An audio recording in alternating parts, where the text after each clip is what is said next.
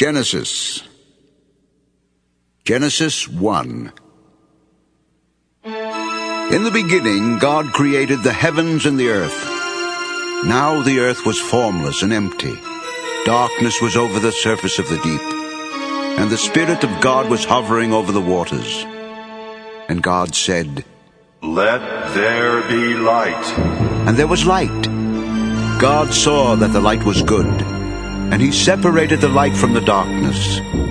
God called the light day, and the darkness he called night. And there was evening, and there was morning, the first day. And God said, "Let there be an expanse between the waters to separate water from water." So God made the expanse and separated the water under the expanse from the water above it. And it was so. God called the expanse sky. And there was evening, and there was morning, the second day. And God said, "Let the water under the sky be gathered to one place, and let dry ground appear." And it was so. God called the dry ground land, and the gathered waters he called seas. And God saw that it was good. Then God said, "Let the land produce vegetation, seed-bearing plants, and trees on the land that bear fruit with seed in it, according to their various kinds." And it was so. The land produced vegetation, plants bearing seed according to their kinds, and trees bearing fruit with seed in it according to their kinds. And God saw that it was good.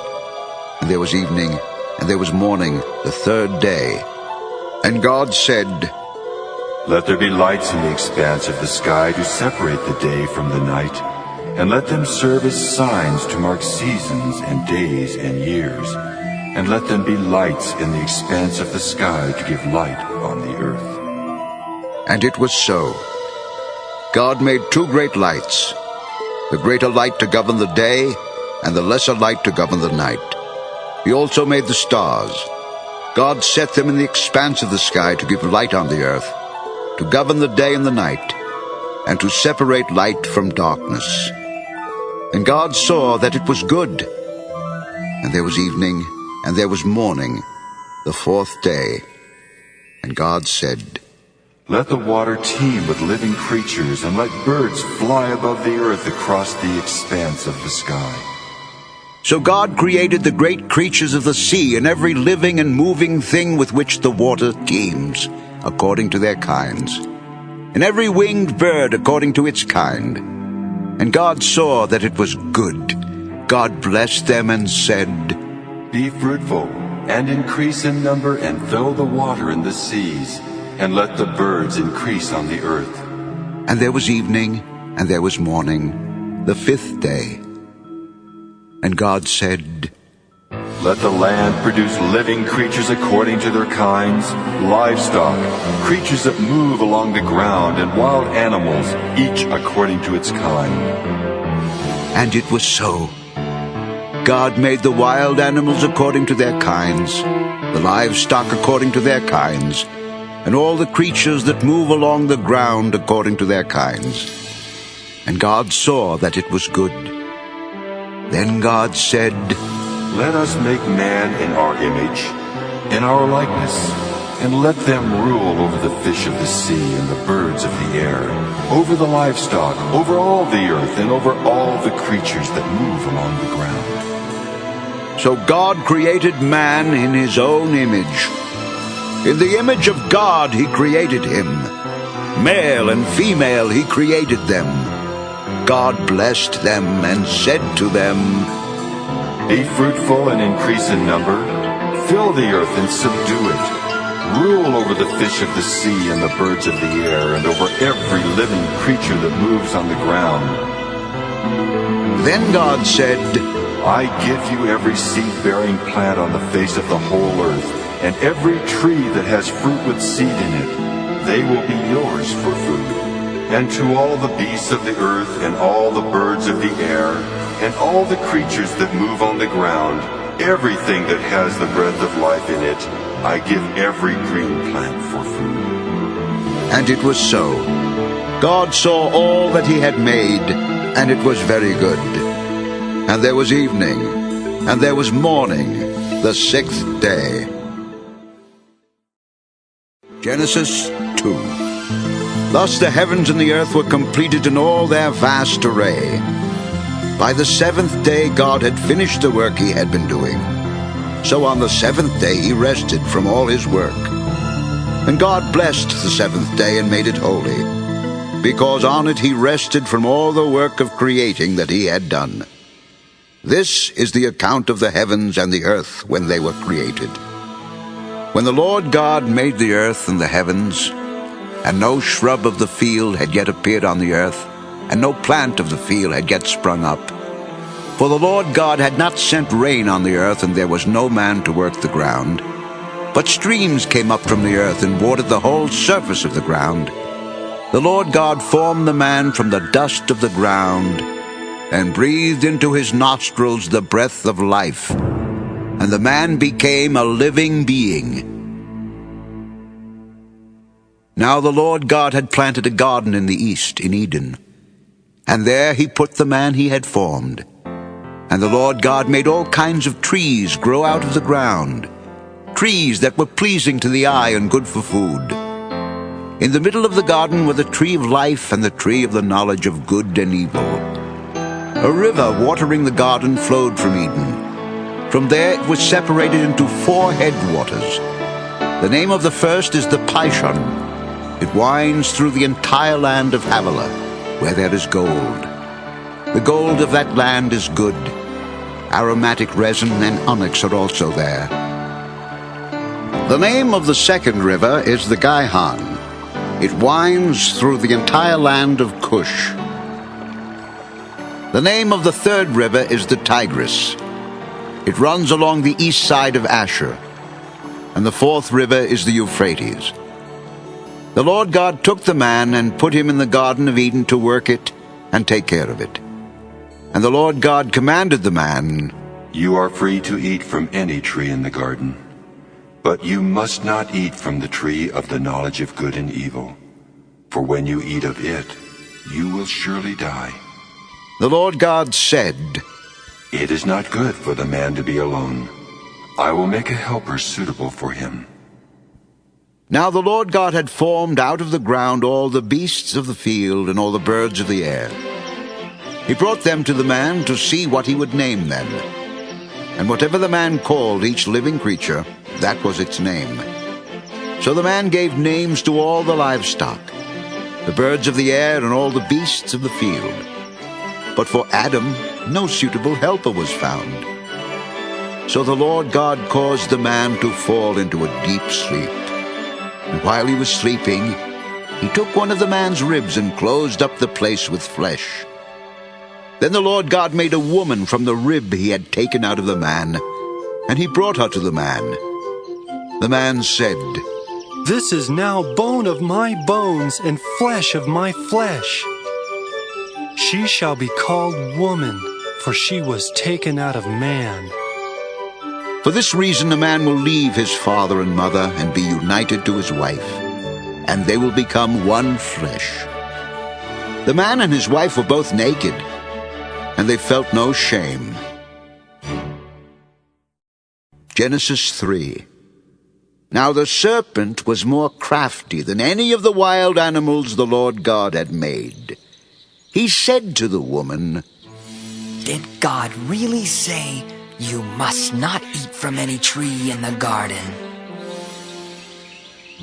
The woman said to the serpent, We may eat fruit from the trees in the garden, but God did say, You must not eat fruit from the tree that is in the middle of the garden, and you must not touch it, or you will die.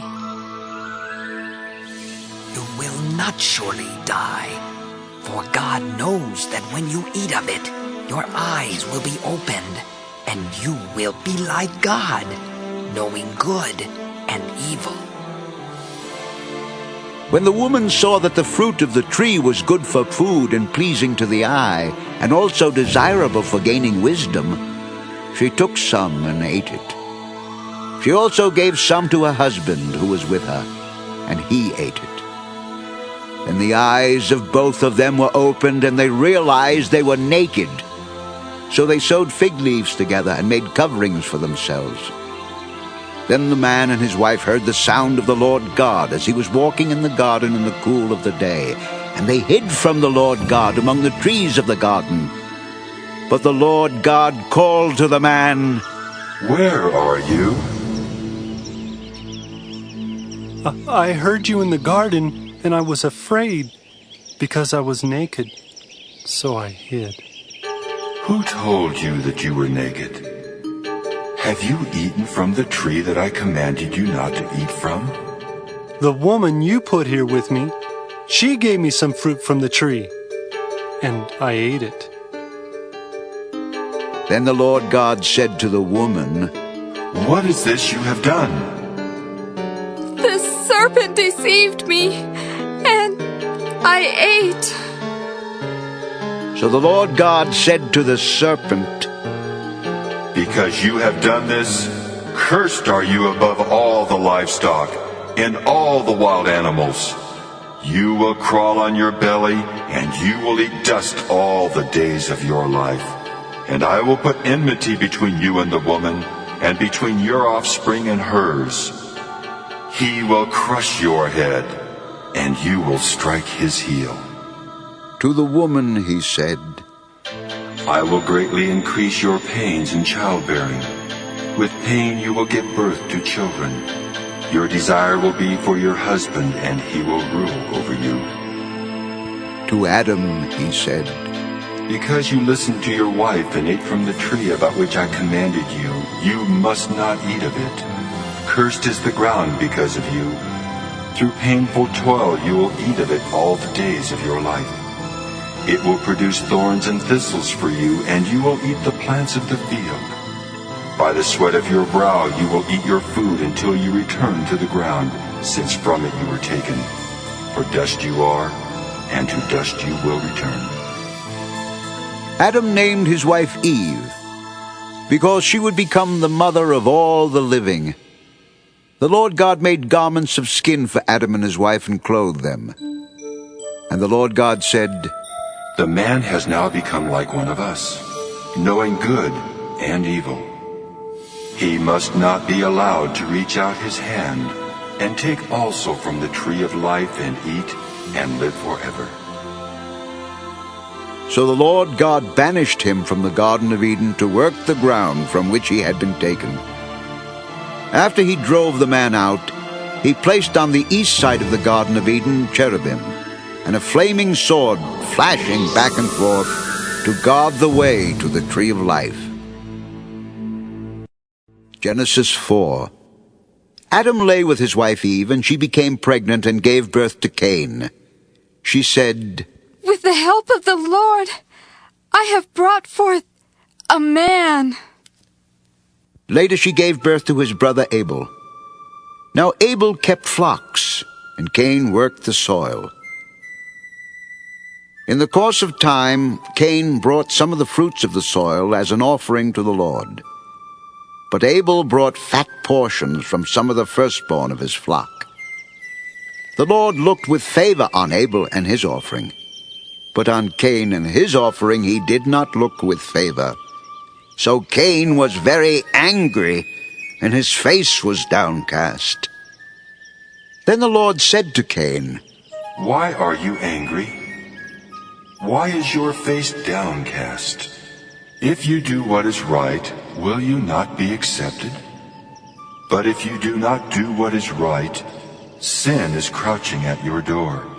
It desires to have you, but you must master it." Now Cain said to his brother Abel, "Let's go out to the field."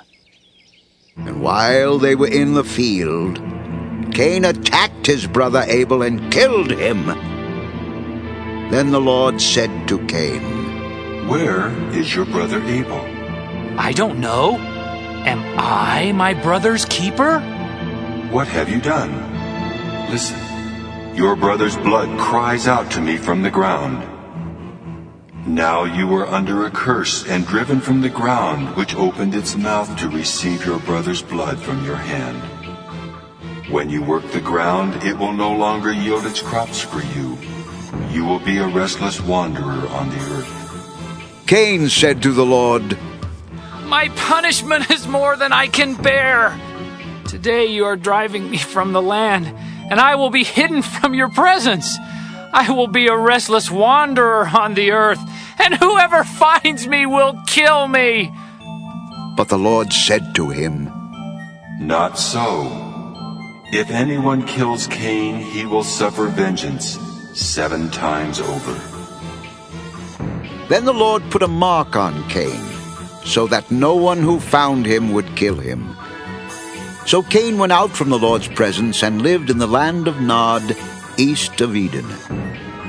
Cain lay with his wife, and she became pregnant and gave birth to Enoch. Cain was then building a city, and he named it after his son Enoch.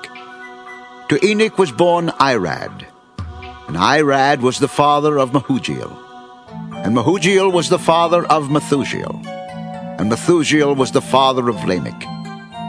Lamech married 2 women, one named Ada and the other Zillah. Ada gave birth to Jabal. He was the father of those who live in tents and raise livestock. His brother's name was Jubal. He was the father of all who play the harp and flute. Zillah also had a son, Tubal-Cain, who forged all kinds of tools out of bronze and iron. Tubal-Cain's sister was Naamah. Lamech said to his wives, Ada and Zillah, listen to me. Wives of Lamech, hear my words. I have killed a man for wounding me, a young man for injuring me. If Cain is avenged 7 times, then Lamech 77 times.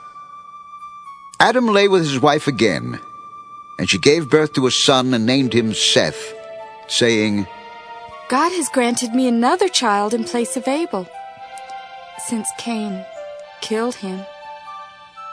Seth also had a son, and he named him Enosh. At that time, men began to call on the name of the Lord. Genesis 5. This is the written account of Adam's line. When God created man, he made him in the likeness of God. He created them male and female and blessed them. And when they were created, he called them man. When Adam had lived 130 years, he had a son in his own likeness, in his own image, and he named him Seth. After Seth was born, Adam lived 800 years and had other sons and daughters. Altogether, Adam lived 930 years, and then he died. When Seth had lived 105 years, he became the father of Enosh. And after he became the father of Enosh, Seth lived 807 years and had other sons and daughters. Altogether, Seth lived 912 years, and then he died. When Enosh had lived 90 years, he became the father of Canaan. And after he became the father of Canaan, Enosh lived 815 years and had other sons and daughters. Altogether, Enosh lived 905 years, and then he died. When Canaan had lived 70 years, he became the father of Mahalalel. And after he became the father of Mahalalel, Canaan lived 840 years and had other sons and daughters. Altogether, Canaan lived 910 years, and then he died. When Mahalalel had lived 65 years, he became the father of Jared. And after he became the father of Jared, Mahalalel lived 830 years and had other sons and daughters. Altogether, Mahalalel lived 895 years, and then he died. When Jared had lived 162 years, he became the father of Enoch. And after he became the father of Enoch, Jared lived 800 years and had other sons and daughters. Altogether, Jared lived 962 years, and then he died. When Enoch had lived 65 years, he became the father of Methuselah. And after he became the father of Methuselah, Enoch walked with God 300 years and had other sons and daughters. Altogether, Enoch lived 365 years. Enoch walked with God. Then he was no more, because God took him away. When Methuselah had lived 187 years, he became the father of Lamech. And after he became the father of Lamech, Methuselah lived 782 years and had other sons and daughters. Altogether, Methuselah lived 969 years, and then he died. When Lamech had lived 182 years, he had a son. He named him Noah, and said, He will comfort us in the labor and painful toil of our hands, caused by the ground the Lord has cursed. After Noah was born, Lamech lived 595 years and had other sons and daughters. Altogether, Lamech lived 777 years, and then he died. After Noah was 500 years old, he became the father of Shem, Ham, and Japheth. Genesis 6. When men began to increase in number on the earth and daughters were born to them, the sons of God saw that the daughters of men were beautiful, and they married any of them they chose. Then the Lord said, My spirit will not contend with man forever, for he is mortal. His days will be 120 years. The Nephilim were on the earth in those days, and also afterward, when the sons of God went to the daughters of men and had children by them. They were the heroes of old, men of renown. The Lord saw how great man's wickedness on the earth had become, and that every inclination of the thoughts of his heart was only evil all the time. The Lord was grieved that he had made man on the earth, and his heart was filled with pain. So the Lord said, I will wipe mankind, whom I have created, from the face of the earth, men and animals and creatures that move along the ground, and birds of the air. For I am grieved that I have made them. But Noah found favor in the eyes of the Lord. This is the account of Noah. Noah was a righteous man, blameless among the people of his time, and he walked with God. Noah had 3 sons, Shem, Ham, and Japheth. Now the earth was corrupt in God's sight and was full of violence. God saw how corrupt the earth had become, for all the people on earth had corrupted their ways. So God said to Noah, I am going to put an end to all people, for the earth is filled with violence because of them. I am surely going to destroy both them and the earth. So make yourself an ark of cypress wood. Make rooms in it and coat it with pitch inside and out. This is how you are to build it. The ark is to be 450 feet long, 75 feet wide, and 45 feet high. Make a roof for it and finish the ark to within 18 inches of the top. Put a door in the side of the ark and make lower, middle, and upper decks. I am going to bring floodwaters on the earth to destroy all life under the heavens, every creature that has the breath of life in it. Everything on earth will perish. But I will establish my covenant with you, and you will enter the ark, you and your sons and your wife, and your sons' wives with you. You are to bring into the ark 2 of all living creatures, male and female, to keep them alive with you. 2 of every kind of bird, of every kind of animal, and of every kind of creature that moves along the ground will come to you to be kept alive. You are to take every kind of food that is to be eaten and store it away as food for you and for them. Noah did everything just as God commanded him. Genesis 7. The Lord then said to Noah, Go into the ark, you and your whole family, because I have found you righteous in this generation. Take with you 7 of every kind of clean animal, a male and its mate, and 2 of every kind of unclean animal, a male and its mate, and also 7 of every kind of bird, male and female, to keep the various kinds alive throughout the earth. 7 days from now I will send rain on the earth for 40 days and 40 nights, and I will wipe from the face of the earth every living creature I have made. And Noah did all that the Lord commanded him. Noah was 600 years old when the flood waters came on the earth.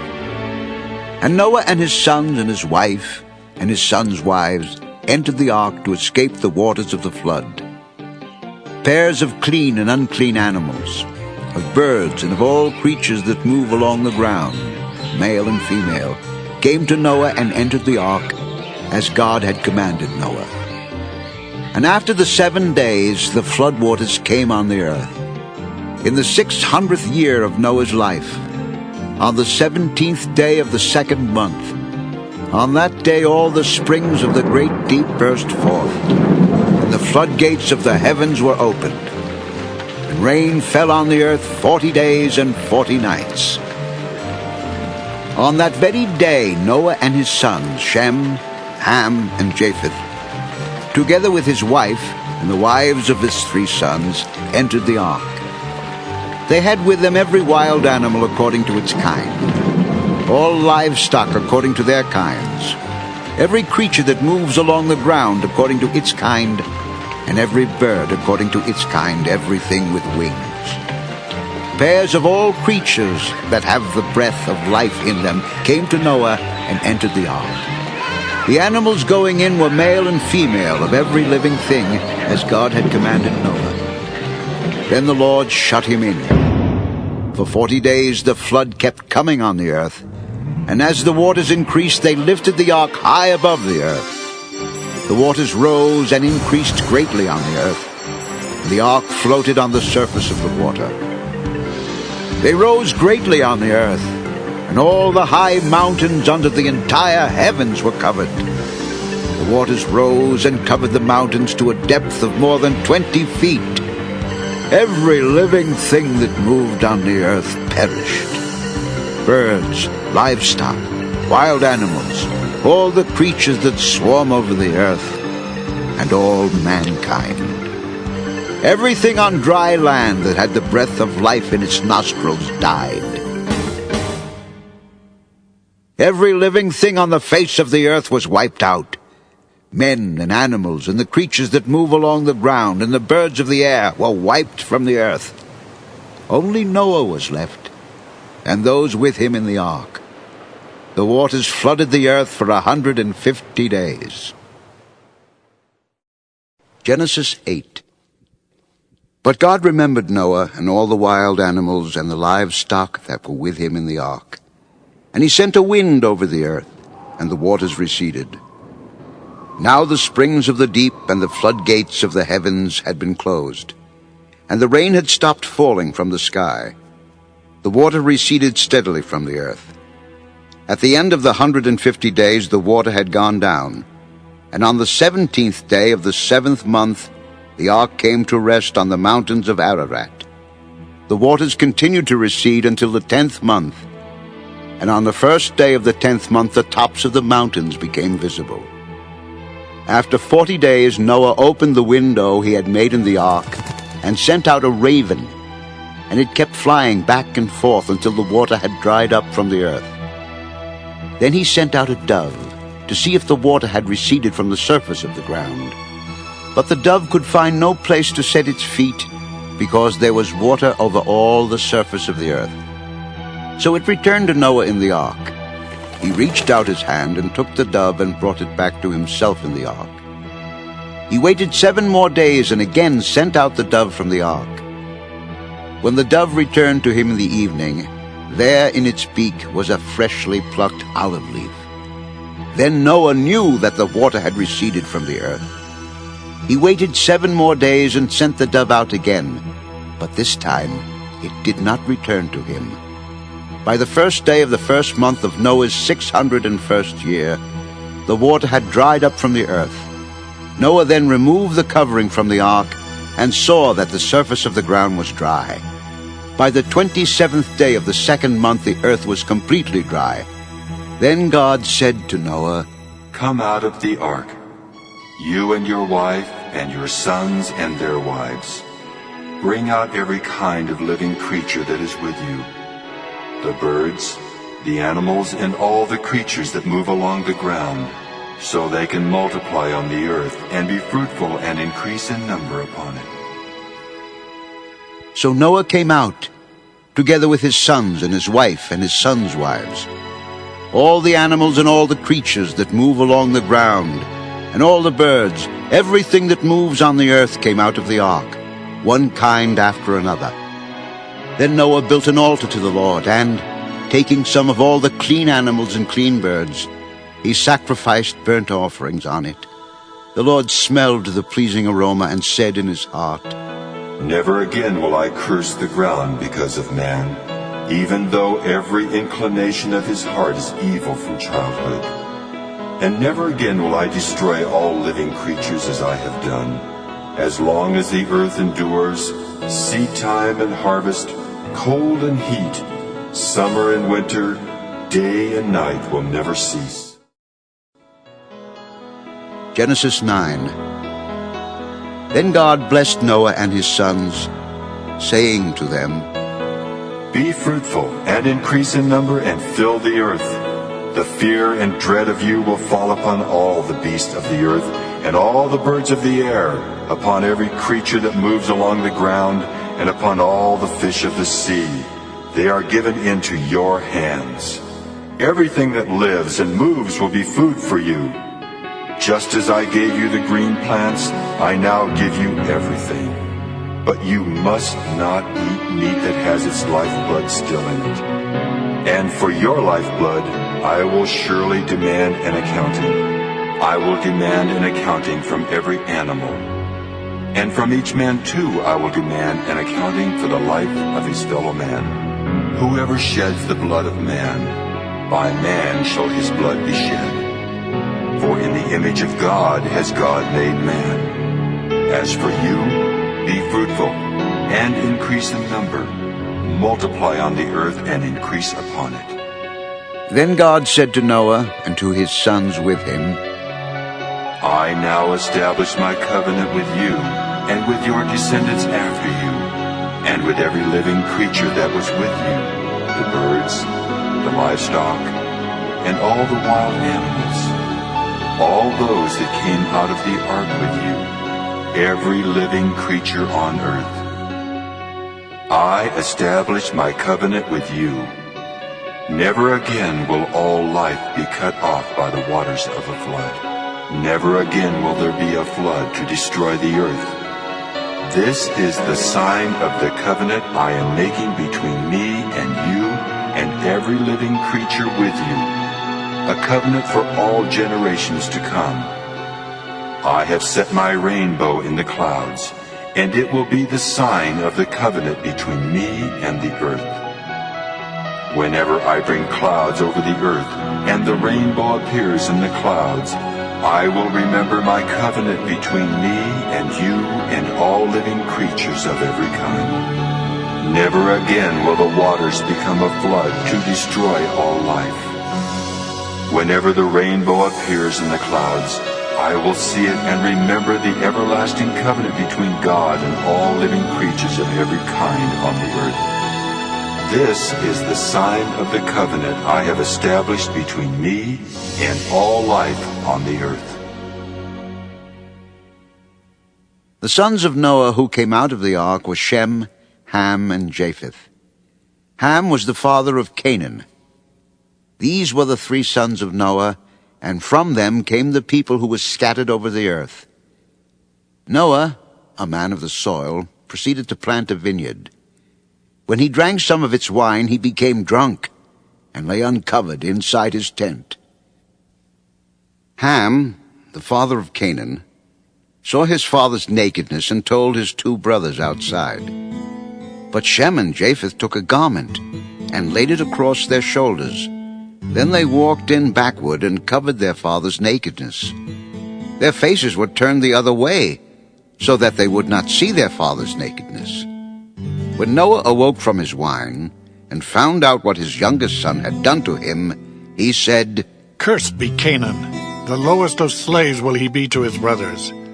Blessed be the Lord, the God of Shem. May Canaan be the slave of Shem, may God extend the territory of Japheth.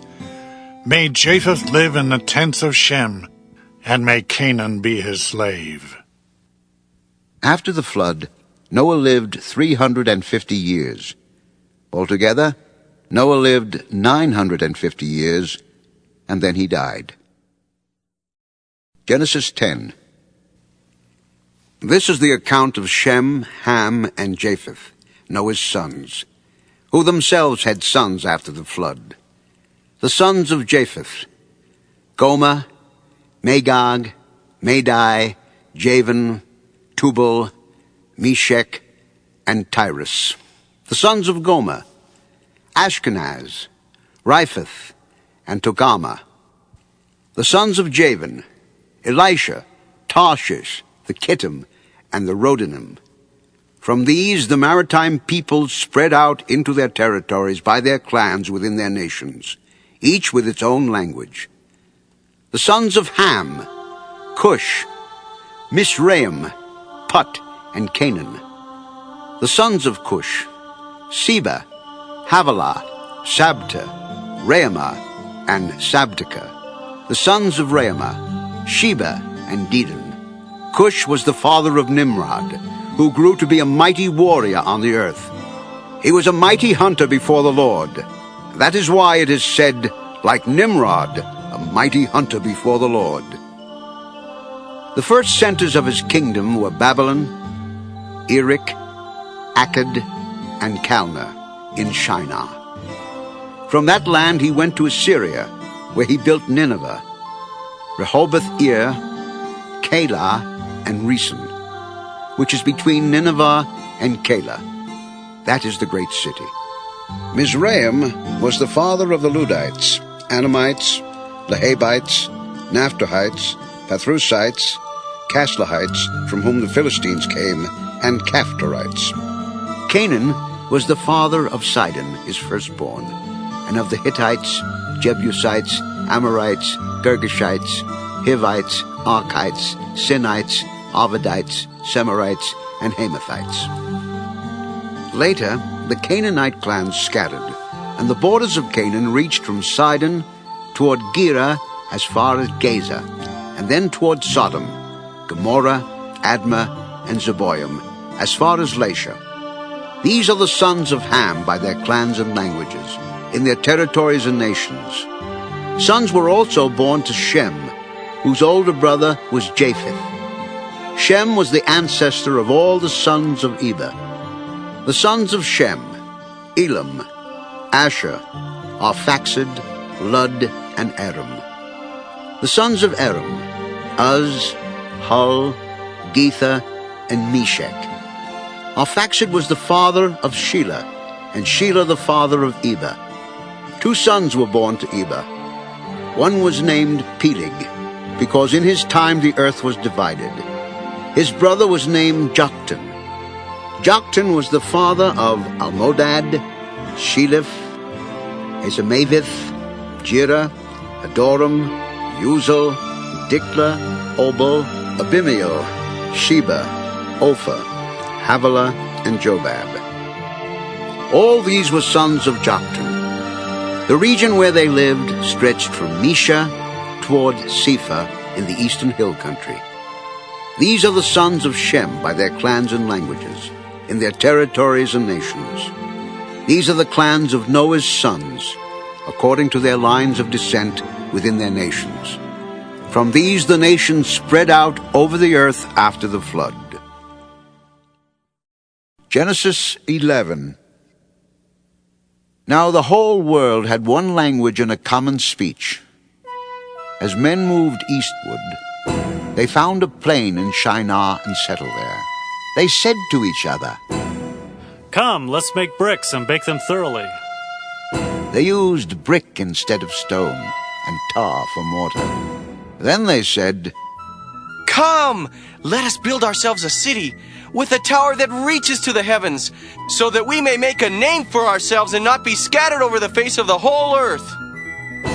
But the Lord came down to see the city and the tower that the men were building. The Lord said, If as one people, speaking the same language, they have begun to do this, then nothing they plan to do will be impossible for them. Come, let us go down and confuse their language so they will not understand each other. So the Lord scattered them from there over all the earth, and they stopped building the city. That is why it was called Babel, because there the Lord confused the language of the whole world. From there the Lord scattered them over the face of the whole earth. This is the account of Shem. 2 years after the flood, when Shem was 100 years old, he became the father of Aphaxad. And after he became the father of Aphaxad, Shem lived 500 years and had other sons. When Aphaxad had lived 35 years, he became the father of Shelah. And after he became the father of Shelah, Aphaxad lived 403 years and had other sons and daughters. When Shelah had lived 30 years, he became the father of Eber. And after he became the father of Eber, Shelah lived 403 years and had other sons and daughters. When Eber had lived 34 years, he became the father of Peleg. And after he became the father of Peleg, Eber lived 430 years and had other sons and daughters. When Peleg had lived 30 years, he became the father of Reu. And after he became the father of Reu, Peleg lived 209 years and had other sons and daughters. When Reu had lived 32 years, he became the father of Serug. And after he became the father of Serug, Reu lived 207 years and had other sons and daughters. When Serug had lived 30 years, he became the father of Nahor. And after he became the father of Nahor, Serug lived 200 years and had other sons and daughters. When Nahor had lived 29 years, he became the father of Terah. And after he became the father of Terah, Nahor lived 119 years and had other sons and daughters. After Terah had lived 70 years, he became the father of Abram, Nahor, and Haran. This is the account of Terah. Terah became the father of Abram, Nahor, and Haran. And Haran became the father of Lot. While his father Terah was still alive, Haran died in Ur of the Chaldeans, in the land of his birth. Abram and Nahor both married. The name of Abram's wife was Sarai, and the name of Nahor's wife was Milcah. She was the daughter of Haran, the father of both Milcah and Iscah. Now Sarai was barren. She had no children. Terah took his son Abram, his grandson Lot, son of Haran, and his daughter-in-law Sarai, the wife of his son Abram, and together they set out from Ur of the Chaldeans to go to Canaan. But when they came to Haran, they settled there. Terah lived 205 years, and he died in Haran. Genesis 12. The Lord had said to Abram, Leave your country, your people, and your father's household, and go to the land I will show you. I will make you into a great nation, and I will bless you. I will make your name great, and you will be a blessing. I will bless those who bless you, and whoever curses you, I will curse. And all peoples on earth will be blessed through you. So Abram left as the Lord had told him, and Lot went with him. Abram was 75 years old when he set out from Haran. He took his wife Sarai, his nephew Lot, all the possessions they had accumulated, and the people they had acquired in Haran, and they set out for the land of Canaan, and they arrived there. Abram traveled through the land as far as the site of the great tree of Mamre at Shechem. At that time the Canaanites were in the land. The Lord appeared to Abram and said, To your offspring I will give this land. So he built an altar there to the Lord, who had appeared to him. From there he went on toward the hills east of Bethel, and pitched his tent, with Bethel on the west and Ai on the east. There he built an altar to the Lord and called on the name of the Lord. Then Abram set out and continued toward the Negev. Now there was a famine in the land, and Abram went down to Egypt to live there for a while, because the famine was severe. As he was about to enter Egypt, he said to his wife Sarai, I know what a beautiful woman you are. When the Egyptians see you, they will say, This is his wife. Then they will kill me, but will let you live. Say you are my sister, so that I will be treated well for your sake. My life will be spared because of you. When Abram came to Egypt, the Egyptians saw that she was a very beautiful woman. And when Pharaoh's officials saw her, they praised her to Pharaoh, and she was taken into his palace. He treated Abram well for her sake, and Abram acquired sheep and cattle, male and female donkeys, men servants and maidservants and camels. But the Lord inflicted serious diseases on Pharaoh and his household because of Abram's wife Sarai. So Pharaoh summoned Abram. What have you done to me? Why didn't you tell me she was your wife? Why did you say, She is my sister, so that I took her to be my wife? Now then, here is your wife. Take her and go. Then Pharaoh gave orders about Abram to his men, and they sent him on his way with his wife and everything he had. Genesis 13. So Abram went up from Egypt to the Negev, with his wife and everything he had, and Lot went with him. Abram had become very wealthy in livestock and in silver and gold. From the Negev he went from place to place until he came to Bethel, to the place between Bethel and Ai, where his tent had been earlier, and where he had first built an altar. There Abram called on the name of the Lord. Now Lot, who was moving about with Abram, also had flocks and herds and tents. But the land could not support them while they stayed together, for their possessions were so great that they were not able to stay together. And quarreling arose between Abram's herdsmen and the herdsmen of Lot. The Canaanites and Perizzites were also living in the land at that time. So Abram said to Lot, Let's not have any quarreling between you and me, or between your herdsmen and mine, for we are brothers. Is not the whole land before you? Let's part company. If you go to the left, I'll go to the right. If you go to the right, I'll go to the left. Lot looked up and saw that the whole plain of the Jordan was well watered, like the garden of the Lord, like the land of Egypt, toward Zoar. This was before the Lord destroyed Sodom and Gomorrah. So Lot chose for himself the whole plain of the Jordan and set out toward the east. The two men parted company. Abram lived in the land of Canaan, while Lot lived among the cities of the plain and pitched his tents near Sodom. Now the men of Sodom were wicked and were sinning greatly against the Lord. The Lord said to Abram after Lot had parted from him, Lift up your eyes from where you are, and look north and south, east and west. All the land that you see I will give to you and your offspring forever. I will make your offspring like the dust of the earth, so that if anyone could count the dust, then your offspring could be counted. Go, walk through the length and breadth of the land, for I am giving it to you. So Abram moved his tents and went to live near the great trees of Mamre at Hebron, where he built an altar to the Lord. Genesis 14. At this time Amraphel, king of Shinar, Arioch, king of Elasar, Kedorlaomer, king of Elam, and Tidal, king of Goyim, went to war against Bera, king of Sodom, Bisha, king of Gomorrah, Shinab, king of Admah, Shemeba, king of Zeboim, and the king of Bela, that is, Zoar. All these latter kings joined forces in the valley of Siddim, the Salt Sea. For 12 years they had been subject to Kedorlaomer, but in the 13th year they rebelled.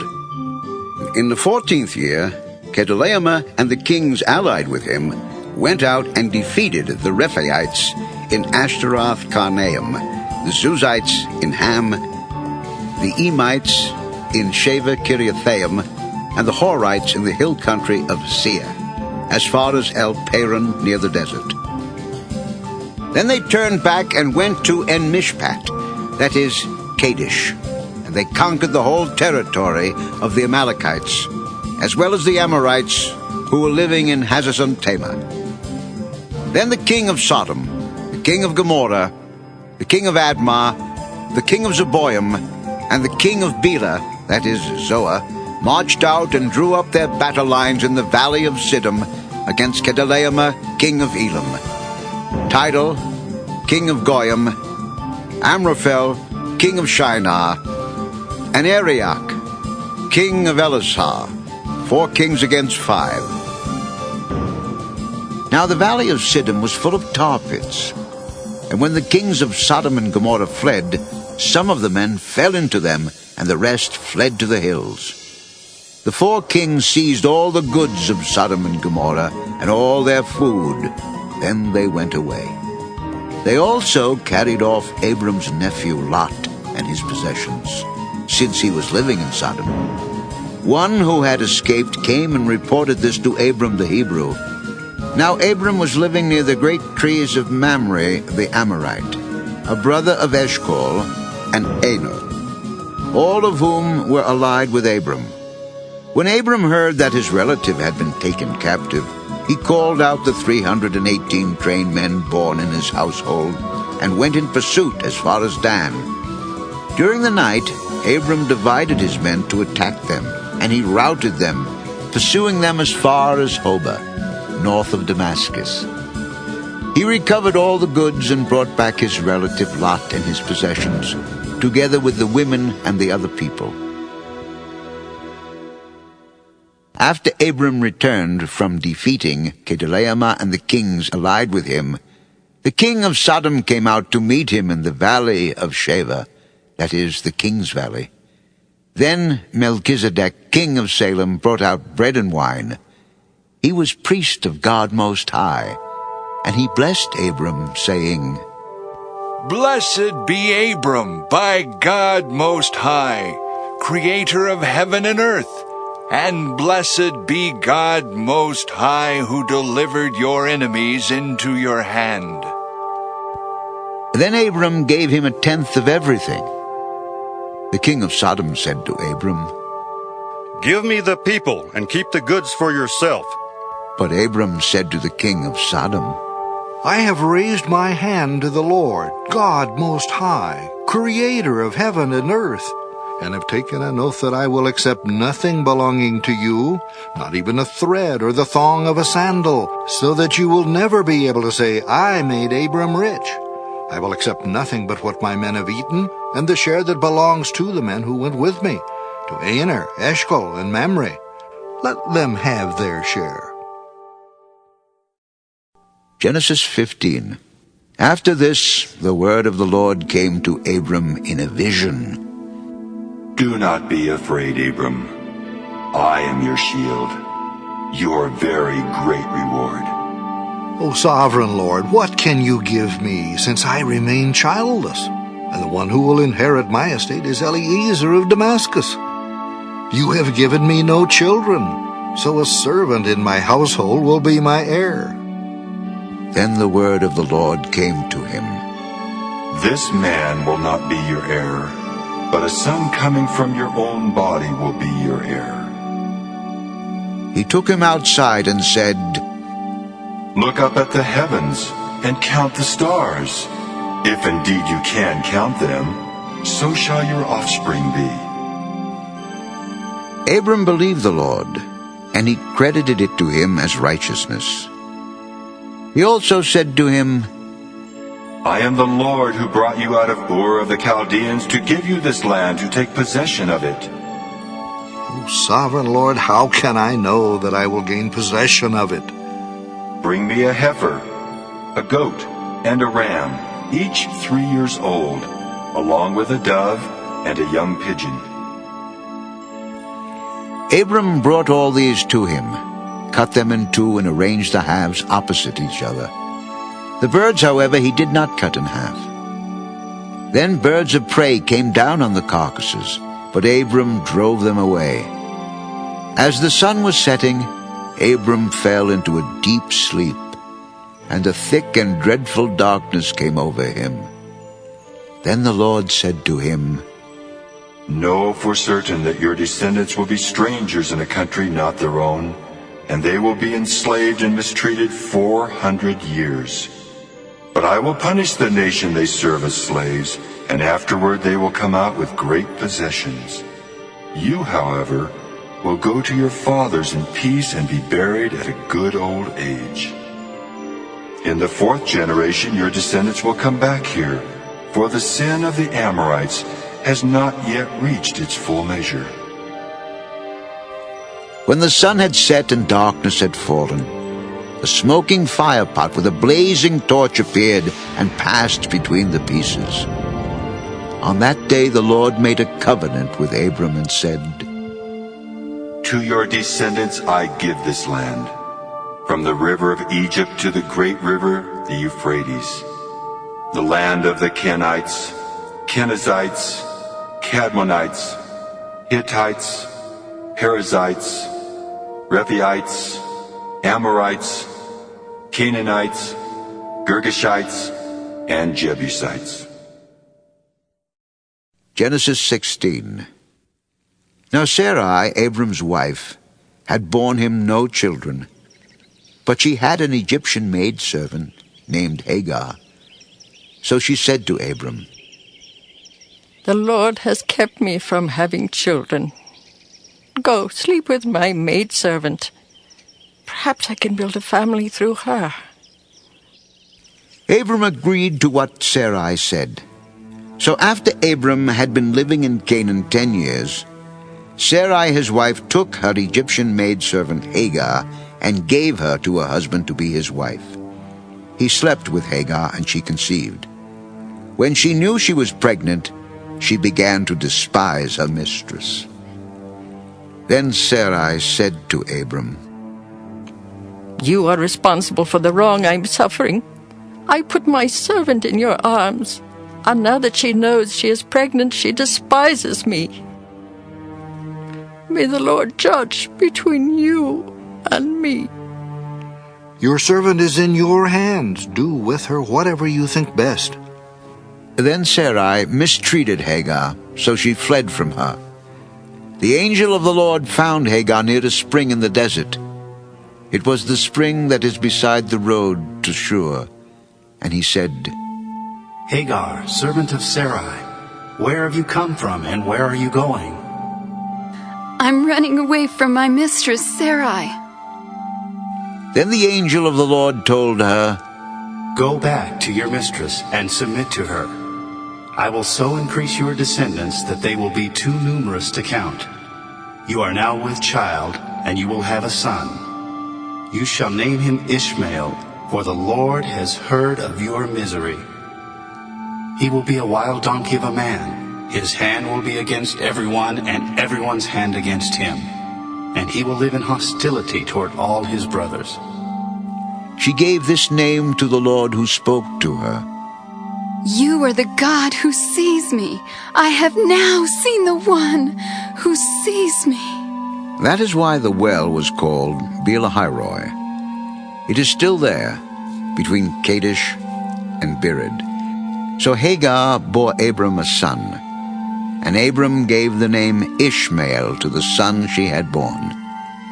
Abram was 86 years old when Hagar bore him Ishmael. Genesis 17. When Abram was 99 years old, the Lord appeared to him and said, I am God Almighty. Walk before me and be blameless. I will confirm my covenant between me and you, and will greatly increase your numbers. Abram fell face down, and God said to him, As for me, this is my covenant with you. You will be the father of many nations. No longer will you be called Abram. Your name will be Abraham, for I have made you a father of many nations. I will make you very fruitful. I will make nations of you, and kings will come from you.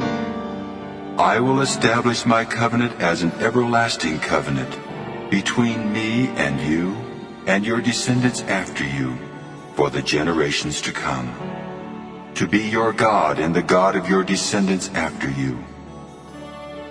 The whole land of Canaan, where you are now an alien, I will give as an everlasting possession to you and your descendants after you, and I will be their God. As for you, you must keep my covenant, you and your descendants after you for the generations to come. This is my covenant with you and your descendants after you, the covenant you are to keep. Every male among you shall be circumcised. You are to undergo circumcision, and it will be the sign of the covenant between me and you. For the generations to come, every male among you who is 8 days old must be circumcised, including those born in your household, or bought with money from a foreigner, those who are not your offspring. Whether born in your household or bought with your money, they must be circumcised. My covenant in your flesh is to be an everlasting covenant. Any uncircumcised male who has not been circumcised in the flesh will be cut off from his people. He has broken my covenant. As for Sarai, your wife, you are no longer to call her Sarai. Her name will be Sarah.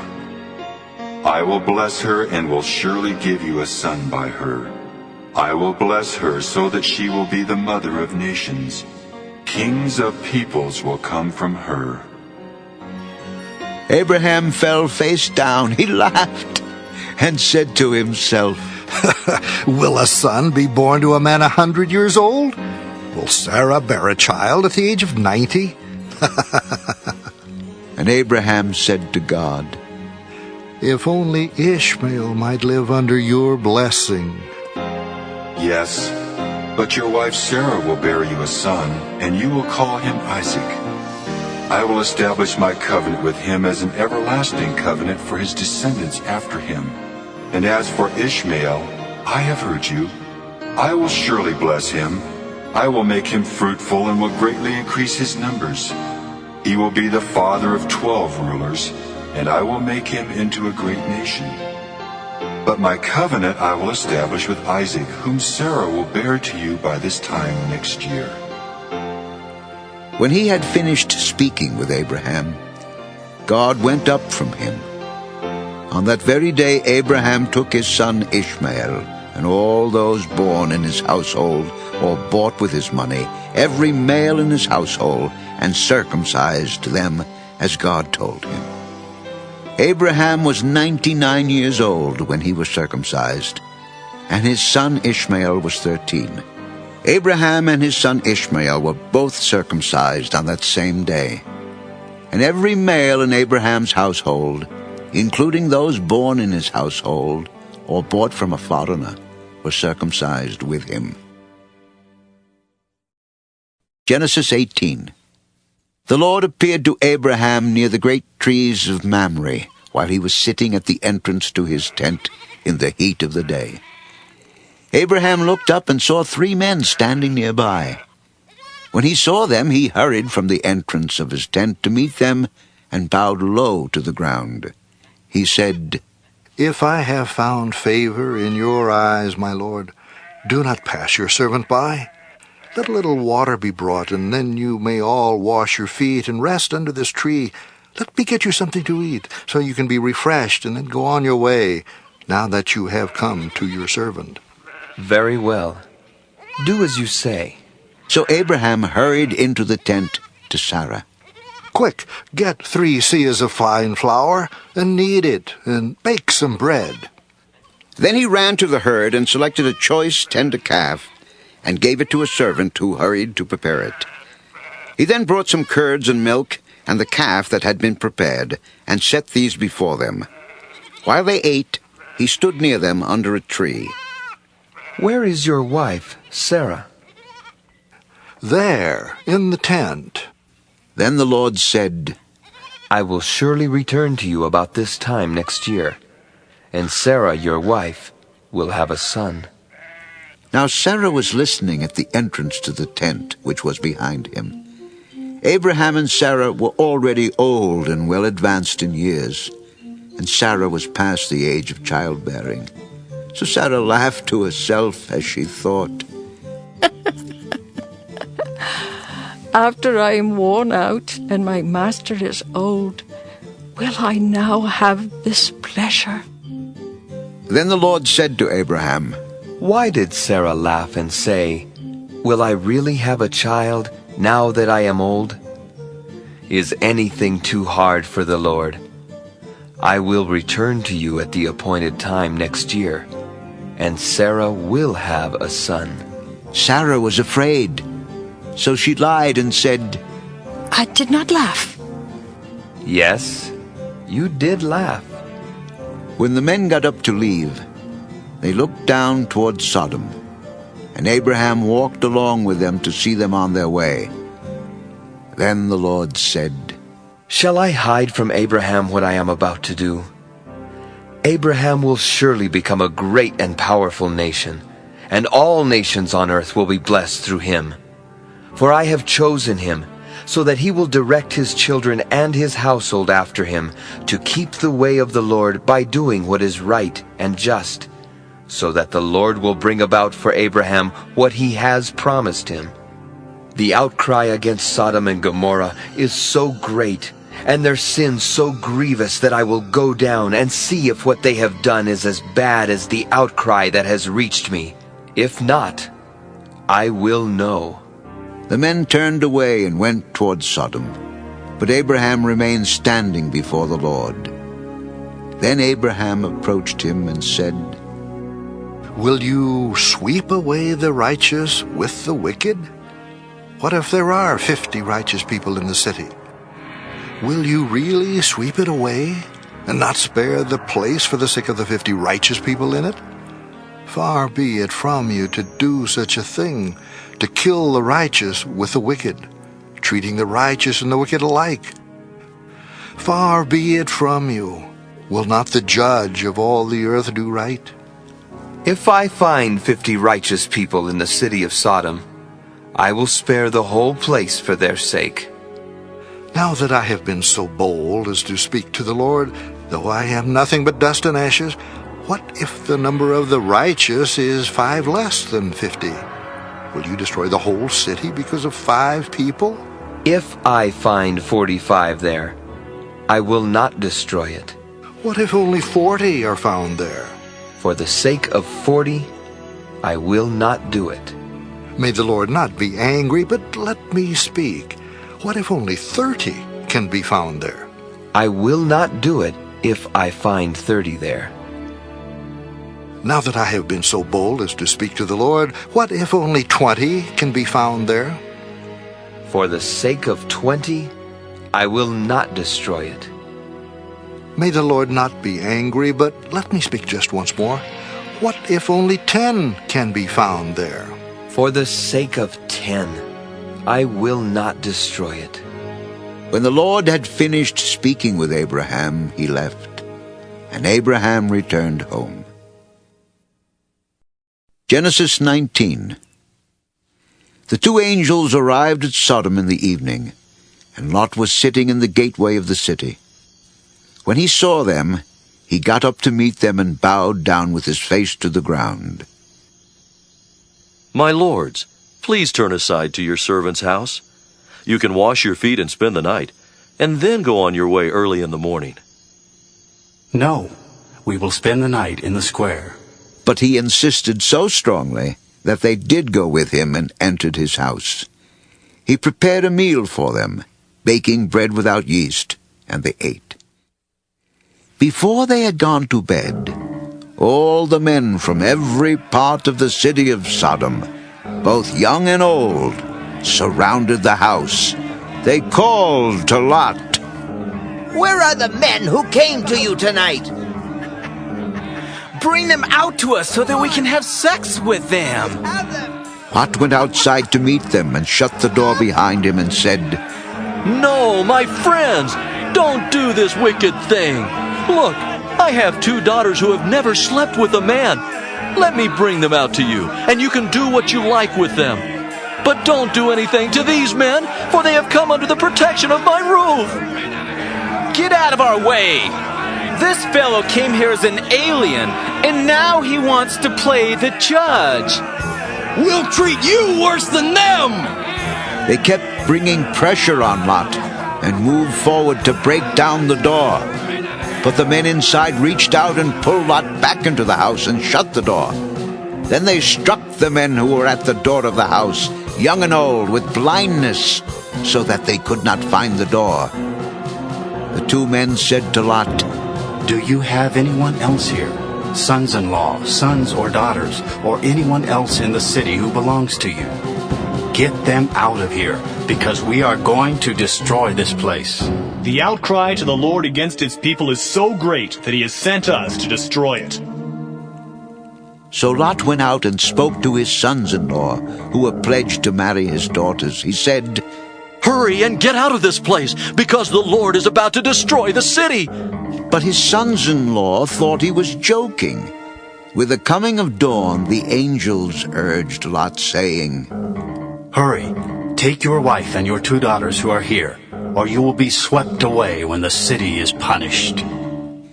When he hesitated, the men grasped his hand and the hands of his wife and of his 2 daughters and led them safely out of the city, for the Lord was merciful to them.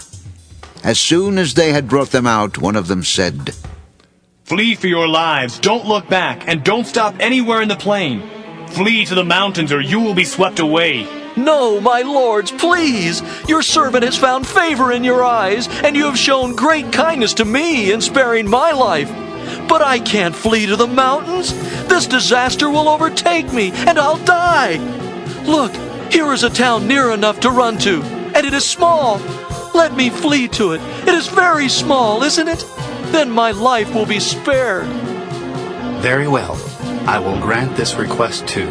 I will not overthrow the town you speak of, but flee there quickly, because I cannot do anything until you reach it. That is why the town was called Zoar. By the time Lot reached Zoar, the sun had risen over the land. Then the Lord rained down burning sulfur on Sodom and Gomorrah from the Lord out of the heavens. Thus he overthrew those cities and the entire plain, including all those living in the cities, and also the vegetation in the land. But Lot's wife looked back, and she became a pillar of salt. Early the next morning, Abraham got up and returned to the place where he had stood before the Lord. He looked down toward Sodom and Gomorrah, toward all the land of the plain, and he saw dense smoke rising from the land, like smoke from a furnace. So when God destroyed the cities of the plain, he remembered Abraham, and he brought Lot out of the catastrophe that overthrew the cities where Lot had lived. Lot and his 2 daughters left Zoar and settled in the mountains, for he was afraid to stay in Zoar. He and his 2 daughters lived in a cave. One day the older daughter said to the younger, "Our father is old, and there is no man around here to lie with us, as is the custom all over the earth. Let's get our father to drink wine, and then lie with him, and preserve our family line through our father." That night they got their father to drink wine, and the older daughter went in and lay with him. He was not aware of it when she lay down or when she got up. The next day the older daughter said to the younger, "Last night I lay with my father. Let's get him to drink wine again tonight, and you go in and lie with him, so we can preserve our family line through our father." So they got their father to drink wine that night also, and the younger daughter went and lay with him. Again he was not aware of it when she lay down or when she got up. So both of Lot's daughters became pregnant by their father. The older daughter had a son, and she named him Moab. He is the father of the Moabites of today. The younger daughter also had a son, and she named him Ben-Ammi. He is the father of the Ammonites of today. Genesis 20. Now Abraham moved on from there into the region of the Negev, and lived between Kadesh and Shur. For a while he stayed in Gerar, and there Abraham said of his wife Sarah, She is my sister. Then Abimelech, king of Gerar, sent for Sarah and took her. But God came to Abimelech in a dream one night and said to him, You are as good as dead because of the woman you have taken. She is a married woman.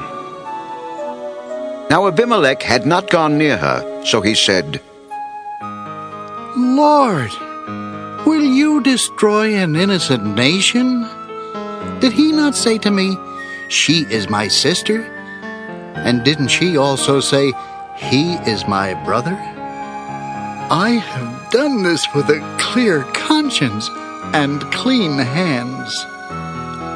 Then God said to him in the dream, Yes, I know you did this with a clear conscience, and so I have kept you from sinning against me.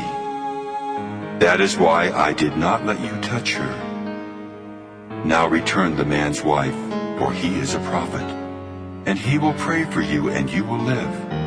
But if you do not return her, you may be sure that you and all yours will die. Early the next morning, Abimelech summoned all his officials, and when he told them all that had happened, they were very much afraid. Then Abimelech called Abraham in and said, What have you done to us? How have I wronged you, that you have brought such great guilt upon me and my kingdom? You have done things to me that should not be done. What was your reason for doing this? I said to myself, There is surely no fear of God in this place, and they will kill me because of my wife. Besides, she really is my sister, the daughter of my father, though not of my mother, and she became my wife. And when God had me wander from my father's household, I said to her, This is how you can show your love to me. Everywhere we go, say of me, He is my brother. Then Abimelech brought sheep and cattle and male and female slaves and gave them to Abraham. And he returned Sarah his wife to him. And Abimelech said, My land is before you. Live wherever you like. To Sarah he said, I am giving your brother 1,000 shekels of silver. This is to cover the offense against you before all who are with you. You are completely vindicated. Then Abraham prayed to God, and God healed Abimelech, his wife and his slave girls, so they could have children again. For the Lord had closed up every womb in Abimelech's household because of Abraham's wife Sarah. Genesis 21. Now the Lord was gracious to Sarah as he had said, and the Lord did for Sarah what he had promised. Sarah became pregnant and bore a son to Abraham in his old age, at the very time God had promised him. Abraham gave the name Isaac to the son Sarah bore him. When his son Isaac was 8 days old, Abraham circumcised him, as God commanded him. Abraham was 100 years old when his son Isaac was born to him. Sarah said, God has brought me laughter, and everyone who hears about this will laugh with me. Who would have said to Abraham that Sarah would nurse children? Yet I have borne him a son in his old age. The child grew and was weaned, and on the day Isaac was weaned, Abraham held a great feast. But Sarah saw that the son whom Hagar, the Egyptian, had borne to Abraham was mocking. And she said to Abraham, Get rid of that slave woman and her son, for that slave woman's son will never share in the inheritance with my son, Isaac. The matter distressed Abraham greatly, because it concerned his son. But God said to him, Do not be so distressed about the boy and your maidservant. Listen to whatever Sarah tells you, because it is through Isaac that your offspring will be reckoned. I will make the son of the maidservant into a nation also, because he is your offspring. Early the next morning, Abraham took some food and a skin of water and gave them to Hagar. He set them on her shoulders and then sent her off with the boy. She went on her way and wandered in the desert of Beersheba. When the water in the skin was gone, she put the boy under one of the bushes. Then she went off and sat down nearby about a bowshot away, for she thought, I cannot watch the boy die. And as she sat there nearby, she began to sob. God heard the boy crying, and the angel of God called to Hagar from heaven and said to her, What is the matter, Hagar? Do not be afraid. God has heard the boy crying as he lies there. Lift the boy up and take him by the hand, for I will make him into a great nation. Then God opened her eyes, and she saw a well of water. So she went and filled the skin with water and gave the boy a drink. God was with the boy as he grew up. He lived in the desert and became an archer. While he was living in the desert of Paran, his mother got a wife for him from Egypt. At that time Abimelech and Phicol, the commander of his forces, said to Abraham, God is with you in everything you do. Now swear to me, here before God, that you will not deal falsely with me or my children or my descendants. Show to me and the country where you are living as an alien the same kindness I have shown to you. I swear it. Then Abraham complained to Abimelech about a well of water that Abimelech's servants had seized. But Abimelech said, I don't know who has done this. You did not tell me, and I heard about it only today. So Abraham brought sheep and cattle and gave them to Abimelech, and the two men made a treaty. Abraham set apart 7 ewe lambs from the flock, and Abimelech asked Abraham, What is the meaning of these 7 ewe lambs you have set apart by themselves? Accept these 7 lambs from my hand as a witness that I dug this well. So that place was called Beersheba, because the two men swore an oath there. After the treaty had been made at Beersheba, Abimelech and Phicol, the commander of his forces, returned to the land of the Philistines. Abraham planted a tamarisk tree in Beersheba, and there he called upon the name of the Lord, the eternal God. And Abraham stayed in the land of the Philistines for a long time.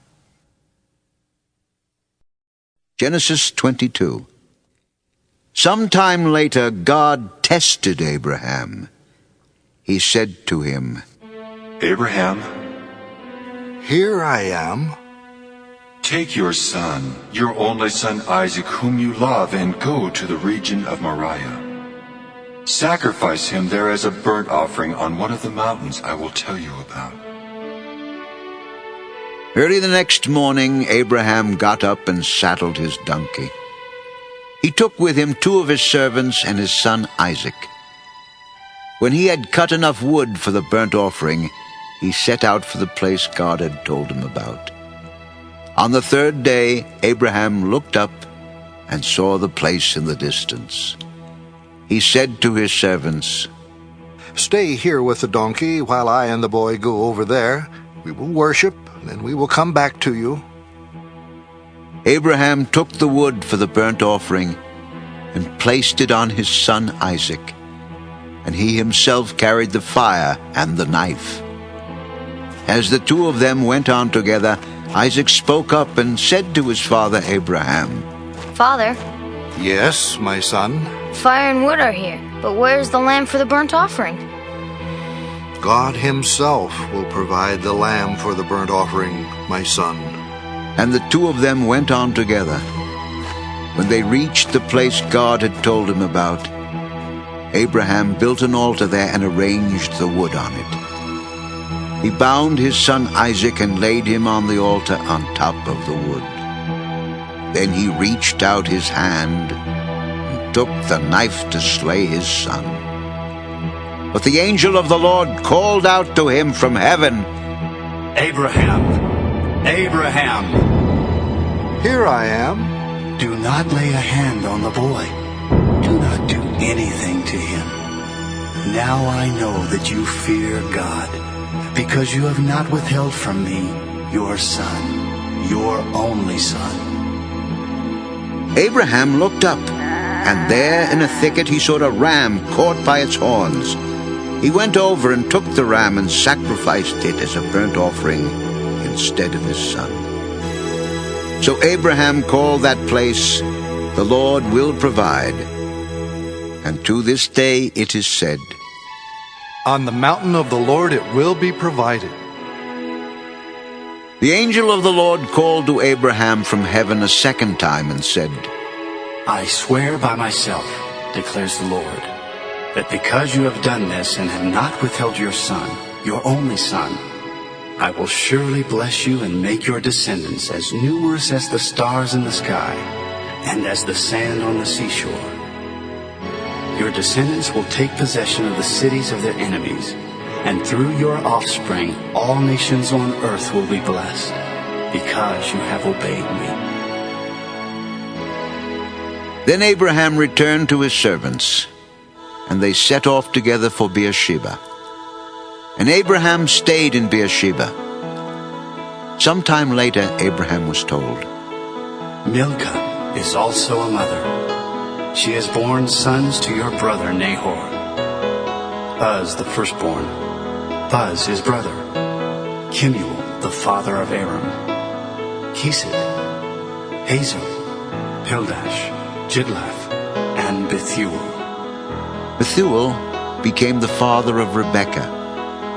Milcah bore these 8 sons to Abraham's brother Nahor. His concubine, whose name was Reumah, also had sons, Tebah, Gaham, Tahash, and Maacah. Genesis 23.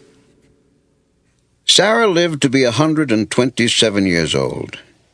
She died at Kiriath Arba, that is, Hebron, in the land of Canaan. And Abraham went to mourn for Sarah and to weep over her. Then Abraham rose from beside his dead wife and spoke to the Hittites. He said, I am an alien and a stranger among you. Sell me some property for a burial site here, so I can bury my dead. The Hittites replied to Abraham, Sir, listen to us. You are a mighty prince among us. Bury your dead in the choicest of our tombs. None of us will refuse you his tomb for burying your dead. Then Abraham rose and bowed down before the people of the land, the Hittites. He said to them, If you are willing to let me bury my dead, then listen to me and intercede with Ephron, son of Zohar, on my behalf, so he will sell me the cave of Machpelah, which belongs to him and is at the end of his field. Ask him to sell it to me for the full price as a burial site among you. Ephron the Hittite was sitting among his people, and he replied to Abraham in the hearing of all the Hittites who had come to the gate of his city. No, my lord, listen to me. I give you the field and I give you the cave that is in it. I give it to you in the presence of my people. Bury your dead. Again Abraham bowed down before the people of the land, and he said to Ephron in their hearing, Listen to me, if you will. I will pay the price of the field. Accept it from me so I can bury my dead there. Listen to me, my lord. The land is worth 400 shekels of silver, but what is that between me and you? Bury your dead. Abraham agreed to Ephron's terms, and weighed out for him the price he had named in the hearing of the Hittites, 400 shekels of silver, according to the weight current among the merchants. So Ephron's field in Machpelah near Mamre, both the field and the cave in it, and all the trees within the borders of the field, was deeded to Abraham as his property in the presence of all the Hittites who had come to the gate of the city. Afterward, Abraham buried his wife Sarah in the cave in the field of Machpelah near Mamre, which is at Hebron, in the land of Canaan. So the field and the cave in it were deeded to Abraham by the Hittites as a burial site. Genesis 24. Abraham was now old and well advanced in years, and the Lord had blessed him in every way. He said to the chief servant in his household, the one in charge of all that he had, "Put your hand under my thigh. I want you to swear by the Lord, the God of heaven and the God of earth, that you will not get a wife for my son from the daughters of the Canaanites, among whom I am living, but will go to my country and my own relatives and get a wife for my son Isaac." The servant asked him, "What if the woman is unwilling to come back with me to this land? Shall I then take your son back to the country you came from?" "Make sure that you do not take my son back there. The Lord, the God of heaven, who brought me out of my father's household and my native land, and who spoke to me and promised me on oath, saying, 'To your offspring I will give this land,' He will send his angel before you, so that you can get a wife for my son from there. If the woman is unwilling to come back with you, then you will be released from this oath of mine. Only do not take my son back there." So the servant put his hand under the thigh of his master Abraham, and swore an oath to him concerning this matter. Then the servant took 10 of his master's camels and left, taking with him all kinds of good things from his master. He set out for Aram Naharaim, and made his way to the town of Nahor. He had the camels kneel down near the well outside the town. It was toward evening, the time the women go out to draw water. Then he prayed, "O Lord, God of my master Abraham, give me success today, and show kindness to my master Abraham. See, I am standing beside this spring, and the daughters of the townspeople are coming out to draw water. May it be that when I say to a girl, 'Please, let down your jar that I may have a drink,' and she says, 'Drink, and I'll water your camels too,' let her be the one you have chosen for your servant Isaac. By this I will know that you have shown kindness to my master." Before he had finished praying, Rebekah came out with her jar on her shoulder.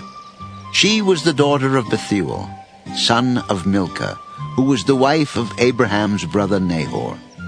The girl was very beautiful, a virgin. No man had ever lain with her. She went down to the spring, filled her jar, and came up again. The servant hurried to meet her and said, "Please, give me a little water from your jar." "Drink, my lord," and quickly lowered the jar to her hands and gave him a drink. After she had given him a drink, she said, "I'll draw water for your camels too, until they have finished drinking." So she quickly emptied her jar into the trough, ran back to the well to draw more water, and drew enough for all his camels. Without saying a word, the man watched her closely to learn whether or not the Lord had made his journey successful. When the camels had finished drinking, the man took out a gold nose ring weighing a beaker, and 2 gold bracelets weighing 10 shekels. Then he asked, "Whose daughter are you?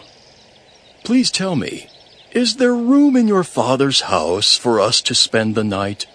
"I am the daughter of Bethuel, the son that Milcah bore to Nahor. We have plenty of straw and fodder, as well as room for you to spend the night."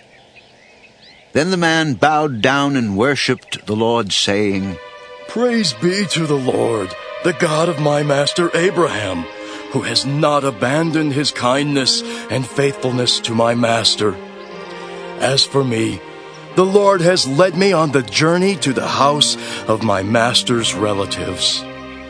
The girl ran and told her mother's household about these things.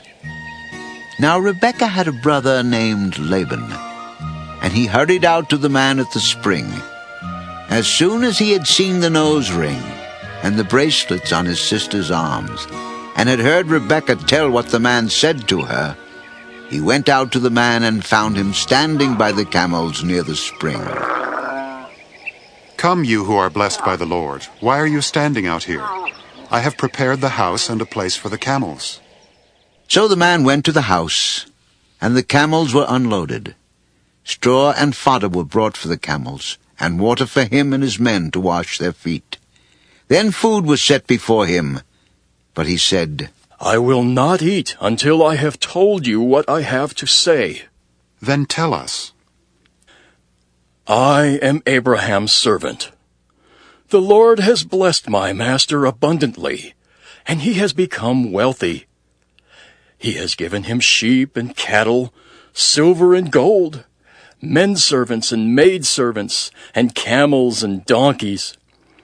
My master's wife Sarah has borne him a son in her old age, and he has given him everything he owns.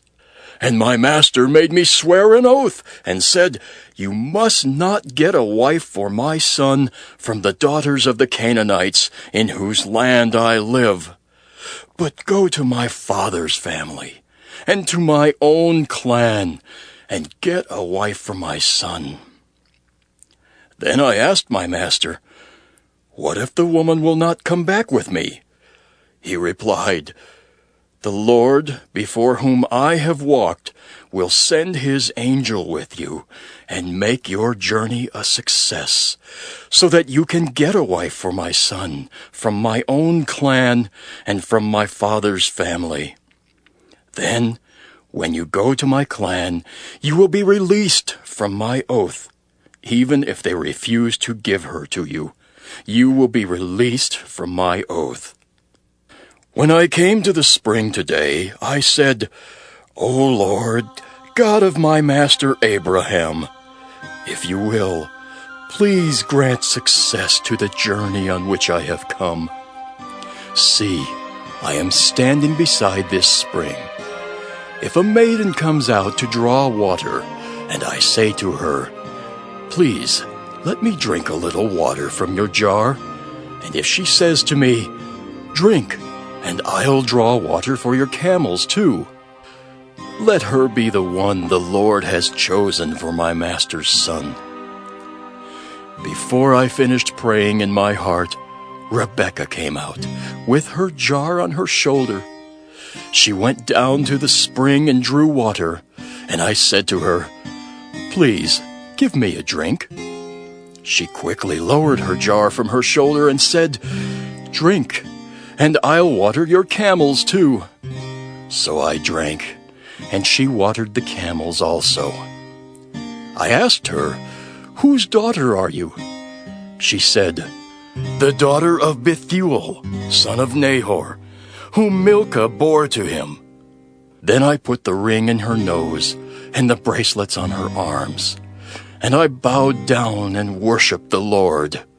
I praised the Lord, the God of my master Abraham, who had led me on the right road to get the granddaughter of my master's brother for his son. Now, if you will show kindness and faithfulness to my master, tell me, and if not, tell me, so I may know which way to turn." Laban and Bethuel answered, "This is from the Lord. We can say nothing to you one way or the other." "Here is Rebekah. Take her and go, and let her become the wife of your master's son, as the Lord has directed." When Abraham's servant heard what they said, he bowed down to the ground before the Lord. Then the servant brought out gold and silver jewelry and articles of clothing and gave them to Rebekah. He also gave costly gifts to her brother and to her mother. Then he and the men who were with him ate and drank and spent the night there. When they got up the next morning, he said, "Send me on my way to my master." But her brother and her mother replied, Let the girl remain with us 10 days or so. Then you may go. Do not detain me now that the Lord has granted success to my journey. Send me on my way so I may go to my master. Let's call the girl and ask her about it. So they called Rebekah and asked her, "Will you go with this man?" I will go. So they sent their sister Rebekah on her way, along with her nurse and Abraham's servant and his men. And they blessed Rebekah and said to her, "Our sister, may you increase to thousands upon thousands.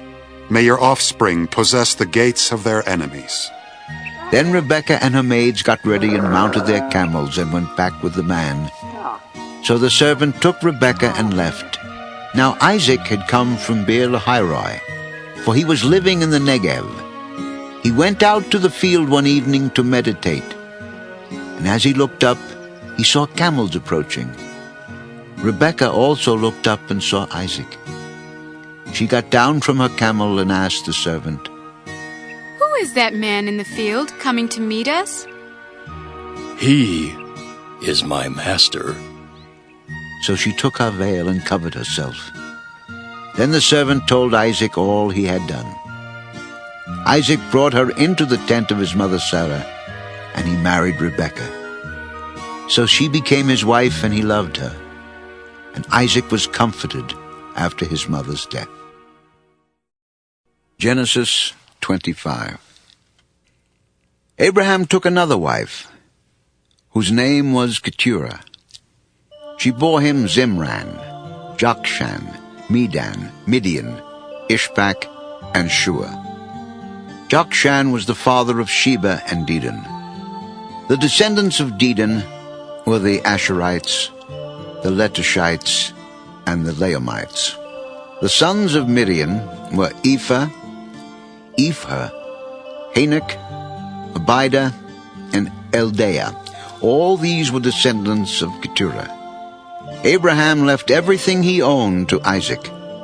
But while he was still living, he gave gifts to the sons of his concubines and sent them away from his son Isaac to the land of the east. Altogether, Abraham lived 175 years.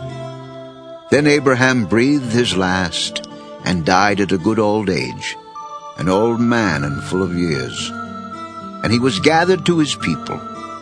His sons Isaac and Ishmael buried him in the cave of Machpelah near Mamre, in the field of Ephron, son of Zoah the Hittite. The field Abraham had bought from the Hittites. There Abraham was buried with his wife Sarah. After Abraham's death, God blessed his son Isaac, who then lived near Beer-lahai. This is the account of Abraham's son Ishmael, whom Sarah's maidservant Hagar the Egyptian bore to Abraham. These are the names of the sons of Ishmael, listed in the order of their birth. Nebaioth, the firstborn of Ishmael, Kedah, Adbeel, Mibsam, Mishma, Duma, Massa, Hadad, Tema, Jedutun, Naphish, and Kedemah. These were the sons of Ishmael, and these are the names of the 12 tribal rulers according to their settlements and camps. Altogether, Ishmael lived 137 years. He breathed his last and died, and he was gathered to his people. His descendants settled in the area from Havilah to Shur, near the border of Egypt, as you go toward Asher. And they lived in hostility toward all their brothers. This is the account of Abraham's son Isaac. Abraham became the father of Isaac, and Isaac was 40 years old when he married Rebekah, daughter of Bethuel the Aramean, from Paddan Aram, and sister of Laban the Aramean. Isaac prayed to the Lord on behalf of his wife, because she was barren. The Lord answered his prayer, and his wife Rebekah became pregnant. The babies jostled each other within her, and she said, "Why is this happening to me?" So she went to inquire of the Lord. The Lord said to her, 2 nations are in your womb, and 2 peoples from within you will be separated. One people will be stronger than the other, and the older will serve the younger. When the time came for her to give birth, there were twin boys in her womb. The first to come out was red, and his whole body was like a hairy garment. So they named him Esau. After this, his brother came out, with his hand grasping Esau's heel. So he was named Jacob. Isaac was 60 years old when Rebekah gave birth to them. The boys grew up, and Esau became a skillful hunter, a man of the open country, while Jacob was a quiet man, staying among the tents. Isaac, who had a taste for wild game, loved Esau, but Rebekah loved Jacob. Once when Jacob was cooking some stew, Esau came in from the open country, famished. He said to Jacob, "Quick! Let me have some of that red stew. I'm famished." That is why he was also called Edom. Jacob replied, "First, sell me your birthright." "Look, I am about to die. What good is the birthright to me?" "Swear to me first." So he swore an oath to him, selling his birthright to Jacob. Then Jacob gave Esau some bread and some lentil stew. He ate and drank and then got up and left. So Esau despised his birthright. Genesis 26. Now there was a famine in the land, besides the earlier famine of Abraham's time. And Isaac went to Abimelech, king of the Philistines, in Gerar. The Lord appeared to Isaac and said, Do not go down to Egypt. Live in the land where I tell you to live. Stay in this land for a while, and I will be with you and will bless you.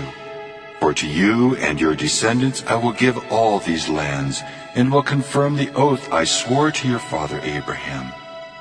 I will make your descendants as numerous as the stars in the sky, and will give them all these lands, and through your offspring all nations on earth will be blessed, because Abraham obeyed me and kept my requirements, my commands, my decrees, and my laws. So Isaac stayed in Gerar. When the men of that place asked him about his wife, he said, She is my sister. Because he was afraid to say, She is my wife. The men of this place might kill me on account of Rebekah, because she is beautiful. When Isaac had been there a long time, Abimelech, king of the Philistines, looked down from a window and saw Isaac caressing his wife Rebekah. So Abimelech summoned Isaac and said, She is really your wife. Why did you say she is my sister? Because I thought I might lose my life on account of her. What is this you have done to us? One of the men might well have slept with your wife, and you would have brought guilt upon us. So Abimelech gave orders to all the people. Anyone who molests this man or his wife shall surely be put to death. Isaac planted crops in that land, and the same year reaped 100-fold, because the Lord blessed him. The man became rich, and his wealth continued to grow until he became very wealthy. He had so many flocks and herds and servants that the Philistines envied him. So all the wells that his father's servants had dug in the time of his father Abraham, the Philistines stopped up, filling them with earth. Then Abimelech said to Isaac, Move away from us. You have become too powerful for us. So Isaac moved away from there and encamped in the valley of Gerar and settled there. Isaac reopened the wells that had been dug in the time of his father Abraham, which the Philistines had stopped up after Abraham died, and he gave them the same names his father had given them. Isaac's servants dug in the valley and discovered a well of fresh water there. But the herdsmen of Gerar quarreled with Isaac's herdmen and said, "The water is ours." So he named the well Esek, because they disputed with him. Then they dug another well, but they quarreled over that one also. So he named it Sitnah. He moved on from there and dug another well, and no one quarreled over it. He named it Rehoboth, saying, Now the Lord has given us room, and we will flourish in the land. From there he went up to Beersheba. That night the Lord appeared to him and said, I am the God of your father Abraham. Do not be afraid, for I am with you. I will bless you and will increase the number of your descendants for the sake of my servant Abraham. Isaac built an altar there and called on the name of the Lord. There he pitched his tent, and there his servants dug a well. Meanwhile, Abimelech had come to him from Gerar, with Ahuzzath, his personal adviser, and Phicol, the commander of his forces. Isaac asked them, Why have you come to me, since you were hostile to me and sent me away? We saw clearly that the Lord was with you. So we said, there ought to be a sworn agreement between us and you. Let us make a treaty with you that you will do us no harm, just as we did not molest you, but always treated you well and sent you away in peace. And now you are blessed by the Lord. Isaac then made a feast for them, and they ate and drank. Early the next morning, the men swore an oath to each other. Then Isaac sent them on their way, and they left him in peace. That day Isaac's servants came and told him about the well they had dug. They said, We found water. He called it Shibah, and to this day the name of the town has been Beersheba. When Esau was 40 years old, he married Judith, daughter of Beeri the Hittite, and also Basemath, daughter of Elon the Hittite. They were a source of grief to Isaac and Rebekah. Genesis 27. When Isaac was old and his eyes were so weak that he could no longer see, he called for Esau his older son and said to him, My son. Here I am. I am now an old man, and don't know the day of my death. Now then, get your weapons, your quiver and bow, and go out to the open country to hunt some wild game for me. Prepare me the kind of tasty food I like, and bring it to me to eat, so that I may give you my blessing before I die. Now Rebekah was listening as Isaac spoke to his son Esau. When Esau left for the open country to hunt game and bring it back, Rebekah said to her son Jacob, Look, I overheard your father say to your brother Esau, Bring me some game and prepare me some tasty food to eat, so that I may give you my blessing in the presence of the Lord before I die. Now, my son, listen carefully and do what I tell you. Go out to the flock and bring me 2 choice young goats, so I can prepare some tasty food for your father, just the way he likes it. Then take it to your father to eat, so that he may give you his blessing before he dies. Jacob said to Rebekah his mother, But my brother Esau is a hairy man, and I'm a man with smooth skin. What if my father touches me? I would appear to be tricking him and would bring down a curse on myself rather than a blessing. My son, let the curse fall on me. Just do what I say. Go and get them for me. So he went and got them and brought them to his mother. And she prepared some tasty food, just the way his father liked it. Then Rebekah took the best clothes of Esau her oldest son, which she had in the house, and put them on her younger son Jacob. She also covered his hands and the smooth part of his neck with the goat skins. Then she handed to her son Jacob the tasty food and the bread she had made. He went to his father and said, My father? Yes, my son. Who is it? Jacob said to his father, I am Esau, your firstborn. I have done as you told me. Please sit up and eat some of my game so that you may give me your blessing. How did you find it so quickly, my son? The Lord your God gave me success. Come nearer so I can touch you, my son, to know whether you really are my son Esau or not. Jacob went close to his father Isaac, who touched him and said, The voice is the voice of Jacob, but the hands are the hands of Esau. He did not recognize him, for his hands were hairy like those of his brother Esau, so he blessed him. Are you really my son Esau? I am. My son, bring me some of your game to eat, so that I may give you my blessing. Jacob brought it to him, and he ate. And he brought some wine, and he drank. Then his father Isaac said to him, Come here, my son, and kiss me. So he went to him and kissed him. When Isaac caught the smell of his clothes, he blessed him and said, Ah, the smell of my son is like the smell of a field that the Lord has blessed.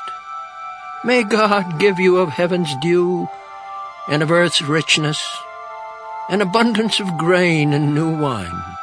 May nations serve you, and peoples bow down to you. Be Lord over your brothers, and may the sons of your mother bow down to you.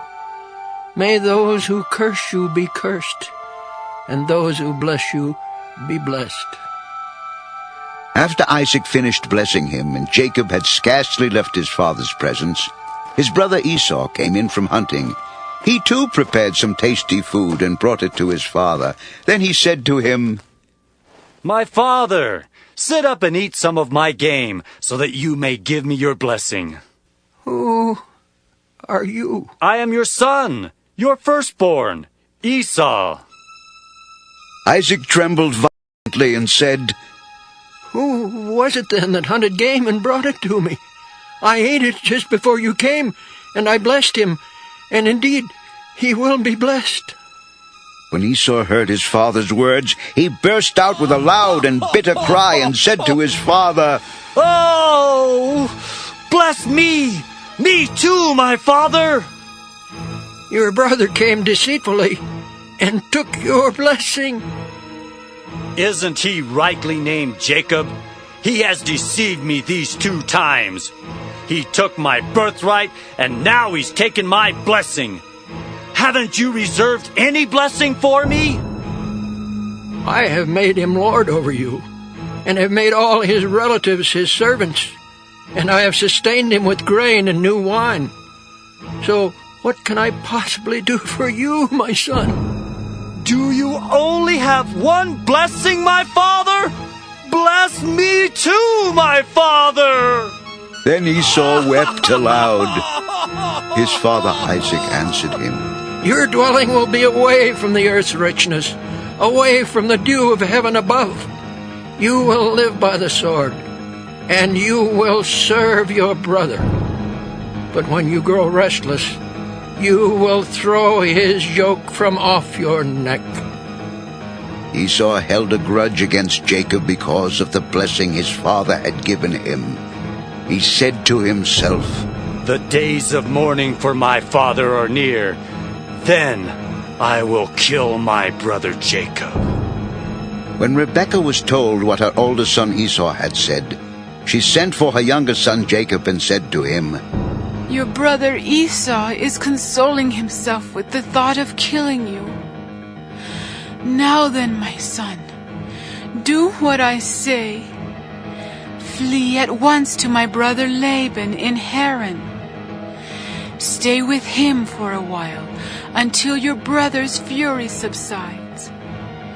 When your brother is no longer angry with you, and forgets what you did to him, I'll send word for you to come back from there. Why should I lose both of you in one day? Then Rebekah said to Isaac, I'm disgusted with living because of these Hittite women. If Jacob takes a wife from among the women of this land, from Hittite women like these, my life will not be worth living. Genesis 28. So Isaac called for Jacob and blessed him and commanded him, Do not marry a Canaanite woman. Go at once to Padan Aram, to the house of your mother's father, Bethuel. Take a wife for yourself there from among the daughters of Laban, your mother's brother. May God Almighty bless you and make you fruitful and increase your numbers until you become a community of peoples. May He give you and your descendants the blessing given to Abraham, so that you may take possession of the land where you now live as an alien, the land God gave to Abraham. Then Isaac sent Jacob on his way, and he went to Padan Aram, to Laban, son of Bethuel, the Aramean, the brother of Rebekah, who was the mother of Jacob and Esau. Now Esau learned that Isaac had blessed Jacob and had sent him to Padan Aram to take a wife from there, and that when he blessed him he commanded him, Do not marry a Canaanite woman. And that Jacob had obeyed his father and mother and had gone to Padan Aram. Esau then realized how displeasing the Canaanite women were to his father Isaac. So he went to Ishmael and married Mahalath, the sister of Nebaioth and daughter of Ishmael, son of Abraham, in addition to the wives he already had. Jacob left Beersheba and set out for Haran. When he reached a certain place, he stopped for the night because the sun had set. Taking one of the stones there, he put it under his head and lay down to sleep. He had a dream in which he saw a stairway resting on the earth, with its top reaching to heaven, and the angels of God were ascending and descending on it. There above it stood the Lord, and he said, I am the Lord, the God of your father Abraham, and the God of Isaac. I will give you and your descendants the land on which you are lying.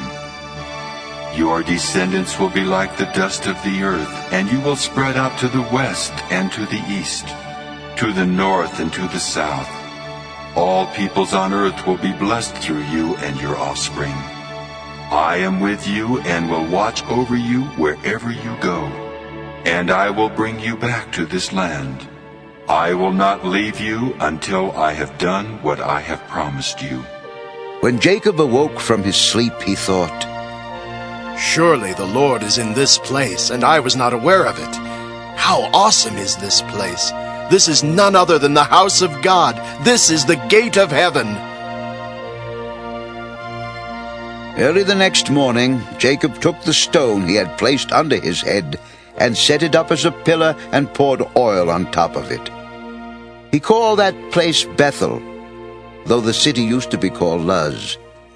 Then Jacob made a vow, saying, If God will be with me and will watch over me on this journey I am taking, and will give me food to eat and clothes to wear so that I return safely to my father's house, then the Lord will be my God, and this stone that I have set up as a pillar will be God's house. And of all that you give me, I will give you 1/10. Genesis 29. Then Jacob continued on his journey and came to the land of the eastern peoples. There he saw a well in the field with 3 flocks of sheep lying near it, because the flocks were watered from that well. The stone over the mouth of the well was large. When all the flocks were gathered there, the shepherds would roll the stone away from the well's mouth and water the sheep. Then they would return the stone to its place over the mouth of the well. Jacob asked the shepherds, My brothers, where are you from? We're from Haran. Do you know Laban, Nahor's grandson? Yes, we know him. Is he well? Yes, he is. And here comes his daughter Rachel with the sheep. Look, the sun is still high. It is not time for the flocks to be gathered. Water the sheep and take them back to pasture. We can't until all the flocks are gathered and the stone has been rolled away from the mouth of the well. Then we will water the sheep. While he was still talking with them, Rachel came with her father's sheep, for she was a shepherdess. When Jacob saw Rachel, daughter of Laban, his mother's brother, and Laban's sheep, he went over and rolled the stone away from the mouth of the well and watered his uncle's sheep. Then Jacob kissed Rachel and began to weep aloud. He had told Rachel that he was a relative of her father and a son of Rebekah. So she ran and told her father. As soon as Laban heard the news about Jacob, his sister's son, he hurried to meet him. He embraced him and kissed him and brought him to his home. And there Jacob told him all these things. Then Laban said to him, "You are my own flesh and blood." After Jacob had stayed with him for a whole month, Laban said to him, "Just because you are a relative of mine, should you work for me for nothing? Tell me what your wages should be." Now Laban had 2 daughters. The name of the older was Leah, and the name of the younger was Rachel. Leah had weak eyes, but Rachel was lovely in form and beautiful. Jacob was in love with Rachel and said, "I'll work for you 7 years in return for your younger daughter Rachel." It's better that I give her to you than to some other man. Stay here with me. So Jacob served 7 years to get Rachel, but they seemed like only a few days to him because of his love for her. Then Jacob said to Laban, "Give me my wife. My time is completed, and I want to lie with her." So Laban brought together all the people of the place and gave a feast. But when evening came, he took his daughter Leah and gave her to Jacob, and Jacob lay with her. And Laban gave his servant girl Zilpah to his daughter as her maidservant. When morning came, there was Leah. So Jacob said to Laban, "What is this you have done to me? I served you for Rachel, didn't I? Why have you deceived me?" It is not our custom here to give the younger daughter in marriage before the older one. Finish this daughter's bridal week. Then we will give you the younger one also, in return for another 7 years of work. And Jacob did so. He finished the week with Leah, and then Laban gave him his daughter Rachel to be his wife. Laban gave his servant girl Bilhah to his daughter Rachel as a maidservant. Jacob lay with Rachel also, and he loved Rachel more than Leah. And he worked for Laban another 7 years. When the Lord saw that Leah was not loved, he opened her womb, but Rachel was barren. Leah became pregnant and gave birth to a son. She named him Reuben, for she said, "It is because the Lord has seen my misery. Surely my husband will love me now." She conceived again, and when she gave birth to a son, she said, "Because the Lord heard that I am not loved, he gave me this one too." So she named him Simeon. Again she conceived, and when she gave birth to a son, she said, "Now at last my husband will become attached to me, because I have borne him 3 sons." So he was named Levi. She conceived again, and when she gave birth to a son, she said, "This time I will praise the Lord." So she named him Judah. Then she stopped having children. Genesis 30. When Rachel saw that she was not bearing Jacob any children, she became jealous of her sister. So she said to Jacob, "Give me children or I'll die." Jacob became angry with her and said, "Am I in the place of God who has kept you from having children?" "Here is Bilhah, my maidservant. Sleep with her so that she can bear children for me, and that through her I too can build a family." So she gave him her servant Bilhah as a wife. Jacob slept with her, and she became pregnant and bore him a son. Then Rachel said, "God has vindicated me. He has listened to my plea and given me a son." Because of this she named him Dan. Rachel's servant Bilhah conceived again and bore Jacob a second son. Then Rachel said, I have had a great struggle with my sister, and I have won. So she named him Naphtali. When Leah saw that she had stopped having children, she took her maidservant Zilpah and gave her to Jacob as a wife. Leah's servant Zilpah bore Jacob a son. Then Leah said, What good fortune! I will name him Gad. Leah's servant Zilpah bore Jacob a second son. Then Leah said, How happy I am! The women will call me happy. So she named him Asher.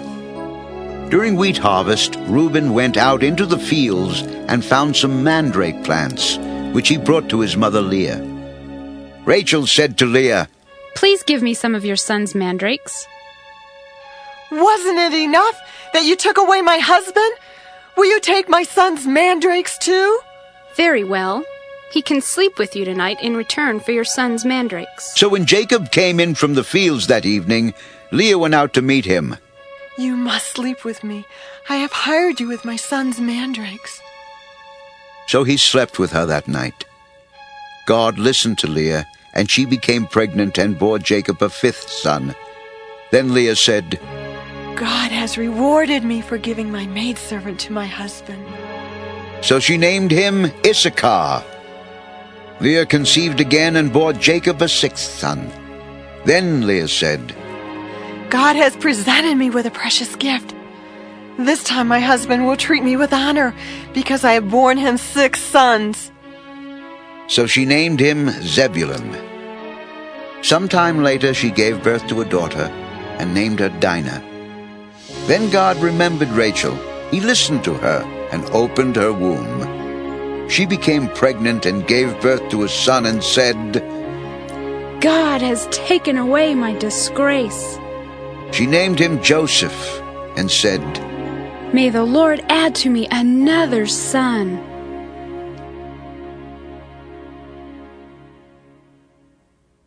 After Rachel gave birth to Joseph, Jacob said to Laban, Send me on my way so I can go back to my own homeland. Give me my wives and children for whom I have served you, and I will be on my way. You know how much work I've done for you.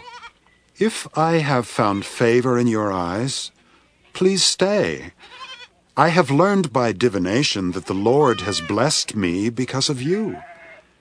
Name your wages, and I will pay them. You know how I have worked for you and how your livestock has fared under my care. The little you had before I came has increased greatly, and the Lord has blessed you wherever I have been. But now, when may I do something for my own household? What shall I give you? Don't give me anything. But if you will do this one thing for me, I will go on tending your flocks and watching over them. Let me go through all your flocks today and remove from them every speckled or spotted sheep, every dark-colored lamb, and every spotted or speckled goat. They will be my wages, and my honesty will testify for me in the future whenever you check on the wages you have paid me. Any goat in my possession that is not speckled or spotted, or any lamb that is not dark-colored, will be considered stolen. Agreed. Let it be as you have said.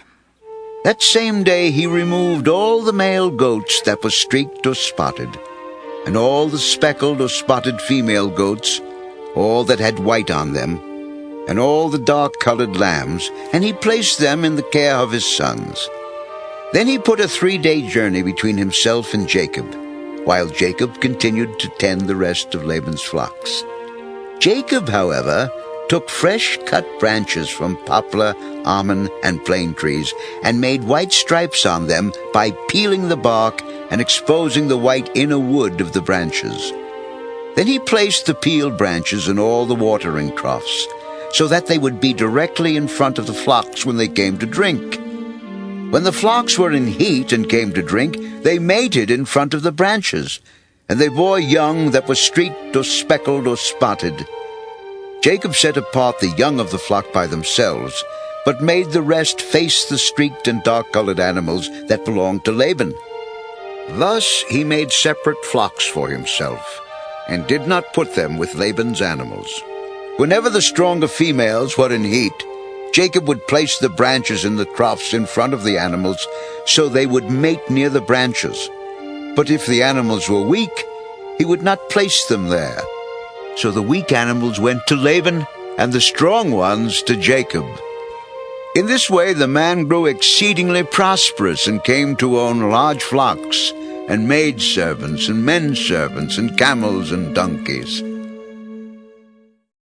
Genesis 31. Jacob heard that Laban's sons were saying, Jacob has taken everything our father owned, and has gained all this wealth from what belonged to our father. And Jacob noticed that Laban's attitude toward him was not what it had been. Then the Lord said to Jacob, Go back to the land of your fathers and to your relatives, and I will be with you. So Jacob sent word to Rachel and Leah to come out to the fields where his flocks were. He said to them, I see that your father's attitude toward me is not what it was before. But the God of my father has been with me. You know that I've worked for your father with all my strength, yet your father has cheated me by changing my wages 10 times. However, God has not allowed him to harm me. If he said, the speckled ones will be your wages, then all the flocks gave birth to speckled young. And if he said, the streaked ones will be your wages, then all the flocks bore streaked young. So God has taken away your father's livestock and has given them to me. In breeding season, I once had a dream in which I looked up and saw that the male goats mating with the flock were streaked, speckled, or spotted. The angel of God said to me in the dream, Jacob. I answered, Here I am. And he said, Look up and see that all the male goats mating with the flock are streaked, speckled, or spotted. For I have seen all that Laban has been doing to you. I am the God of Bethel, where you anointed a pillar, and where you made a vow to me. Now leave this land at once, and go back to your native land. Then Rachel and Leah replied, Do we still have any share in the inheritance of our father's estate? Does he not regard us as foreigners?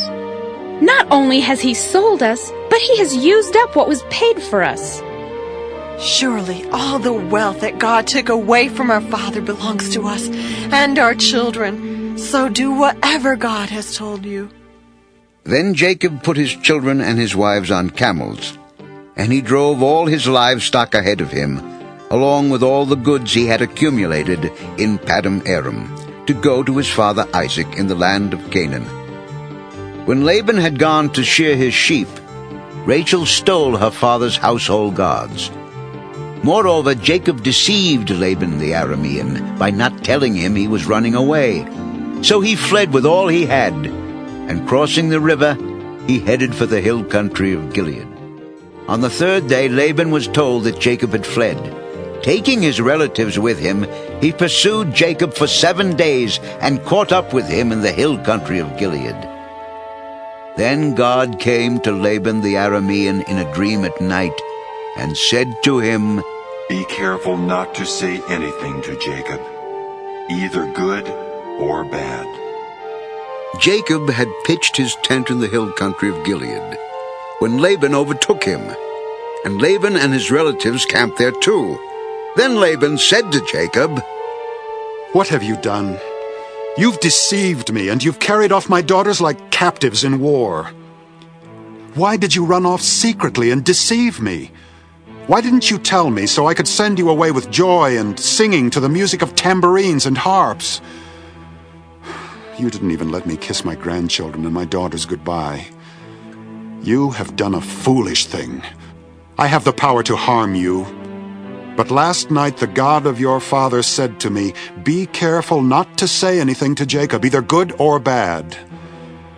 Now you have gone off because you long to return to your father's house. But why did you steal my gods? I was afraid because I thought you would take your daughters away from me by force. But if you find anyone who has your gods, he shall not live. In the presence of our relatives, see for yourself whether there is anything of yours here with me, and if so, take it. Now Jacob did not know that Rachel had stolen the gods. So Laban went into Jacob's tent and into Leah's tent and into the tent of the 2 maidservants, but he found nothing. After he came out of Leah's tent, he entered Rachel's tent. Now Rachel had taken the household gods and put them inside her camel's saddle and was sitting on them. Laban searched through everything in the tent but found nothing. Rachel said to her father, "Don't be angry, my lord, that I cannot stand up in your presence. I'm having my period." So he searched but could not find the household gods. Jacob was angry and took Laban to task. What is my crime? What sin have I committed that you hunt me down? Now that you have searched through all my goods, what have you found that belongs to your household? Put it here in front of your relatives and mine, and let them judge between the 2 of us. I have been with you for 20 years now.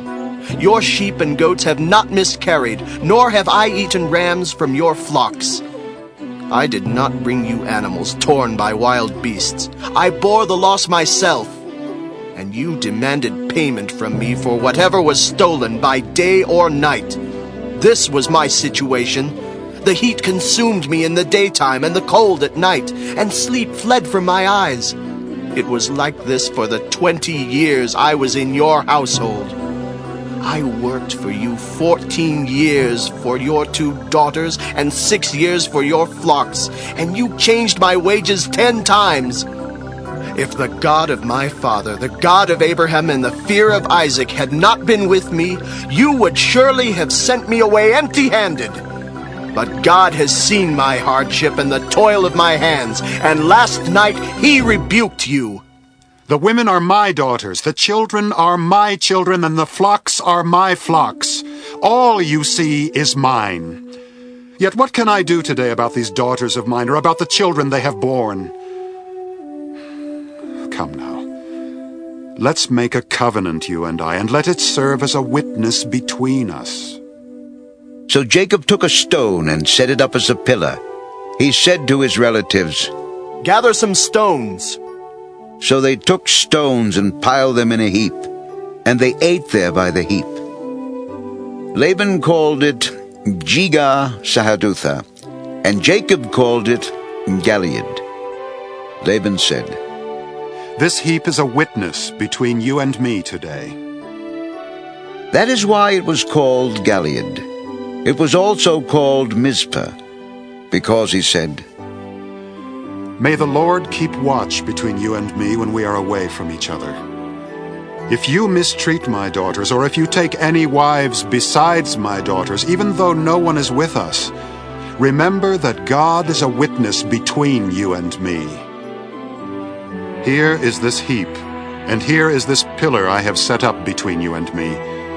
This heap is a witness, and this pillar is a witness, that I will not go past this heap to your side to harm you, and that you will not go past this heap and pillar to my side to harm me. May the God of Abraham and the God of Nahor, the God of their father, judge between us." So Jacob took an oath in the name of the fear of his father Isaac. He offered a sacrifice there in the hill country, and invited his relatives to a meal. After they had eaten, they spent the night there. Early the next morning, Laban kissed his grandchildren and his daughters and blessed them. Then he left and returned home. Genesis 32. Jacob also went on his way, and the angels of God met him. When Jacob saw them, he said, "This is the camp of God." So he named that place Mahanaim. Jacob sent messengers ahead of him to his brother Esau in the land of Seir, the country of Edom. He instructed them, "This is what you are to say to my master Esau. Your servant Jacob says, I have been staying with Laban and have remained there till now. I have cattle and donkeys, sheep and goats, men servants and maid servants. Now I am sending this message to my lord, that I may find favor in your eyes." When the messengers returned to Jacob, they said, "We went to your brother Esau, and now he is coming to meet you, and 400 men are with him." In great fear and distress, Jacob divided the people who were with him into 2 groups, and the flocks and herds and camels as well. He thought, "If Esau comes and attacks one group, the group that is left may escape." Then Jacob prayed, "O God of my father Abraham, God of my father Isaac, O Lord, who said to me, 'Go back to your country and your relatives, and I will make you prosper,' I am unworthy of all the kindness and faithfulness you have shown your servant. I had only my staff when I crossed this Jordan, but now I have become 2 groups. Save me, I pray, from the hand of my brother Esau, for I am afraid he will come and attack me, and also the mothers with their children. But you have said, 'I will surely make you prosper, and will make your descendants like the sand of the sea, which cannot be counted.'" He spent the night there, and from what he had with him he selected a gift for his brother Esau.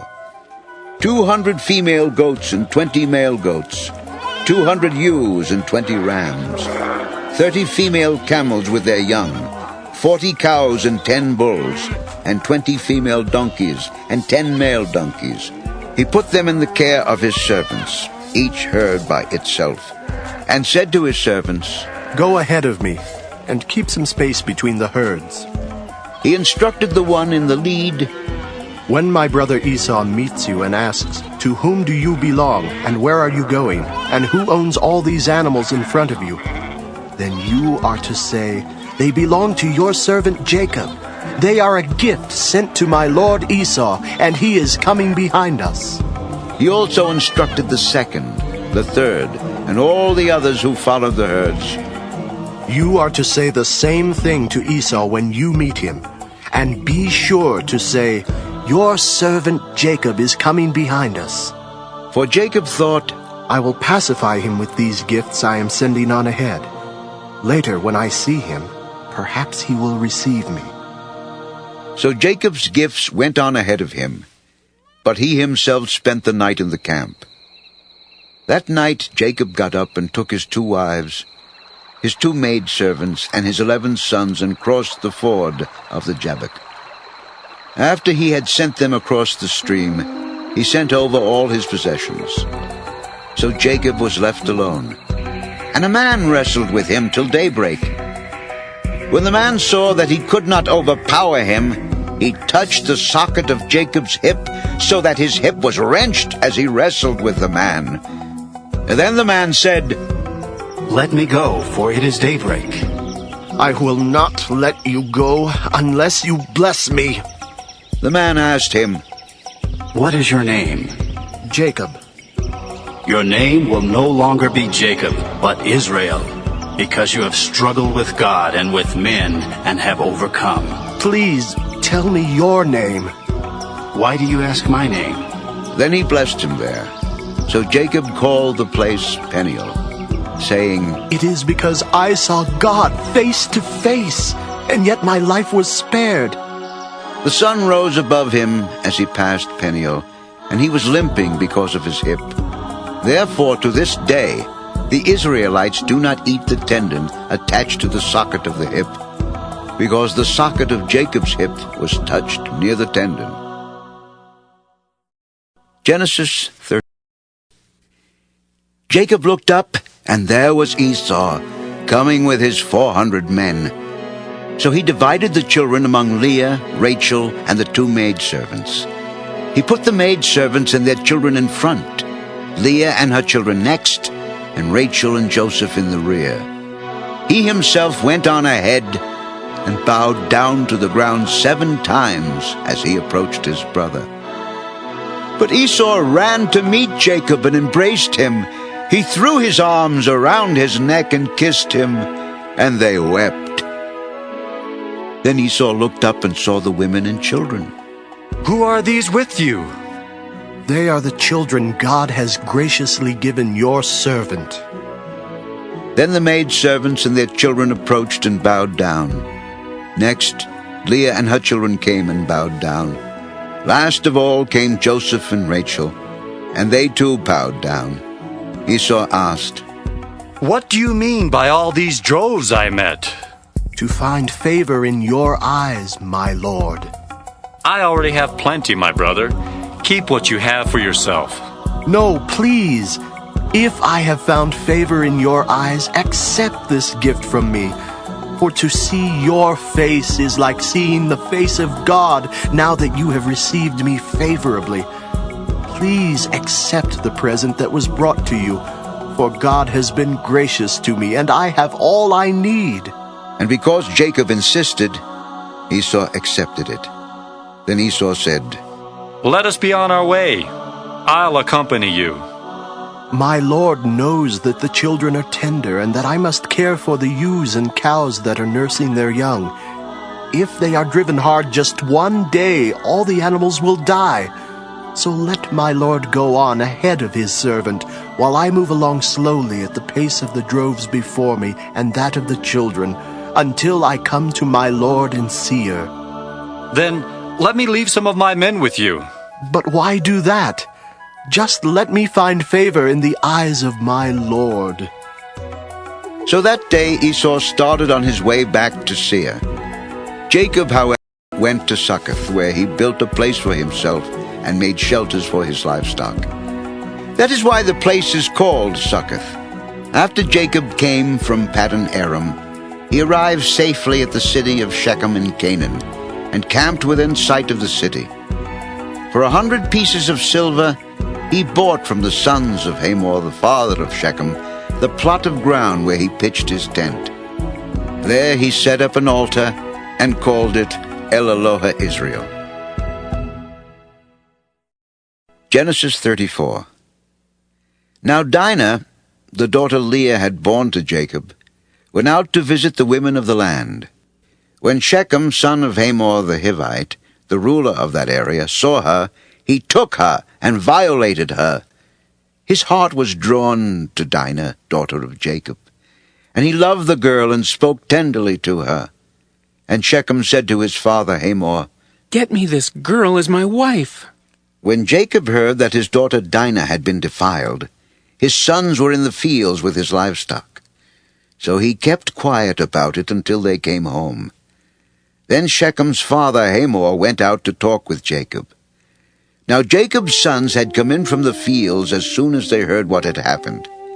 They were filled with grief and fury, because Shechem had done a disgraceful thing in Israel by lying with Jacob's daughter, a thing that should not be done. But Hamor said to them, My son Shechem has his heart set on your daughter.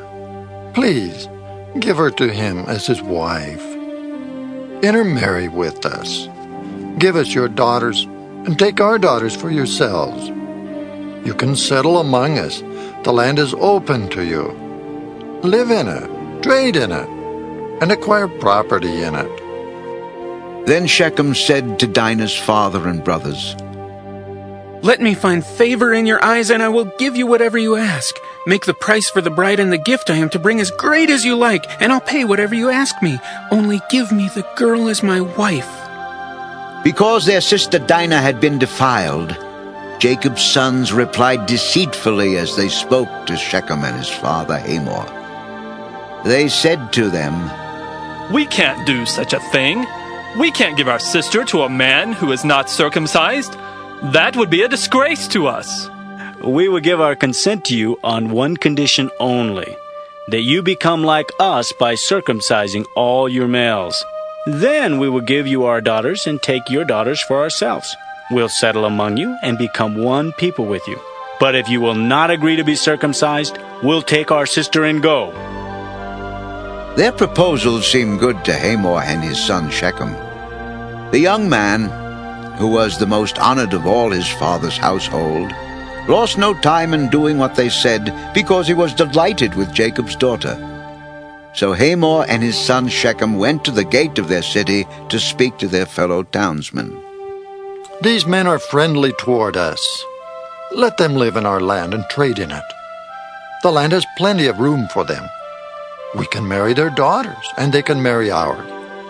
But the men will consent to live with us as one people only on the condition that our males be circumcised, as they themselves are.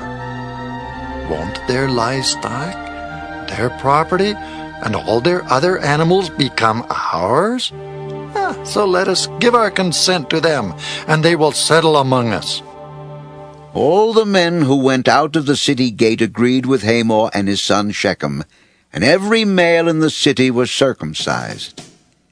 3 days later, while all of them were still in pain, 2 of Jacob's sons, Simeon and Levi, Dina's brothers, took their swords and attacked the unsuspecting city, killing every male. They put Hamor and his son Shechem to the sword, and took Dina from Shechem's house and left. The sons of Jacob came upon the dead bodies and looted the city where their sister had been defiled. They seized their flocks and herds and donkeys and everything else of theirs in the city and out in the fields. They carried off all their wealth and all their women and children, taking as plunder everything in the houses. Then Jacob said to Simeon and Levi, "You have brought trouble on me by making me a stench to the Canaanites and Perizzites, the people living in this land. We are few in number, and if they join forces against me and attack me, I and my household will be destroyed." Should he have treated our sister like a prostitute? Genesis 35. Then God said to Jacob, "Go up to Bethel and settle there, and build an altar there to God, who appeared to you when you were fleeing from your brother Esau." So Jacob said to his household and to all who were with him, "Get rid of the foreign gods you have with you, and purify yourselves and change your clothes. Then come, let us go up to Bethel, where I will build an altar to God, who answered me in the day of my distress, and who has been with me wherever I have gone." So they gave Jacob all the foreign gods they had and the rings in their ears, and Jacob buried them under the oak at Shechem. Then they set out, and the terror of God fell upon the towns all around them, so that no one pursued them. Jacob and all the people with him came to Luz, that is Bethel, in the land of Canaan. There he built an altar, and he called the place El Bethel, because it was there that God revealed himself to him when he was fleeing from his brother. Now Deborah, Rebekah's nurse, died and was buried under the oak below Bethel. So it was named Allon-Bacuth. After Jacob returned from Paddan Aram, God appeared to him again and blessed him. God said to him, "Your name is Jacob, but you will no longer be called Jacob. Your name will be Israel." So he named him Israel. And God said to him, "I am God Almighty. Be fruitful and increase in number. A nation and a community of nations will come from you, and kings will come from your body. The land I gave to Abraham and Isaac, I also give to you, and I will give this land to your descendants after you." Then God went up from him at the place where he had talked with him. Jacob set up a stone pillar at the place where God had talked with him, and he poured out a drink offering on it. He also poured oil on it. Jacob called the place where God had talked with him Bethel. Then they moved on from Bethel. While they were still some distance from Ephrath, Rachel began to give birth and had great difficulty. And as she was having great difficulty in childbirth, the midwife said to her, "Don't be afraid, for you have another son." As she breathed her last, for she was dying, she named her son Benoni, but his father named him Benjamin. So Rachel died and was buried on the way to Ephrath, that is Bethlehem. Over her tomb Jacob set up a pillar, and to this day that pillar marks Rachel's tomb. Israel moved on again and pitched his tent beyond Migdal-Eder. While Israel was living in that region, Reuben went in and slept with his father's concubine Bilhah, and Israel heard of it. Jacob had 12 sons. The sons of Leah: Reuben, the firstborn of Jacob, Simeon, Levi, Judah, Issachar, and Zebulun. The sons of Rachel: Joseph and Benjamin. The sons of Rachel's maidservant Bilhah: Dan and Naphtali. The sons of Leah's maidservants Zilpah, Gad, and Asher. These were the sons of Jacob, who were born to him in Paddan Aram. Jacob came home to his father Isaac in Mamre, near Kiriath Arba, that is Hebron, where Abraham and Isaac had stayed. Isaac lived 180 years. Then he breathed his last and died, and was gathered to his people, old and full of years. And his sons Esau and Jacob buried him. Genesis 36. This is the account of Esau, that is Edom. Esau took his wives from the women of Canaan: Adah, daughter of Elon the Hittite, and Oholibamah, daughter of Anah and granddaughter of Sibeon the Hivite. Also Basemath, daughter of Ishmael and sister of Nebaioth. Adah bore Eliphaz to Esau.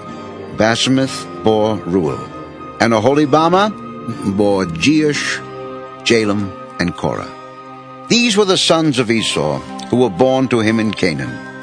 Esau took his wives and sons and daughters, and all the members of his household, as well as his livestock, and all his other animals, and all the goods he had acquired in Canaan, and moved to a land some distance from his brother Jacob.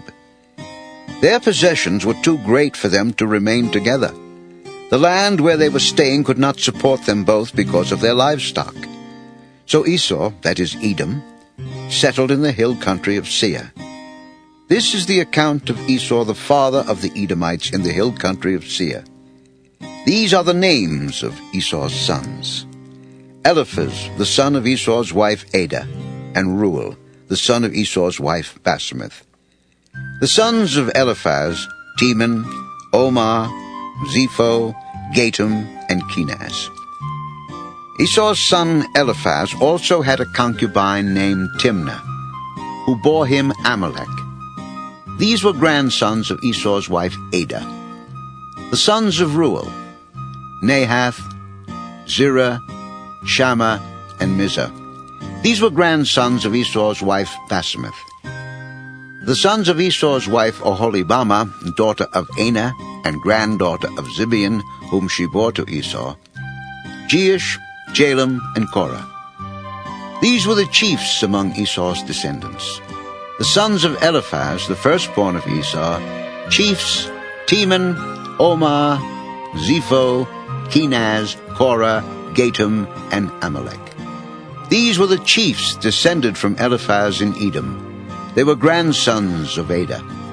The sons of Esau's son Reuel: chiefs Nahath, Zerah, Shammah, and Mizah. These were the chiefs descended from Reuel in Edom. They were grandsons of Esau's wife Basemath. The sons of Esau's wife Oholibamah: chiefs Jeush, Jalem, and Korah. These were the chiefs descended from Esau's wife Oholibamah, daughter of Anah. These were the sons of Esau, that is Edom, and these were their chiefs. These were the sons of Seir the Horite, who were living in the region: Lotan, Shobal, Zibeon, Anah, Dishan, Ezer, and Dishan. These sons of Seir in Edom were Horite chiefs. The sons of Lotan: Hori and Homam. Timnah was Lotan's sister. The sons of Shobal: Alvan, Manahath, Ebal, Shepho, and Onam. The sons of Zibeon: Ea and Anah. This is the Anah who discovered the hot springs in the desert while he was grazing the donkeys of his father Zibeon. The children of Anah: Dishan and Oholibamah, daughter of Anah. The sons of Dishan: Hemdan, Eshban, Ithran, and Kiram. The sons of Ezer: Bilham, Zaavan, and Achan. The sons of Dishan: Uz and Aaron. These were the Horite chiefs: Lotan, Shobal, Zibeon, Anah, Dishon, Ezer, and Dishan. These were the Horite chiefs according to their divisions in the land of Seir. These were the kings who reigned in Edom before any Israelite king reigned. Bela, son of Beor, became king of Edom. His city was named Nineveh. When Bela died, Jobab, son of Zerah from Bozrah, succeeded him as king. When Jobab died, Husham from the land of the Temanites succeeded him as king. When Husham died, Hadad, son of Bedad, who defeated Midian in the country of Moab, succeeded him as king. His name was named Avith. When Hadad died, Samlah from Masrekah succeeded him as king. When Samlah died, Shaul from Rehoboth on the river succeeded him as king. When Shaul died, Baal-Hanan, son of Akbor, succeeded him as king. When Baal-Hanan, son of Akbor, died, Hadad succeeded him as king. His city was named Pau, and his wife's name was Mehetabel, daughter of Matred, the daughter of Mizahab. These were the chiefs descended from Esau by name, according to their clans and regions: Timnah, Alva, Jetheth, Oholibamah, Elah, Pinan, Kenaz, Teman, Mibzah, Magdiel, and Iram.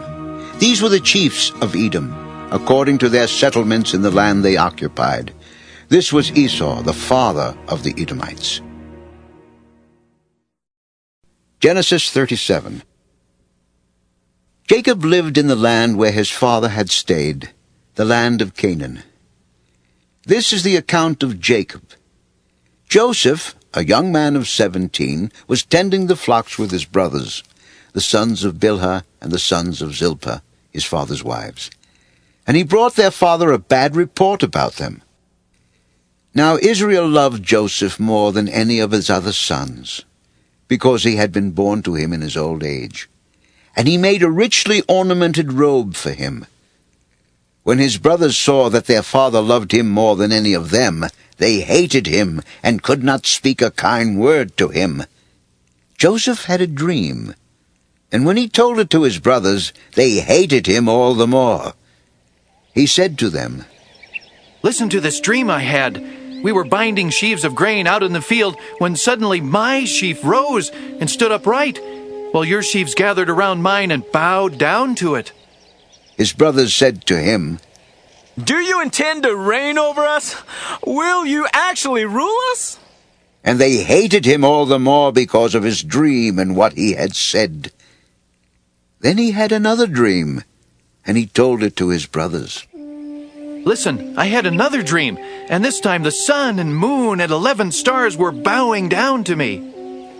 When he told his father as well as his brothers, his father rebuked him and said, "What is this dream you had? Will your mother and I and your brothers actually come and bow down to the ground before you?" His brothers were jealous of him, but his father kept the matter in mind. Now his brothers had gone to graze their father's flocks near Shechem, and Israel said to Joseph, "As you know, your brothers are grazing the flocks near Shechem. Come, I am going to send you to them." "Very well." "Go and see if all is well with your brothers and with the flocks, and bring word back to me." Then he sent him off from the valley of Hebron. When Joseph arrived at Shechem, a man found him wandering around in the fields and asked him, "What are you looking for?" "I'm looking for my brothers. Can you tell me where they are grazing their flocks?" "They have moved on from here. I heard them say, 'Let's go to Dothan.'" So Joseph went after his brothers and found them near Dothan. But they saw him in the distance, and before he reached them, they plotted to kill him. "Here comes that dreamer." "Come now, let's kill him and throw him into one of these cisterns and say that a ferocious animal devoured him. Then we'll see what comes of his dreams." When Reuben heard this, he tried to rescue him from their hands. Let's not take his life. Don't shed any blood. Throw him into the cistern here in the desert, but don't lay a hand on him. Reuben said this to rescue him from them and take him back to his father. So when Joseph came to his brothers, they stripped him of his robe, the richly ornamented robe he was wearing, and they took him and threw him into the cistern. Now the cistern was empty. There was no water in it. As they sat down to eat their meal, they looked up and saw a caravan of Ishmaelites coming from Gilead. Their camels were loaded with spices, balm, and myrrh, and they were on their way to take them down to Egypt. Judah said to his brothers, "What will we gain if we kill our brother and cover up his blood? Come, let's sell him to the Ishmaelites and not lay our hands on him. After all, he is our brother, our own flesh and blood." His brothers agreed. So when the Midianite merchants came by, his brothers pulled Joseph up out of the cistern and sold him for 20 shekels of silver to the Ishmaelites, who took him to Egypt. When Reuben returned to the cistern and saw that Joseph was not there, he tore his clothes. He went back to his brothers and said, "The boy isn't there! Where can I turn now?" Then they got Joseph's robe, slaughtered a goat and dipped the robe in the blood. They took the ornamented robe back to their father and said, We found this. Examine it to see whether it is your son's robe." "It is my son's robe. Some ferocious animal has devoured him. Joseph has surely been torn to pieces." Then Jacob tore his clothes, put on sackcloth, and mourned for his son many days. All his sons and daughters came to comfort him, but he refused to be comforted.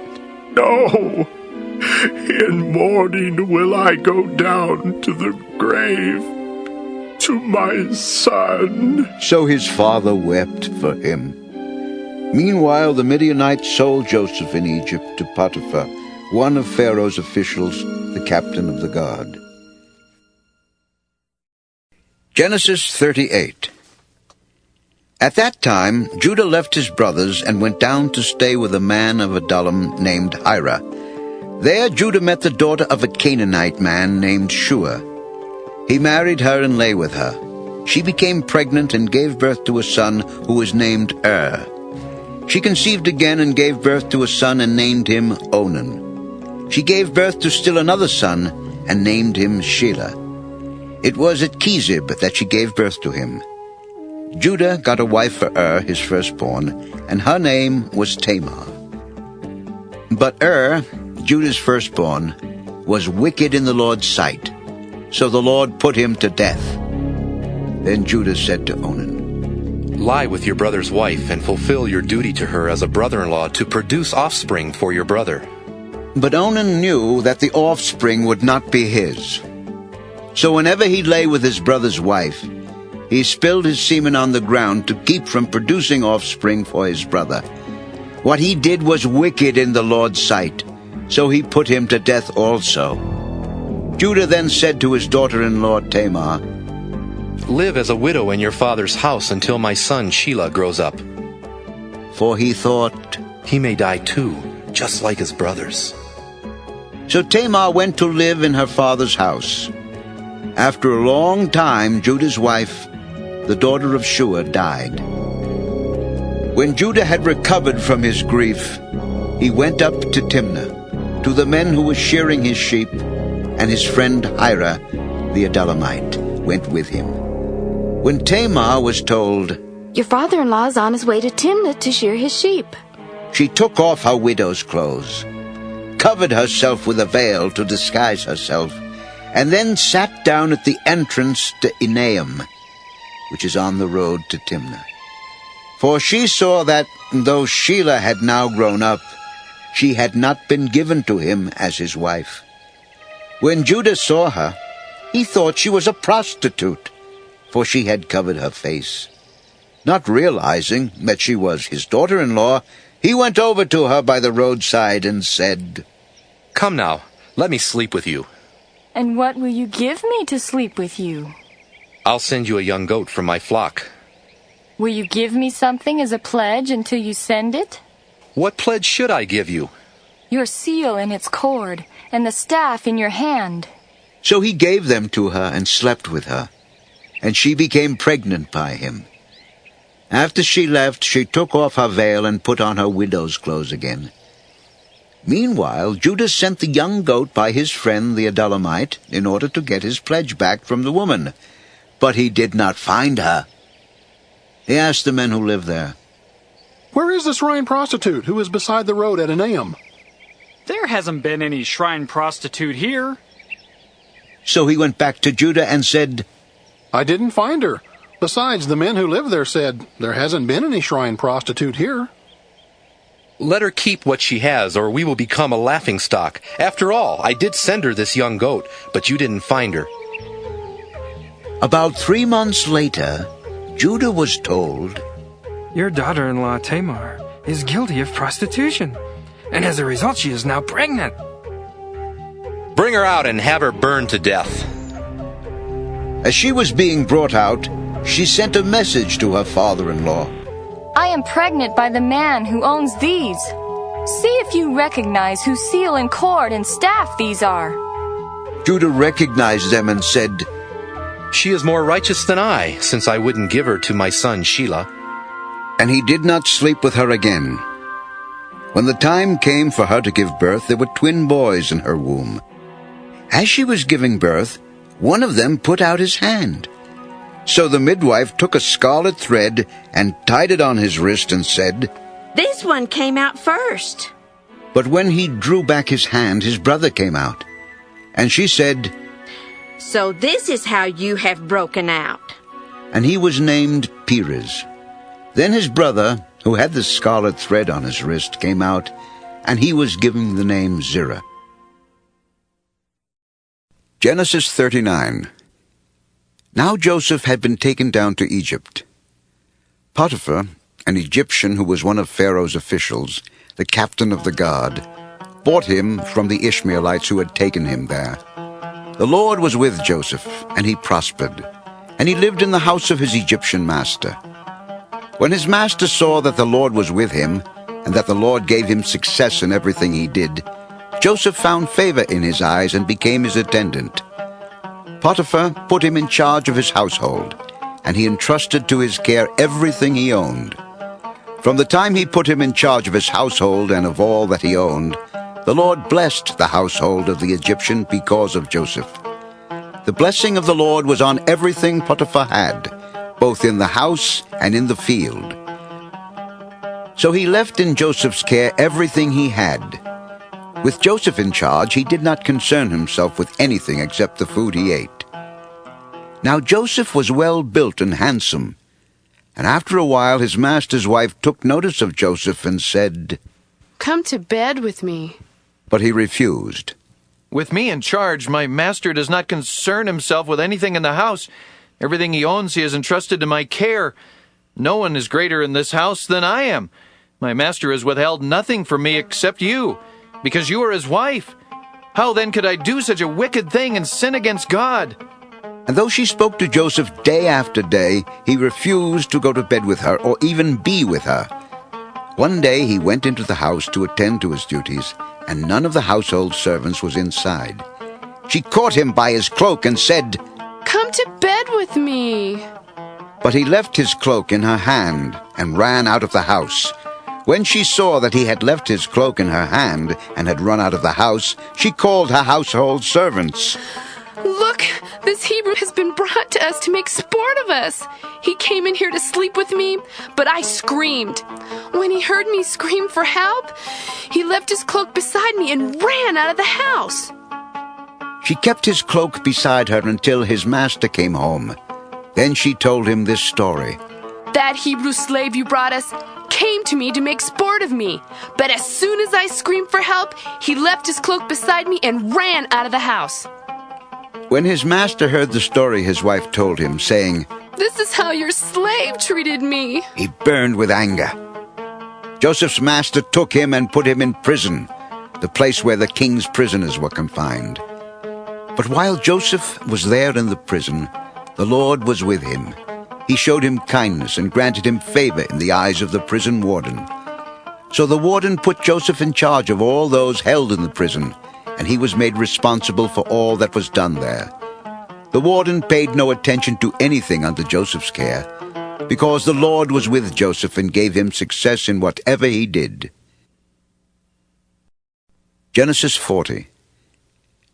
Sometime later, the cupbearer and the baker of the king of Egypt offended their master, the king of Egypt. Pharaoh was angry with his two officials, the chief cupbearer and the chief baker, and put them in custody in the house of the captain of the guard, in the same prison where Joseph was confined. The captain of the guard assigned them to Joseph, and he attended them. After they had been in custody for some time, each of the two men, the cupbearer and the baker of the king of Egypt, who were being held in prison, had a dream the same night. And each dream had a meaning of its own. When Joseph came to them the next morning, he saw that they were dejected. So he asked Pharaoh's officials who were in custody with him in his master's house, "Why are your faces so sad today?" "We both had dreams, but there is no one to interpret them." "Do not interpretations belong to God? Tell me your dreams." So the chief cupbearer told Joseph his dream. "In my dream, I saw a vine in front of me, and on the vine were 3 branches. As soon as it budded, it blossomed, and its clusters ripened into grapes. Pharaoh's cup was in my hand, and I took the grapes, squeezed them into Pharaoh's cup, and put the cup in his hand." This is what it means. The 3 branches are 3 days. Within 3 days, Pharaoh will lift up your head and restore you to your position, and you will put Pharaoh's cup in his hand, just as you used to do when you were his cupbearer. But when all goes well with you, remember me and show me kindness. Mention me to Pharaoh and get me out of this prison. For I was forcibly carried off from the land of the Hebrews, and even here I have done nothing to deserve being put in a dungeon." When the chief baker saw that Joseph had given a favorable interpretation, he said to Joseph, "I too had a dream. On my head were 3 baskets of bread.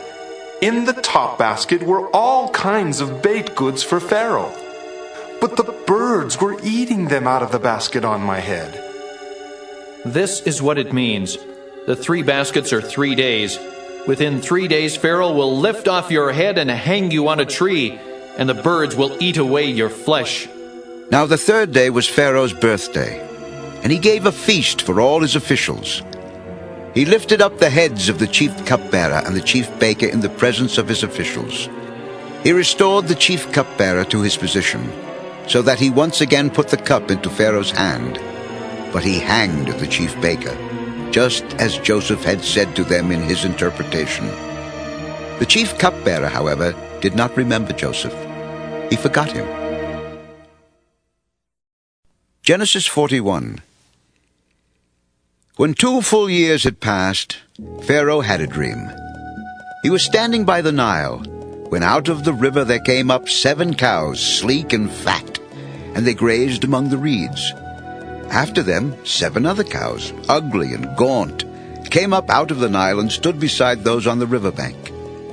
And the cows that were ugly and gaunt ate up the 7 sleek, fat cows. Then Pharaoh woke up.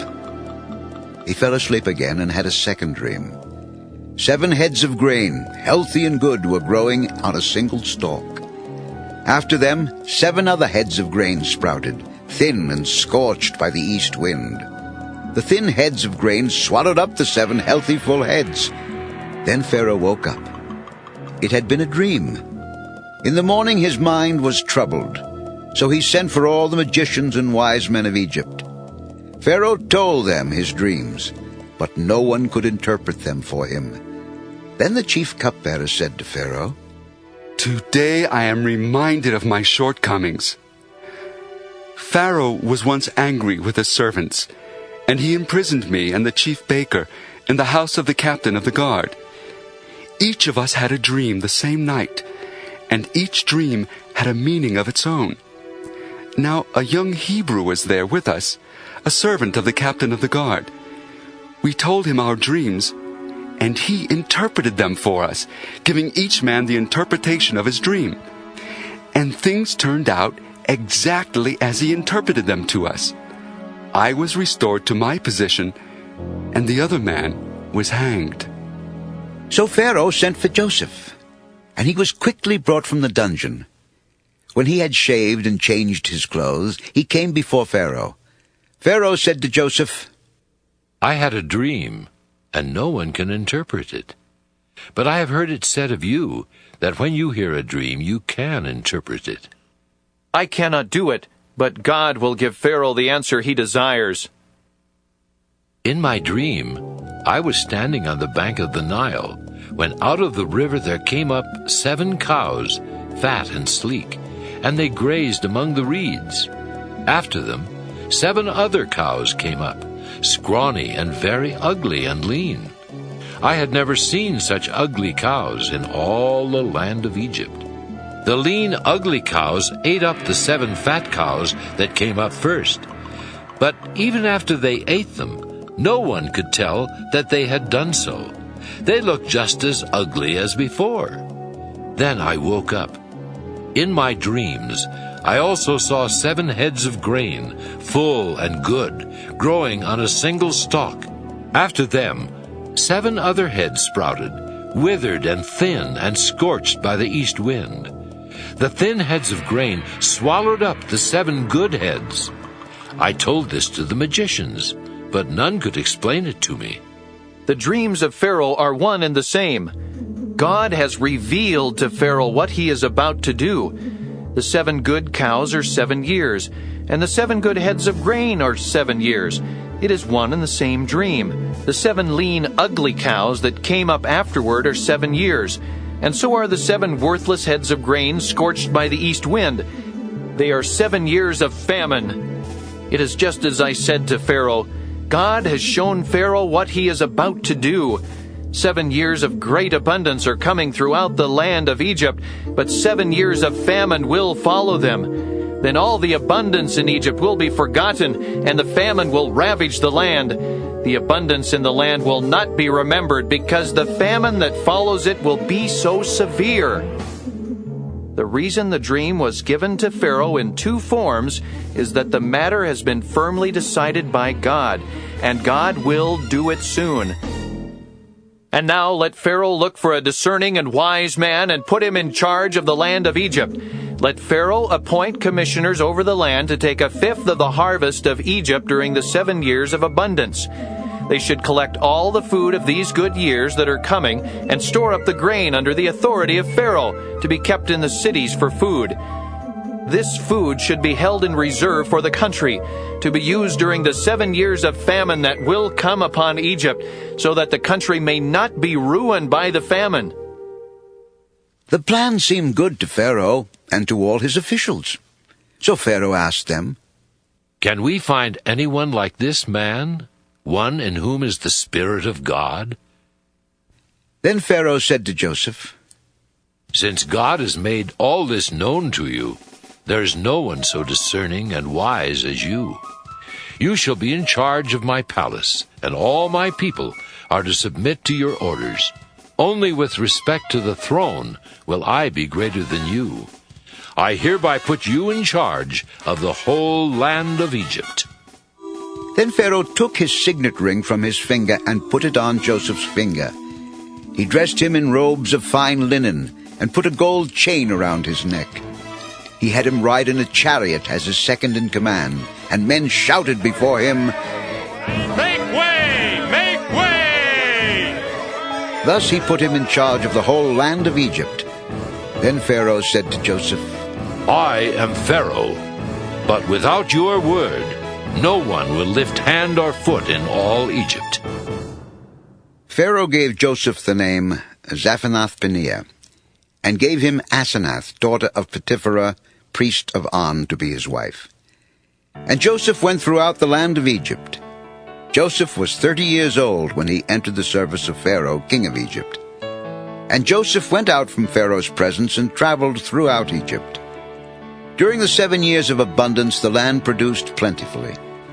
Joseph collected all the food produced in those 7 years of abundance in Egypt and stored it in the cities. In each city he put the food grown in the fields surrounding it. Joseph stored up huge quantities of grain, like the sand of the sea. It was so much that he stopped keeping records because it was beyond measure. Before the years of famine came, 2 sons were born to Joseph by Asenath, daughter of Potiphar, priest of On. Joseph named his firstborn Manasseh and said, "It is because God has made me forget all my trouble and all my father's household." The second son he named Ephraim and said, "It is because God has made me fruitful in the land of my suffering." The 7 years of abundance in Egypt came to an end, and the 7 years of famine began, just as Joseph had said. There was famine in all the other lands, but in the whole land of Egypt there was food. When all Egypt began to feel the famine, the people cried to Pharaoh for food. Then Pharaoh told all the Egyptians, "Go to Joseph and do what he tells you." When the famine had spread over the whole country, Joseph opened the storehouses and sold grain to the Egyptians, for the famine was severe throughout Egypt. And all the countries came to Egypt to buy grain from Joseph, because the famine was severe in all the world. Genesis 42. When Jacob learned that there was grain in Egypt, he said to his sons, "Why do you just keep looking at each other? I have heard that there is grain in Egypt. Go down there and buy some for us, so that we may live and not die." Then 10 of Joseph's brothers went down to buy grain from Egypt. But Jacob did not send Benjamin, Joseph's brother, with the others, because he was afraid that harm might come to him. So Israel's sons were among those who went to buy grain, for the famine was in the land of Canaan also. Now Joseph was the governor of the land, the one who sold grain to all its people. So when Joseph's brothers arrived, they bowed down to him with their faces to the ground. As soon as Joseph saw his brothers, he recognized them, but he pretended to be a stranger and spoke harshly to them. "Where do you come from?" "From the land of Canaan, to buy food." Although Joseph recognized his brothers, they did not recognize him. Then he remembered his dreams about them and said to them, "You are spies! You have come to see where our land is unprotected." "No, my lord! Your servants have come to buy food! We are all the sons of one man." Your servants are honest men, not spies. "No, you have come to see where our land is unprotected." "Your servants were 12 brothers, the sons of one man who lives in the land of Canaan. The youngest is now with our father, and one is no more." "It is just as I told you. You are spies, and this is how you will be tested. As surely as Pharaoh lives, you will not leave this place unless your youngest brother comes here. Send one of your number to get your brother. The rest of you will be kept in prison, so that your words may be tested to see if you are telling the truth. If you are not, then as surely as Pharaoh lives, you are spies." And he put them all in custody for 3 days. On the 3rd day, Joseph said to them, "Do this, and you will live, for I fear God. If you are honest men, let one of your brothers stay here in prison, while the rest of you go and take grain back for your starving households. But you must bring your youngest brother to me, so that your words may be verified and that you may not die."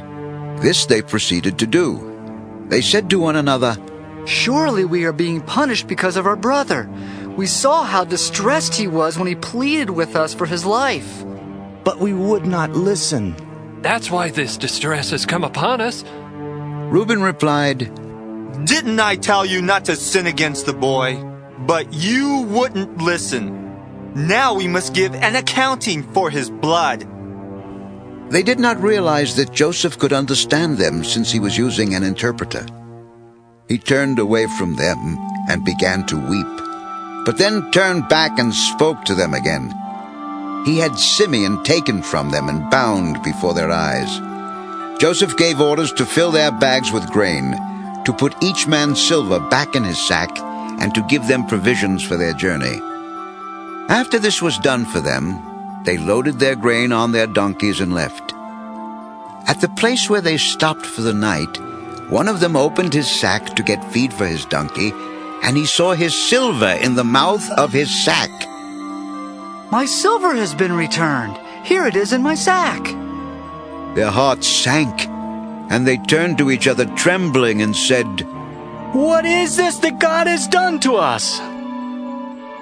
When they came to their father Jacob in the land of Canaan, they told him all that had happened to them. They said, "The man who is lord over the land spoke harshly to us and treated us as though we were spying on the land. But we said to him, 'We are honest men. We are not spies. We were 12 brothers, sons of one father. One is no more, and the youngest is now with our father in Canaan.' Then the man who is lord over the land said to us, 'This is how I will know whether you are honest men. Leave one of your brothers here with me and take food for your starving households and go. But bring your youngest brother to me, so I will know that you are not spies but honest men. Then I will give your brother back to you, and you can trade in the land.' As they were emptying their sacks, there in each man's sack was his pouch of silver. When they and their father saw the money pouches, they were frightened. Their father Jacob said to them, "You have deprived me of my children. Joseph is no more, and Simeon is no more, and now you want to take Benjamin. Everything is against me." Then Reuben said to his father, "You may put both of my sons to death if I do not bring him back to you. Entrust him to my care, and I will bring him back." "My son will not go down there with you. His brother is dead, and he is the only one left. If harm comes to him on the journey you are taking, you will bring my gray head down to the grave in sorrow." Genesis 43. Now the famine was still severe in the land. So when they had eaten all the grain they had brought from Egypt, their father said to them, "Go back and buy us a little more food." But Judah said to him, "The man warned us solemnly, 'You will not see my face again unless your brother is with you. If you will send our brother along with us, we will go down and buy food for you. But if you will not send him, we will not go down, because the man said to us, "You will not see my face again unless your brother is with you."' Why did you bring this trouble on me by telling the man you had another brother?" The man questioned us closely about ourselves and our family. "Is your father still living?" he asked us. "Do you have another brother?" We simply answered his questions. "How are we to know?" he would say. "Bring your brother down here." Then Judah said to Israel his father, "Send the boy along with me, and we will go at once, so that we and you and our children may live and not die. I myself will guarantee his safety. You can hold me personally responsible for him. If I do not bring him back to you and set him here before you, I will bear the blame before you all my life. As it is, if we had not delayed, we could have gone and returned twice." "If it must be, then do this. Put some of the best products of the land in your bags and take them down to the man as a gift. A little balm and a little honey, some spices and myrrh, some pistachio nuts and almonds. Take double the amount of silver with you, for you must return the silver that was put back into the mouths of your sacks. Perhaps it was a mistake. Take your brother also, and go back to the man at once. And may God Almighty grant you mercy before the man, so that he will let your other brother and Benjamin come back with you. As for me, if I am bereaved, I am bereaved. So the men took the gifts and double the amount of silver, and Benjamin also. They hurried down to Egypt and presented themselves to Joseph. When Joseph saw Benjamin with them, he said to the steward of his house, "Take these men to my house, slaughter an animal, and prepare dinner. They are to eat with me at noon." The man did as Joseph told him and took the men to Joseph's house. Now the men were frightened when they were taken to his house. They thought, "We were brought here because of the silver that was put back into our sacks the first time." He wants to attack us and overpower us and seize us as slaves and take our donkeys. So they went up to Joseph's steward and spoke to him at the entrance to the house. "Please, sir, we came down here the first time to buy food. But at the place where we stopped for the night, we opened our sacks, and each of us found his silver, the exact weight, in the mouth of his sack. So we have brought it back with us. We have also brought additional silver with us to buy food. We don't know who put our silver in our sacks." It's all right. Don't be afraid. Your God, the God of your father, has given you treasure in your sacks.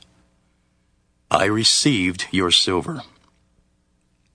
Then he brought Simeon out to them. The steward took the men into Joseph's house, gave them water to wash their feet, and provided fodder for their donkeys. They prepared their gifts for Joseph's arrival at noon, because they had heard that they were to eat there. When Joseph came home, they presented to him the gifts they had brought into the house, and they bowed down before him to the ground. He asked them how they were, and then he said, "How is your aged father you told me about? Is he still living?" "Your servant, our father, is still alive and well." And they bowed low to pay him honor. As he looked about and saw his brother Benjamin, his own mother's son, he asked, "Is this your youngest brother, the one you told me about? God be gracious to you, my son." Deeply moved at the sight of his brother, Joseph hurried out and looked for a place to weep. He went into his private room and wept there. After he had washed his face, he came out, and controlling himself said, "Serve the food." They served him by himself, the brothers by themselves, and the Egyptians who ate with him by themselves, because Egyptians could not eat with Hebrews, for that is detestable to Egyptians. The men had been seated before him in the order of their ages, from the firstborn to the youngest, and they looked at each other in astonishment. When portions were served to them from Joseph's table, Benjamin's portion was 5 times as much as anyone else's. So they feasted and drank freely with him. Genesis 44. Now Joseph gave these instructions to the steward of his house. Fill the men's sacks with as much food as they can carry, and put each man's silver in the mouth of his sack. Then put my cup, the silver one, in the mouth of the youngest one's sack, along with the silver for his grain. And he did as Joseph said. As morning dawned, the men were sent on their way with their donkeys. They had not gone far from the city when Joseph said to his steward, "Go after those men at once, and when you catch up with them, say to them, 'Why have you repaid good with evil? Isn't this the cup my master drinks from and also uses for divination? This is a wicked thing you have done.'" When he caught up with them, he repeated these words to them. But they said to him, "Why does my lord say such things? Far be it from your servants to do anything like that." "We even brought back to you from the land of Canaan the silver we found inside the mouths of our sacks." So why would we steal silver or gold from your master's house? If any of your servants is found to have it, he will die, and the rest of us will become my lord's slaves. Very well then, let it be as you say. Whoever is found to have it will become my slave. The rest of you will be free from blame. Each of them quickly lowered his sack to the ground and opened it. Then the steward proceeded to search, beginning with the oldest and ending with the youngest. And the cup was found in Benjamin's sack. At this they tore their clothes. Then they all loaded their donkeys and returned to the city. Joseph was still in the house when Judah and his brothers came in, and they threw themselves to the ground before him. Joseph said to them, "What is this you have done? Don't you know that a man like me can find things out by divination?" What can we say to my lord? What can we say? How can we prove our innocence? God has uncovered your servant's guilt. We are now my lord's slaves, we ourselves and the one who was found to have the cup. Far be it from me to do such a thing. Only the man who was found to have the cup will become my slave. The rest of you, go back to your father in peace. Then Judah went up to him and said, Please, my lord, let your servant speak a word to my lord. Do not be angry with your servant, though you are equal to Pharaoh himself. My lord asked his servants, Do you have a father or a brother? And we answered, We have an aged father, and there is a young son, born to him in his old age. His brother is dead, and he is the only one of his mother's sons left, and his father loves him. Then you said to your servants, Bring him down to me, so I can see him for myself. And we said to my lord, The boy cannot leave his father. If he leaves him, his father will die. But you told your servants, Unless your youngest brother comes down with you, you will not see my face again. When we went back to your servant my father, we told him what my lord had said. Then our father said, Go back and buy a little more food. But we said, We cannot go down. Only if our youngest brother is with us will we go. We cannot see the man's face unless our youngest brother is with us. Your servant, my father, said to us, You know that my wife bore me 2 sons.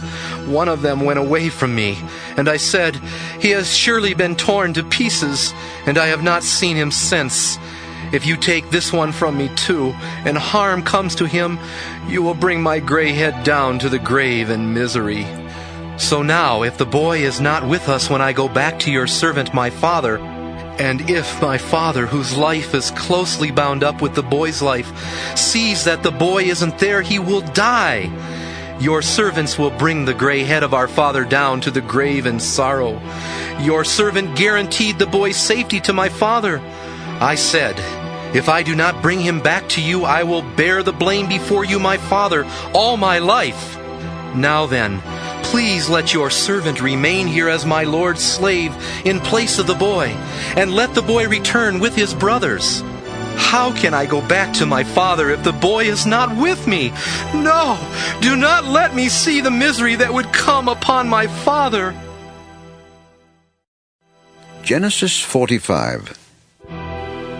Then Joseph could no longer control himself before all his attendants, and he cried out, Have everyone leave my presence!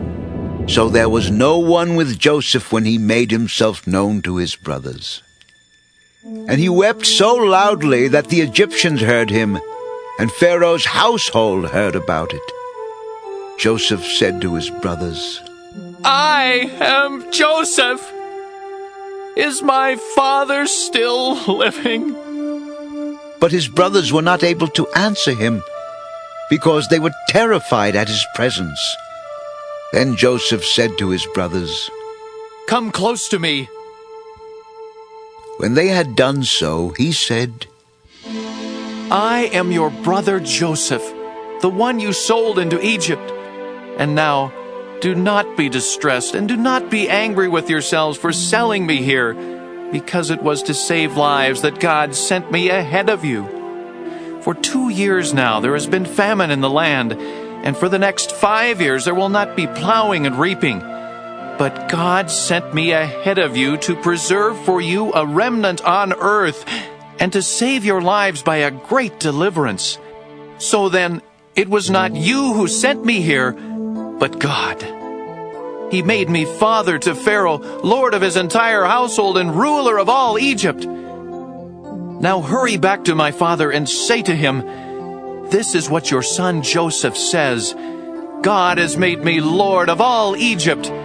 Come down to me, don't delay. You shall live in the region of Goshen and be near me. You, your children and grandchildren, your flocks and herds, and all you have. I will provide for you there, because 5 years of famine are still to come. Otherwise, you and your household and all who belong to you will become destitute. You can see for yourselves, and so can my brother Benjamin, that it is really I who am speaking to you. Tell my father about all the honor accorded me in Egypt and about everything you have seen, and bring my father down here quickly." Then he threw his arms around his brother Benjamin and wept. And Benjamin embraced him, weeping. And he kissed all his brothers and wept over them. Afterward his brothers talked with him. When the news reached Pharaoh's palace that Joseph's brothers had come, Pharaoh and all his officials were pleased. Pharaoh said to Joseph, "Tell your brothers, do this.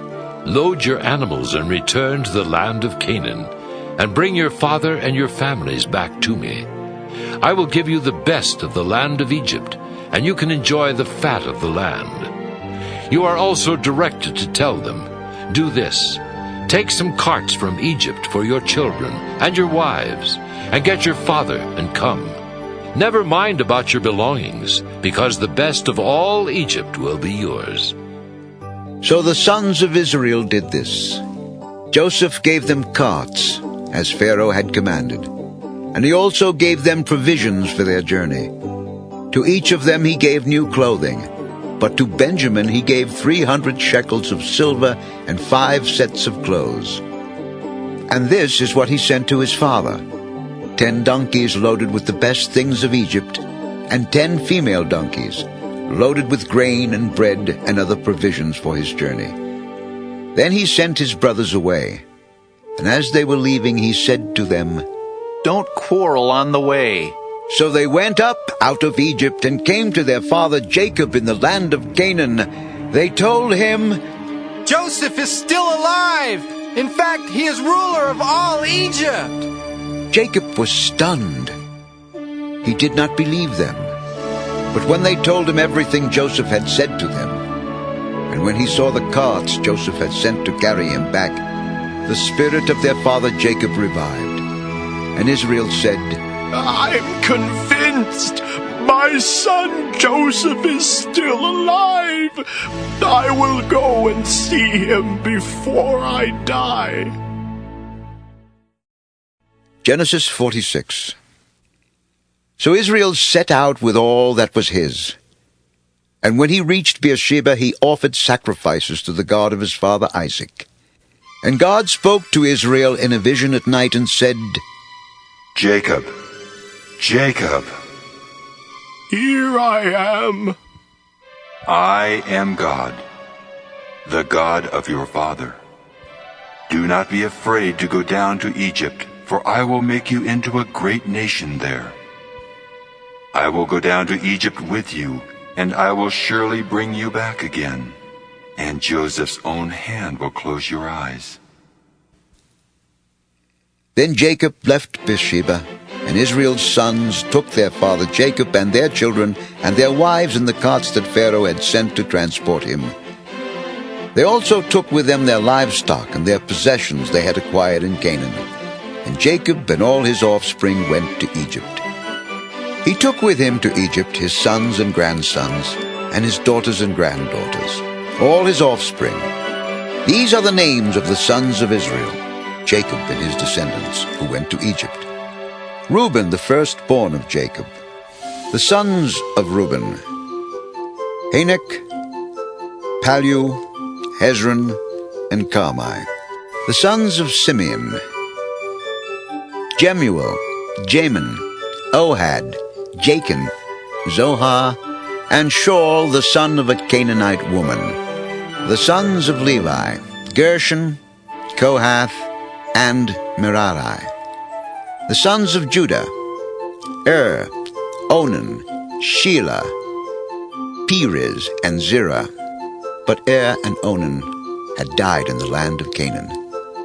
The sons of Perez, Hezron and Hamel. The sons of Issachar, Tola, Pua, Jashub, and Shimron. The sons of Zebulun, Sirid, Elon, and Jaleel. These were the sons Leah bore to Jacob in Paddan Aram, besides his daughter Dina. These sons and daughters of his were 33 in all. The sons of Gad, Zephon, Haggi, Shunai, Esben, Eri, Arodai, and Areli. The sons of Asher, Imnah, Ishva, Ishvi, and Beriah. Their sister was Sirah. The sons of Beriah, Heba, and Malchiel. These were the children born to Jacob by Zilpah, whom Laban had given to his daughter Leah, 16 in all. The sons of Jacob's wife Rachel, Joseph and Benjamin. In Egypt, Manasseh and Ephraim were born to Joseph by Asenath, daughter of Potiphar, priest of On. The sons of Benjamin, Bela, Beka, Ashbel, Gera, Naaman, Ehi, Rosh, Muppim, Hoppim, and Od. These were the sons of Rachel who were born to Jacob, 14 in all. The son of Dan, Hushim.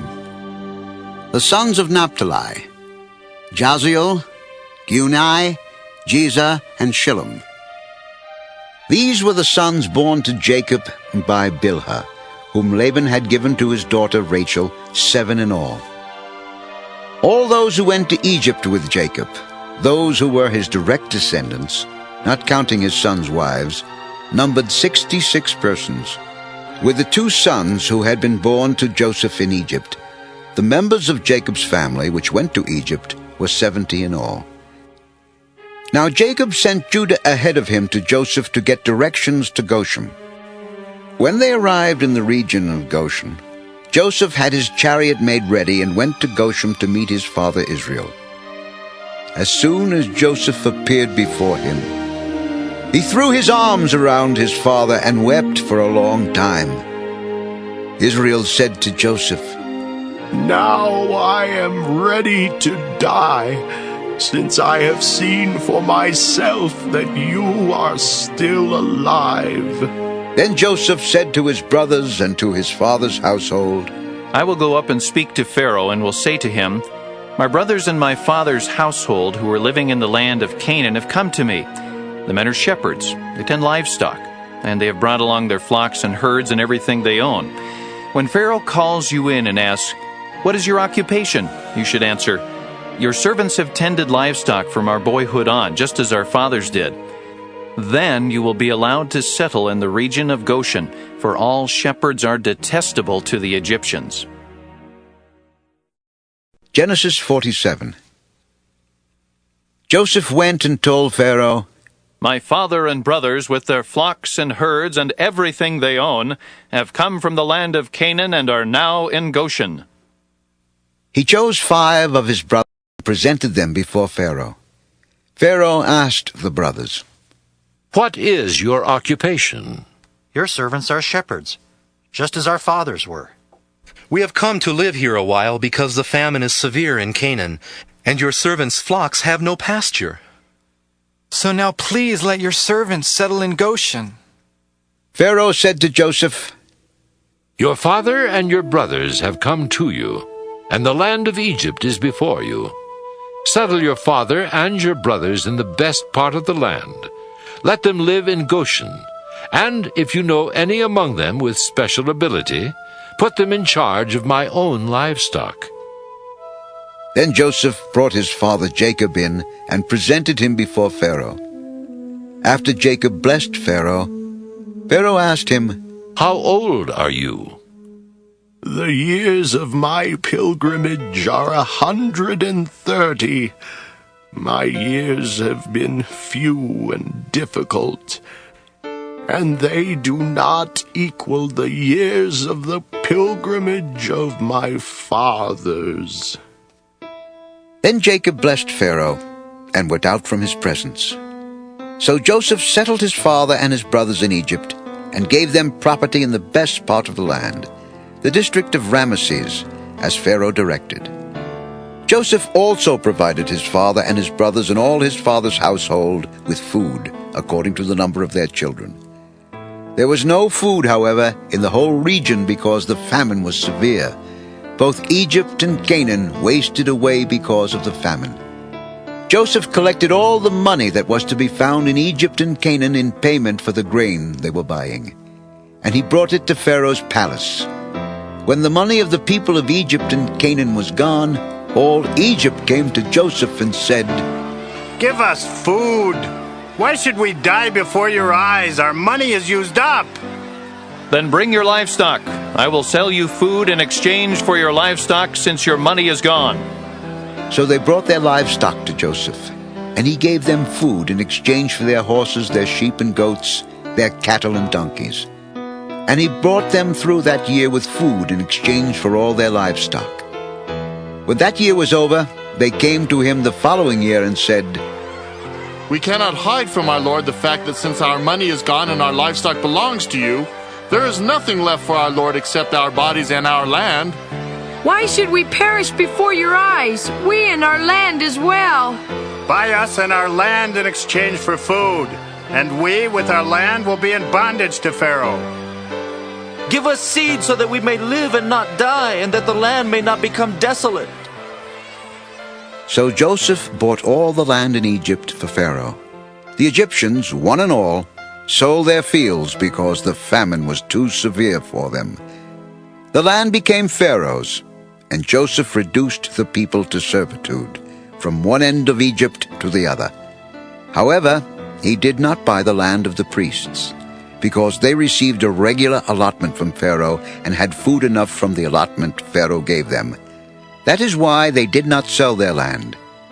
Joseph said to the people, "Now that I have bought you and your land today for Pharaoh, here is seed for you so you can plant the ground. But when the crop comes in, give a fifth of it to Pharaoh. The other 4/5 you may keep as seed for the fields, and as food for yourselves and your households and your children." You have saved our lives! May we find favor in the eyes of our Lord. We will be in bondage to Pharaoh. So Joseph established it as a law concerning land in Egypt, still in force today, that a fifth of the produce belongs to Pharaoh. It was only the land of the priests that did not become Pharaoh's. Now the Israelites settled in Egypt in the region of Goshen. They acquired property there and were fruitful and increased greatly in number. Jacob lived in Egypt 17 years, and the years of his life were 147. When the time drew near for Israel to die, he called for his son Joseph and said to him, "If I have found favor in your eyes, put your hand under my thigh and promise that you will show me kindness and faithfulness. Do not bury me in Egypt, but when I rest with my fathers, carry me out of Egypt and bury me where they are buried." "I will do as you say." "Swear to me." Then Joseph swore to him, and Israel worshipped as he leaned on the top of his staff. Genesis 48. Some time later, Joseph was told, "Your father is ill." So he took his 2 sons Manasseh and Ephraim along with him. When Jacob was told, "Your son Joseph has come to you," Israel rallied his strength and sat up on the bed. Jacob said to Joseph, "God Almighty appeared to me at Luz in the land of Canaan, and there he blessed me and said to me, 'I am going to make you fruitful and will increase your numbers. I will make you a community of peoples, and I will give this land as an everlasting possession to your descendants after you.' Now then, your 2 sons born to you in Egypt before I came to you here will be reckoned as mine. Ephraim and Manasseh will be mine, just as Reuben and Simeon are mine. Any children born to you after them will be yours. In the territory they inherit, they will be reckoned under the names of their brothers. As I was returning from Paddan, to my sorrow Rachel died in the land of Canaan while we were still on the way, a little distance from Ephrath. So I buried her there beside the road to Ephrath. That is Bethlehem. When Israel saw the sons of Joseph, he asked, Who are these? They are the sons God has given me here. Bring them to me, so I may bless them. Now Israel's eyes were failing because of old age, and he could hardly see. So Joseph brought his sons close to him, and his father kissed them and embraced them. Israel said to Joseph, I never expected to see your face again, and now God has allowed me to see your children too. Then Joseph removed them from Israel's knees and bowed down with his face to the ground. And Joseph took both of them, Ephraim on his right toward Israel's left hand, and Manasseh on his left toward Israel's right hand, and brought them close to him. But Israel reached out his right hand and put it on Ephraim's head, though he was the younger. And crossing his arms, he put his left hand on Manasseh's head, even though Manasseh was the firstborn. Then he blessed Joseph and said, May the God before whom my fathers Abraham and Isaac walked, the God who has been my shepherd all my life to this day, the angel who has delivered me from all harm, may he bless these boys. May they be called by my name and the names of my fathers Abraham and Isaac, and may they increase greatly upon the earth. When Joseph saw his father placing his right hand on Ephraim's head, he was displeased. So he took hold of his father's hand to move it from Ephraim's head to Manasseh's head. Joseph said to him, No, my father, this one is the firstborn. Put your right hand on his head. But his father refused and said, I know, my son, I know. He too will become a people, and he too will become great. Nevertheless, his younger brother will be greater than he, and his descendants will become a group of nations. He blessed them that day and said, In your name will Israel pronounce this blessing. May God make you like Ephraim and Manasseh. So he put Ephraim ahead of Manasseh. Then Israel said to Joseph, I am about to die, but God will be with you and take you back to the land of your fathers. And to you, as one who is over your brothers, I give the ridge of land I took from the Amorites with my sword and my bow. Genesis 49. Then Jacob called for his sons and said, Gather around so I can tell you what will happen to you in days to come. Assemble and listen, sons of Jacob. Listen to your father Israel. Reuben, you are my firstborn, my might, the first sign of my strength, excelling in honor, excelling in power. Turbulent as the waters, you will no longer excel, for you went up onto your father's bed, onto my couch, and defiled it. Simeon and Levi are brothers. Their swords are weapons of violence. Let me not enter their council. Let me not join their assembly. For they have killed men in their anger, and hamstrung oxen as they pleased.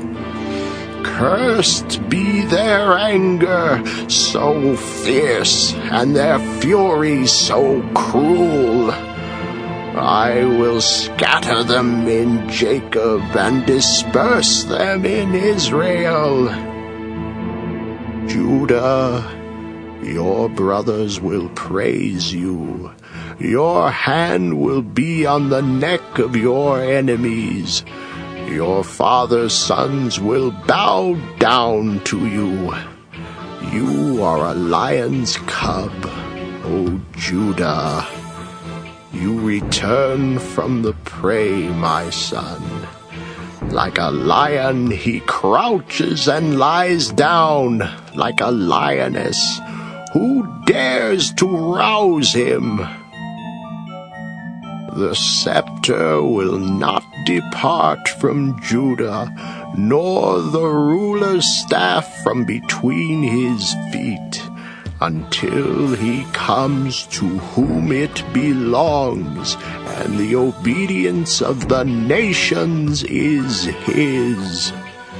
He will tether his donkey to a vine, his colt to the choicest branch. He will wash his garments in wine, his robes in the blood of grapes. His eyes will be darker than wine, his teeth whiter than milk. Zebulun will live by the seashore and become a haven for ships. His border will extend toward Sidon. Issachar is a raw-boned donkey lying down between two saddlebags. When he sees how good is his resting place and how pleasant is his land, he will bend his shoulder to the burden and submit to forced labor. Dan will provide justice for his people as one of the tribes of Israel. Dan will be a serpent by the roadside, a viper along the path that bites the horse's heels so that its rider tumbles backward. I look for your deliverance, O Lord. Gad will be attacked by a band of raiders, but he will attack them at their heels. Asher's food will be rich. He will provide delicacies fit for a king. Naphtali is a doe set free that bears beautiful fawns. Joseph is a fruitful vine near a spring, whose branches climb over a wall. With bitterness archers attacked him. They shot at him with hostility. But his bow remained steady, his strong arms stayed limber, because of the hand of the mighty one of Jacob, because of the shepherd, the rock of Israel, because of your father's God, who helps you, because of the Almighty, who blesses you with blessings of the heavens above, blessings of the deep that lies below, blessings of the breast and womb. Your father's blessings are greater than the blessings of the ancient mountains, than the bounty of the age-old hills. Let all these rest on the head of Joseph, on the brow of the prince among his brothers. Benjamin is a ravenous wolf. In the morning he devours the prey. In the evening he divides the plunder. All these are the 12 tribes of Israel, and this is what their father said to them when he blessed them, giving each the blessing appropriate to him. Then he gave them these instructions. I am about to be gathered to my people. Bury me with my fathers in the cave in the field of Ephron the Hittite, the cave in the field of Machpelah, near Mamre in Canaan, which Abraham bought as a burial place from Ephron the Hittite, along with the field. There Abraham and his wife Sarah were buried. There Isaac and his wife Rebekah were buried. And there I buried Leah. The field and the cave in it were bought from the Hittites. When Jacob had finished giving instructions to his sons, he drew his feet up into the bed, breathed his last, and was gathered to his people. Genesis 50. Joseph threw himself upon his father and wept over him and kissed him. Then Joseph directed the physicians in his service to embalm his father Israel. So the physicians embalmed him, taking a full 40 days, for that was the time required for embalming. And the Egyptians mourned for him 70 days. When the days of mourning had passed, Joseph said to Pharaoh's court, If I have found favor in your eyes, speak to Pharaoh for me. Tell him, My father made me swear an oath and said, I am about to die. Bury me in the tomb I dug for myself in the land of Canaan. Now let me go up and bury my father. Then I will return. Go up and bury your father, as he made you swear to do. So Joseph went up to bury his father. All Pharaoh's officials accompanied him, the dignitaries of his court and all the dignitaries of Egypt, besides all the members of Joseph's household and his brothers and those belonging to his father's household. Only their children and their flocks and herds were left in Goshen. Chariots and horsemen also went up with him. It was a very large company. When they reached the threshing floor of Atad, near the Jordan, they lamented loudly and bitterly, and there Joseph observed a 7-day period of mourning for his father. When the Canaanites who lived there saw the mourning at the threshing floor of Atad, they said, The Egyptians are holding a solemn ceremony of mourning. That is why that place near the Jordan is called Abel Mizraim. So Jacob's sons did as he had commanded them. They carried him to the land of Canaan and buried him in the cave in the field of Machpelah, near Mamre, which Abraham had bought as a burial place from Ephron the Hittite, along with the field. After burying his father, Joseph returned to Egypt, together with his brothers and all the others who had gone with him to bury his father. When Joseph's brothers saw that their father was dead, they said, "What if Joseph holds a grudge against us and pays us back for all the wrongs we did to him?" So they sent word to Joseph, saying, Your father left these instructions before he died.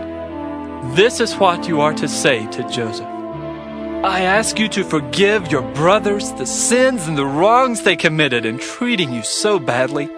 Now please forgive the sins of the servants of the God of your father. When their message came to him, Joseph wept. His brothers then came and threw themselves down before him. We are your slaves. We are your slaves. Don't be afraid. Am I in the place of God? You intended to harm me, but God intended it for good to accomplish what is now being done, the saving of many lives. So then don't be afraid. I will provide for you and your children. And he reassured them and spoke kindly to them. Joseph stayed in Egypt, along with all his father's family. He lived 110 years and saw the third generation of Ephraim's children. Also the children of Machir, son of Manasseh, were placed at birth on Joseph's knees. Then Joseph said to his brothers, I am about to die, but God will surely come to your aid and take you up out of this land to the land he promised on oath to Abraham, Isaac, and Jacob. And Joseph made the sons of Israel swear an oath and said, God will surely come to your aid, and then you must carry my bones up from this place. So Joseph died at the age of 110. And after they embalmed him, he was placed in a coffin in Egypt. Thanks for watching. Don't forget to subscribe and hit the notification bell so you never miss a new video. See you next time.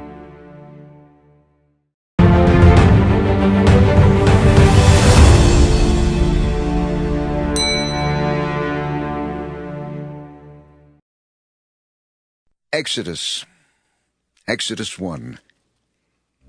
These are the names of the sons of Israel who went to Egypt with Jacob, each with his family: Reuben, Simeon, Levi, and Judah; Issachar, Zebulun, and Benjamin; Dan, and Naphtali, Gad, and Asher. The descendants of Jacob numbered 70 in all.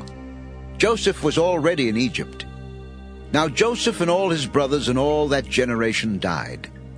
But the Israelites were fruitful and multiplied greatly and became exceedingly numerous, so that the land was filled with them.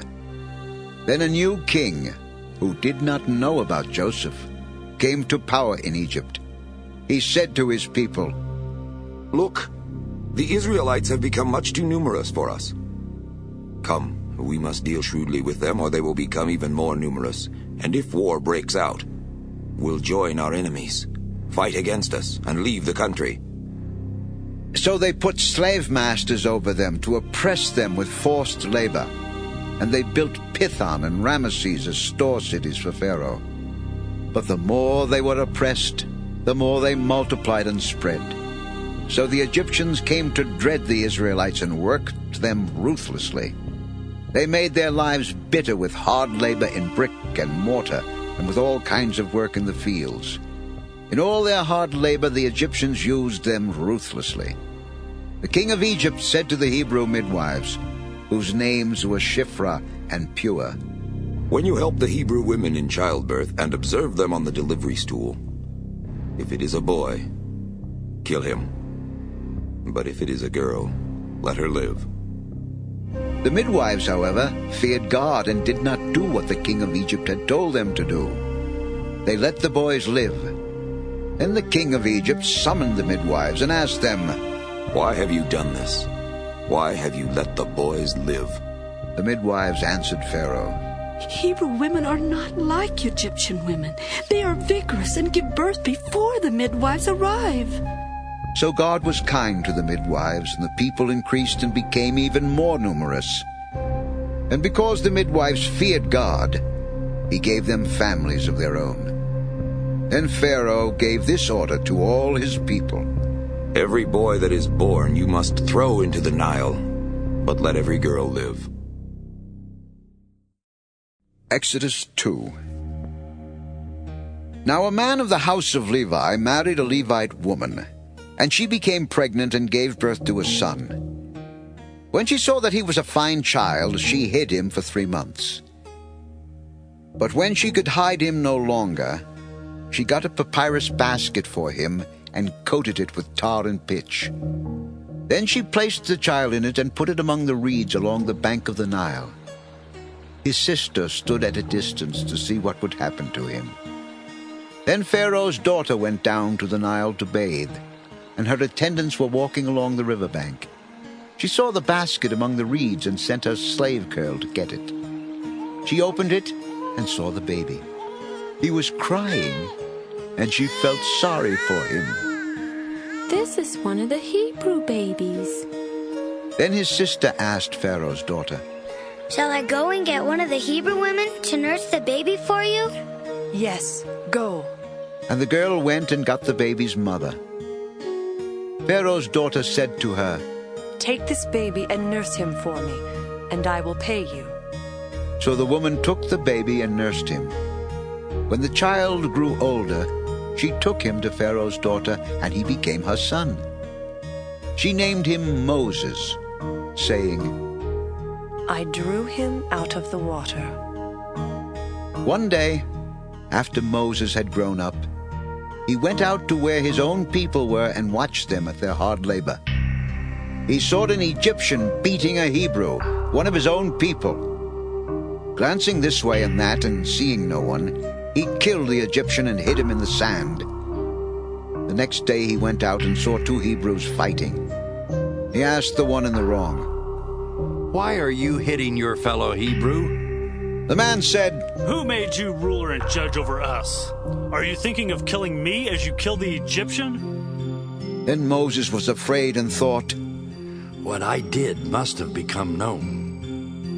When Pharaoh heard of this, he tried to kill Moses. But Moses fled from Pharaoh and went to live in Midian, where he sat down by a well. Now a priest of Midian had 7 daughters, and they came to draw water and fill the troughs to water their father's flock. Some shepherds came along and drove them away.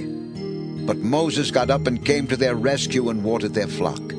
When the girls returned to rule their father, he asked them, Why have you returned so early today? An Egyptian rescued us from the shepherds. He even drew water for us and watered the flock. And where is he? Why did you leave him? Invite him to have something to eat. Moses agreed to stay with the man, who gave his daughter Zipporah to Moses in marriage. Zipporah gave birth to a son, and Moses named him Gershom, saying, I have become an alien in a foreign land. During that long period, the king of Egypt died. The Israelites groaned in their slavery and cried out, and their cry for help because of their slavery went up to God. God heard their groaning, and he remembered his covenant with Abraham, with Isaac, and with Jacob. So God looked on the Israelites and was concerned about them. Exodus 3.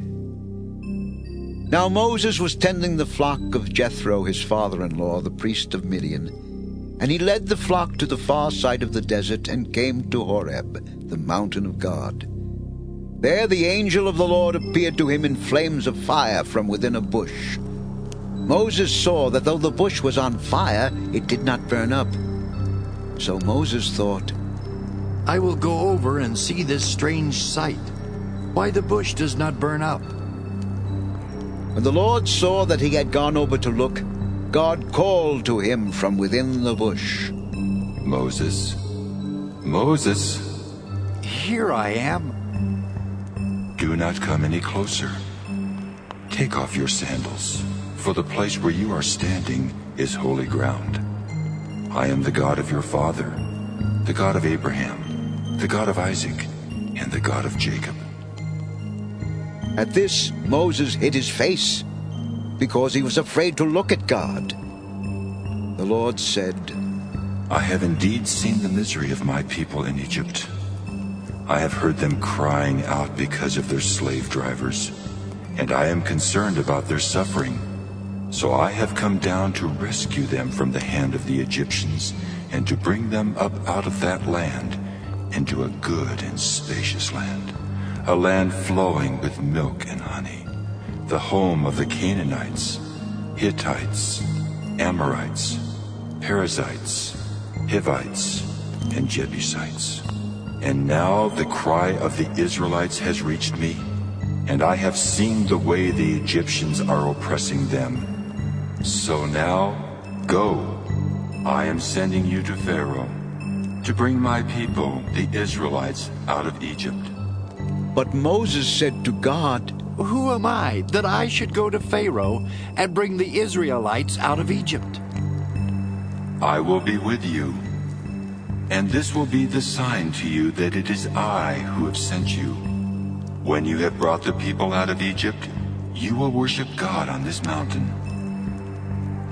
"Suppose I go to the Israelites and say to them, 'The God of your fathers has sent me to you,' and they ask me, 'What is his name?' Then what shall I tell them?" "I am who I am. This is what you are to say to the Israelites. I am has sent me to you.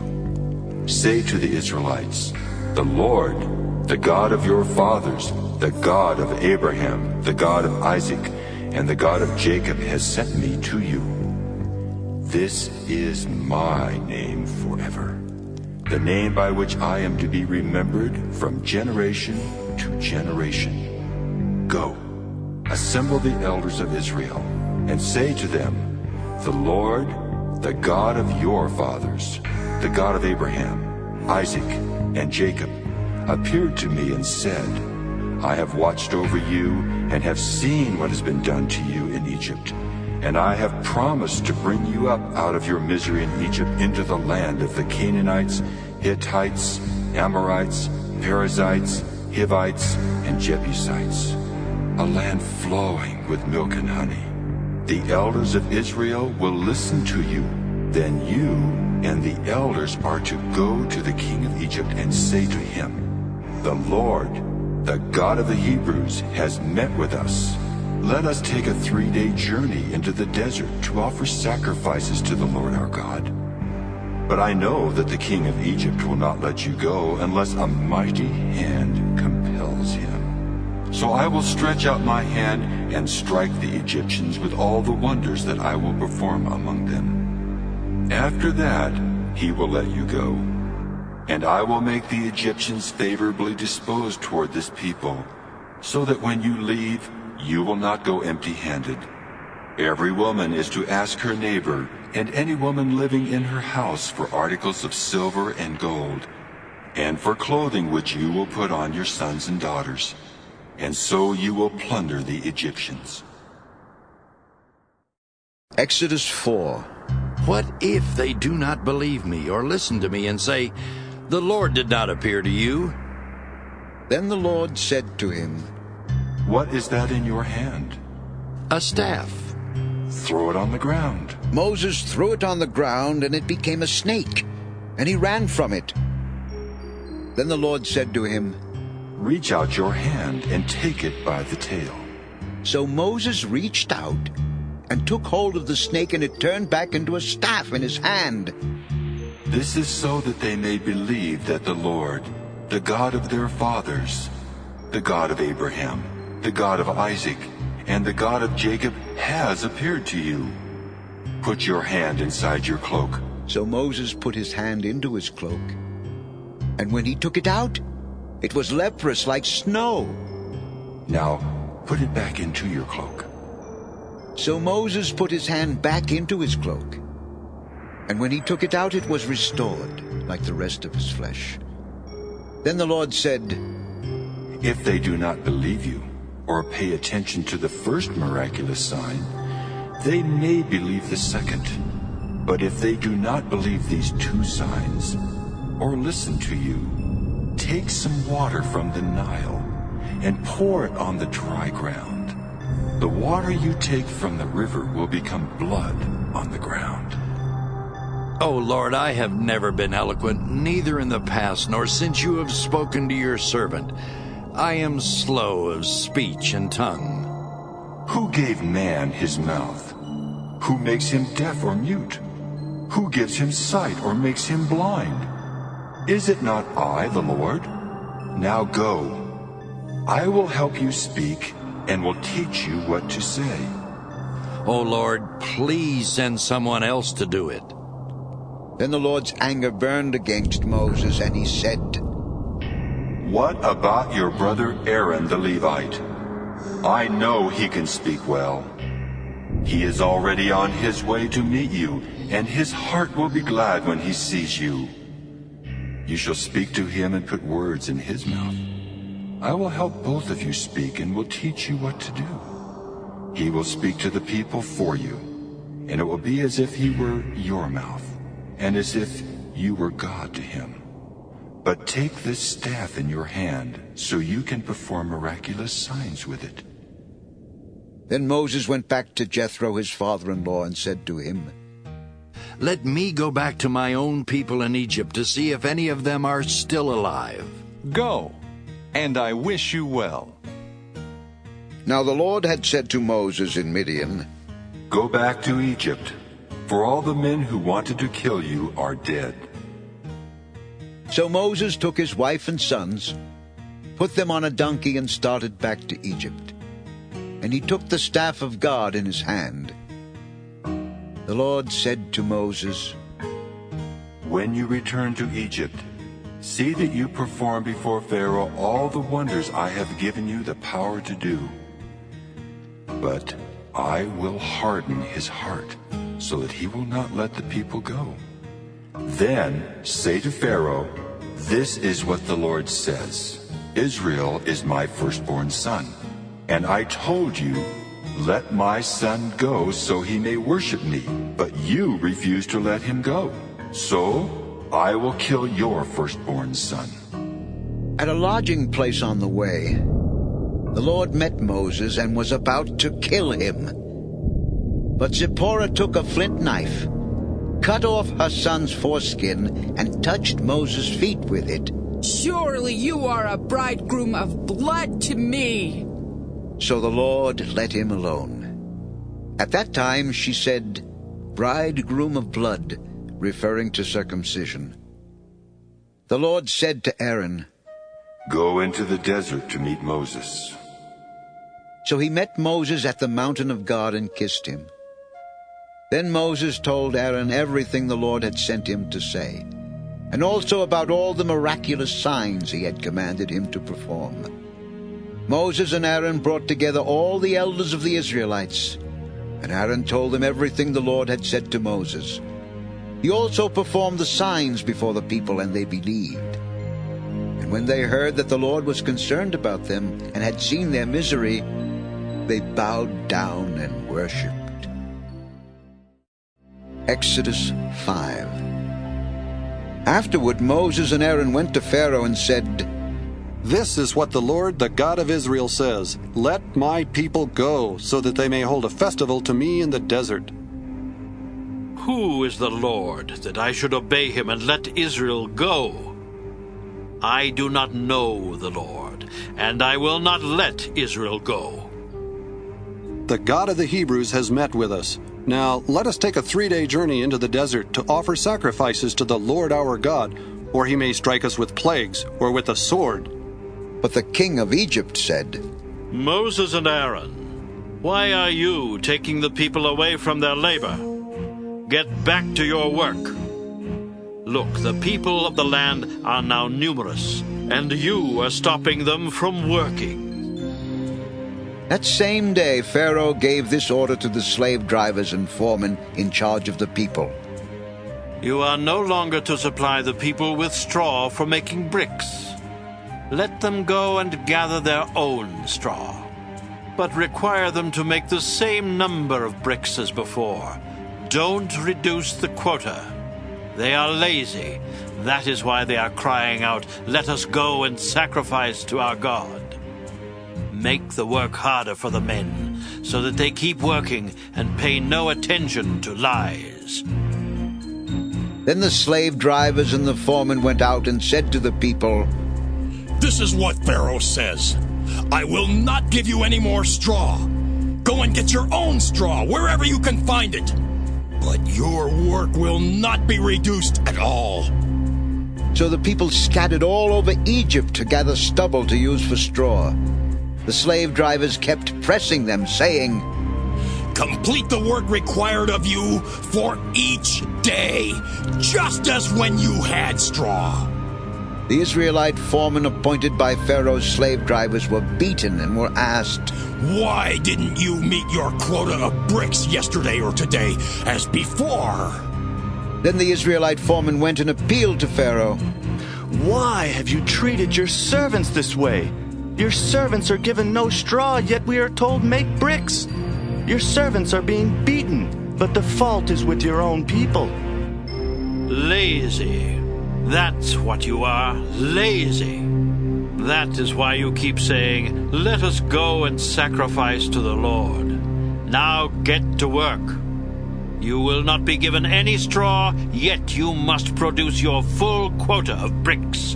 The Israelite foremen realized they were in trouble when they were told, "You are not to reduce the number of bricks required of you for each day."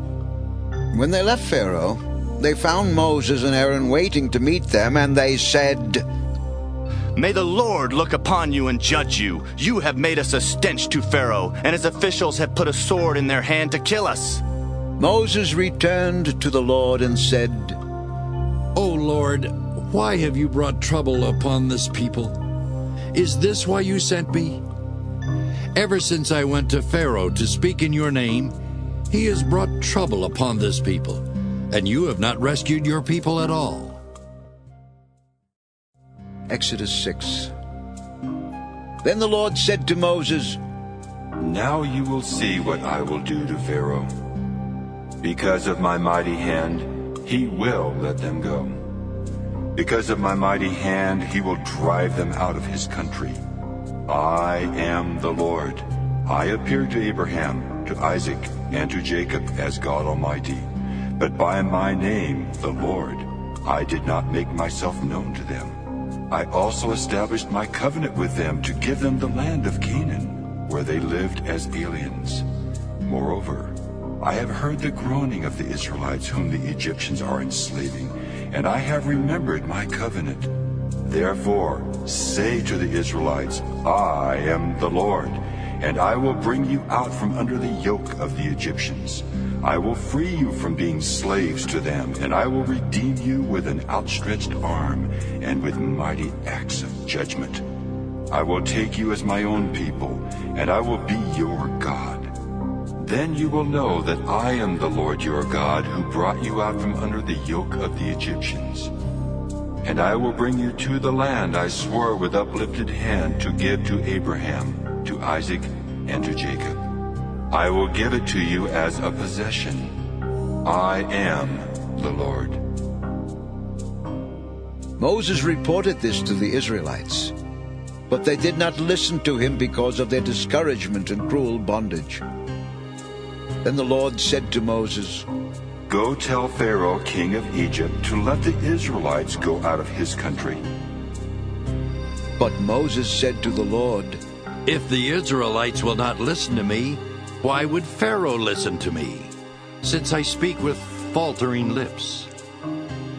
Now the Lord spoke to Moses and Aaron about the Israelites and Pharaoh, king of Egypt. And he commanded them to bring the Israelites out of Egypt. These were the heads of their families.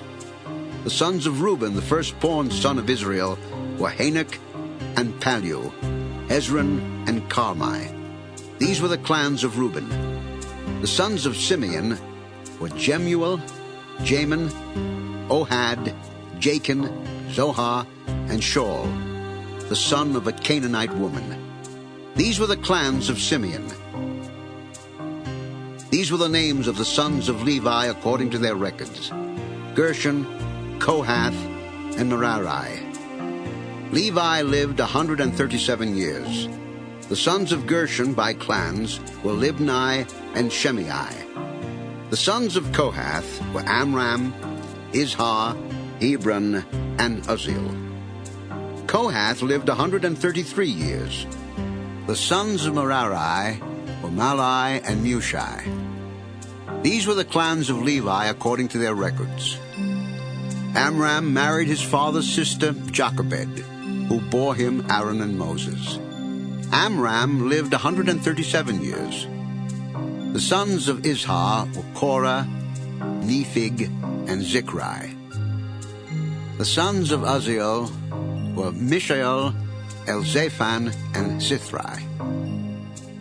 Aaron married Elisheba, daughter of Aminadab and sister of Nashon, and she bore him Nadab and Abihu, Eleazar, and Ithamar. The sons of Korah were Asher, Elkanah, and Abiasaph. These were the Korahite clans. Eleazar, son of Aaron, married one of the daughters of Putiel, and she bore him Phinehas. These were the heads of the Levite families, clan by clan. It was this same Aaron and Moses to whom the Lord said, "Bring the Israelites out of Egypt by their divisions." They were the ones who spoke to Pharaoh, king of Egypt, about bringing the Israelites out of Egypt. It was the same Moses and Aaron. Now when the Lord spoke to Moses in Egypt, he said to him, "I am the Lord. Tell Pharaoh, king of Egypt, everything I tell you." But Moses said to the Lord, "Since I speak with faltering lips, why would Pharaoh listen to me?" Exodus 7. Then the Lord said to Moses, "See, I have made you like God to Pharaoh, and your brother Aaron will be your prophet. You are to say everything I command you, and your brother Aaron is to tell Pharaoh to let the Israelites go out of his country. But I will harden Pharaoh's heart, and though I multiply my miraculous signs and wonders in Egypt, he will not listen to you. Then I will lay my hand on Egypt, and with mighty acts of judgment I will bring out my divisions, my people, the Israelites. And the Egyptians will know that I am the Lord, when I stretch out my hand against Egypt and bring the Israelites out of it." Moses and Aaron did just as the Lord commanded them. Moses was 80 years old, and Aaron 83 when they spoke to Pharaoh. The Lord said to Moses and Aaron, "When Pharaoh says to you, 'Perform a miracle,' then say to Aaron, 'Take your staff and throw it down before Pharaoh, and it will become a snake.'" So Moses and Aaron went to Pharaoh and did just as the Lord commanded. Aaron threw his staff down in front of Pharaoh and his officials, and it became a snake. Pharaoh then summoned wise men and sorcerers, and the Egyptian magicians also did the same things by their secret arts. Each one threw down his staff, and it became a snake. But Aaron's staff swallowed up their staffs. Yet Pharaoh's heart became hard, and he would not listen to them, just as the Lord had said. Then the Lord said to Moses, "Pharaoh's heart is unyielding. He refuses to let the people go. Go to Pharaoh in the morning as he goes out to the water. Wait on the bank of the Nile to meet him, and take in your hand the staff that was changed into a snake. Then say to him, 'The Lord, the God of the Hebrews, has sent me to say to you, let my people go so that they may worship me in the desert. But until now you have not listened. This is what the Lord says. By this you will know that I am the Lord. With the staff that is in my hand, I will strike the water of the Nile, and it will be changed into blood. The fish in the Nile will die, and the river will stink. The Egyptians will not be able to drink its water.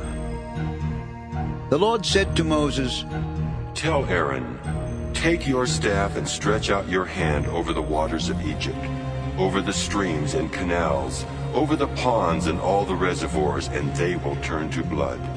Blood will be everywhere in Egypt, even in the wooden buckets and stone jars.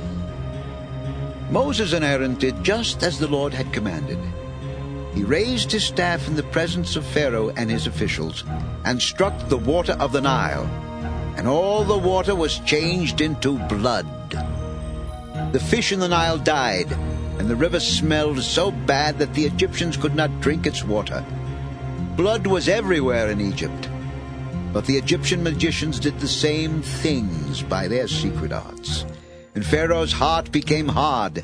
He would not listen to Moses and Aaron, just as the Lord had said. Instead, he turned and went into his palace, and did not take even this to heart. And all the Egyptians dug along the Nile to get drinking water, because they could not drink the water of the river. 7 days passed after the Lord struck the Nile. Exodus 8. Then the Lord said to Moses, Go to Pharaoh and say to him, This is what the Lord says, Let my people go so that they may worship me. If you refuse to let them go, I will plague your whole country with frogs. The Nile will teem with frogs. They will come up into your palace and your bedroom and onto your bed, into the houses of your officials and on your people, and into your ovens and kneading troughs.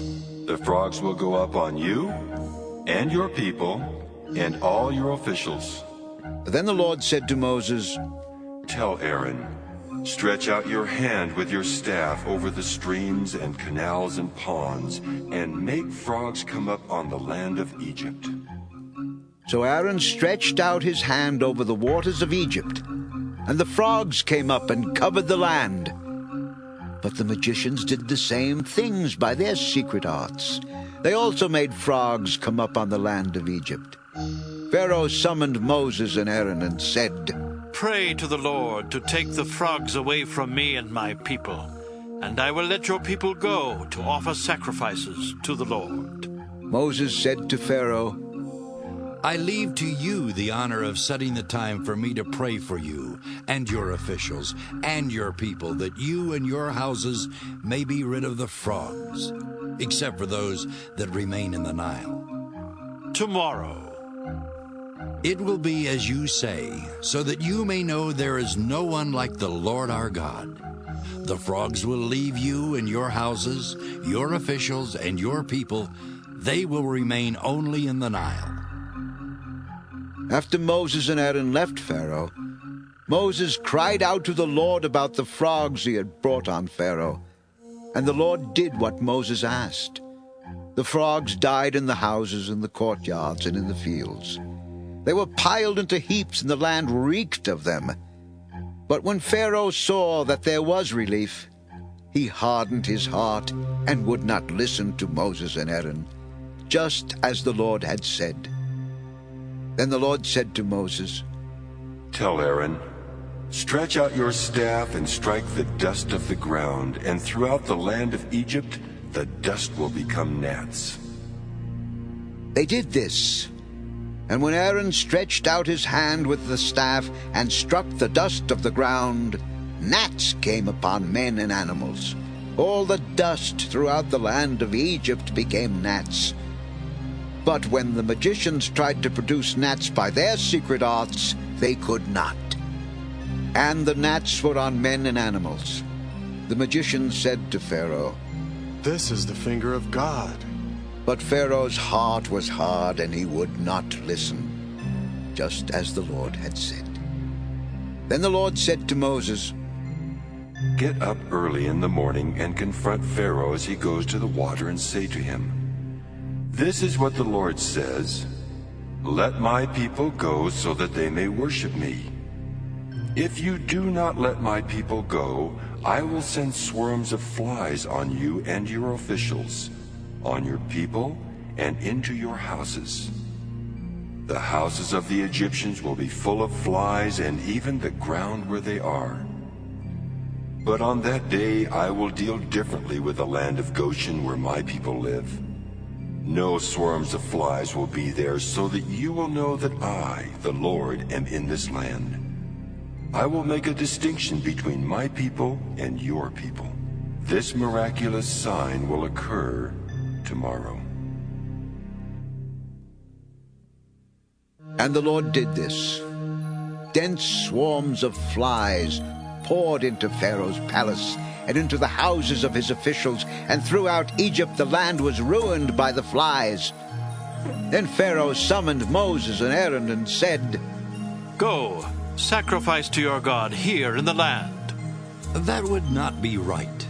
The sacrifices we offer the Lord our God would be detestable to the Egyptians. And if we offer sacrifices that are detestable in their eyes, will they not stone us? We must take a 3-day journey into the desert to offer sacrifices to the Lord our God, as he commands us. I will let you go to offer sacrifices to the Lord your God in the desert. But you must not go very far. Now pray for me. As soon as I leave you, I will pray to the Lord, and tomorrow the flies will leave Pharaoh and his officials and his people. Only be sure that Pharaoh does not act deceitfully again by not letting the people go to offer sacrifices to the Lord. Then Moses left Pharaoh and prayed to the Lord, and the Lord did what Moses asked. The flies left Pharaoh and his officials and his people. Not a fly remained. But this time also Pharaoh hardened his heart and would not let the people go. Exodus 9. Then the Lord said to Moses, Go to Pharaoh and say to him, This is what the Lord, the God of the Hebrews, says, Let my people go so that they may worship me. If you refuse to let them go and continue to hold them back, the hand of the Lord will bring a terrible plague on your livestock in the field, on your horses and donkeys and camels, and on your cattle and sheep and goats. But the Lord will make a distinction between the livestock of Israel and that of Egypt, so that no animal belonging to the Israelites will die. The Lord set a time and said, Tomorrow the Lord will do this in the land. And the next day the Lord did it. All the livestock of the Egyptians died, but not one animal belonging to the Israelites died. Pharaoh sent men to investigate, and found that not even one of the animals of the Israelites had died. Yet his heart was unyielding, and he would not let the people go. Then the Lord said to Moses and Aaron, Take handfuls of soot from a furnace and have Moses toss it into the air in the presence of Pharaoh. It will become fine dust over the whole land of Egypt, and festering boils will break out on men and animals throughout the land. So they took soot from a furnace and stood before Pharaoh. Moses tossed it into the air, and festering boils broke out on men and animals. The magicians could not stand before Moses because of the boils that were on them and on all the Egyptians. But the Lord hardened Pharaoh's heart, and he would not listen to Moses and Aaron, just as the Lord had said to Moses. Then the Lord said to Moses, Get up early in the morning, confront Pharaoh, and say to him, This is what the Lord, the God of the Hebrews, says, Let my people go so that they may worship me, or this time I will send the full force of my plagues against you, and against your officials and your people, so you may know that there is no one like me in all the earth. For by now I could have stretched out my hand and struck you and your people with a plague that would have wiped you off the earth. But I have raised you up for this very purpose, that I might show you my power, and that my name might be proclaimed in all the earth. You still set yourself against my people and will not let them go. Therefore, at this time tomorrow, I will send the worst hailstorm that has ever fallen on Egypt, from the day it was founded till now. Give an order now to bring your livestock and everything you have in the field to a place of shelter, because the hail will fall on every man and animal that has not been brought in and is still out in the field, and they will die.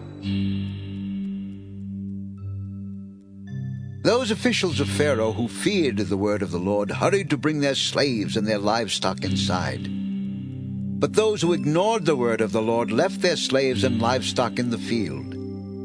Then the Lord said to Moses, Stretch out your hand toward the sky so that hail will fall all over Egypt, on men and animals and on everything growing in the fields of Egypt. When Moses stretched out his staff toward the sky, the Lord sent thunder and hail, and lightning flashed down to the ground. So the Lord rained hail on the land of Egypt. Hail fell and lightning flashed back and forth. It was the worst storm in all the land of Egypt since it had become a nation. Throughout Egypt, hail struck everything in the fields, both men and animals. It beat down everything growing in the fields and stripped every tree. The only place it did not hail was the land of Goshen, where the Israelites were. Then Pharaoh summoned Moses and Aaron. This time I have sinned. The Lord is in the right, and I and my people are in the wrong. Pray to the Lord, for we have had enough thunder and hail. I will let you go. You don't have to stay any longer. When I have gone out of the city, I will spread out my hands in prayer to the Lord. The thunder will stop, and there will be no more hail, so you may know that the earth is the Lord's. But I know that you and your officials still do not fear the Lord God. The flax and barley were destroyed, since the barley had headed and the flax was in bloom. The wheat and spelt, however, were not destroyed because they ripened later. Then Moses left Pharaoh and went out of the city. He spread out his hands toward the Lord. The thunder and hail stopped, and the rain no longer poured down on the land.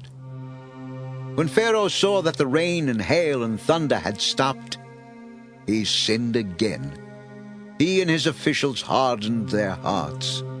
So Pharaoh's heart was hard, and he would not let the Israelites go, just as the Lord had said through Moses. Exodus 10. Then the Lord said to Moses, Go to Pharaoh, for I have hardened his heart and the hearts of his officials, so that I may perform these miraculous signs of mine among them, that you may tell your children and grandchildren how I dealt harshly with the Egyptians, and how I performed my signs among them, and that you may know that I am the Lord. So Moses and Aaron went to Pharaoh and said to him, This is what the Lord, the God of the Hebrews, says, How long will you refuse to humble yourself before me? Let my people go, so that they may worship me. If you refuse to let them go, I will bring locusts into your country tomorrow. They will cover the face of the ground so that it cannot be seen. They will devour what little you have left after the hail, including every tree that is growing in your fields. They will fill your houses and those of all your officials and all the Egyptians, something neither your fathers nor your forefathers have ever seen from the day they settled in this land till now. Then Moses turned and left Pharaoh.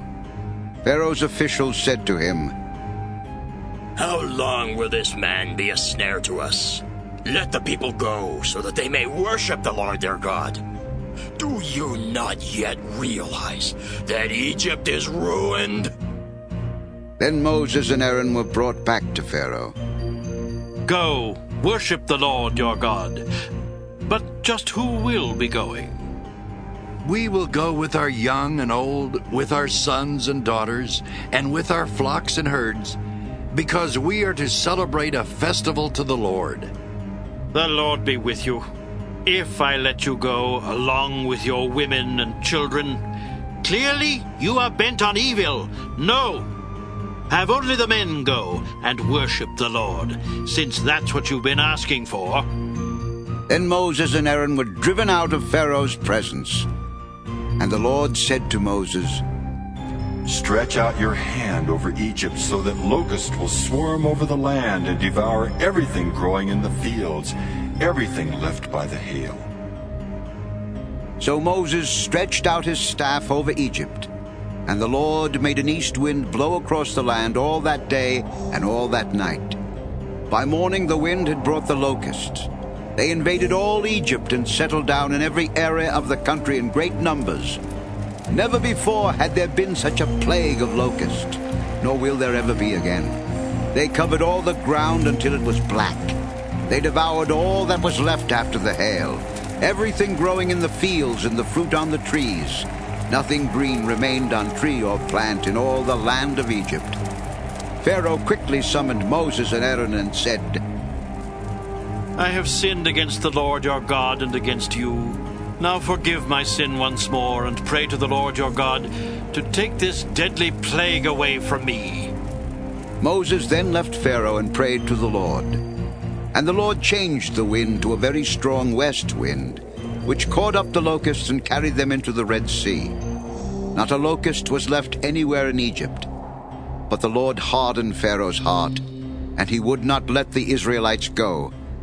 Then the Lord said to Moses, Stretch out your hand toward the sky so that darkness will spread over Egypt, darkness that can be felt. So Moses stretched out his hand toward the sky, and total darkness covered all Egypt for 3 days. No one could see anyone else or leave his place for 3 days. Yet all the Israelites had light in the places where they lived. Then Pharaoh summoned Moses and said, Go, worship the Lord. Even your women and children may go with you. Only leave your flocks and herds behind. You must allow us to have sacrifices and burnt offerings to present to the Lord our God. Our livestock too must go with us. Not a hoof is to be left behind. We have to use some of them in worshiping the Lord our God. And until we get there, we will not know what we are to use to worship the Lord. But the Lord hardened Pharaoh's heart, and he was not willing to let them go. Pharaoh said to Moses, Get out of my sight! Make sure you do not appear before me again. The day you see my face, you will die. Just as you say, I will never appear before you again. Exodus 11. Now the Lord had said to Moses, I will bring one more plague on Pharaoh and on Egypt. After that he will let you go from here, and when he does, he will drive you out completely. Tell the people that men and women alike are to ask their neighbors for articles of silver and gold. The Lord made the Egyptians favorably disposed toward the people, and Moses himself was highly regarded in Egypt by Pharaoh's officials and by the people. So Moses said, This is what the Lord says. About midnight I will go throughout Egypt. Every firstborn son in Egypt will die, from the firstborn son of Pharaoh, who sits on the throne, to the firstborn son of the slave girl who is at her handmill, and all the firstborn of the cattle as well. There will be loud wailing throughout Egypt, worse than there has ever been or ever will be again. But among the Israelites, not a dog will bark at any man or animal. Then you will know that the Lord makes a distinction between Egypt and Israel. All these officials of yours will come to me, bowing down before me and saying, Go, you and all the people who follow you. After that I will leave. Then Moses, hot with anger, left Pharaoh. The Lord had said to Moses, Pharaoh will refuse to listen to you, so that my wonders may be multiplied in Egypt. Moses and Aaron performed all these wonders before Pharaoh. But the Lord hardened Pharaoh's heart, and he would not let the Israelites go out of his country. Exodus 12. The Lord said to Moses and Aaron in Egypt, This month is to be for you the first month of your year. Tell the whole community of Israel that on the 10th day of this month, each man is to take a lamb for his family, one for each household. If any household is too small for a whole lamb, they must share one with their nearest neighbor, having taken into account the number of people there are. You are to determine the amount of lamb needed in accordance with what each person will eat. The animals you choose must be year-old males without defect, and you may take them from the sheep or the goats.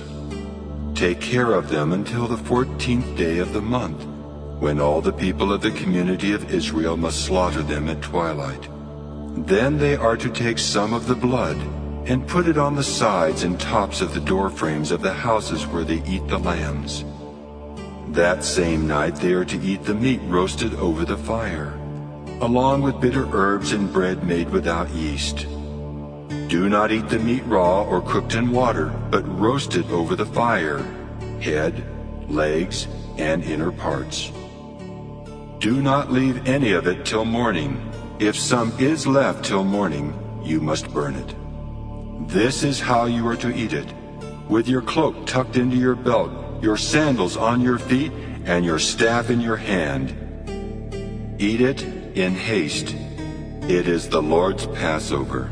On that same night I will pass through Egypt and strike down every firstborn, both men and animals. And I will bring judgment on all the gods of Egypt. I am the Lord. The blood will be a sign for you on the houses where you are. And when I see the blood, I will pass over you. No destructive plague will touch you when I strike Egypt. This is a day you are to commemorate. For the generations to come you shall celebrate it as a festival to the Lord, a lasting ordinance. For 7 days you are to eat bread made without yeast. On the first day remove the yeast from your houses. For whoever eats anything with yeast in it from the first day through the 7th must be cut off from Israel. On the first day hold a sacred assembly, and another one on the 7th day. Do no work at all on these days except to prepare food for everyone to eat. That is all you may do. Celebrate the Feast of Unleavened Bread, because it was on this very day that I brought your divisions out of Egypt. Celebrate this day as a lasting ordinance for the generations to come. In the first month you are to eat bread made without yeast, from the evening of the 14th day until the evening of the 21st day. For 7 days no yeast is to be found in your houses, and whoever eats anything with yeast in it must be cut off from the community of Israel, whether he is an alien or native born. Eat nothing made with yeast. Wherever you live, you must eat unleavened bread. Then Moses summoned all the elders of Israel and said to them, Go at once and select the animals for your families, and slaughter the Passover lamb. Take a bunch of hyssop, dip it into the blood in the basin, and put some of the blood on the top and on both sides of the door frame. Not one of you shall go out the door of his house until morning. When the Lord goes through the land to strike down the Egyptians, he will see the blood on the top and sides of the door frame, and will pass over that doorway. And he will not permit the destroyer to enter your houses and strike you down. Obey these instructions as a lasting ordinance for you and your descendants. When you enter the land that the Lord will give you as he promised, observe this ceremony. And when your children ask you, What does this ceremony mean to you? Then tell them, It is the Passover sacrifice to the Lord, who passed over the houses of the Israelites in Egypt and spared our homes when he struck down the Egyptians. Then the people bowed down and worshipped. The Israelites did just what the Lord commanded Moses and Aaron. At midnight, the Lord struck down all the firstborn in Egypt, from the firstborn of Pharaoh, who sat on the throne, to the firstborn of the prisoner who was in the dungeon, and the firstborn of all the livestock as well. Pharaoh and all his officials and all the Egyptians got up during the night, and there was loud wailing in Egypt, for there was not a house without someone dead. During the night, Pharaoh summoned Moses and Aaron and said, Up! Leave my people, you and the Israelites. Go worship the Lord as you have requested. Take your flocks and herds as you have said, and go. And also bless me. The Egyptians urged the people, Hurry and leave the country, for otherwise we will all die. So the people took their dough before the yeast was added, and carried it on their shoulders in kneading troughs wrapped in clothing. The Israelites did as Moses instructed, and asked the Egyptians for articles of silver and gold and for clothing. The Lord had made the Egyptians favorably disposed toward the people, and they gave them what they asked for. So they plundered the Egyptians. The Israelites journeyed from Ramesses to Succoth. There were about 600,000 men on foot, besides women and children. Many other people went up with them, as well as large droves of livestock, both flocks and herds. With the dough they had brought from Egypt, they baked cakes of unleavened bread. The dough was without yeast because they had been driven out of Egypt and did not have time to prepare food for themselves. Now the length of time the Israelite people lived in Egypt was 430 years. At the end of the 430 years, to the very day, all the Lord's divisions left Egypt.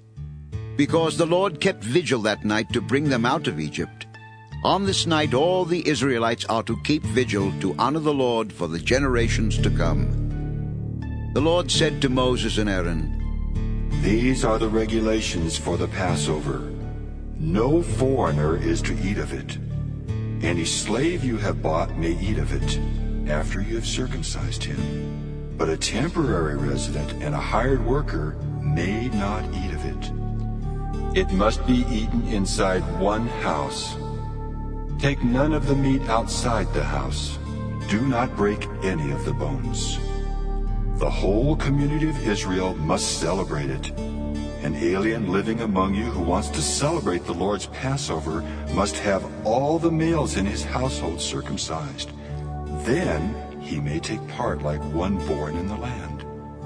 No uncircumcised male may eat of it. The same law applies to the native born and to the alien living among you. All the Israelites did just what the Lord had commanded Moses and Aaron. And on that very day the Lord brought the Israelites out of Egypt by their divisions. Exodus 13.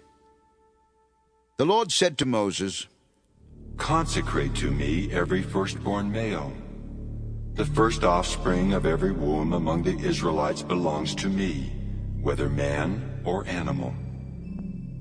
Then Moses said to the people, Commemorate this day, the day you came out of Egypt, out of the land of slavery, because the Lord brought you out of it with a mighty hand.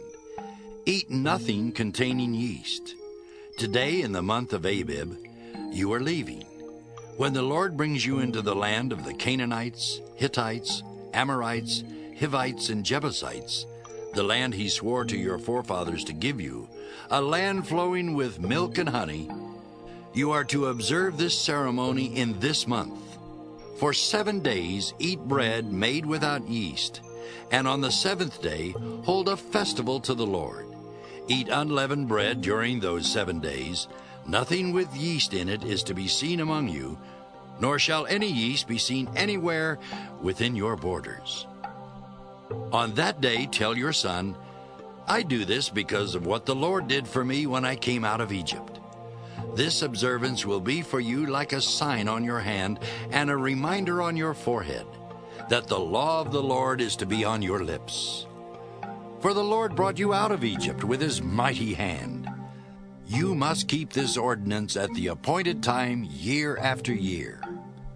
After the Lord brings you into the land of the Canaanites and gives it to you, as he promised on oath to you and your forefathers, you are to give over to the Lord the first offspring of every womb. All the firstborn males of your livestock belong to the Lord. Redeem with a lamb every firstborn donkey, but if you do not redeem it, break its neck. Redeem every firstborn among your sons. In days to come, when your son asks you, What does this mean? Say to him, with a mighty hand the Lord brought us out of Egypt, out of the land of slavery. When Pharaoh stubbornly refused to let us go, the Lord killed every firstborn in Egypt, both man and animal. This is why I sacrifice to the Lord the first male offspring of every womb, and redeem each of my firstborn sons. And it will be like a sign on your hand, and a symbol on your forehead, that the Lord brought us out of Egypt with his mighty hand. When Pharaoh let the people go, God did not lead them on the road through the Philistine country, though that was shorter, for God said, If they faced war, they might change their minds and return to Egypt. So God led the people around by the desert road toward the Red Sea. The Israelites went up out of Egypt armed for battle. Moses took the bones of Joseph with him, because Joseph had made the sons of Israel swear an oath. He had said, God will surely come to your aid, and then you must carry my bones up with you from this place. After leaving Succoth, they camped at Etham, on the edge of the desert. By day the Lord went ahead of them in a pillar of cloud to guide them on their way, and by night in a pillar of fire to give them light, so that they could travel by day or night. Neither the pillar of cloud by day nor the pillar of fire by night left its place in front of the people. Exodus 14. Then the Lord said to Moses, Tell the Israelites to turn back and encamp near Pi-Hahiroth, between Migdol and the sea. They are to encamp by the sea directly opposite Baal-Zephon. Pharaoh will think the Israelites are wandering around the land in confusion, hemmed in by the desert. And I will harden Pharaoh's heart, and he will pursue them. But I will gain glory for myself through Pharaoh and all his army, and the Egyptians will know that I am the Lord. So the Israelites did this. When the king of Egypt was told that the people had fled, Pharaoh and his officials changed their minds about them and said, What have we done? We've let the Israelites go and have lost their services. So he had his chariot made ready and took his army with him. He took 600 of the best chariots, along with all the other chariots of Egypt, with officers over all of them. The Lord hardened the heart of Pharaoh, king of Egypt, so that he pursued the Israelites who were marching out boldly. The Egyptians, all Pharaoh's horses and chariots, horsemen and troops, pursued the Israelites and overtook them as they camped by the sea near Pi-Hahiroth, opposite Baal-Zephon. As Pharaoh approached, the Israelites looked up, and there were the Egyptians marching after them. They were terrified and cried out to the Lord. They said to Moses, Was it because there were no graves in Egypt that you brought us to the desert to die? What have you done to us by bringing us out of Egypt? Didn't we say to you in Egypt, Leave us alone, let us serve the Egyptians? It would have been better for us to serve the Egyptians than to die in the desert. Do not be afraid. Stand firm, and you will see the deliverance the Lord will bring you today. The Egyptians you see today you will never see again. The Lord will fight for you. You need only to be still. Then the Lord said to Moses, Why are you crying out to me? Tell the Israelites to move on.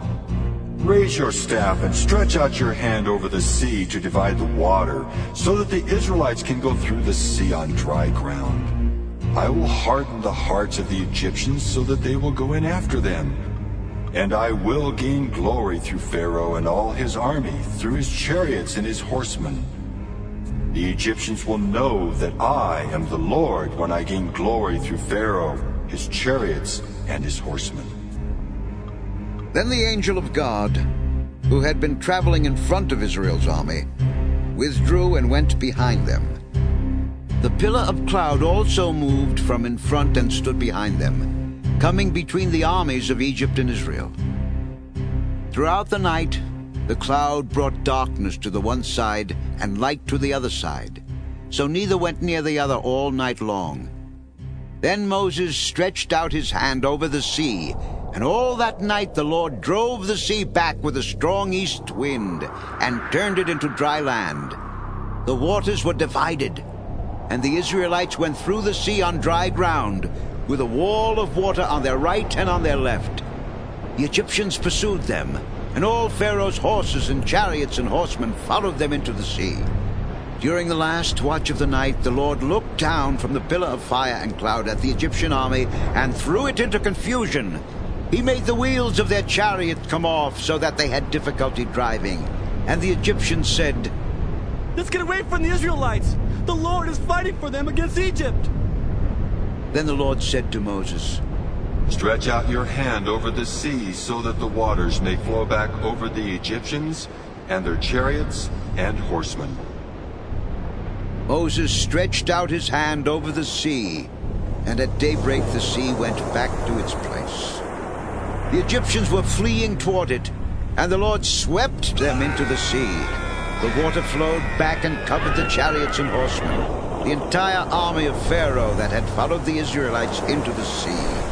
Not one of them survived. But the Israelites went through the sea on dry ground, with a wall of water on their right and on their left. That day the Lord saved Israel from the hands of the Egyptians. And Israel saw the Egyptians lying dead on the shore. And when the Israelites saw the great power the Lord displayed against the Egyptians, the people feared the Lord and put their trust in him and in Moses his servant. Exodus 15. Then Moses and the Israelites sang this song to the Lord.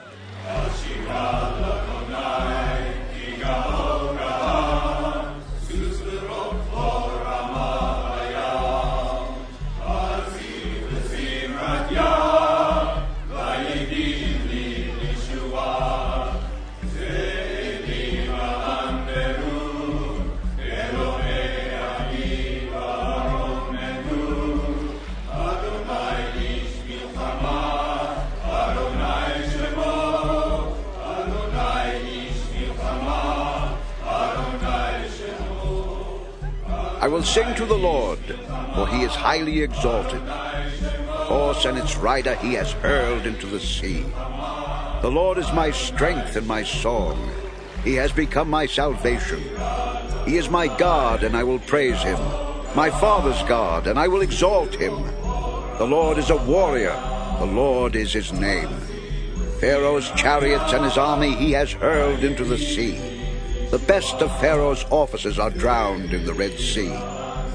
The deep waters have covered them. They sank to the depths like a stone. Your right hand, O Lord, was majestic in power. Your right hand, O Lord, shattered the enemy. In the greatness of your majesty, you threw down those who opposed you. You unleashed your burning anger. It consumed them like stubble. By the blast of your nostrils, the waters piled up. The surging waters stood firm like a wall. The deep waters congealed in the heart of the sea.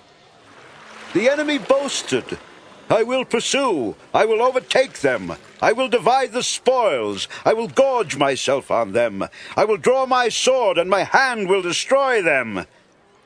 But you blew with your breath, and the sea covered them. They sank like lead in the mighty waters.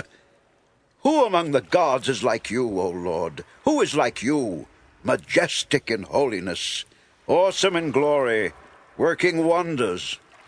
You stretched out your right hand, and the earth swallowed them. In your unfailing love you will lead the people you have redeemed. In your strength you will guide them to your holy dwelling. The nations will hear and tremble. Anguish will grip the people of Philistia. The chiefs of Edom will be terrified. The leaders of Moab will be seized with trembling. The people of Canaan will melt away. Terror and dread will fall upon them. By the power of your arm they will be as still as a stone, until your people pass by, O Lord, until the people you bought pass by. You will bring them in and plant them on the mountain of your inheritance. The place, O Lord, you made for your dwelling, the sanctuary, O Lord, your hands established. The Lord will reign forever and ever. When Pharaoh's horses, chariots, and horsemen went into the sea, the Lord brought the waters of the sea back over them. But the Israelites walked through the sea on dry ground. Then Miriam the prophetess, Aaron's sister, took a tambourine in her hand, and all the women followed her with tambourines and dancing. Miriam sang to them, Sing to the Lord, for he is highly exalted. The horse and its rider he has hurled into the sea. Then Moses led Israel from the Red Sea, and they went into the desert of Shur. For 3 days they traveled in the desert without finding water. When they came to Mamre, they could not drink its water because it was bitter. That is why the place is called Mamre. So the people grumbled against Moses, saying, What are we to drink? Then Moses cried out to the Lord, and the Lord showed him a piece of wood. He threw it into the water, and the water became sweet. There the Lord made a decree and a law for them, and there he tested them. He said, If you listen carefully to the voice of the Lord your God and do what is right in his eyes, if you pay attention to his commands and keep all his decrees, I will not bring on you any of the diseases I brought on the Egyptians, for I am the Lord who heals you. Then they came to Elim, where there were 12 springs and 70 palm trees, and they camped there near the water. Exodus 16. The whole Israelite community set out from Elim and came to the desert of Sin, which is between Elim and Sinai, on the 15th day of the 2nd month after they had come out of Egypt. In the desert the whole community grumbled against Moses and Aaron. The Israelites said to them, If only we had died by the Lord's hand in Egypt. There we sat around pots of meat and ate all the food we wanted. But you have brought us out into this desert to starve this entire assembly to death. Then the Lord said to Moses, I will rain down bread from heaven for you. The people are to go out each day and gather enough for that day. In this way I will test them and see whether they will follow my instructions. On the 6th day they are to prepare what they bring in, and that is to be twice as much as they gather on the other days. So Moses and Aaron said to all the Israelites, In the evening you will know that it was the Lord who brought you out of Egypt, and in the morning you will see the glory of the Lord, because he has heard your grumbling against him. Who are we that you should grumble against us? Moses also said, You will know that it was the Lord when he gives you meat to eat in the evening and all the bread you want in the morning, because he has heard your grumbling against him. Who are we? You are not grumbling against us, but against the Lord. Then Moses told Aaron, Say to the entire Israelite community, Come before the Lord, for he has heard your grumbling.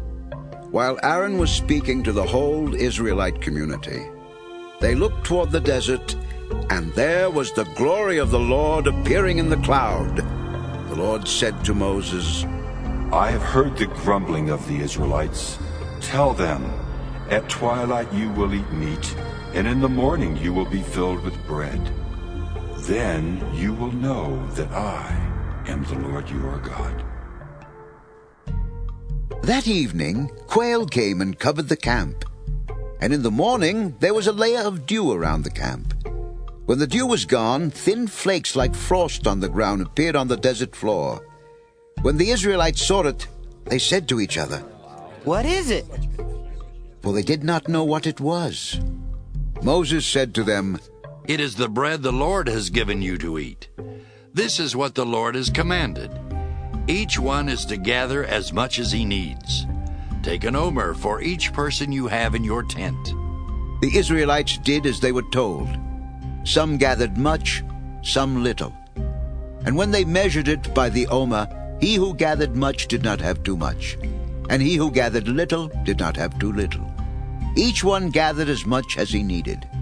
Then Moses said to them, No one is to keep any of it until morning. However, some of them paid no attention to Moses. They kept part of it until morning, but it was full of maggots and began to smell. So Moses was angry with them. Each morning everyone gathered as much as he needed, and when the sun grew hot, it melted away. On the 6th day, they gathered twice as much, 2 omers for each person. And the leaders of the community came and reported this to Moses. He said to them, "This is what the Lord commanded. Tomorrow is to be a day of rest, a holy Sabbath to the Lord. So bake what you want to bake, and boil what you want to boil. Save whatever is left, and keep it until morning." So they saved it until morning, as Moses commanded, and it did not stink or get maggots in it. Eat it today, because today is a Sabbath to the Lord. You will not find any of it on the ground today. 6 days you are to gather it, but on the 7th day, the Sabbath, there will not be any. Nevertheless, some of the people went out on the 7th day to gather it, but they found none. Then the Lord said to Moses, "How long will you refuse to keep my commands and my instructions? Bear in mind that the Lord has given you the Sabbath. That is why on the 6th day he gives you bread for 2 days. Everyone is to stay where he is on the 7th day. No one is to go out." So the people rested on the 7th day. The people of Israel called the bread manna. It was white like coriander seed, and tasted like wafers made with honey. Moses said, "This is what the Lord has commanded. Take an omer of manna and keep it for the generations to come, so they can see the bread I gave you to eat in the desert when I brought you out of Egypt." So Moses said to Aaron, "Take a jar and put an omer of manna in it. Then place it before the Lord to be kept for the generations to come." As the Lord commanded Moses, Aaron put the manna in front of the testimony, that it might be kept. The Israelites ate manna 40 years, until they came to a land that was settled. They ate manna until they reached the border of Canaan. An omer is 1/10 of an ephah. Exodus 17. The whole Israelite community set out from the desert of Sin, traveling from place to place as the Lord commanded. They camped at Rephidim, but there was no water for the people to drink. So they quarreled with Moses and said, "Give us water to drink." "Why do you quarrel with me? Why do you put the Lord to the test?" But the people were thirsty for water there, and they grumbled against Moses. They said, "Why did you bring us up out of Egypt to make us and our children and livestock die of thirst?" Then Moses cried out to the Lord, "What am I to do with these people? They are almost ready to stone me." Walk on ahead of the people.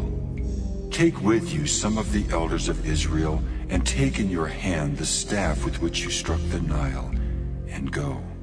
I will stand there before you by the rock at Horeb. Strike the rock, and water will come out of it for the people to drink." So Moses did this in the sight of the elders of Israel, and he called the place Massah and Meribah, because the Israelites quarreled, and because they tested the Lord, saying, "Is the Lord among us or not?" The Amalekites came and attacked the Israelites at Rephidim.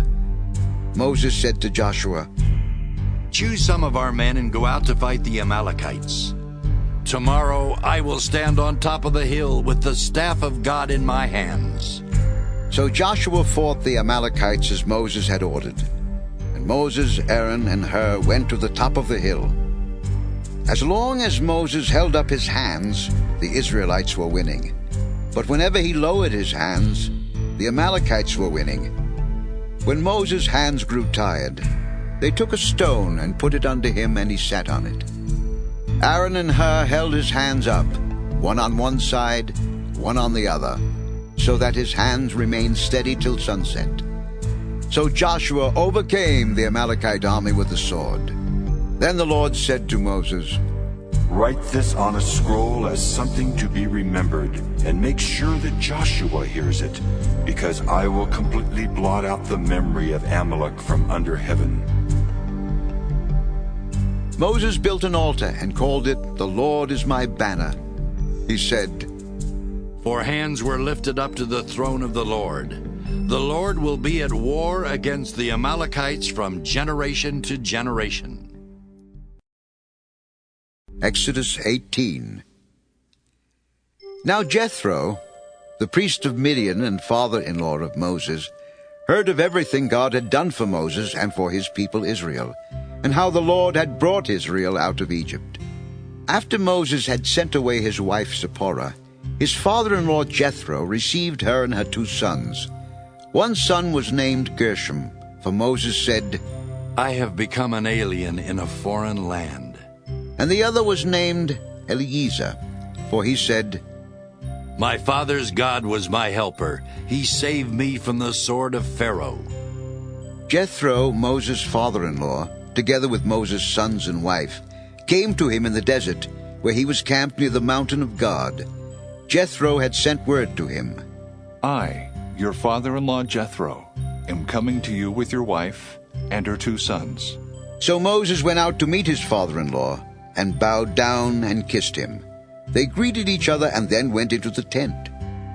Moses told his father-in-law about everything the Lord had done to Pharaoh and the Egyptians for Israel's sake, and about all the hardships they had met along the way, and how the Lord had saved them. Jethro was delighted to hear about all the good things the Lord had done for Israel in rescuing them from the hand of the Egyptians. He said, "Praise be to the Lord, who rescued you from the hand of the Egyptians and of Pharaoh, and who rescued the people from the hand of the Egyptians. Now I know that the Lord is greater than all other gods, for he did this to those who had treated Israel arrogantly." Then Jethro, Moses' father-in-law, brought a burnt offering and other sacrifices to God.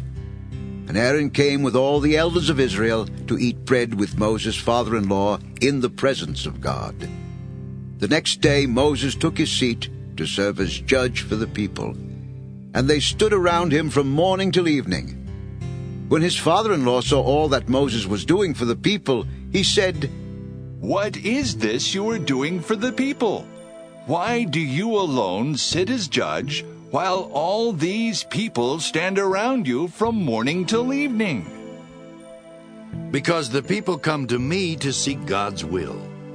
Whenever they have a dispute, it is brought to me, and I decide between the parties and inform them of God's decrees and laws." Moses' father-in-law replied, "What you are doing is not good. You and these people who come to you will only wear yourselves out. The work is too heavy for you. You cannot handle it alone.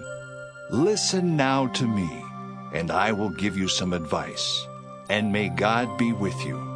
You must be the people's representative before God, and bring their disputes to him. Teach them the decrees and laws, and show them the way to live and the duties they are to perform. But select capable men from all the people, men who fear God, trustworthy men who hate dishonest gain, and appoint them as officials over thousands, hundreds, 50s, and 10s. Have them serve as judges for the people at all times, but have them bring every difficult case to you. The simple cases they can decide themselves. That will make your load lighter, because they will share it with you. If you do this, and God so commands, you will be able to stand the strain, and all these people will go home satisfied." Moses listened to his father-in-law and did everything he said. He chose capable men from all Israel and made them leaders of the people, officials over thousands, hundreds, 50s, and 10s. They served as judges for the people at all times. The difficult cases they brought to Moses, but the simple ones they decided themselves. Then Moses sent his father-in-law on his way, and Jethro returned to his own country. Exodus 19. In the 3rd month after the Israelites left Egypt, on the very day they came to the desert of Sinai. After they set out from Rephidim, they entered the desert of Sinai, and Israel camped there in the desert in front of the mountain. Then Moses went up to God, and the Lord called to him from the mountain and said, This is what you are to say to the house of Jacob, and what you are to tell the people of Israel. You yourselves have seen what I did to Egypt, and how I carried you on eagle's wings and brought you to myself. Now if you obey me fully and keep my covenant, then out of all nations you will be my treasured possession, although the whole earth is mine. You will be for me a kingdom of priests and a holy nation. These are the words you are to speak to the Israelites. So Moses went back and summoned the elders of the people and set before them all the words the Lord had commanded him to speak. The people all responded together. We will do everything the Lord has said. So Moses brought their answer back to the Lord.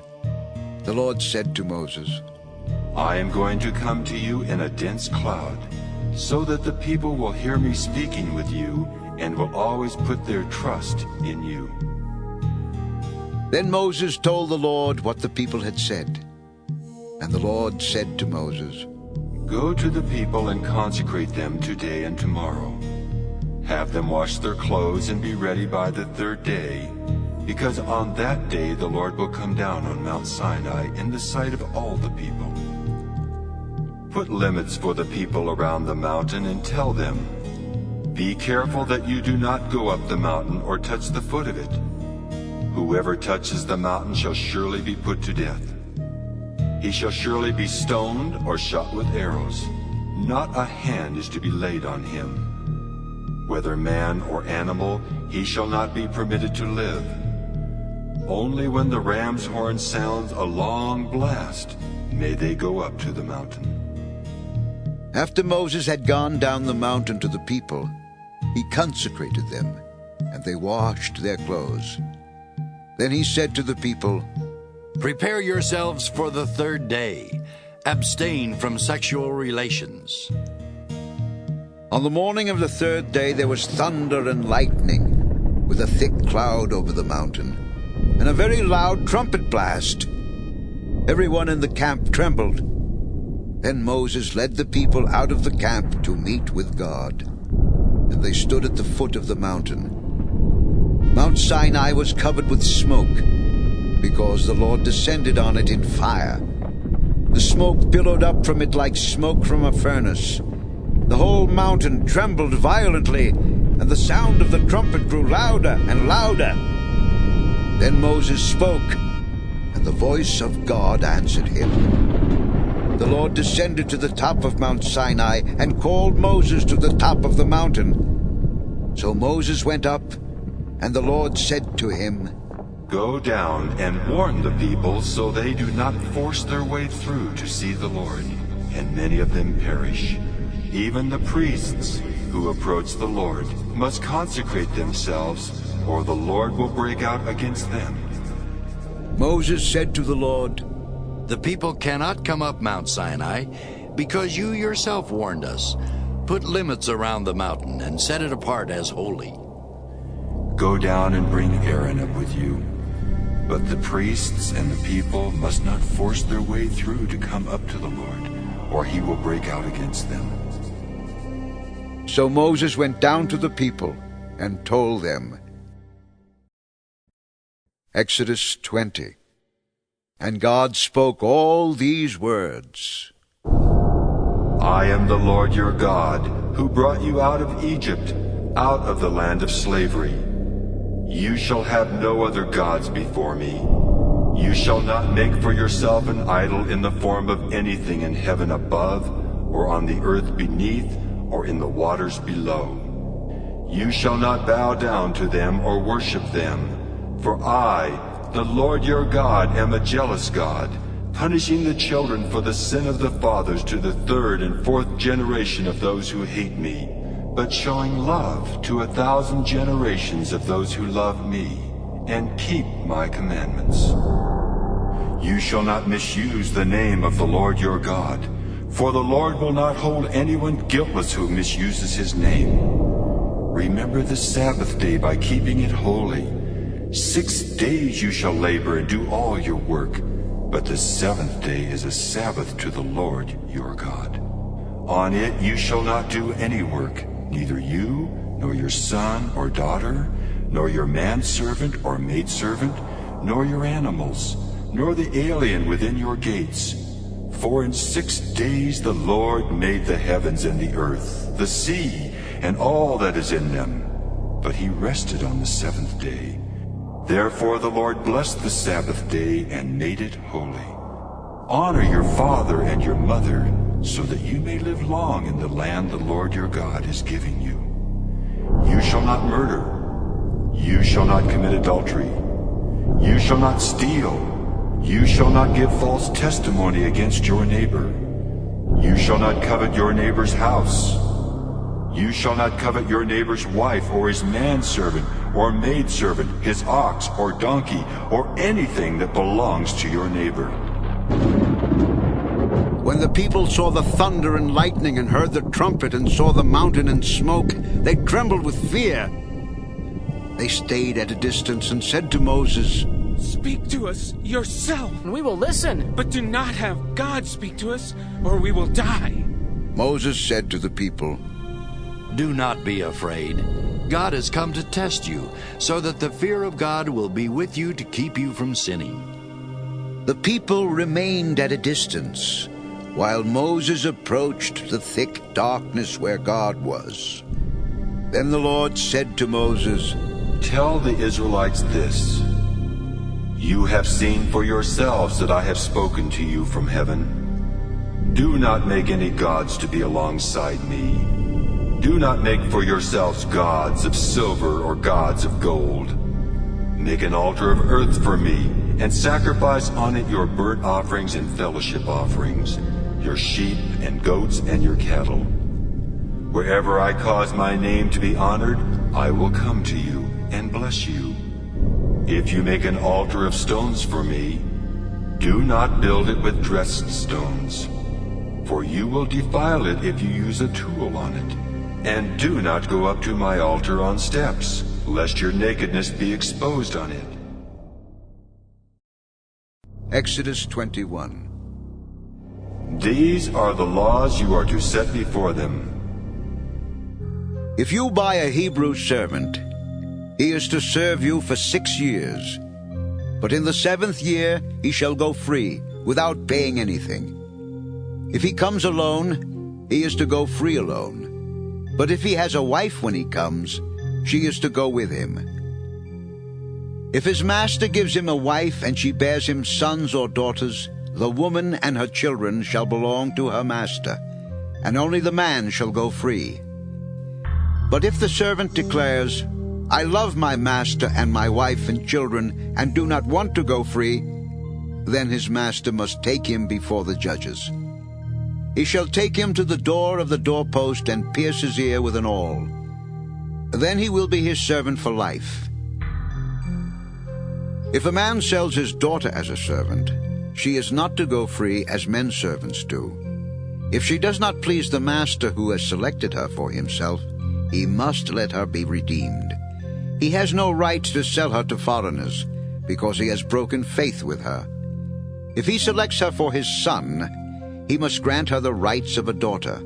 If he marries another woman, he must not deprive the first one of her food, clothing, and marital rights. If he does not provide her with these 3 things, she is to go free, without any payment of money. Anyone who strikes a man and kills him shall surely be put to death. However, if he does not do it intentionally, but God lets it happen, he is to flee to a place I will designate. But if a man schemes and kills another man deliberately, take him away from my altar and put him to death. Anyone who attacks his father or his mother must be put to death. Anyone who kidnaps another and either sells him or still has him when he is caught must be put to death. Anyone who curses his father or mother must be put to death. If men quarrel, and one hits the other with a stone or with his fist, and he does not die, but is confined to bed, the one who struck the blow will not be held responsible if the other gets up and walks around outside with his staff. However, he must pay the injured man for the loss of his time and see that he is completely healed. If a man beats his male or female slave with a rod, and the slave dies as a direct result, he must be punished. But he is not to be punished if the slave gets up after a day or two, since the slave is his property. If men who are fighting hit a pregnant woman, and she gives birth prematurely, but there is no serious injury, the offender must be fined whatever the woman's husband demands and the court allows. But if there is serious injury, you are to take life for life, eye for eye, tooth for tooth, hand for hand, foot for foot, burn for burn, wound for wound, bruise for bruise. If a man hits a manservant or maidservant in the eye and destroys it, he must let the servant go free to compensate for the eye. And if he knocks out the tooth of a manservant or maidservant, he must let the servant go free to compensate for the tooth. If a bull gores a man or a woman to death, the bull must be stoned to death, and its meat must not be eaten. But the owner of the bull will not be held responsible. If, however, the bull has had the habit of goring, and the owner has been warned but has not kept it penned up, and it kills a man or woman, the bull must be stoned, and the owner also must be put to death. However, if payment is demanded of him, he may redeem his life by paying whatever is demanded. This law also applies if the bull gores a son or daughter. If the bull gores a male or female slave, the owner must pay 30 shekels of silver to the master of the slave, and the bull must be stoned. If a man uncovers a pit or digs one and fails to cover it, and an ox or a donkey falls into it, the owner of the pit must pay for the loss. He must pay its owner, and the dead animal will be his. If a man's bull injures the bull of another, and it dies, they are to sell the live one and divide both the money and the dead animal equally. However, if it was known that the bull had the habit of goring, yet the owner did not keep it penned up, the owner must pay animal for animal, and the dead animal will be his. Exodus 22. If a man steals an ox or a sheep and slaughters it or sells it, he must pay back 5 head of cattle for the ox and 4 sheep for the sheep. If a thief is caught breaking in and is struck so that he dies, the defender is not guilty of bloodshed. But if it happens after sunrise, he is guilty of bloodshed. A thief must certainly make restitution, but if he has nothing, he must be sold to pay for his theft. If the stolen animal is found alive in his possession, whether ox or donkey or sheep, he must pay back double. If a man grazes his livestock in a field or vineyard, and lets them stray and they graze in another man's field, he must make restitution from the best of his own field or vineyard. If a fire breaks out and spreads into thorn bushes, so that it burns shocks of grain or standing grain or the whole field, the one who started the fire must make restitution. If a man gives his neighbor silver or goods for safekeeping, and they are stolen from the neighbor's house, the thief, if he is caught, must pay back double. But if the thief is not found, the owner of the house must appear before the judges to determine whether he has laid his hands on the other man's property. In all cases of illegal possession of an ox, a donkey, a sheep, a garment, or any other lost property about which somebody says, "This is mine," both parties are to bring their cases before the judges. The one whom the judges declare guilty must pay back double to his neighbor. If a man gives a donkey, an ox, a sheep, or any other animal to his neighbor for safekeeping, and it dies or is injured or is taken away while no one is looking, The issue between them will be settled by the taking of an oath before the Lord that the neighbor did not lay hands on the other person's property. The owner is to accept this, and no restitution is required. But if the animal was stolen from the neighbor, he must make restitution to the owner. If it was torn to pieces by a wild animal, he shall bring in the remains as evidence, and he will not be required to pay for the torn animal. If a man borrows an animal from his neighbor, and it is injured or dies while the owner is not present, he must make restitution. But if the owner is with the animal, the borrower will not have to pay. If the animal was hired, the money paid for the hire covers the loss. If a man seduces a virgin who is not pledged to be married and sleeps with her, he must pay the bride price, and she shall be his wife. If her father absolutely refuses to give her to him, he must still pay the bride price for virgins. Do not allow a sorceress to live. Anyone who has sexual relations with an animal must be put to death. Whoever sacrifices to any god other than the Lord must be destroyed. Do not mistreat an alien or oppress him, for you were aliens in Egypt. Do not take advantage of a widow or an orphan. If you do and they cry out to me, I will certainly hear their cry. My anger will be aroused, and I will kill you with the sword. Your wives will become widows and your children fatherless. If you lend money to one of my people among you who is needy, do not be like a moneylender. Charge him no interest. If you take your neighbor's cloak as a pledge, return it to him by sunset, because his cloak is the only covering he has for his body. What else will he sleep in? When he cries out to me, I will hear, for I am compassionate. Do not blaspheme God or curse the ruler of your people. Do not hold back offerings from your granaries or your vats. You must give me the firstborn of your sons. Do the same with your cattle and your sheep. Let them stay with their mothers for 7 days, but give them to me on the 8th day. You are to be my holy people. So do not eat the meat of an animal torn by wild beasts. Throw it to the dogs. Exodus 23.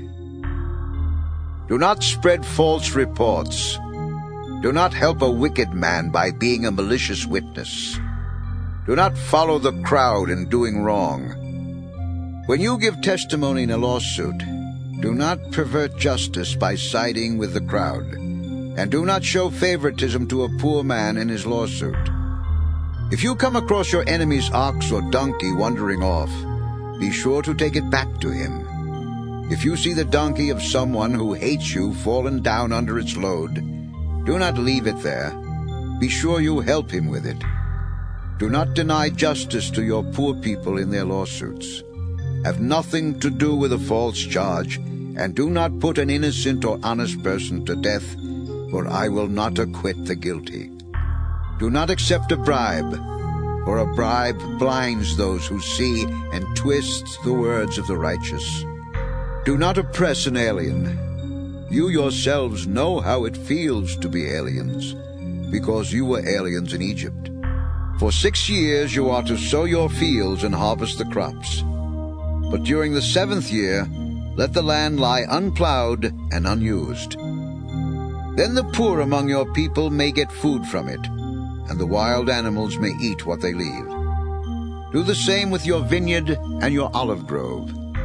6 days do your work, but on the 7th day do not work, so that your ox and your donkey may rest, and the slave born in your household, and the alien as well, may be refreshed. Be careful to do everything I have said to you. Do not invoke the names of other gods. Do not let them be heard on your lips. 3 times a year you are to celebrate a festival to me. Celebrate the Feast of Unleavened Bread. For 7 days eat bread made without yeast, as I commanded you. Do this at the appointed time in the month of Abib, for in that month you came out of Egypt. No one is to appear before me empty-handed. celebrate the Feast of Harvests with the first fruits of the crops you sow in your field. Celebrate the Feast of Ingathering at the end of the year, when you gather in your crops from the field. 3 times a year all the men are to appear before the sovereign Lord. Do not offer the blood of a sacrifice to me along with anything containing yeast. The fat of my festival offerings must not be kept until morning. Bring the best of the first fruits of your soil to the house of the Lord your God. Do not cook a young goat in its mother's milk. See, I am sending an angel ahead of you to guard you along the way and to bring you to the place I have prepared. Pay attention to him and listen to what he says. Do not rebel against him. He will not forgive your rebellion, since my name is in him. If you listen carefully to what he says and do all that I say, I will be an enemy to your enemies and will oppose those who oppose you. My angel will go ahead of you and bring you into the land of the Amorites, Hittites, Perizzites, Canaanites, Hivites, and Jebusites. And I will wipe them out. Do not bow down before their gods or worship them or follow their practices. You must demolish them and break their sacred stones to pieces. Worship the Lord your God, and his blessing will be on your food and water. I will take away sickness from among you, and none will miscarry or be barren in your land. I will give you a full lifespan. I will send my terror ahead of you and throw into confusion every nation you encounter. I will make all your enemies turn their backs and run.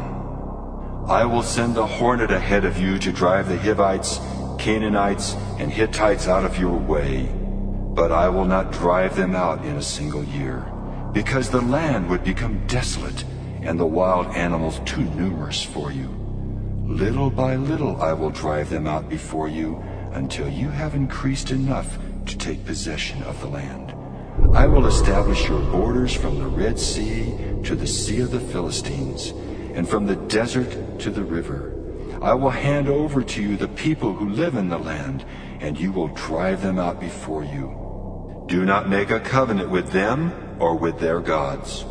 Do not let them live in your land, or they will cause you to sin against me, because the worship of their gods will certainly be a snare to you. Exodus 24. Then he said to Moses, Come up to the Lord, you and Aaron, Nadab, and Abihu, and 70 of the elders of Israel. You are to worship at a distance, but Moses alone is to approach the Lord. The others must not come near, and the people may not come up with him. When Moses went and told the people all the Lord's words and laws, they responded with one voice, Everything the Lord has said, we will do. Moses then wrote down everything the Lord had said. He got up early the next morning and built an altar at the foot of the mountain and set up 12 stone pillars representing the 12 tribes of Israel. Then he sent young Israelite men, and they offered burnt offerings and sacrificed young bulls as fellowship offerings to the Lord. Moses took half of the blood and put it in bowls, and the other half he sprinkled on the altar. Then he took the book of the covenant and read it to the people. They responded, We will do everything the Lord has said. We will obey. Moses then took the blood, sprinkled it on the people, and said, This is the blood of the covenant that the Lord has made with you in accordance with all these words. Moses and Aaron, Nadab and Abihu, and the 70 elders of Israel went up and saw the God of Israel. Under his feet was something like a pavement made of sapphire, clear as the sky itself. But God did not raise his hand against these leaders of the Israelites. They saw God, and they ate and drank. The Lord said to Moses, Come up to me on the mountain and stay here, And I will give you the tablets of stone, with the law and commands I have written for their instruction. Then Moses set out with Joshua his aide, and Moses went up on the mountain of God. He said to the elders, "Wait here for us until we come back to you. Aaron and Hur are with you, and anyone involved in a dispute can go to them." When Moses went up on the mountain, the cloud covered it. The glory of the Lord settled on Mount Sinai. For 6 days the cloud covered the mountain. And on the 7th day the Lord called to Moses from within the cloud. To the Israelites, the glory of the Lord looked like a consuming fire on top of the mountain. Then Moses entered the cloud as he went on up the mountain. And he stayed on the mountain 40 days and 40 nights.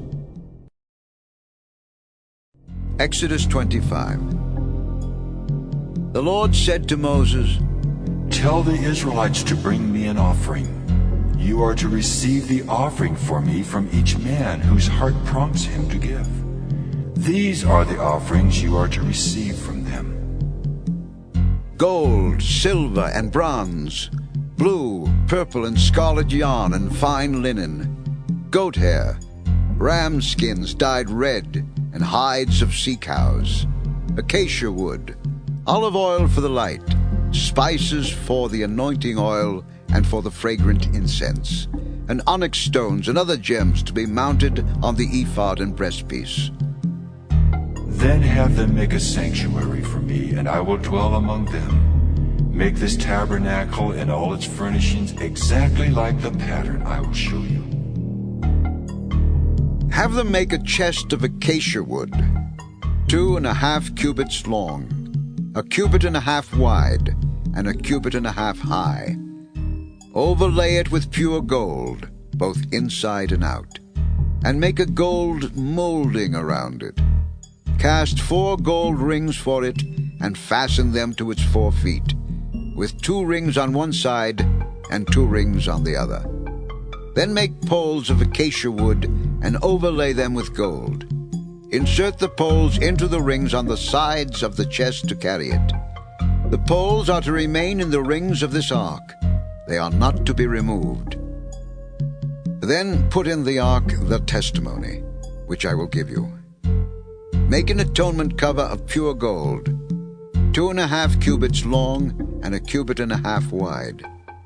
And make 2 cherubim out of hammered gold at the ends of the cover. Make 1 cherub on one end, and the 2nd cherub on the other.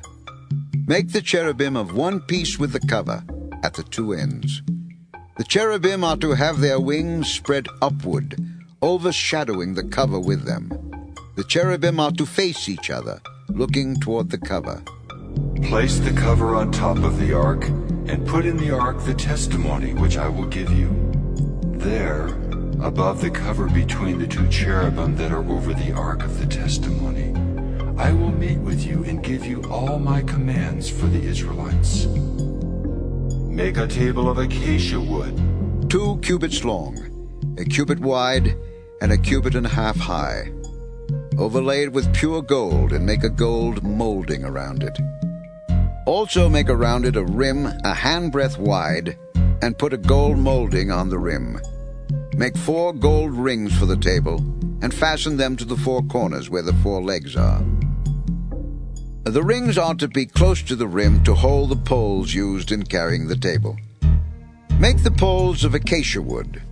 Overlay them with gold and carry the table with them. And make its plates and dishes of pure gold, as well as its pitchers and bowls for the pouring out of offerings. Put the bread of the presence on this table to be before me at all times.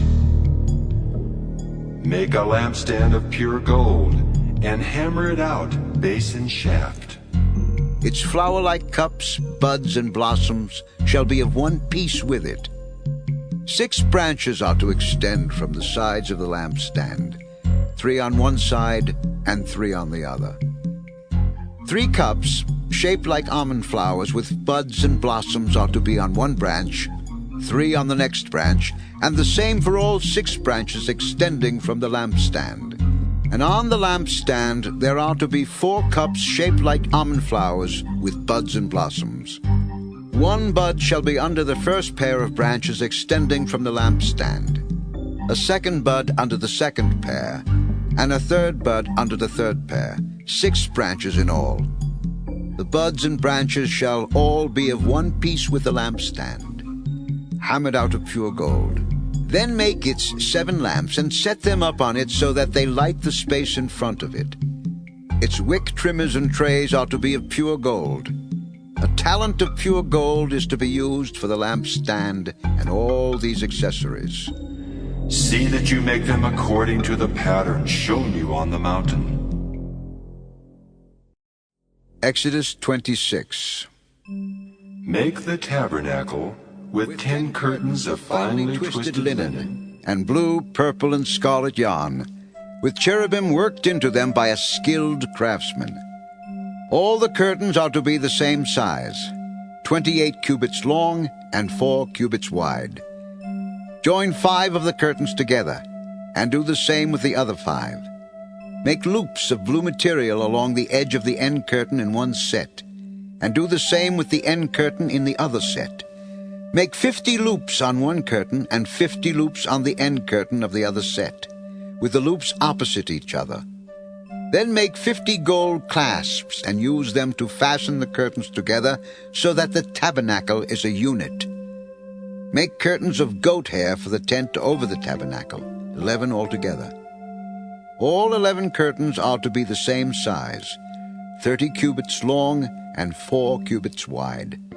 Join 5 of the curtains together into one set, and the other 6 into another set.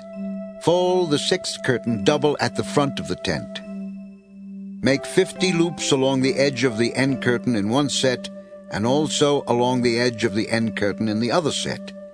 Then make 50 bronze clasps and put them in the loops to fasten the tent together as a unit.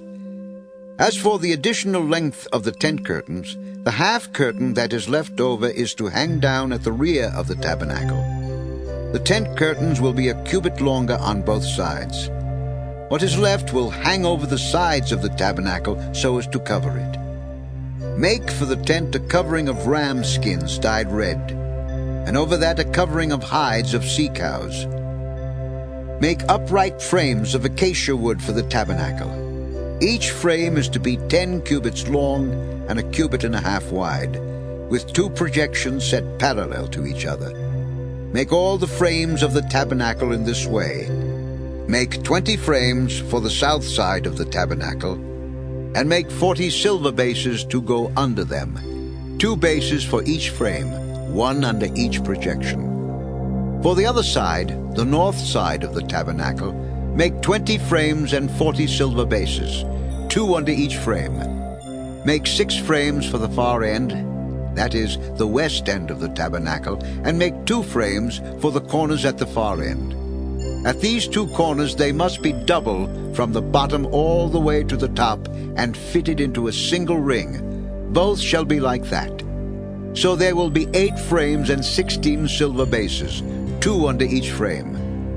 Also make crossbars of acacia wood, 5 for the frames on one side of the tabernacle, 5 for those on the other side, and 5 for the frames on the west, at the far end of the tabernacle. The center crossbar is to extend from end to end at the middle of the frames. Overlay the frames with gold and make gold rings to hold the crossbars. Also overlay the crossbars with gold. Set up the tabernacle according to the plan shown you on the mountain. Make a curtain of blue, purple, and scarlet yarn and finely twisted linen, with cherubim worked into it by a skilled craftsman. Hang it with gold hooks on 4 posts of acacia wood, overlaid with gold and standing on 4 silver bases. Hang the curtain from the clasps and place the ark of the testimony behind the curtain. The curtain will separate the holy place from the most holy place. Put the atonement cover on the ark of the testimony in the most holy place. Place the table outside the curtain on the north side of the tabernacle, and put the lampstand opposite it on the south side. For the entrance to the tent, make a curtain of blue, purple, and scarlet yarn, and finely twisted linen, the work of an embroiderer. Make gold hooks for this curtain, and 5 posts of acacia wood overlaid with gold, and cast 5 bronze bases for them. Exodus 27. Build an altar of acacia wood, 3 cubits high. It is to be square, 5 cubits long and 5 cubits wide. Make a horn at each of the 4 corners, so that the horns and the altar are of one piece, and overlay the altar with bronze. Make all its utensils of bronze, its pots to remove the ashes, and its shovels, sprinkling bowls, meat forks, and fire pans. Make a grating for it, a bronze network, and make a bronze ring at each of the 4 corners of the network. Put it under the ledge of the altar so that it is halfway up the altar. Make poles of acacia wood for the altar, and overlay them with bronze. The poles are to be inserted into the rings, so they will be on 2 sides of the altar when it is carried. Make the altar hollow out of boards. It is to be made just as you were shown on the mountain.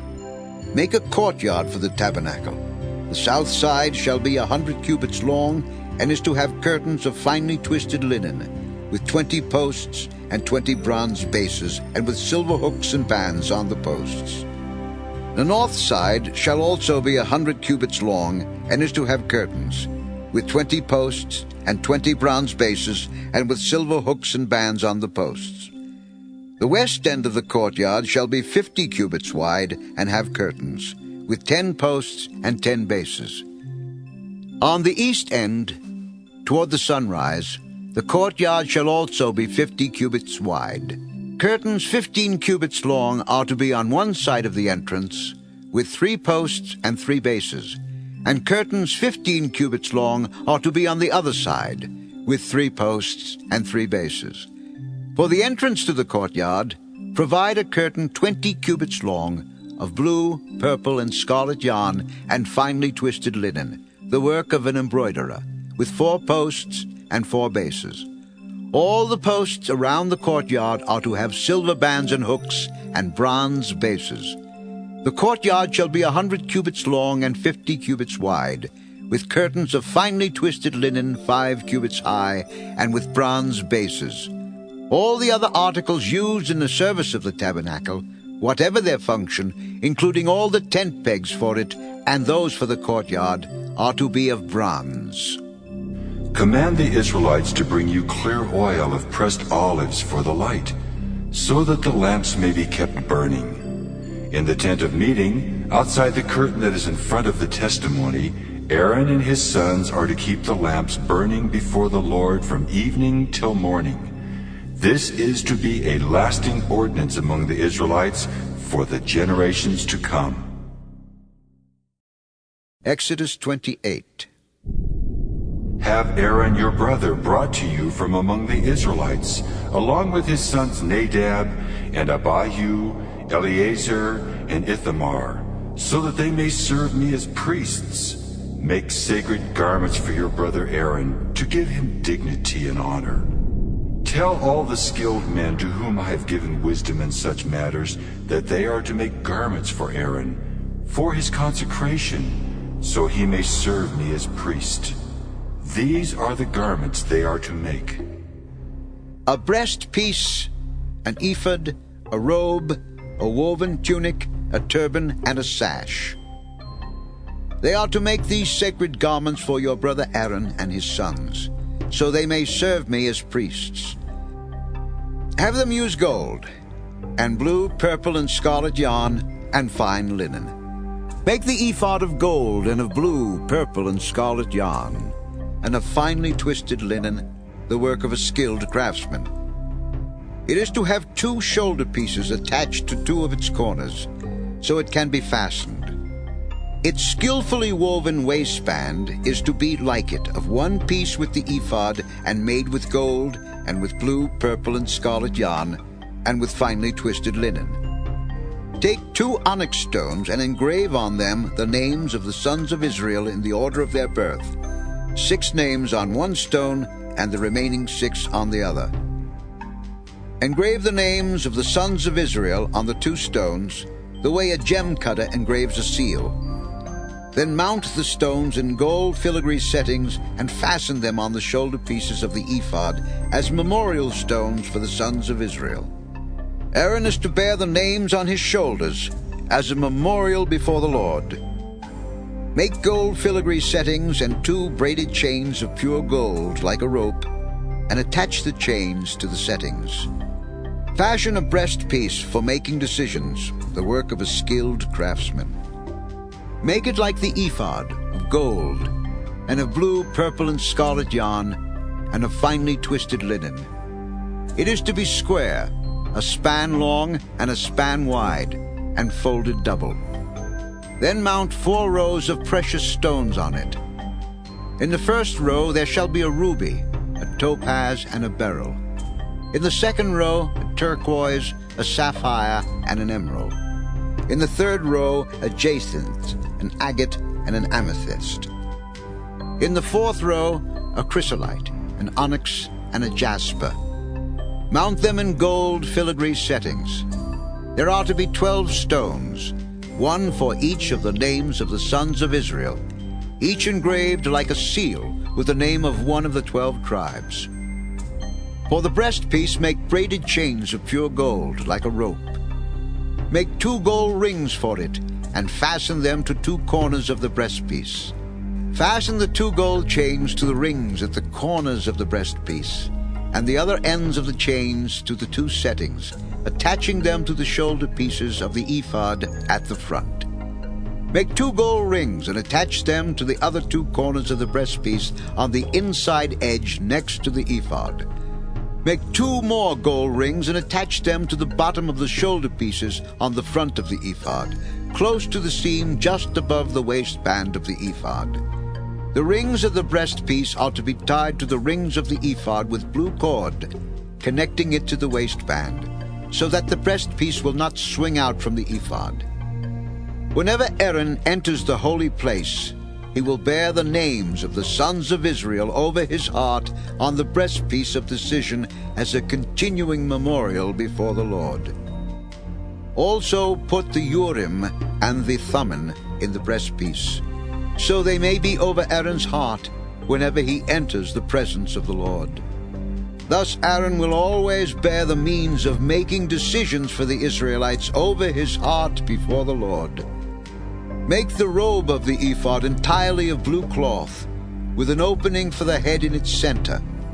There shall be a woven edge like a collar around this opening, so that it will not tear.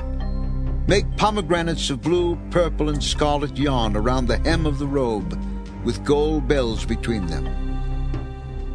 The gold bells and the pomegranates are to alternate around the hem of the robe. Aaron must wear it when he ministers. The sound of the bells will be heard when he enters the holy place before the Lord and when he comes out, so that he will not die. Make a plate of pure gold and engrave on it, as on a seal, "Holy to the Lord." Fasten a blue cord to it to attach it to the turban. It is to be on the front of the turban. It will be on Aaron's forehead, and he will bear the guilt involved in the sacred gifts the Israelites consecrate, whatever their gifts may be. It will be on Aaron's forehead continually, so that they will be acceptable to the Lord. Weave the tunic of fine linen and make the turban of fine linen. The sash is to be the work of an embroiderer. Make tunics, sashes, and headbands for Aaron's sons, to give them dignity and honor. After you put these clothes on your brother Aaron and his sons, anoint and ordain them. Consecrate them so they may serve me as priests. Make linen undergarments as a covering for the body, reaching from the waist to the thigh. Aaron and his sons must wear them whenever they enter the tent of meeting or approach the altar to minister in the holy place, so that they will not incur guilt and die. This is to be a lasting ordinance for Aaron and his descendants. Exodus 29. This is what you are to do to consecrate them, so they may serve me as priests. Take a young bull and 2 rams without defect. And from fine wheat flour without yeast make bread, and cakes mixed with oil, and wafers spread with oil. Put them in a basket and present them in it, along with the bull and the 2 rams. Then bring Aaron and his sons to the entrance to the tent of meeting, and wash them with water. Take the garments and dress Aaron with the tunic, the robe of the ephod itself, and the breastpiece. Fasten the ephod on him by its skillfully woven waistband. Put the turban on his head and attach the sacred diadem to the turban. Take the anointing oil and anoint him by pouring it on his head. Bring his sons and dress them in tunics and put headbands on them. Then tie sashes on Aaron and his sons. The priesthood is theirs by a lasting ordinance. In this way you shall ordain Aaron and his sons. Bring the bull to the front of the tent of meeting, and Aaron and his sons shall lay their hands on its head. Slaughter it in the Lord's presence at the entrance to the tent of meeting. Take some of the bull's blood and put it on the horns of the altar with your finger, and pour out the rest of it at the base of the altar. Then take all the fat around the inner parts, the covering of the liver, and both kidneys with the fat around them, and burn them on the altar. But burn the bull's flesh and its hide and its offal outside the camp. It is a sin offering. Take one of the rams, and Aaron and his sons shall lay their hands on its head. Slaughter it and take the blood and sprinkle it against the altar on all sides. Cut the ram into pieces and wash the inner parts and the legs, putting them with the head and the other pieces. Then burn the entire ram on the altar. It is a burnt offering to the Lord, a pleasing aroma, an offering made to the Lord by fire. Take the other ram, and Aaron and his sons shall lay their hands on its head. Slaughter it, take some of its blood and put it on the lobes of the right ears of Aaron and his sons, on the thumbs of their right hands, and on the big toes of their right feet. Then sprinkle blood against the altar on all sides, and take some of the blood on the altar and some of the anointing oil and sprinkle it on Aaron and his garments and on his sons and their garments. Then he and his sons and their garments will be consecrated. Take from this ram the fat tail, the fat around the inner parts, the covering of the liver, both kidneys with the fat around them, and the right thigh. This is the ram for the ordination. From the basket of bread made without yeast, which is before the Lord, take a loaf and a cake made with oil and a wafer. Put all these in the hands of Aaron and his sons, and wave them before the Lord as a wave offering. Then take them from their hands and burn them on the altar along with the burnt offering for a pleasing aroma to the Lord, an offering made to the Lord by fire. After you take the breast of the ram for Aaron's ordination, wave it before the Lord as a wave offering, and it will be your share. Consecrate those parts of the ordination ram that belong to Aaron and his sons, the breast that was waved and the thigh that was presented. This is always to be the regular share from the Israelites for Aaron and his sons. It is the contribution the Israelites are to make to the Lord from their fellowship offerings. Aaron's sacred garments will belong to his descendants so that they can be anointed and ordained in them. The son who succeeds him as priest and comes to the tent of meeting to minister in the holy place is to wear them 7 days. Take the ram for the ordination and cook the meat in a sacred place. At the entrance to the tent of meeting, Aaron and his sons are to eat the meat of the ram and the bread that is in the basket. They are to eat these offerings by which atonement was made for their ordination and consecration. But no one else may eat them, because they are sacred. And if any of the meat of the ordination ram or any bread is left over till morning, burn it up. It must not be eaten, because it is sacred. Do for Aaron and his sons everything I have commanded you, taking 7 days to ordain them. Sacrifice a bull each day as a sin offering to make atonement. Purify the altar by making atonement for it. and anoint it to consecrate it. For 7 days make atonement for the altar and consecrate it. Then the altar will be most holy, and whatever touches it will be holy.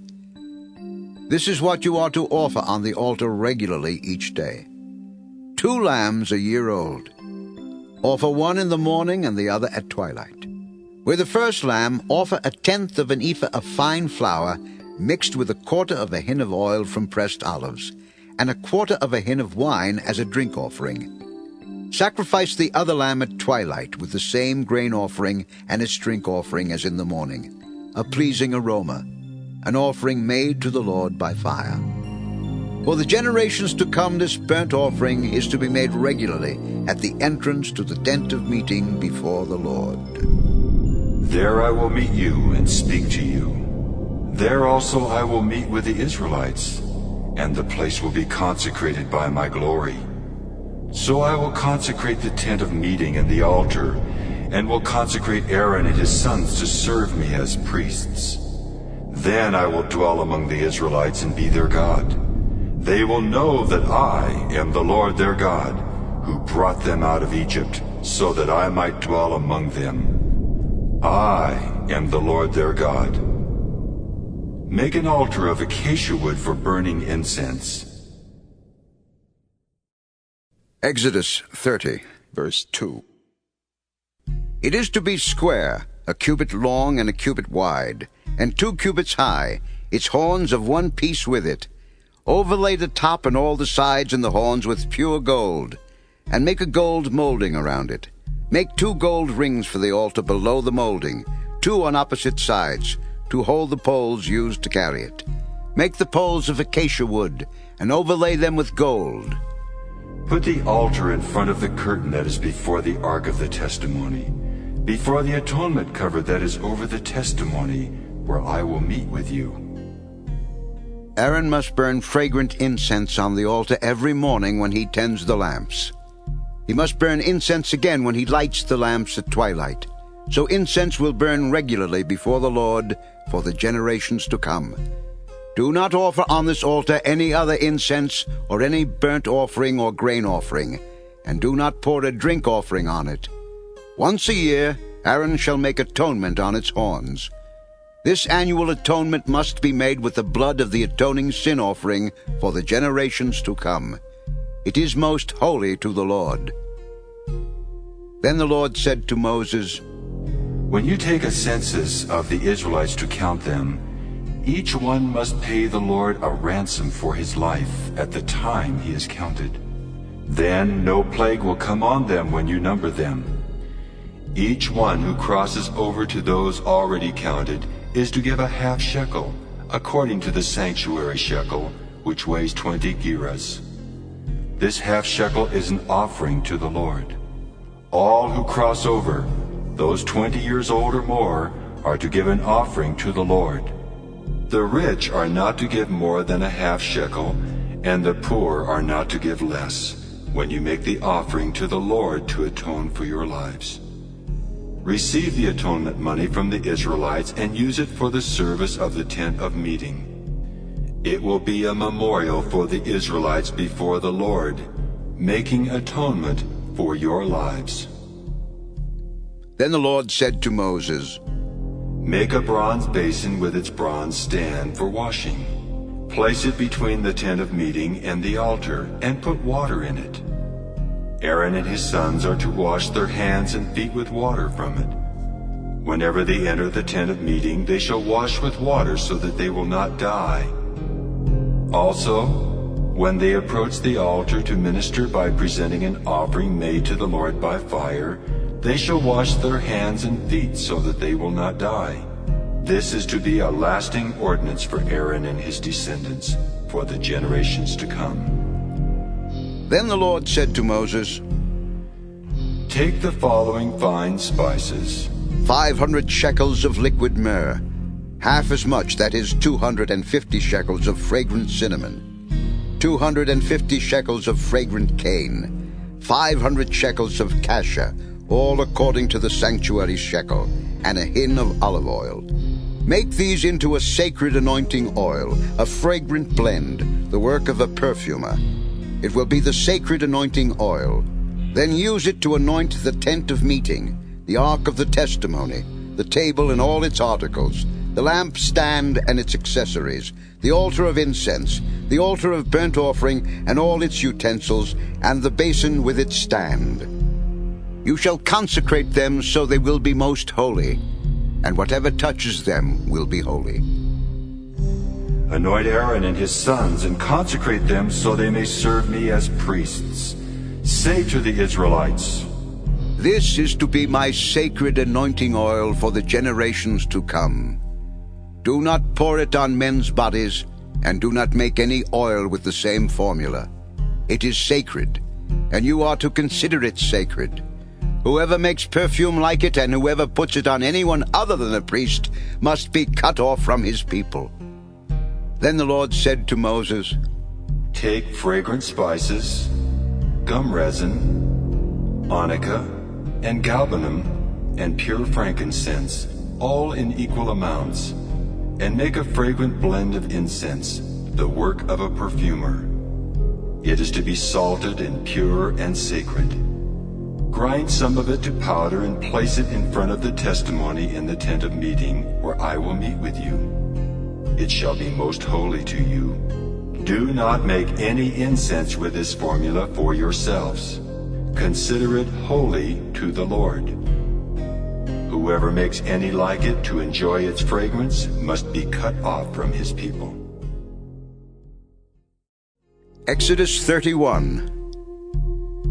Then the Lord said to Moses, See, I have chosen Bezalel, son of Uri, the son of Hur, of the tribe of Judah, and I have filled him with the Spirit of God, with skill, ability, and knowledge in all kinds of crafts, to make artistic designs for work in gold, silver, and bronze, to cut and set stones, to work in wood, and to engage in all kinds of craftsmanship. Moreover, I have appointed Oholiab, son of Ahisamach, of the tribe of Dan, to help him. Also I have given skill to all the craftsmen to make everything I have commanded you: the tent of meeting, the ark of the testimony with the atonement cover on it, and all the other furnishings of the tent, the table and its articles, the pure gold lampstand and all its accessories, the altar of incense, the altar of burnt offering and all its utensils, the basin with its stand, and also the woven garments, both the sacred garments for Aaron the priest, and the garments for his sons when they serve as priests, and the anointing oil and fragrant incense for the holy place. They are to make them just as I commanded you. Then the Lord said to Moses, Say to the Israelites, You must observe my Sabbaths. This will be a sign between me and you for the generations to come, so you may know that I am the Lord who makes you holy. Observe the Sabbath, because it is holy to you. Anyone who desecrates it must be put to death. Whoever does any work on that day must be cut off from his people. For 6 days work is to be done, but the seventh day is a Sabbath of rest, holy to the Lord. Whoever does any work on the Sabbath day must be put to death. The Israelites are to observe the Sabbath, celebrating it for the generations to come as a lasting covenant. It will be a sign between me and the Israelites forever. For in 6 days the Lord made the heavens and the earth, and on the seventh day he abstained from work and rested. When the Lord finished speaking to Moses on Mount Sinai, he gave him the 2 tablets of the testimony, the tablets of stone inscribed by the finger of God. Exodus 32. When the people saw that Moses was so long in coming down from the mountain, they gathered around Aaron and said, Come, make us gods who will go before us. As for this fellow Moses who brought us up out of Egypt, we don't know what has happened to him. Take off the gold earrings that your wives, your sons, and your daughters are wearing and bring them to me. So all the people took off their earrings and brought them to Aaron. he took what they handed him and made it into an idol, cast in the shape of a calf, fashioning it with a tool. Then they said, "These are your gods, O Israel, who brought you up out of Egypt." When Aaron saw this, he built an altar in front of the calf and announced, "Tomorrow there will be a festival to the Lord." So the next day the people rose early and sacrificed burnt offerings and presented fellowship offerings. Afterward they sat down to eat and drink and got up to indulge in revelry.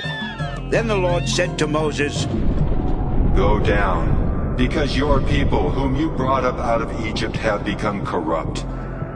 They have been quick to turn away from what I commanded them, and have made themselves an idol, cast in the shape of a calf.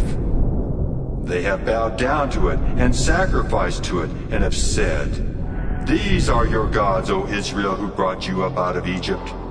I have seen these people, and they are a stiff-necked people. Now leave me alone, so that my anger may burn against them, and that I may destroy them.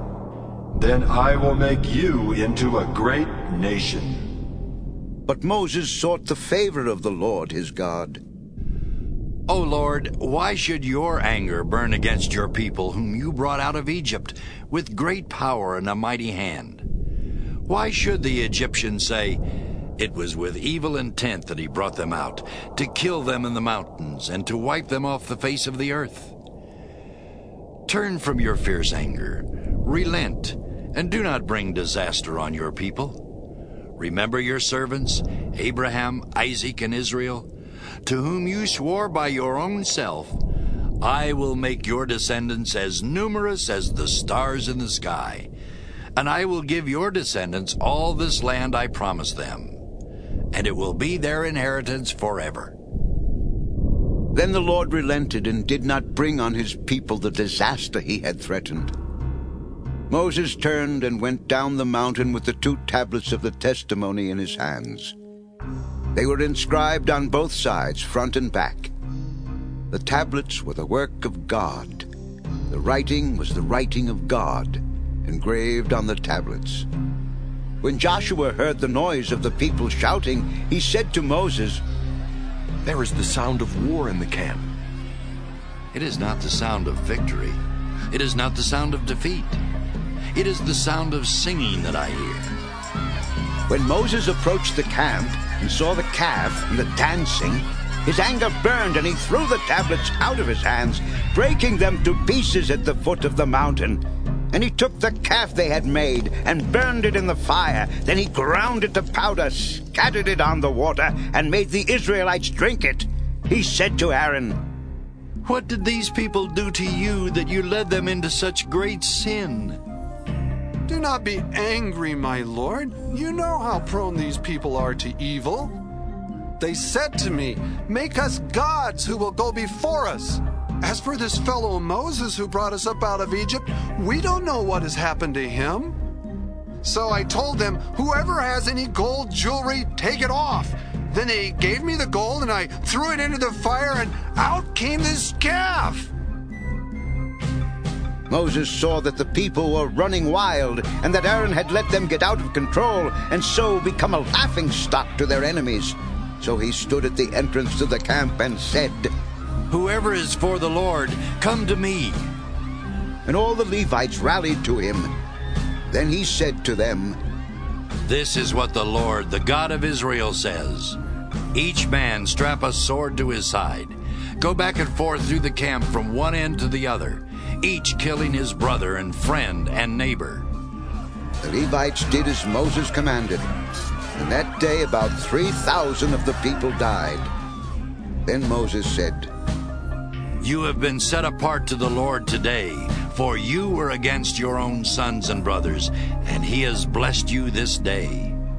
The next day Moses said to the people, "You have committed a great sin.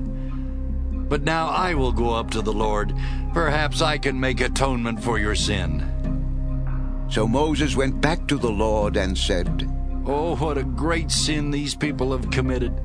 They have made themselves gods of gold. But now, please forgive their sin.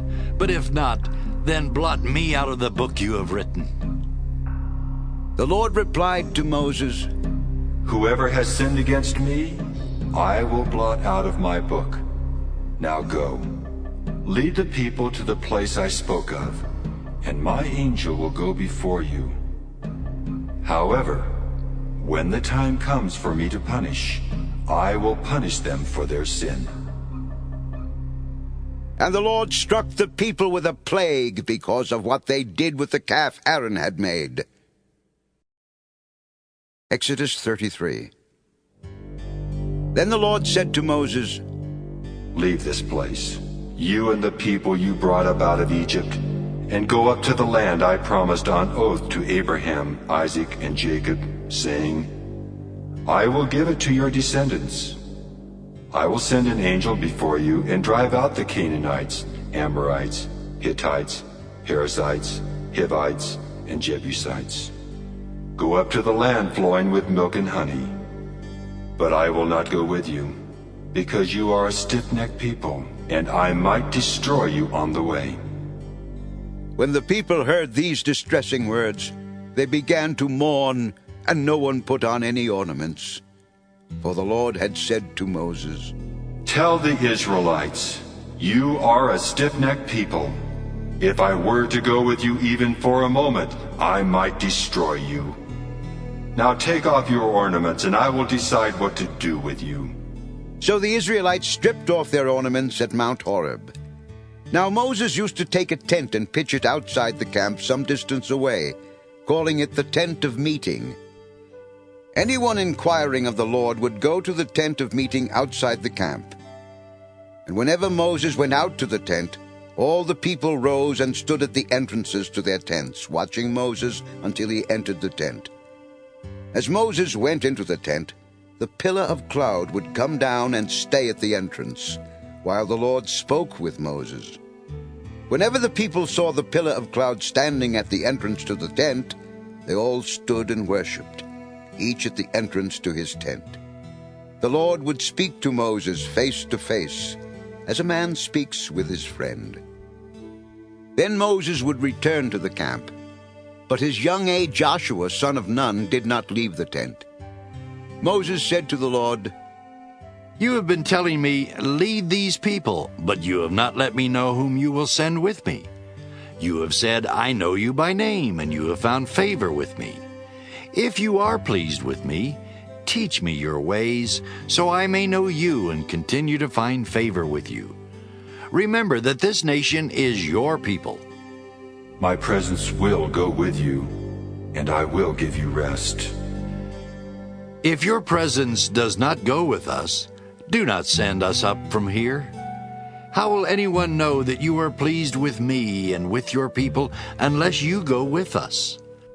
What else will distinguish me and your people from all the other people on the face of the earth? I will do the very thing you have asked, because I am pleased with you, and I know you by name. Now show me your glory. I will cause all my goodness to pass in front of you, and I will proclaim my name, the Lord, in your presence. I will have mercy on whom I will have mercy, and I will have compassion on whom I will have compassion. But you cannot see my face, for no one may see me and live. There is a place near me where you may stand on a rock. When my glory passes by, I will put you in a cleft in the rock and cover you with my hand until I have passed by. Then I will remove my hand, and you will see my back, but my face must not be seen. Exodus 34. The Lord said to Moses, Chisel out 2 stone tablets like the first ones, and I will write on them the words that were on the first tablets, which you broke. Be ready in the morning and then come up on Mount Sinai. Present yourself to me there on top of the mountain. No one is to come with you or be seen anywhere on the mountain. Not even the flocks and herds may graze in front of the mountain. So Moses chiseled out 2 stone tablets like the first ones and went up Mount Sinai early in the morning, as the Lord had commanded him. And he carried the 2 stone tablets in his hands. Then the Lord came down in the cloud and stood there with him and proclaimed his name, the Lord. And he passed in front of Moses, proclaiming, The Lord, the compassionate and gracious God, slow to anger, abounding in love and faithfulness, maintaining love to thousands, and forgiving wickedness, rebellion, and sin. Yet he does not leave the guilty unpunished. He punishes the children and their children for the sin of the fathers to the third and fourth generation. Moses bowed to the ground at once and worshipped. O Lord, if I have found favor in your eyes, then let the Lord go with us. Although this is a stiff-necked people, forgive our wickedness and our sin, and take us as your inheritance. I am making a covenant with you. Before all your people I will do wonders never before done in any nation in all the world. The people you live among will see how awesome is the work that I, the Lord, will do for you. Obey what I command you today. I will drive out before you the Amorites, Canaanites, Hittites, Perizzites, Hivites, and Jebusites. Be careful not to make a treaty with those who live in the land where you are going, or they will be a snare among you. Break down their altars, smash their sacred stones, and cut down their Asherah poles. Do not worship any other god, for the Lord, whose name is jealous, is a jealous God. Be careful not to make a treaty with those who live in the land, for when they prostitute themselves to their gods and sacrifice to them, they will invite you, and you will eat their sacrifices. And when you choose some of their daughters as wives for your sons, and those daughters prostitute themselves to their gods, they will lead your sons to do the same. Do not make cast idols. Celebrate the feast of unleavened bread. For 7 days eat bread made without yeast as I commanded you. Do this at the appointed time in the month of Abib, for in that month you came out of Egypt. The first offspring of every womb belongs to me, including all the firstborn males of your livestock, whether from herd or flock. Redeem the firstborn donkey with a lamb, but if you do not redeem it, break its neck. Redeem all your firstborn sons. No one is to appear before me empty-handed. 6 days you shall labor, but on the 7th day you shall rest. Even during the plowing season and harvest you must rest. Celebrate the Feast of Weeks with the first fruits of the wheat harvest, and the Feast of Ingathering at the turn of the year. 3 times a year all your men are to appear before the sovereign Lord, the God of Israel. I will drive out nations before you and enlarge your territory. And no one will covet your land when you go up 3 times each year to appear before the Lord your God. Do not offer the blood of a sacrifice to me along with anything containing yeast. And do not let any of the sacrifice from the Passover feast remain until morning. Bring the best of the firstfruits of your soil to the house of the Lord your God. Do not cook a young goat in its mother's milk. Then the Lord said to Moses, Write down these words, for in accordance with these words I have made a covenant with you and with Israel. Moses was there with the Lord 40 days and 40 nights without eating bread or drinking water. And he wrote on the tablets the words of the covenant, the 10 Commandments. When Moses came down from Mount Sinai with the 2 tablets of the testimony in his hands, he was not aware that his face was radiant, because he had spoken with the Lord. When Aaron and all the Israelites saw Moses, his face was radiant, and they were afraid to come near him. But Moses called to them. So Aaron and all the leaders of the community came back to him, and he spoke to them. Afterward all the Israelites came near him, and he gave them all the commands the Lord had given him on Mount Sinai. When Moses finished speaking to them, he put a veil over his face. But whenever he entered the Lord's presence to speak with him, he removed the veil until he came out. And when he came out and told the Israelites what he had been commanded, they saw that his face was radiant. Then Moses would put the veil back over his face until he went in to speak with the Lord. Exodus 35. Moses assembled the whole Israelite community and said to them, These are the things the Lord has commanded you to do. For 6 days work is to be done, but the seventh day shall be your holy day, a Sabbath of rest to the Lord. Whoever does any work on it must be put to death. Do not light a fire in any of your dwellings on the Sabbath day. Moses said to the whole Israelite community, This is what the Lord has commanded. From what you have, take an offering for the Lord.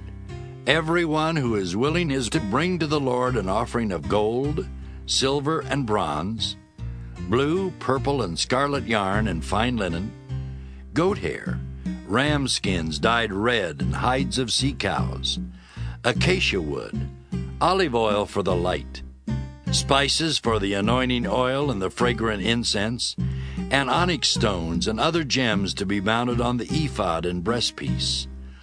All who are skilled among you are to come and make everything the Lord has commanded.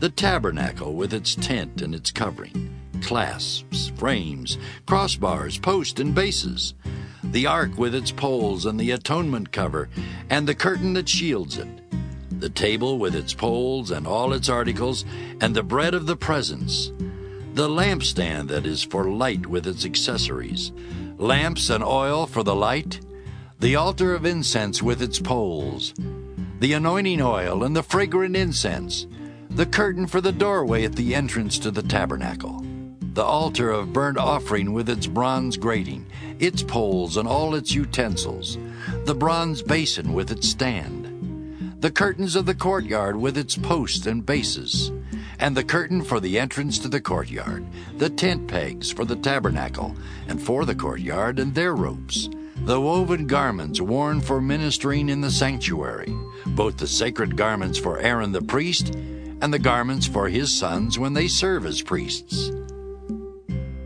Then the whole Israelite community withdrew from Moses' presence, and everyone who was willing and whose heart moved him came and brought an offering to the Lord for the work on the tent of meeting, for all its service, and for the sacred garments. All who were willing, men and women alike, came and brought gold jewelry of all kinds, brooches, earrings, rings, and ornaments. They all presented their gold as a wave offering to the Lord. Everyone who had blue, purple, or scarlet yarn, or fine linen, or goat hair, ram skins dyed red, or hides of sea cows brought them. Those presenting an offering of silver or bronze brought it as an offering to the Lord. And everyone who had acacia wood for any part of the work brought it. Every skilled woman spun with her hands and brought what she had spun, blue, purple, or scarlet yarn, or fine linen. And all the women who were willing and had the skill spun the goat hair. The leaders brought onyx stones and other gems to be mounted on the ephod and breastpiece. They also brought spices and olive oil for the light, and for the anointing oil, and for the fragrant incense. All the Israelite men and women who were willing brought to the Lord freewill offerings for all the work the Lord through Moses had commanded them to do. Then Moses said to the Israelites, See, the Lord has chosen Bezalel, son of Uri, the son of Hur, of the tribe of Judah, and he has filled him with the Spirit of God, with skill, ability, and knowledge in all kinds of crafts, to make artistic designs for work in gold, silver, and bronze, to cut and set stones, to work in wood, and to engage in all kinds of artistic craftsmanship. And he has given both him and Aholiab, son of Ahisamach of the tribe of Dan, the ability to teach others. He has filled them with skill to do all kinds of work as craftsmen, designers, embroiderers in blue, purple, and scarlet yarn and fine linen, and weavers, all of them master craftsmen and designers. Exodus 36. So Bezalel, Aholiab, and every skilled person to whom the Lord has given skill and ability to know how to carry out all the work of constructing the sanctuary are to do the work just as the Lord has commanded. Then Moses summoned Bezalel and Aholiab and every skilled person to whom the Lord had given ability and who was willing to come and do the work. They received from Moses all the offerings the Israelites had brought to carry out the work of constructing the sanctuary. And the people continued to bring freewill offerings morning after morning. So all the skilled craftsmen who were doing all the work on the sanctuary left their work and said to Moses, "The people are bringing more than enough for doing the work the Lord commanded to be done." Then Moses gave an order, and they sent this word throughout the camp. No man or woman is to make anything else as an offering for the sanctuary. And so the people were restrained from bringing more, because what they already had was more than enough to do all the work. All the skilled men among the workmen made the tabernacle with 10 curtains of finely twisted linen and blue, purple, and scarlet yarn, with cherubim worked into them by a skilled craftsman. All the curtains were the same size, 28 cubits long and 4 cubits wide. They joined 5 of the curtains together and did the same with the other 5. Then they made loops of blue material along the edge of the end curtain in one set, and the same was done with the end curtain in the other set. They also made 50 loops on one curtain and 50 loops on the end curtain of the other set, with the loops opposite each other. Then they made 50 gold clasps and used them to fasten the 2 sets of curtains together so that the tabernacle was a unit. They made curtains of goat hair for the tent over the tabernacle, 11 altogether. All 11 curtains were the same size, 30 cubits long and 4 cubits wide. They joined 5 of the curtains into one set, and the other 6 into another set. Then they made 50 loops along the edge of the end curtain in one set, and also along the edge of the end curtain in the other set. They made 50 bronze clasps to fasten the tent together as a unit. Then they made for the tent a covering of ram skins dyed red, and over that a covering of hides of sea cows. They made upright frames of acacia wood for the tabernacle. Each frame was 10 cubits long and 1.5 cubits wide, with 2 projections set parallel to each other. They made all the frames of the tabernacle in this way. They made 20 frames for the south side of the tabernacle and made 40 silver bases to go under them, 2 bases for each frame, 1 under each projection. For the other side, the north side of the tabernacle, they made 20 frames and 40 silver bases, 2 under each frame. They made 6 frames for the far end, that is, the west end of the tabernacle, and 2 frames were made for the corners of the tabernacle at the far end. At these 2 corners the frames were doubled from the bottom all the way to the top and fitted into a single ring. Both were made alike. So there were 8 frames and 16 silver bases, 2 under each frame. They also made crossbars of acacia wood, 5 for the frames on one side of the tabernacle, 5 for those on the other side, and 5 for the frames on the west, at the far end of the tabernacle. They made the center crossbar so that it extended from end to end at the middle of the frames. They overlaid the frames with gold and made gold rings to hold the crossbars. They also overlaid the crossbars with gold. They made the curtain of blue, purple, and scarlet yarn and finely twisted linen, with cherubim worked into it by a skilled craftsman. They made 4 posts of acacia wood for it and overlaid them with gold. They made gold hooks for them and cast their 4 silver bases. For the entrance to the tent they made a curtain of blue, purple, and scarlet yarn and finely twisted linen, the work of an embroiderer. And they made 5 posts with hooks for them. They overlaid the tops of the posts and their bands with gold and made their 5 bases of bronze. Exodus 37. Bezalel made the ark of acacia wood, 2.5 cubits long, 1.5 cubits wide, and 1.5 cubits high. He overlaid it with pure gold, both inside and out, and made a gold molding around it. He cast 4 gold rings for it, and fastened them to its 4 feet, with 2 rings on one side and 2 rings on the other. Then he made poles of acacia wood and overlaid them with gold. And he inserted the poles into the rings on the sides of the ark to carry it. He made the atonement cover of pure gold, 2.5 cubits long and a cubit and a half wide. Then he made 2 cherubim out of hammered gold at the ends of the cover. He made 1 cherub on one end and the second cherub on the other. At the 2 ends he made them of one piece with the cover. The cherubim had their wings spread upward, overshadowing the cover with them. The cherubim faced each other, looking toward the cover. They made the table of acacia wood, 2 cubits long, a cubit wide, and a cubit and a half high. Then they overlaid it with pure gold and made a gold molding around it. They also made around it a rim a handbreadth wide and put a gold molding on the rim. They cast 4 gold rings for the table and fastened them to the 4 corners where the 4 legs were. The rings were put close to the rim to hold the poles used in carrying the table. The poles for carrying the table were made of acacia wood and were overlaid with gold. And they made from pure gold the articles for the table, its plates and dishes and bowls, and its pitchers for the pouring out of drink offerings. They made the lampstand of pure gold and hammered it out, base and shaft.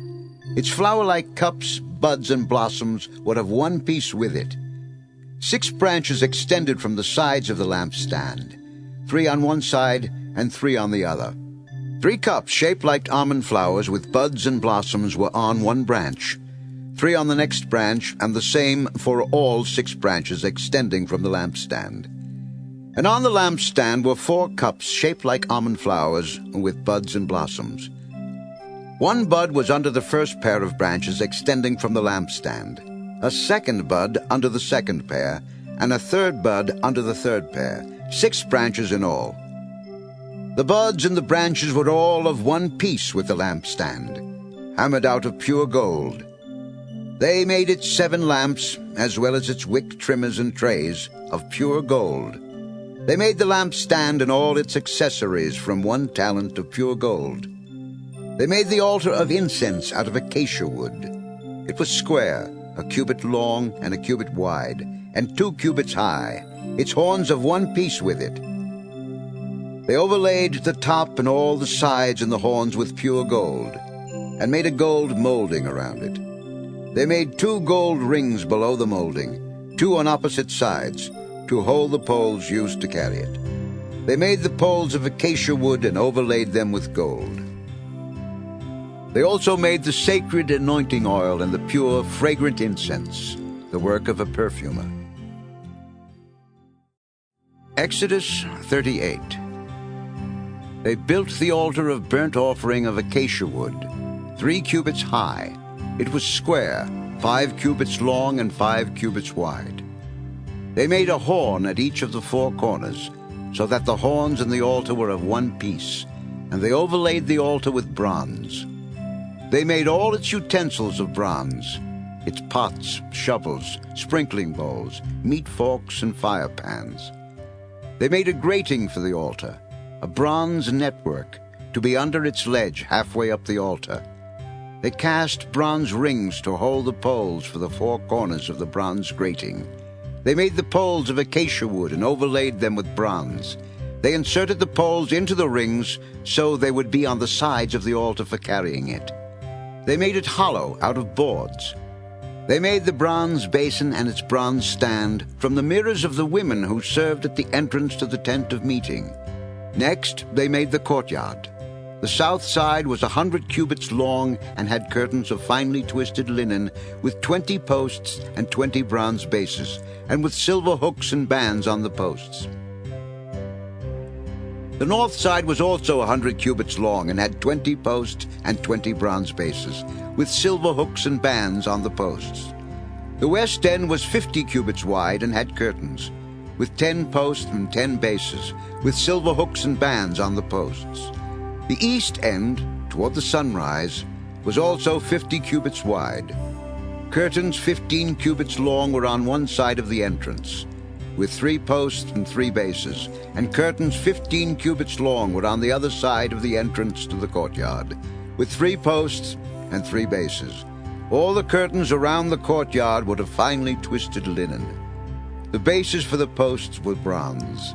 The hooks and bands on the posts were silver, and their tops were overlaid with silver, so all the posts of the courtyard had silver bands. The curtain for the entrance to the courtyard was of blue, purple, and scarlet yarn and finely twisted linen, the work of an embroiderer. It was 20 cubits long and, like the curtains of the courtyard, 5 cubits high, with 4 posts and 4 bronze bases. Their hooks and bands were silver, and their tops were overlaid with silver. All the tent pegs of the tabernacle and of the surrounding courtyard were bronze. These are the amounts of the materials used for the tabernacle of the testimony, which were recorded at Moses' command by the Levites under the direction of Ithamar, son of Aaron the priest. Bezalel, son of Uri, the son of Hur, of the tribe of Judah, made everything the Lord commanded Moses. With him was Aholiab, son of Ahisamach, of the tribe of Dan, a craftsman and designer, and an embroiderer in blue, purple, and scarlet yarn and fine linen. The total amount of the gold from the wave offering used for all the work on the sanctuary was 29 talents and 730 shekels, according to the sanctuary shekel. The silver obtained from those of the community who were counted in the census was 100 talents and 1,775 shekels, according to the sanctuary shekel. 1 beka per person, that is, half a shekel, according to the sanctuary shekel, from everyone who had crossed over to those counted, 20 years old or more, a total of 603,550 men. The 100 talents of silver were used to cast the bases for the sanctuary and for the curtain. 100 bases from the 100 talents, 1 talent for each base. They used the 1,775 shekels to make the hooks for the posts, to overlay the tops of the post, and to make their bands. The bronze from the wave offering was 70 talents and 2,400 shekels. They used it to make the bases for the entrance to the tent of meeting, the bronze altar with its bronze grating and all its utensils, the bases for the surrounding courtyard and those for its entrance, and all the tent pegs for the tabernacle and those for the surrounding courtyard. Exodus 39. From the blue, purple, and scarlet yarn they made woven garments for ministering in the sanctuary. They also made sacred garments for Aaron, as the Lord commanded Moses. They made the ephod of gold, and of blue, purple, and scarlet yarn, and of finely twisted linen. They hammered out thin sheets of gold and cut strands to be worked into the blue, purple, and scarlet yarn and fine linen, the work of a skilled craftsman. They made shoulder pieces for the ephod, which were attached to 2 of its corners, so it could be fastened. Its skillfully woven waistband was like it, of 1 piece with the ephod and made with gold, and with blue, purple, and scarlet yarn, and with finely twisted linen, as the Lord commanded Moses. They mounted the onyx stones in gold filigree settings and engraved them like a seal with the names of the sons of Israel. Then they fastened them on the shoulder pieces of the ephod as memorial stones for the sons of Israel, as the Lord commanded Moses. They fashioned the breastpiece, the work of a skilled craftsman. They made it like the ephod, of gold, and of blue, purple, and scarlet yarn, and of finely twisted linen. It was square, a span long and a span wide, and folded double. Then they mounted 4 rows of precious stones on it. In the first row there was a ruby, a topaz, and a beryl. In the second row a turquoise, a sapphire, and an emerald. In the third row a jacinth, an agate, and an amethyst. In the fourth row a chrysolite, an onyx, and a jasper. They were mounted in gold filigree settings. There were 12 stones, 1 for each of the names of the sons of Israel, each engraved like a seal with the name of one of the 12 tribes. For the breastpiece they made braided chains of pure gold, like a rope. They made 2 gold filigree settings and 2 gold rings, and fastened the rings to 2 of the corners of the breastpiece. They fastened the 2 gold chains to the rings at the corners of the breastpiece, and the other ends of the chains to the 2 settings, attaching them to the shoulder pieces of the ephod at the front. They made 2 gold rings and attached them to the other 2 corners of the breastpiece on the inside edge next to the ephod. Then they made 2 more gold rings and attached them to the bottom of the shoulder pieces on the front of the ephod, close to the seam just above the waistband of the ephod. They tied the rings of the breastpiece to the rings of the ephod with blue cord, connecting it to the waistband so that the breastpiece would not swing out from the ephod, as the Lord commanded Moses. They made the robe of the ephod entirely of blue cloth, the work of a weaver, with an opening in the center of the robe like the opening of a collar, and a band around this opening so that it would not tear. They made pomegranates of blue, purple, and scarlet yarn and finely twisted linen around the hem of the robe. And they made bells of pure gold and attached them around the hem between the pomegranates. The bells and pomegranates alternated around the hem of the robe to be worn for ministering, as the Lord commanded Moses.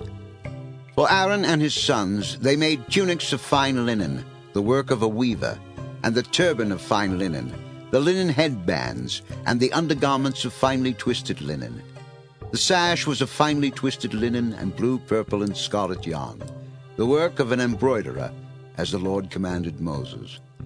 They made the plate, the sacred diadem, out of pure gold and engraved on it, like an inscription on a seal, "Holy to the Lord." Then they fastened a blue cord to it to attach it to the turban, as the Lord commanded Moses. So all the work on the tabernacle, the tent of meeting, was completed. The Israelites did everything just as the Lord commanded Moses. Then they brought the tabernacle to Moses, the tent and all its furnishings, its clasps, frames, crossbars, posts, and bases, the covering of ram skins dyed red, the covering of hides of sea cows, and the shielding curtain, the ark of the testimony with its poles and the atonement cover, the table with all its articles and the bread of the presence, the pure gold lampstand with its row of lamps and all its accessories, and the oil for the light, the gold altar, the anointing oil, the fragrant incense, and the curtain for the entrance to the tent, the bronze altar with its bronze grating, its poles and all its utensils, the basin with its stand, the curtains of the courtyard with its posts and bases, and the curtain for the entrance to the courtyard, the ropes and tent pegs for the courtyard, all the furnishings for the tabernacle, the tent of meeting, and the woven garments worn for ministering in the sanctuary, both the sacred garments for Aaron the priest and the garments for his sons when serving as priests. The Israelites had done all the work just as the Lord had commanded Moses. Moses inspected the work and saw that they had done it just as the Lord had commanded. So Moses blessed them. Exodus 40.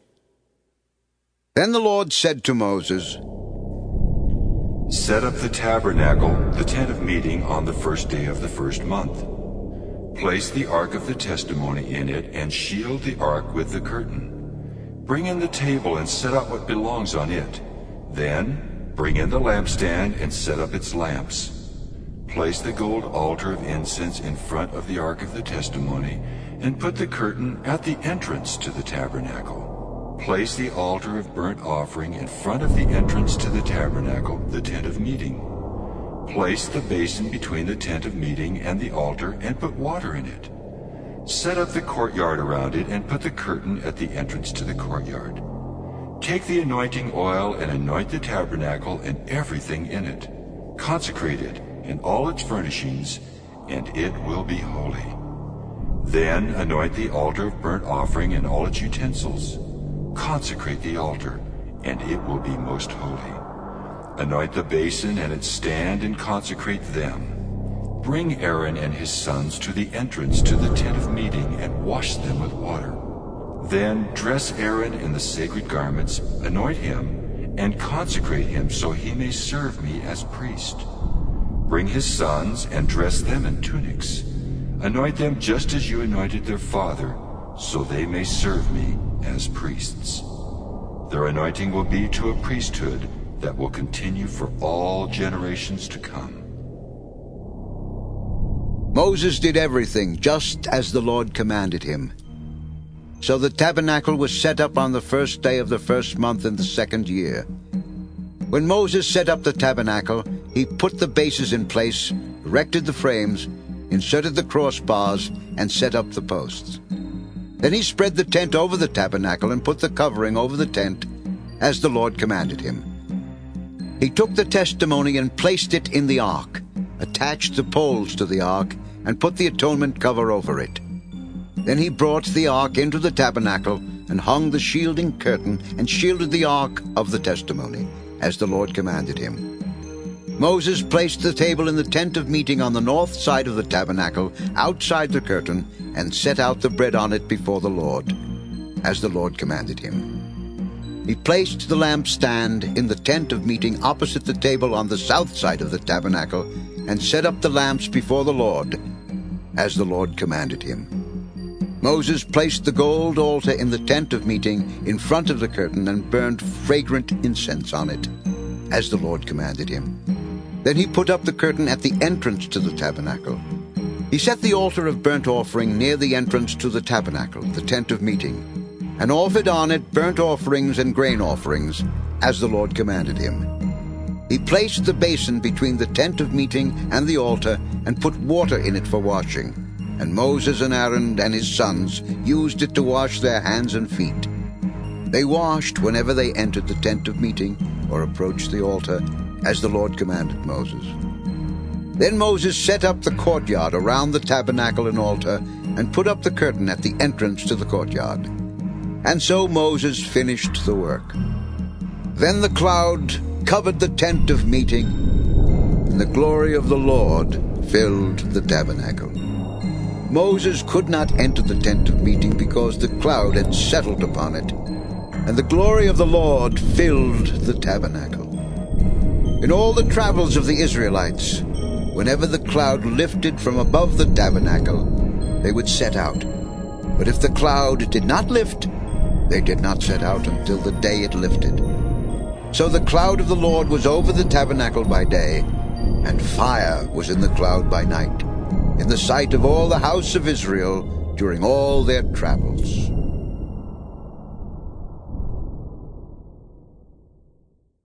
Thank you for joining us on this Bible journey today.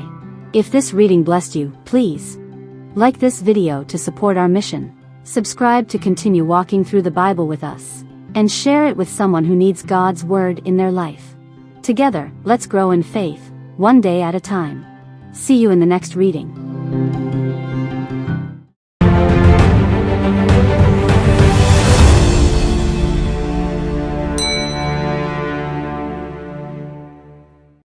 Leviticus 1. The Lord called to Moses and spoke to him from the tent of meeting. He said, "Speak to the Israelites and say to them, when any of you brings an offering to the Lord, bring as your offering an animal from either the herd or the flock." If the offering is a burnt offering from the herd, he is to offer a male without defect.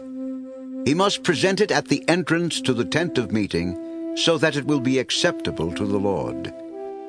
He is to lay his hand on the head of the burnt offering, and it will be accepted on his behalf to make atonement for him. He is to slaughter the young bull before the Lord, and then Aaron's sons the priests shall bring the blood and sprinkle it against the altar on all sides at the entrance to the tent of meeting. He is to skin the burnt offering and cut it into pieces. The sons of Aaron the priest are to put fire on the altar and arrange wood on the fire. Then Aaron's sons the priests shall arrange the pieces, including the head and the fat, on the burning wood that is on the altar. He is to wash the inner parts and the legs with water, and the priest is to burn all of it on the altar. It is a burnt offering, an offering made by fire, an aroma pleasing to the Lord. If the offering is a burnt offering from the flock, from either the sheep or the goats, he is to offer a male without defect. He is to slaughter it at the north side of the altar before the Lord. And Aaron's sons, the priests, shall sprinkle its blood against the altar on all sides. He is to cut it into pieces, and the priests shall arrange them, including the head and the fat, on the burning wood that is on the altar. He is to wash the inner parts and the legs with water, and the priest is to bring all of it and burn it on the altar. It is a burnt offering, an offering made by fire, an aroma pleasing to the Lord. If the offering to the Lord is a burnt offering of birds, he is to offer a dove or a young pigeon. The priest shall bring it to the altar, wring off the head and burn it on the altar. Its blood shall be drained out on the side of the altar. He is to remove the crop with its contents and throw it to the east side of the altar, where the ashes are. He shall tear it open by the wings, not severing it completely. And then the priest shall burn it on the wood that is on the fire on the altar. It is a burnt offering, an offering made by fire, an aroma pleasing to the Lord. Leviticus 2. When someone brings a grain offering to the Lord, his offering is to be of fine flour. He is to pour oil on it, put incense on it, and take it to Aaron's sons, the priests. The priest shall take a handful of the fine flour and oil, together with all the incense, and burn this as a memorial portion on the altar, an offering made by fire, an aroma pleasing to the Lord. The rest of the grain offering belongs to Aaron and his sons. It is a most holy part of the offerings made to the Lord by fire. If you bring a grain offering baked in an oven, it is to consist of fine flour, cakes made without yeast and mixed with oil, or wafers made without yeast and spread with oil. If your grain offering is prepared on a griddle, it is to be made of fine flour mixed with oil and without yeast. Crumble it and pour oil on it. It is a grain offering. If your grain offering is cooked in a pan, it is to be made of fine flour and oil. Bring the grain offering made of these things to the Lord. Present it to the priest, who shall take it to the altar. He shall take out the memorial portion from the grain offering and burn it on the altar as an offering made by fire, an aroma pleasing to the Lord. The rest of the grain offering belongs to Aaron and his sons. It is a most holy part of the offerings made to the Lord by fire. Every grain offering you bring to the Lord must be made without yeast. For you are not to burn any yeast or honey in an offering made to the Lord by fire. You may bring them to the Lord as an offering of the first fruits, but they are not to be offered on the altar as a pleasing aroma. Season all your grain offerings with salt. Do not leave the salt of the covenant of your God out of your grain offerings. Add salt to all your offerings. If you bring a grain offering of first fruits to the Lord, offer crushed heads of new grain roasted in the fire. Put oil and incense on it. It is a grain offering. The priest shall burn the memorial portion of the crushed grain and the oil, together with all the incense, as an offering made to the Lord by fire. Leviticus 3. If someone's offering is a fellowship offering, and he offers an animal from the herd, whether male or female, he is to present before the Lord an animal without defect. He is to lay his hand on the head of his offering and slaughter it at the entrance to the tent of meeting. Then Aaron's sons, the priest, shall sprinkle the blood against the altar on all sides. From the fellowship offering he is to bring a sacrifice made to the Lord by fire. All the fat that covers the inner parts or is connected to them, both kidneys with the fat around them near the loins, and the covering of the liver, which he will remove with the kidneys. Then Aaron's sons are to burn it on the altar on top of the burnt offering that is on the burning wood, as an offering made by fire, an aroma pleasing to the Lord. If he offers an animal from the flock as a fellowship offering to the Lord, he is to offer a male or female without defect. If he offers a lamb, he is to present it before the Lord.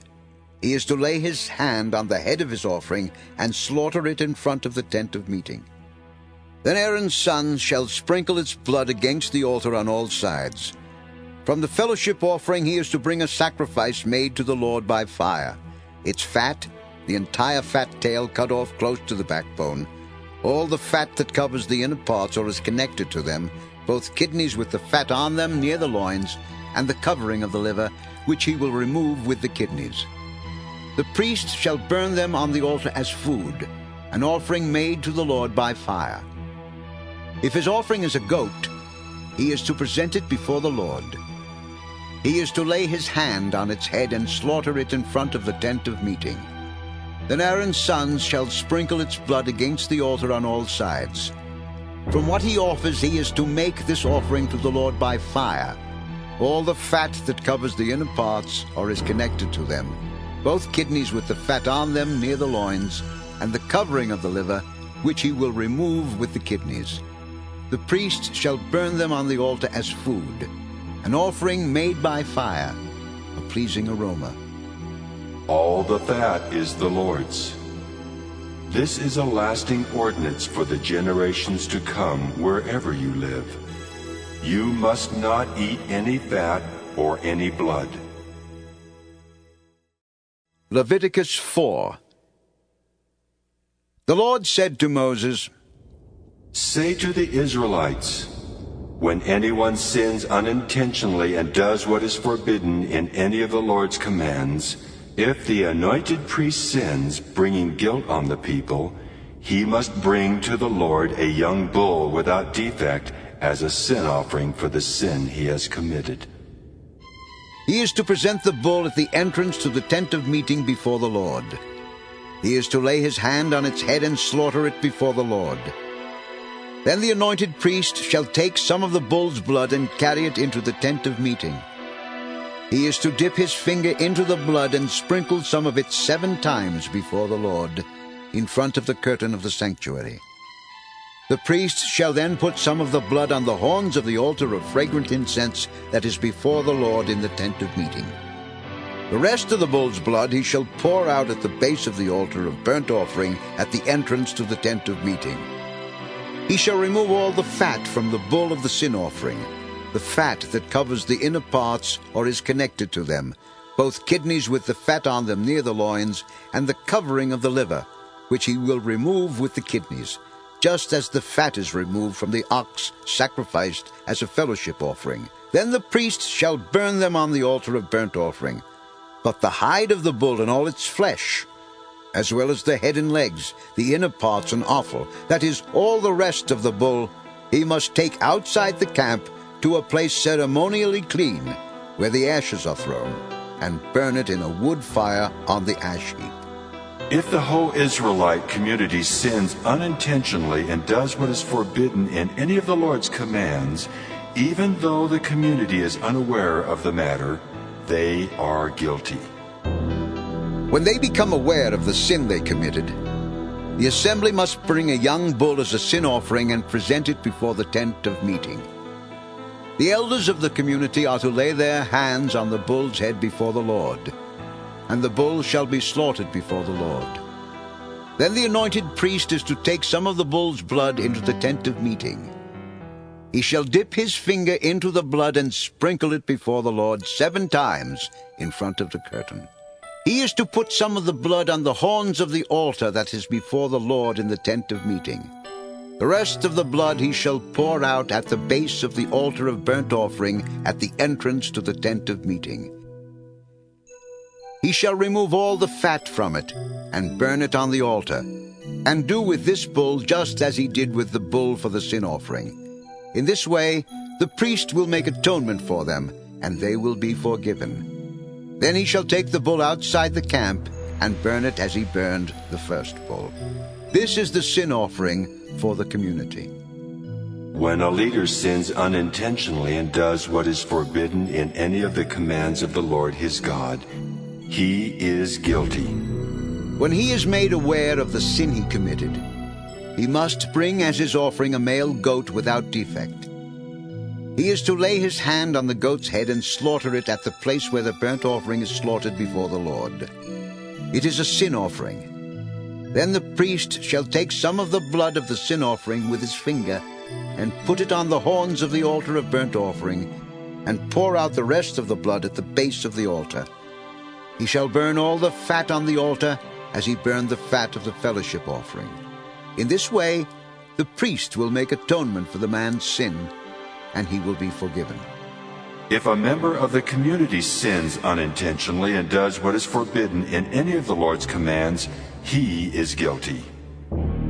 When he is made aware of the sin he committed, He must bring as his offering for the sin he committed a female goat without defect. He is to lay his hand on the head of the sin offering and slaughter it at the place of the burnt offering. Then the priest is to take some of the blood with his finger and put it on the horns of the altar of burnt offering and pour out the rest of the blood at the base of the altar. He shall remove all the fat, just as the fat is removed from the fellowship offering.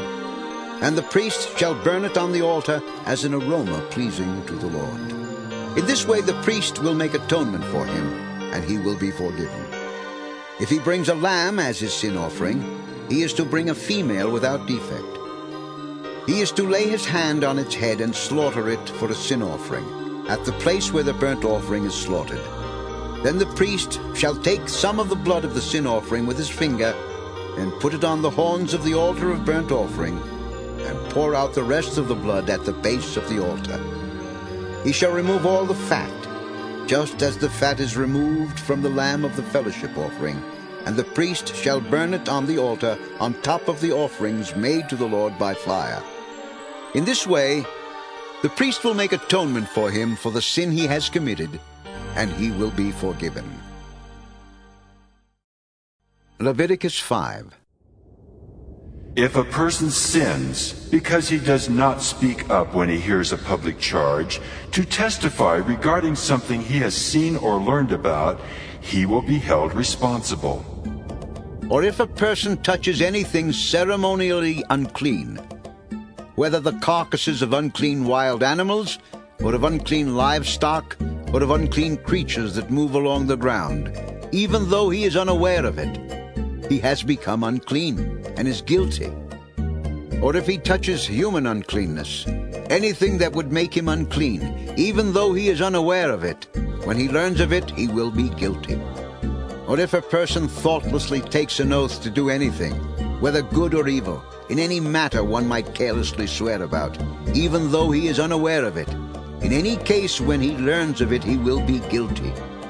When anyone is guilty in any of these ways, he must confess in what way he has sinned, and, as a penalty for the sin he has committed, he must bring to the Lord a female lamb or goat from the flock as a sin offering, and the priest shall make atonement for him for his sin. If he cannot afford a lamb, he is to bring 2 doves or 2 young pigeons to the Lord as a penalty for his sin, one for a sin offering and the other for a burnt offering.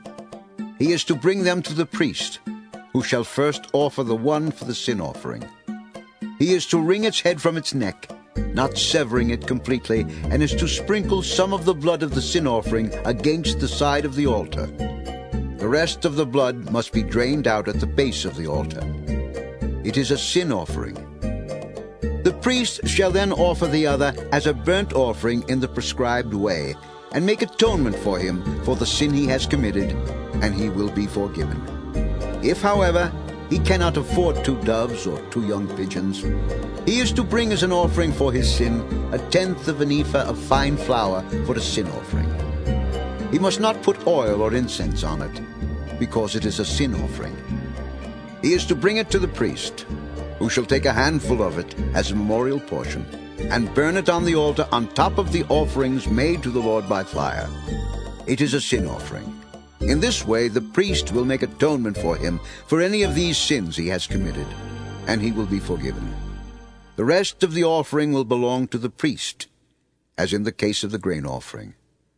The Lord said to Moses, When a person commits a violation and sins unintentionally in regard to any of the Lord's holy things, he is to bring to the Lord as a penalty a ram from the flock, one without defect, and of the proper value in silver, according to the sanctuary shekel. It is a guilt offering.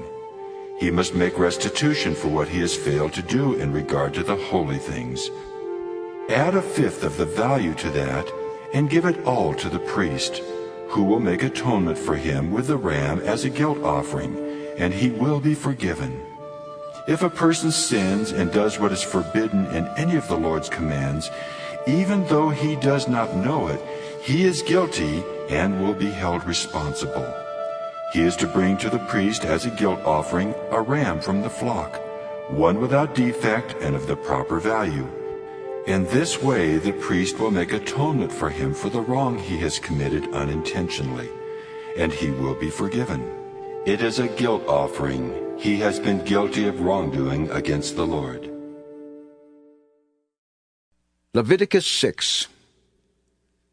The Lord said to Moses, If anyone sins and is unfaithful to the Lord by deceiving his neighbor about something entrusted to him, or left in his care, or stolen, or if he cheats him, or if he finds lost property and lies about it, or if he swears falsely, or if he commits any such sin that people may do, when he thus sins and becomes guilty, he must return what he has stolen or taken by extortion, or what was entrusted to him, or the lost property he found, or whatever it was he swore falsely about.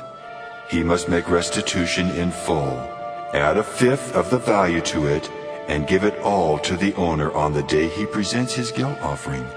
And as a penalty he must bring to the priest, that is, to the Lord, his guilt offering, a ram from the flock, one without defect and of the proper value. In this way the priest will make atonement for him before the Lord, and he will be forgiven for any of these things he did that made him guilty. The Lord said to Moses, Give Aaron and his sons this command. These are the regulations for the burnt offering. The burnt offering is to remain on the altar hearth throughout the night, till morning, and the fire must be kept burning on the altar. The priest shall then put on his linen clothes, with linen undergarments next to his body, and shall remove the ashes of the burnt offering that the fire has consumed on the altar, and place them beside the altar. Then he is to take off these clothes and put on others, and carry the ashes outside the camp to a place that is ceremonially clean. The fire on the altar must be kept burning. It must not go out. Every morning the priest is to add firewood and arrange the burnt offering on the fire and burn the fat of the fellowship offerings on it. The fire must be kept burning on the altar continuously. It must not go out. These are the regulations for the grain offering. Aaron's sons are to bring it before the Lord in front of the altar. The priest is to take a handful of fine flour and oil, together with all the incense on the grain offering, and burn the memorial portion on the altar as an aroma pleasing to the Lord. Aaron and his sons shall eat the rest of it, but it is to be eaten without yeast in a holy place. They are to eat it in the courtyard of the tent of meeting. It must not be baked with yeast. I have given it as their share of the offerings made to me by fire. Like the sin offering and the guilt offering, it is most holy. Any male descendant of Aaron may eat it. It is his regular share of the offerings made to the Lord by fire for the generations to come. Whatever touches them will become holy. The Lord also said to Moses, This is the offering Aaron and his sons are to bring to the Lord on the day he is anointed. 1/10 of an ephah of fine flour as a regular grain offering, half of it in the morning and half in the evening. Prepare it with oil on a griddle. Bring it well mixed, and present the grain offering broken in pieces as an aroma pleasing to the Lord. The son who is to succeed him as anointed priest shall prepare it. It is the Lord's regular share, and is to be burned completely. Every grain offering of a priest shall be burned completely. It must not be eaten. The Lord said to Moses, Say to Aaron and his sons, These are the regulations for the sin offering. The sin offering is to be slaughtered before the Lord in the place the burnt offering is slaughtered. It is most holy. The priest who offers it shall eat it. It is to be eaten in a holy place, in the courtyard of the tent of meeting. Whatever touches any of the flesh will become holy, and if any of the blood is spattered on a garment, you must wash it in a holy place. The clay pot the meat is cooked in must be broken. But if it is cooked in a bronze pot, the pot is to be scoured and rinsed with water. Any male in a priest's family may eat it. It is most holy. But any sin offering whose blood is brought into the tent of meeting to make atonement in the holy place, must not be eaten. It must be burned. Leviticus 7. These are the regulations for the guilt offering, which is most holy. The guilt offering is to be slaughtered in the place where the burnt offering is slaughtered, and its blood is to be sprinkled against the altar on all sides. All its fat shall be offered. The fat tail and the fat that covers the inner parts, both kidneys with the fat on them near the loins, and the covering of the liver, which is to be removed with the kidneys. The priest shall burn them on the altar as an offering made to the Lord by fire. It is a guilt offering. Any male in a priest's family may eat it, but it must be eaten in a holy place. It is most holy. The same law applies to both the sin offering and the guilt offering. They belong to the priest who makes atonement with them. The priest who offers a burnt offering for anyone may keep its hide for himself. Every grain offering baked in an oven or cooked in a pan or on a griddle belongs to the priest who offers it. And every grain offering, whether mixed with oil or dry, belongs equally to all the sons of Aaron. These are the regulations for the fellowship offering a person may present to the Lord. If he offers it as an expression of thankfulness, then along with this thank offering, he is to offer cakes of bread made without yeast and mixed with oil, wafers made without yeast and spread with oil, and cakes of fine flour well kneaded and mixed with oil. Along with his fellowship offering of thanksgiving, he is to present an offering with cakes of bread made with yeast. He is to bring one of each kind as an offering, a contribution to the Lord. It belongs to the priest who sprinkles the blood of the fellowship offerings. The meat of his fellowship offering of thanksgiving must be eaten on the day it is offered. He must leave none of it till morning. If, however, his offering is the result of a vow or is a free will offering, the sacrifice shall be eaten on the day he offers it, but anything left over may be eaten on the next day. Any meat of the sacrifice left over till the third day must be burned up. If any meat of the fellowship offering is eaten on the third day, it will not be accepted.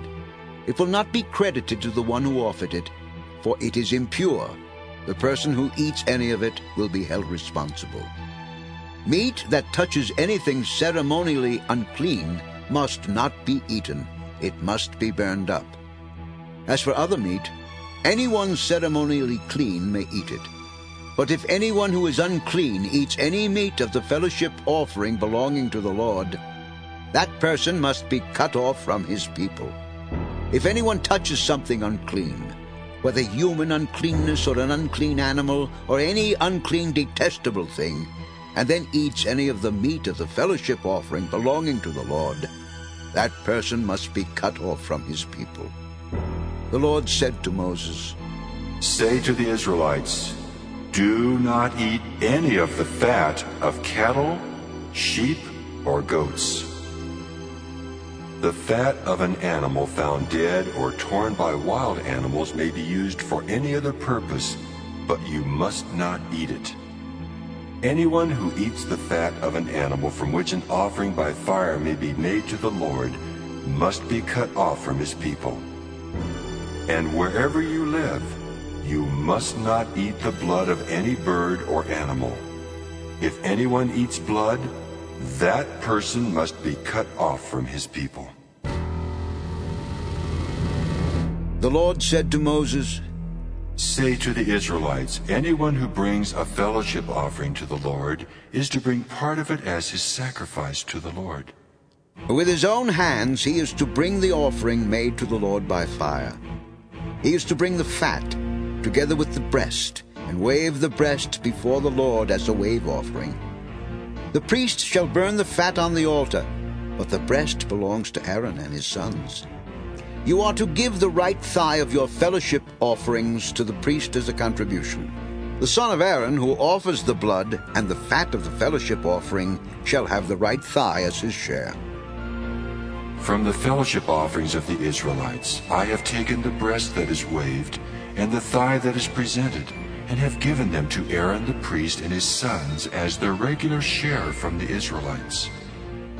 This is the portion of the offerings made to the Lord by fire that were allotted to Aaron and his sons on the day they were presented to serve the Lord as priests. On the day they were anointed, the Lord commanded that the Israelites give this to them as their regular share for the generations to come. These then are the regulations for the burnt offering, the grain offering, the sin offering, the guilt offering, the ordination offering, and the fellowship offering, which the Lord gave Moses on Mount Sinai on the day he commanded the Israelites to bring their offerings to the Lord in the desert of Sinai. Leviticus 8. The Lord said to Moses, Bring Aaron and his sons their garments, the anointing oil, the bowl for the sin offering, the 2 rams, and the basket containing bread made without yeast, and gather the entire assembly at the entrance to the tent of meeting. Moses did as the Lord commanded him, and the assembly gathered at the entrance to the tent of meeting. Moses said to the assembly, This is what the Lord has commanded to be done. Then Moses brought Aaron and his sons forward and washed them with water. He put the tunic on Aaron, tied the sash around him, clothed him with the robe, and put the ephod on him. He also tied the ephod to him by its skillfully woven waistband. So it was fastened on him. He placed the breastpiece on him, and put the Urim and Thummim in the breastpiece. Then he placed the turban on Aaron's head, and set the gold plate, the sacred diadem, on the front of it, as the Lord commanded Moses. Then Moses took the anointing oil, and anointed the tabernacle and everything in it, and so consecrated them. He sprinkled some of the oil on the altar 7 times, anointing the altar and all its utensils and the basin with its stand, to consecrate them. He poured some of the anointing oil on Aaron's head, and anointed him to consecrate him. Then he brought Aaron's sons forward, put tunics on them, tied sashes around them, and put headbands on them, as the Lord commanded Moses. He then presented the bull for the sin offering, and Aaron and his sons laid their hands on its head.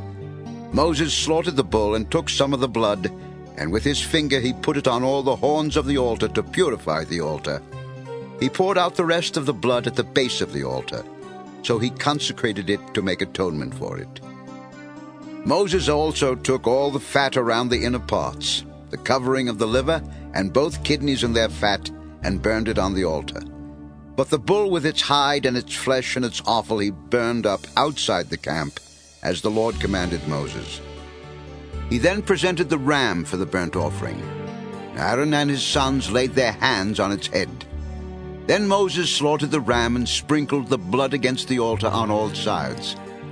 He cut the ram into pieces and burned the head, the pieces, and the fat. He washed the inner parts and the legs with water and burned the whole ram on the altar as a burnt offering, a pleasing aroma, an offering made to the Lord by fire, as the Lord commanded Moses. He then presented the other ram, the ram for the ordination, and Aaron and his sons laid their hands on its head. Moses slaughtered the ram and took some of its blood and put it on the lobe of Aaron's right ear, on the thumb of his right hand, and on the big toe of his right foot.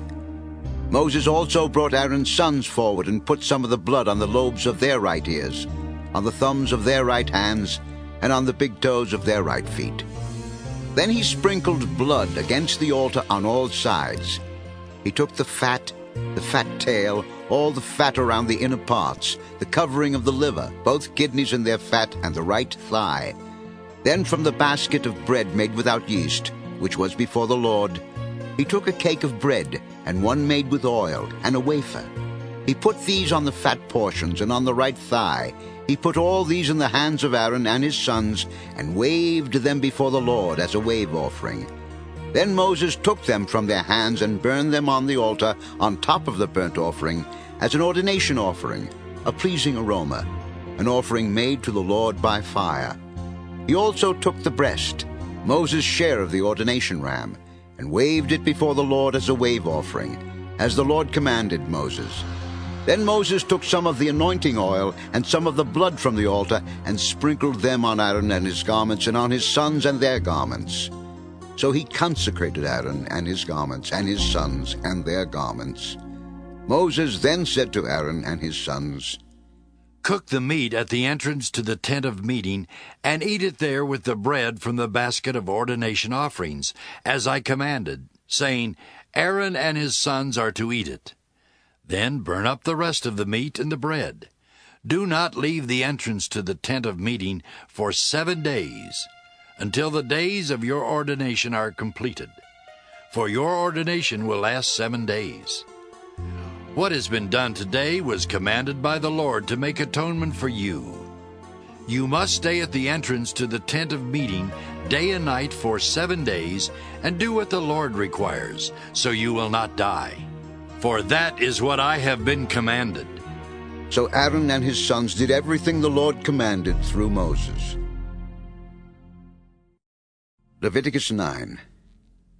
On the 8th day Moses summoned Aaron and his sons and the elders of Israel.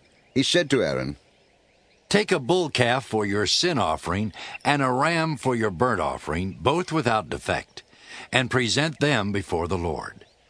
Then say to the Israelites, Take a male goat for a sin offering, a calf and a lamb, both a year old and without defect, for a burnt offering, and an ox and a ram for a fellowship offering to sacrifice before the Lord, together with a grain offering mixed with oil. For today the Lord will appear to you." They took the things Moses commanded to the front of the tent of meeting, and the entire assembly came near and stood before the Lord. Then Moses said, "This is what the Lord has commanded you to do, so that the glory of the Lord may appear to you." Moses said to Aaron, "Come to the altar and sacrifice your sin offering and your burnt offering, and make atonement for yourself and the people. Sacrifice the offering that is for the people, and make atonement for them, as the Lord has commanded." So Aaron came to the altar and slaughtered the calf as a sin offering for himself. His sons brought the blood to him, and he dipped his finger into the blood and put it on the horns of the altar. The rest of the blood he poured out at the base of the altar. On the altar he burned the fat, the kidneys, and the covering of the liver from the sin offering, as the Lord commanded Moses. The flesh and the hide he burned up outside the camp. Then he slaughtered the burnt offering. His sons handed him the blood, and he sprinkled it against the altar on all sides. They handed him the burnt offering piece by piece, including the head, and he burned them on the altar. He washed the inner parts and the legs and burned them on top of the burnt offering on the altar. Aaron then brought the offering that was for the people. He took the goat for the people's sin offering and slaughtered it and offered it for a sin offering as he did with the first one. He brought the burnt offering and offered it in the prescribed way. He also brought the grain offering, took a handful of it, and burned it on the altar in addition to the morning's burnt offering. He slaughtered the ox and the ram as the fellowship offering for the people. His sons handed him the blood, and he sprinkled it against the altar on all sides. But the fat portions of the ox and the ram, the fat tail, the layer of fat, the kidneys and the covering of the liver, these they laid on the breasts, and then Aaron burned the fat on the altar. Aaron waved the breast and the right thigh before the Lord as a wave offering, as Moses commanded. Then Aaron lifted his hands toward the people and blessed them.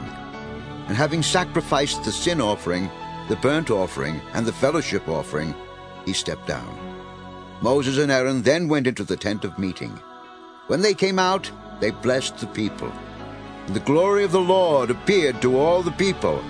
Fire came out from the presence of the Lord and consumed the burnt offering and the fat portions on the altar. And when all the people saw it, they shouted for joy and fell face down. Leviticus 10. Aaron's sons Nadab and Abihu took their censers, put fire in them, and added incense.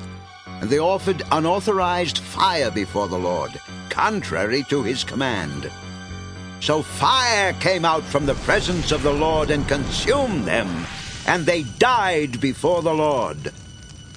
Moses then said to Aaron, "This is what the Lord spoke of when he said, Among those who approach me, I will show myself holy. In the sight of all the people, I will be honored. Aaron remained silent. Moses summoned Mishael and Elzaphan, sons of Aaron's uncle Uzziel, and said to them, Come here, carry your cousins outside the camp, away from the front of the sanctuary. So they came and carried them, still in their tunics, outside the camp, as Moses ordered.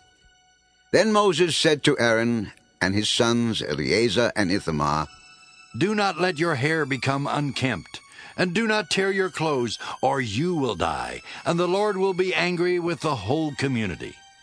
But your relatives, all the house of Israel, may mourn for those the Lord has destroyed by fire. Do not leave the entrance to the tent of meeting, or you will die, because the Lord's anointing oil is on you. So they did as Moses said. Then the Lord said to Aaron, You and your sons are not to drink wine or other fermented drink whenever you go into the tent of meeting, or you will die. This is a lasting ordinance for the generations to come. You must distinguish between the holy and the common, between the unclean and the clean, and you must teach the Israelites all the decrees the Lord has given them through Moses. Moses said to Aaron and his remaining sons, Eleazar and Ithamar, Take the grain offering left over from the offerings made to the Lord by fire, and eat it prepared without yeast beside the altar, for it is most holy. Eat it in a holy place, because it is your share and your son's share of the offerings made to the Lord by fire. For so I have been commanded. But you and your sons and your daughters may eat the breast that was waved and the thigh that was presented. Eat them in a ceremonially clean place. They have been given to you and your children as your share of the Israelites' fellowship offerings. The thigh that was presented and the breast that was waved must be brought with the fat portions of the offerings made by fire, to be waved before the Lord as a wave offering. This will be the regular share for you and your children, as the Lord has commanded. When Moses inquired about the goat of the sin offering, and found that it had been burned up, he was angry with Eleazar and Ithamar, Aaron's remaining sons, and asked, Why didn't you eat the sin offering in the sanctuary area? It is most holy. It was given to you to take away the guilt of the community by making atonement for them before the Lord. Since its blood was not taken into the holy place, you should have eaten the goat in the sanctuary area, as I commanded. Aaron replied to Moses, Today they sacrificed their sin offering and their burnt offering before the Lord, but such things as this have happened to me. Would the Lord have been pleased if I had eaten the sin offering today? When Moses heard this, he was satisfied. Leviticus 11. The Lord said to Moses and Aaron, Say to the Israelites, Of all the animals that live on land, these are the ones you may eat. You may eat any animal that has a split hoof completely divided and that chews the cud. There are some that only chew the cud or only have a split hoof, but you must not eat them. The camel, though it chews the cud, does not have a split hoof. It is ceremonially unclean for you. The coney, though it chews the cud, does not have a split hoof. It is unclean for you. The rabbit, though it chews the cud, does not have a split hoof. It is unclean for you. And the pig, though it has a split hoof completely divided, does not chew the cud. It is unclean for you. You must not eat their meat or touch their carcasses. They are unclean for you. Of all the creatures living in the water of the seas and the streams, you may eat any that have fins and scales. But all creatures in the seas or streams that do not have fins and scales, whether among all the swarming things or among all the other living creatures in the water, you are to detest. And since you are to detest them, you must not eat their meat, and you must detest their carcasses. Anything living in the water that does not have fins and scales is to be detestable to you. These are the birds you are to detest and not eat, because they are detestable. the eagle, the vulture, the black vulture, the red kite, any kind of black kite, any kind of raven, the horned owl, the screech owl, the gull, any kind of hawk, the little owl, the cormorant, the great owl, the white owl, the desert owl, the osprey, the stork, any kind of heron, the hoopoe, and the bat. All flying insects that walk on all fours are to be detestable to you. There are, however, some winged creatures that walk on all fours that you may eat. Those that have jointed legs for hopping on the ground. Of these you may eat any kind of locust, katydid, cricket, or grasshopper. But all other winged creatures that have 4 legs you are to detest. You will make yourselves unclean by these. Whoever touches their carcasses will be unclean till evening. Whoever picks up one of their carcasses must wash his clothes, and he will be unclean till evening. Every animal that has a split hoof not completely divided, or that does not chew the cud, is unclean for you. Whoever touches the carcass of any of them will be unclean. Of all the animals that walk on all fours, those that walk on their paws are unclean for you. Whoever touches their carcasses will be unclean till evening. Anyone who picks up their carcasses must wash his clothes, and he will be unclean till evening. They are unclean for you. Of the animals that move about on the ground, these are unclean for you: the weasel, the rat, any kind of great lizard, the gecko, the monitor lizard, the wall lizard, the skink, and the chameleon. Of all those that move along the ground, these are unclean for you. Whoever touches them when they are dead will be unclean till evening. When one of them dies and falls on something, that article, whatever its use, will be unclean, whether it is made of wood, cloth, hide, or sackcloth. Put it in water, it will be unclean till evening, and then it will be clean. If one of them falls into a clay pot, everything in it will be unclean, and you must break the pot. Any food that could be eaten but has water on it from such a pot is unclean, and any liquid that could be drunk from it is unclean. Anything that one of their carcasses falls on becomes unclean. An oven or cooking pot must be broken up. They are unclean, and you are to regard them as unclean. A spring, however, or a cistern for collecting water remains clean, but anyone who touches one of these carcasses is unclean. If a carcass falls on any seeds that are to be planted, they remain clean. But if water has been put on the seed and the carcass falls on it, it is unclean for you. If an animal that you are allowed to eat dies, anyone who touches the carcass will be unclean till evening. Anyone who eats some of the carcass must wash his clothes, and he will be unclean till evening. Anyone who picks up the carcass must wash his clothes, and he will be unclean till evening. Every creature that moves about on the ground is detestable. It is not to be eaten. You are not to eat any creature that moves about on the ground, whether it moves on its belly, or walks on all fours, or on many feet. It is detestable. Do not defile yourselves by any of these creatures.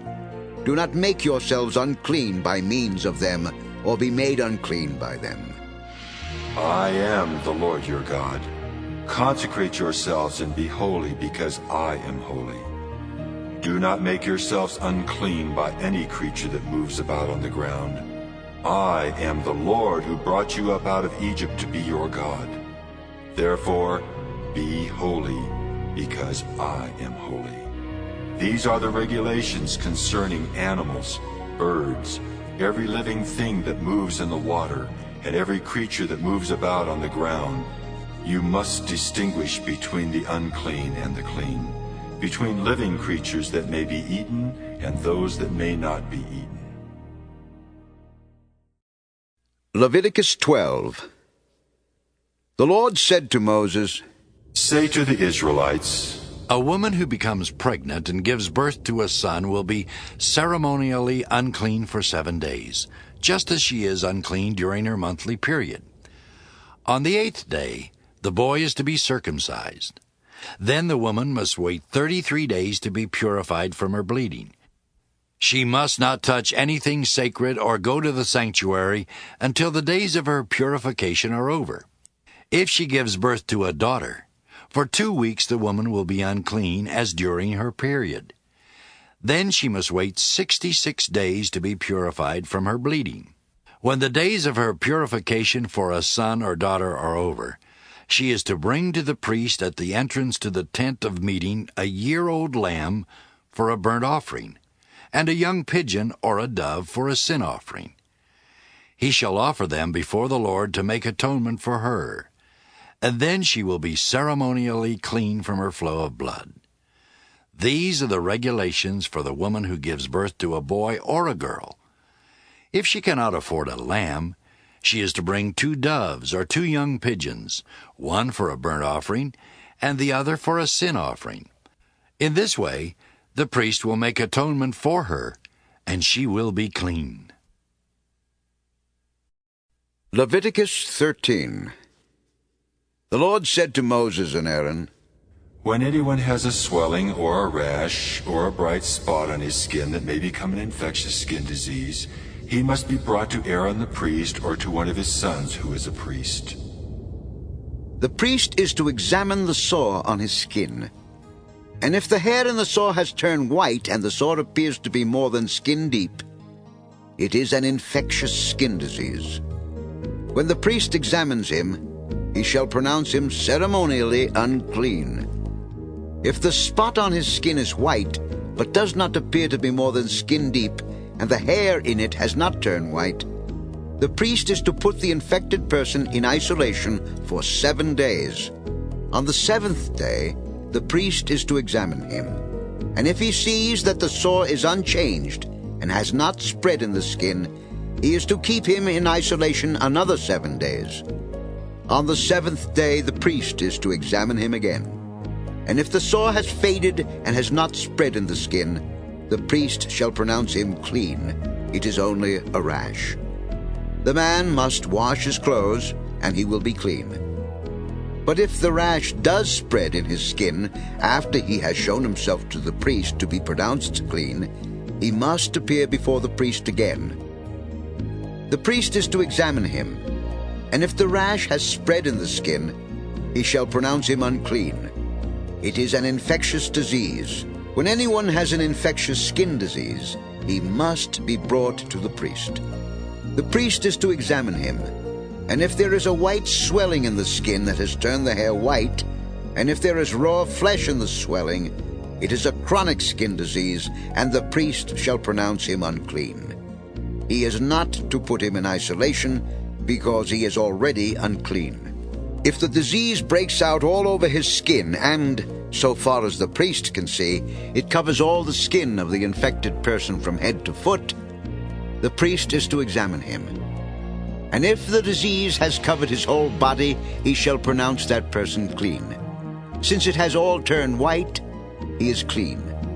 But whenever raw flesh appears on him, he will be unclean. When the priest sees the raw flesh, he shall pronounce him unclean. The raw flesh is unclean. He has an infectious disease. Should the raw flesh change and turn white, he must go to the priest. The priest is to examine him, and if the sores have turned white, the priest shall pronounce the infected person clean, then he will be clean. When someone has a boil on his skin and it heals, and in the place where the boil was a white swelling or reddish-white spot appears, he must present himself to the priest.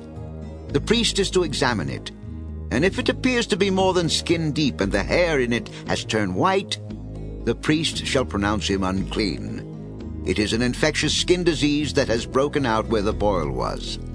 But if, when the priest examines it, there is no white hair in it, and it is not more than skin deep and has faded, then the priest is to put him in isolation for 7 days.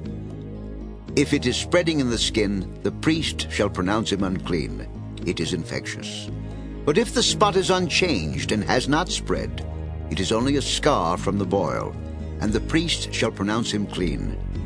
When someone has a burn on his skin and a reddish-white or white spot appears in the raw flesh of the burn, the priest is to examine the spot, and if the hair in it has turned white, and it appears to be more than skin deep, it is an infectious disease that has broken out in the burn. The priest shall pronounce him unclean. it is an infectious skin disease. But if the priest examines it and there is no white hair on the spot, and if it is not more than skin deep and has faded, then the priest is to put him in isolation for 7 days.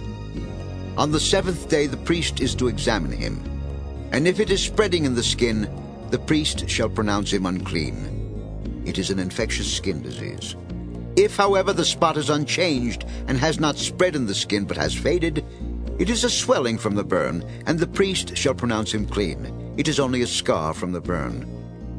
If a man or woman has a sore on the head or on the chin, the priest is to examine the sore, and if it appears to be more than skin deep, and the hair in it is yellow and thin, the priest shall pronounce that person unclean. It is an itch, an infectious disease of the head or chin. But if, when the priest examines this kind of sore, it does not seem to be more than skin deep, and there is no black hair in it, then the priest is to put the infected person in isolation for 7 days. On the 7th day, the priest is to examine the sore, and if the itch has not spread and there is no yellow hair in it, and it does not appear to be more than skin deep, he must be shaved, except for the diseased area, and the priest is to keep him in isolation another 7 days. On the 7th day the priest is to examine the itch, and if it has not spread in the skin and appears to be no more than skin deep, the priest shall pronounce him clean. He must wash his clothes, and he will be clean. But if the itch does spread in the skin after he is pronounced clean, the priest is to examine him. And if the itch has spread in the skin, the priest does not need to look for yellow hair. The person is unclean. If, however, in his judgment it is unchanged and black hair has grown in it, the itch is healed. He is clean, and the priest shall pronounce him clean.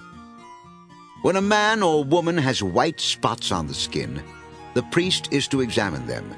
And if the spots are dull white, it is a harmless rash that has broken out on the skin.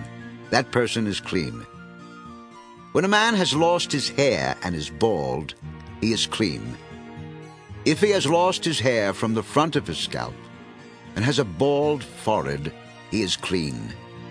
But if he has a reddish-white sore on his bald head or forehead, it is an infectious disease breaking out on his head or forehead. The priest is to examine him, and if the swollen sore on his head or forehead is reddish-white like an infectious skin disease, the man is diseased and is unclean. The priest shall pronounce him unclean because of the sore on his head. The person with such an infectious disease must wear torn clothes. Let his hair be unkempt, cover the lower part of his face, and cry out, "Unclean! Unclean!" As long as he has the infection, he remains unclean. He must live alone. He must live outside the camp.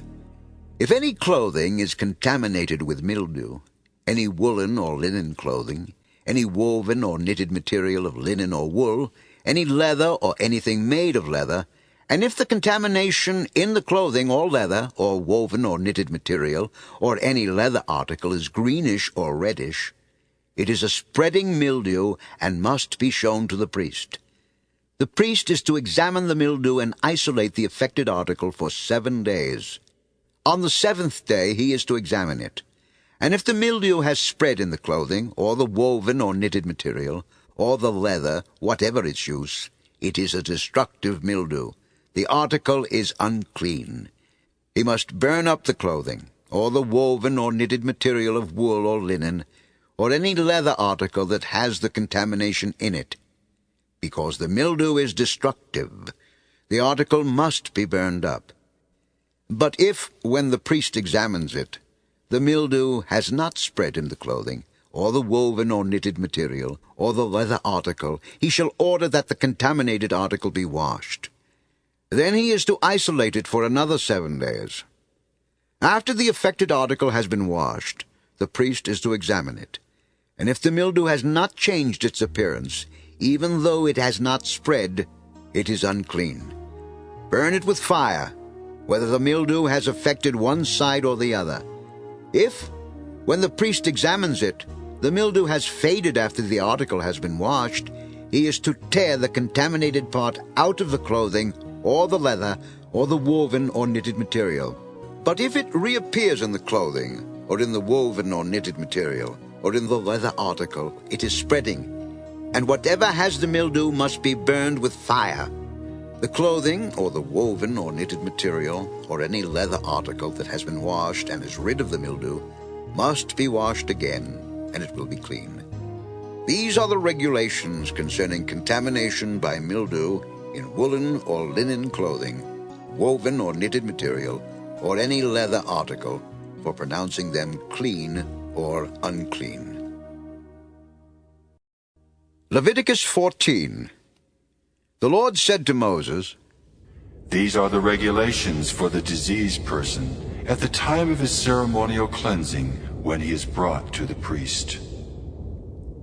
The priest is to go outside the camp and examine him.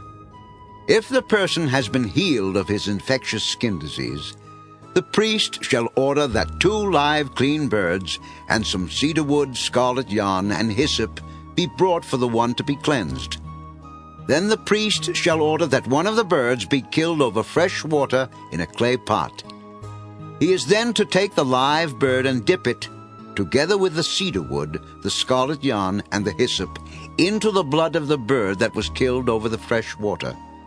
7 times he shall sprinkle the one to be cleansed of the infectious disease, and pronounce him clean. Then he is to release the live bird in the open fields. The person to be cleansed must wash his clothes, shave off all his hair, and bathe with water. Then he will be ceremonially clean. After this, he may come into the camp, but he must stay outside his tent for 7 days. On the 7th day, he must shave off all his hair. He must shave his head, his beard, his eyebrows, and the rest of his hair. He must wash his clothes and bathe himself with water, and he will be clean. On the 8th day, he must bring 2 male lambs and 1 ewe lamb a year old, each without defect, along with 3/10 of an ephah of fine flour mixed with oil for a grain offering, and 1 log of oil. The priest who pronounces him clean shall present both the one to be cleansed and his offerings before the Lord at the entrance to the tent of meeting. Then the priest is to take one of the male lambs and offer it as a guilt offering, along with the log of oil. He shall wave them before the Lord as a wave offering. He is to slaughter the lamb in the holy place where the sin offering and the burnt offering are slaughtered. Like the sin offering, the guilt offering belongs to the priest. It is most holy. The priest is to take some of the blood of the guilt offering and put it on the lobe of the right ear of the one to be cleansed, on the thumb of his right hand, and on the big toe of his right foot.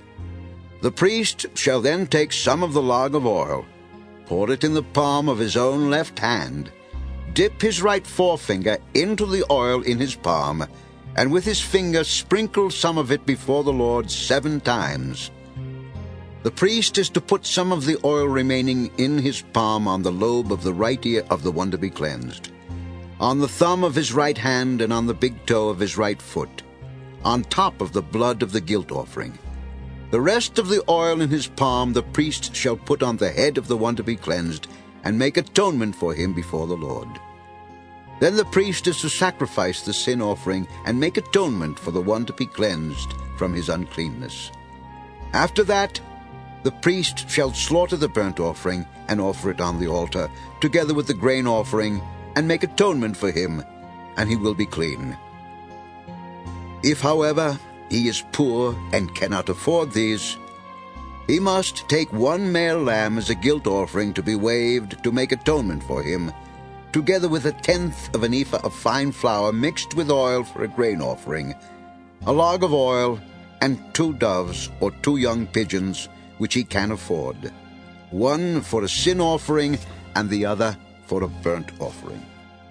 On the 8th day he must bring them for his cleansing to the priest at the entrance to the tent of meeting before the Lord. The priest is to take the lamb for the guilt offering, together with the log of oil, and wave them before the Lord as a wave offering. He shall slaughter the lamb for the guilt offering, and take some of its blood and put it on the lobe of the right ear of the one to be cleansed, on the thumb of his right hand, and on the big toe of his right foot. The priest is to pour some of the oil into the palm of his own left hand, and with his right forefinger sprinkle some of the oil from his palm 7 times before the Lord. Some of the oil in his palm he is to put on the same places he put the blood of the guilt offering, on the lobe of the right ear of the one to be cleansed, on the thumb of his right hand, and on the big toe of his right foot. The rest of the oil in his palm the priest shall put on the head of the one to be cleansed, to make atonement for him before the Lord. Then he shall sacrifice the doves or the young pigeons, which the person can afford, one as a sin offering and the other as a burnt offering, together with the grain offering.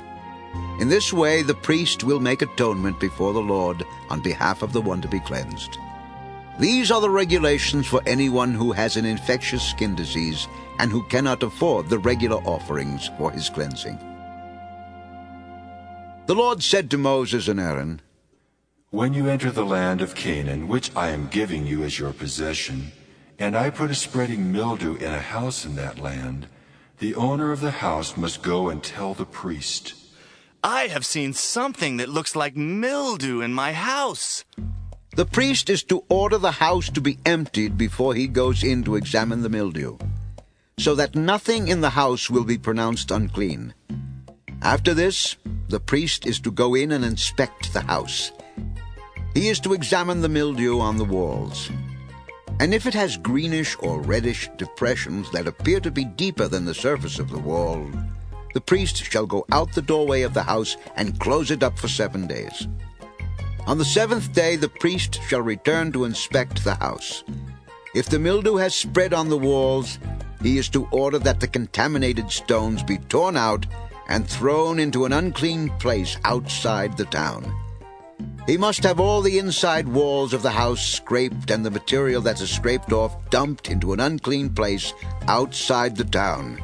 Then they are to take other stones to replace these and take new clay and plaster the house.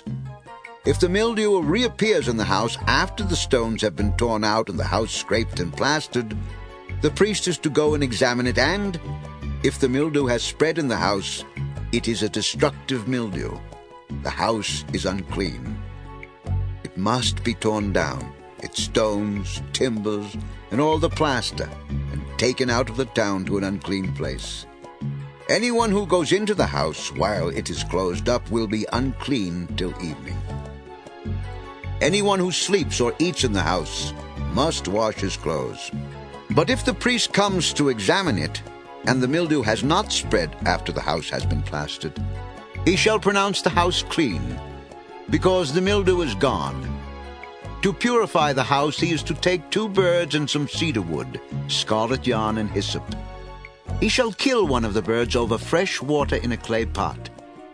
Then he is to take the cedar wood, the hyssop, the scarlet yarn, and the live bird, dip them into the blood of the dead bird and the fresh water, and sprinkle the house 7 times. He shall purify the house with the bird's blood, the fresh water, the live bird, the cedar wood, the hyssop, and the scarlet yarn. Then he is to release the live bird in the open fields outside the town. In this way he will make atonement for the house, and it will be clean. These are the regulations for any infectious skin disease, for an itch, for mildew in clothing or in a house, and for a swelling, a rash, or a bright spot, to determine when something is clean or unclean. These are the regulations for infectious skin diseases and mildew. Leviticus 15. The Lord said to Moses and Aaron, "Speak to the Israelites and say to them, when any man has a bodily discharge, the discharge is unclean. Whether it continues flowing from his body or is blocked, it will make him unclean. This is how his discharge will bring about uncleanness." Any bed the man with a discharge lies on will be unclean, and anything he sits on will be unclean. Anyone who touches his bed must wash his clothes and bathe with water, and he will be unclean till evening. Whoever sits on anything that the man with the discharge sat on must wash his clothes and bathe with water, and he will be unclean till evening. Whoever touches the man who has a discharge must wash his clothes and bathe with water, and he will be unclean till evening. If the man with the discharge spits on someone who is clean, that person must wash his clothes and bathe with water, and he will be unclean till evening.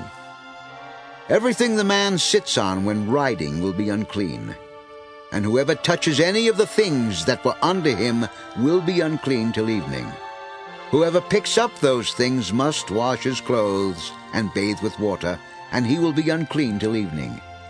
Anyone the man with the discharge touches without rinsing his hands with water must wash his clothes and bathe with water, and he will be unclean till evening. A clay pot that the man touches must be broken, and any wooden article is to be rinsed with water. When a man is cleansed from his discharge, he is to count off 7 days for his ceremonial cleansing. He must wash his clothes and bathe himself with fresh water, and he will be clean. On the 8th day, he must take 2 doves or 2 young pigeons and come before the Lord to the entrance to the tent of meeting and give them to the priest. The priest is to sacrifice them, the one for a sin offering and the other for a burnt offering. In this way, he will make atonement before the Lord for the man because of his discharge. When a man has an emission of semen, he must bathe his whole body with water, and he will be unclean till evening. Any clothing or leather that has semen on it must be washed with water, and it will be unclean till evening. When a man lies with a woman and there is an emission of semen, both must bathe with water, and they will be unclean till evening. When a woman has her regular flow of blood, the impurity of her monthly period will last 7 days, and anyone who touches her will be unclean till evening. Anything she lies on during her period will be unclean, and anything she sits on will be unclean. Whoever touches her bed must wash his clothes and bathe with water, and he will be unclean till evening.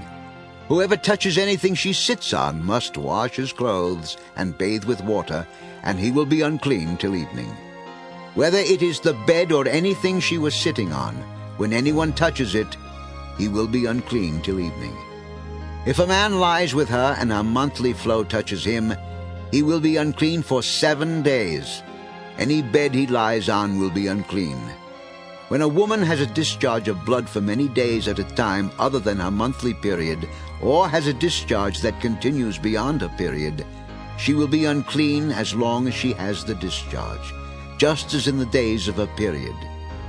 Any bed she lies on while her discharge continues will be unclean, as is her bed during her monthly period. And anything she sits on will be unclean, as during her period. Whoever touches them will be unclean. He must wash his clothes and bathe with water, and he will be unclean till evening. When she is cleansed from her discharge, she must count off 7 days, and after that she will be ceremonially clean. On the 8th day she must take 2 doves or 2 young pigeons and bring them to the priest at the entrance to the tent of meeting. The priest is to sacrifice one for a sin offering and the other for a burnt offering. In this way he will make atonement for her before the Lord for the uncleanness of her discharge. You must keep the Israelites separate from things that make them unclean, so they will not die in their uncleanness for defiling my dwelling place which is among them. These are the regulations for a man with a discharge, for anyone made unclean by an emission of semen, for a woman in her monthly period, for a man or a woman with a discharge, and for a man who lies with a woman who is ceremonially unclean. Leviticus 16. The Lord spoke to Moses after the death of the 2 sons of Aaron who died when they approached the Lord. The Lord said to Moses, Tell your brother Aaron not to come whenever he chooses into the most holy place, behind the curtain, in front of the atonement cover on the ark, or else he will die, because I appear in the cloud over the atonement cover. This is how Aaron is to enter the sanctuary area. With a young bull for a sin offering and a ram for a burnt offering. He is to put on the sacred linen tunic, with linen undergarments next to his body. He is to tie the linen sash around him and put on the linen turban. These are sacred garments, so he must bathe himself with water before he puts them on. From the Israelite community, he is to take 2 male goats for a sin offering and a ram for a burnt offering. Aaron is to offer the bull for his own sin offering to make atonement for himself and his household. Then he is to take the 2 goats and present them before the Lord at the entrance to the tent of meeting. He is to cast lots for the 2 goats, 1 lot for the Lord and the other for the scapegoat. Aaron shall bring the goat whose lot falls to the Lord and sacrifice it for a sin offering. But the goat chosen by lot as the scapegoat shall be presented alive before the Lord to be used for making atonement by sending it into the desert as a scapegoat. Aaron shall bring the bull for his own sin offering to make atonement for himself and his household, and he is to slaughter the bull for his own sin offering. He is to take a censer full of burning coals from the altar before the Lord, and 2 handfuls of finely ground fragrant incense, and take them behind the curtain. He is to put the incense on the fire before the Lord, and the smoke of the incense will conceal the atonement cover above the testimony, so that he will not die. He is to take some of the bull's blood and with his finger sprinkle it on the front of the atonement cover. Then he shall sprinkle some of it with his finger 7 times before the atonement cover. He shall then slaughter the goat for the sin offering for the people, and take its blood behind the curtain, and do with it as he did with the bull's blood. He shall sprinkle it on the atonement cover and in front of it. In this way he will make atonement for the most holy place, because of the uncleanness and rebellion of the Israelites, whatever their sins have been. He is to do the same for the tent of meeting, which is among them in the midst of their uncleanness. No one is to be in the tent of meeting, from the time Aaron goes in to make atonement in the most holy place until he comes out, having made atonement for himself, his household, and the whole community of Israel. Then he shall come out to the altar that is before the Lord, and make atonement for it. He shall take some of the bull's blood and some of the goat's blood, and put it on all the horns of the altar. He shall sprinkle some of the blood on it with his finger 7 times to cleanse it and to consecrate it from the uncleanness of the Israelites. When Aaron has finished making atonement for the most holy place, the tent of meeting and the altar, he shall bring forward the live goat. He is to lay both hands on the head of the live goat and confess over it all the wickedness and rebellion of the Israelites, all their sins, and put them on the goat's head. He shall send the goat away into the desert in the care of a man appointed for the task. The goat will carry on itself all their sins to a solitary place, and the man shall release it in the desert. Then Aaron is to go into the tent of meeting and take off the linen garments he put on before he entered the most holy place, and he is to leave them there. He shall bathe himself with water in a holy place and put on his regular garments. Then he shall come out and sacrifice the burnt offering for himself and the burnt offering for the people, to make atonement for himself and for the people. He shall also burn the fat of the sin offering on the altar. The man who releases the goat as a scapegoat must wash his clothes and bathe himself with water. Afterward he may come into the camp. The bull and the goat for the sin offerings, whose blood was brought into the most holy place to make atonement, must be taken outside the camp. Their hides, flesh, and offal are to be burned up. The man who burns them must wash his clothes and bathe himself with water. Afterward he may come into the camp. This is to be a lasting ordinance for you. On the 10th day of the 7th month you must deny yourselves and not do any work, whether native-born or an alien living among you, because on this day atonement will be made for you, to cleanse you. Then before the Lord you will be clean from all your sins. It is a Sabbath of rest, and you must deny yourselves. It is a lasting ordinance. The priest who is anointed and ordained to succeed his father as high priest is to make atonement. He is to put on the sacred linen garments and make atonement for the most holy place, for the tent of meeting and the altar, and for the priests and all the people of the community. This is to be a lasting ordinance for you. Atonement is to be made once a year for all the sins of the Israelites. And it was done as the Lord commanded Moses. Leviticus 17. The Lord said to Moses, Speak to Aaron and his sons and to all the Israelites, and say to them, This is what the Lord has commanded. Any Israelite who sacrifices an ox, a lamb, or a goat in the camp or outside of it, instead of bringing it to the entrance to the tent of meeting to present it as an offering to the Lord in front of the tabernacle of the Lord, that man shall be considered guilty of bloodshed. He has shed blood and must be cut off from his people. This is so the Israelites will bring to the Lord the sacrifices they are now making in the open fields. They must bring them to the priest, that is, to the Lord, at the entrance to the tent of meeting, and sacrifice them as fellowship offerings. The priest is to sprinkle the blood against the altar of the Lord at the entrance to the tent of meeting, and burn the fat as an aroma pleasing to the Lord.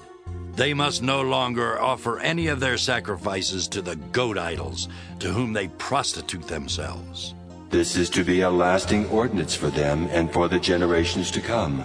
Say to them, Any Israelite or any alien living among them who offers a burnt offering or sacrifice and does not bring it to the entrance to the tent of meeting to sacrifice it to the Lord, that man must be cut off from his people. Any Israelite or any alien living among them who eats any blood, I will set my face against that person who eats blood, and will cut him off from his people. For the life of a creature is in the blood, and I have given it to you to make atonement for yourselves on the altar. It is the blood that makes atonement for one's life. Therefore I say to the Israelites, none of you may eat blood, nor may an alien living among you eat blood. Any Israelite or any alien living among you who hunts any animal or bird that may be eaten must drain out the blood and cover it with earth, because the life of every creature is its blood. That is why I have said to the Israelites, you must not eat the blood of any creature, because the life of every creature is its blood. Anyone who eats it must be cut off. Anyone, whether native-born or alien, who eats anything found dead or torn by wild animals, must wash his clothes and bathe with water, and he will be ceremonially unclean till evening. Then he will be clean. But if he does not wash his clothes and bathe himself, he will be held responsible. Leviticus 18. The Lord said to Moses, Speak to the Israelites and say to them, I am the Lord your God. You must not do as they do in Egypt where you used to live, and you must not do as they do in the land of Canaan where I am bringing you. Do not follow their practices. You must obey my laws and be careful to follow my decrees. I am the Lord your God. Keep my decrees and laws, for the man who obeys them will live by them. I am the Lord. No one is to approach any close relative to have sexual relations. I am the Lord. Do not dishonor your father by having sexual relations with your mother. She is your mother. Do not have relations with her. Do not have sexual relations with your father's wife. That would dishonor your father. Do not have sexual relations with your sister, either your father's daughter or your mother's daughter, whether she was born in the same home or elsewhere. Do not have sexual relations with your son's daughter or your daughter's daughter. That would dishonor you. Do not have sexual relations with the daughter of your father's wife, born to your father. She is your sister. Do not have sexual relations with your father's sister. She is your father's close relative. Do not have sexual relations with your mother's sister, because she is your mother's close relative. Do not dishonor your father's brother by approaching his wife to have sexual relations. She is your aunt. Do not have sexual relations with your daughter-in-law. She is your son's wife. Do not have relations with her. Do not have sexual relations with your brother's wife. That would dishonor your brother. Do not have sexual relations with both a woman and her daughter. Do not have sexual relations with either her son's daughter or her daughter's daughter. They are her close relatives. That is wickedness. Do not take your wife's sister as a rival wife and have sexual relations with her while your wife is living. Do not approach a woman to have sexual relations during the uncleanness of her monthly period. Do not have sexual relations with your neighbor's wife and defile yourself with her. Do not give any of your children to be sacrificed to Molech, for you must not profane the name of your God. I am the Lord. Do not lie with a man as one lies with a woman. That is detestable. Do not have sexual relations with an animal and defile yourself with it. A woman must not present herself to an animal to have sexual relations with it. That is a perversion. Do not defile yourselves in any of these ways, because this is how the nations that I am going to drive out before you became defiled. Even the land was defiled, so I punished it for its sin, and the land vomited out its inhabitants. But you must keep my decrees and my laws. The native-born and the aliens living among you must not do any of these detestable things. For all these things were done by the people who lived in the land before you, and the land became defiled. And if you defile the land, it will vomit you out as it vomited out the nations that were before you. Everyone who does any of these detestable things, such persons must be cut off from their people. Keep my requirements, and do not follow any of the detestable customs that were practiced before you came, and do not defile yourselves with them. I am the Lord, your God. Leviticus 19. The Lord said to Moses, Speak to the entire assembly of Israel and say to them, Be holy, because I, the Lord your God, am holy. Each of you must respect his mother and father, and you must observe my Sabbaths. I am the Lord your God. Do not turn to idols or make gods of cast metal for yourselves. I am the Lord your God.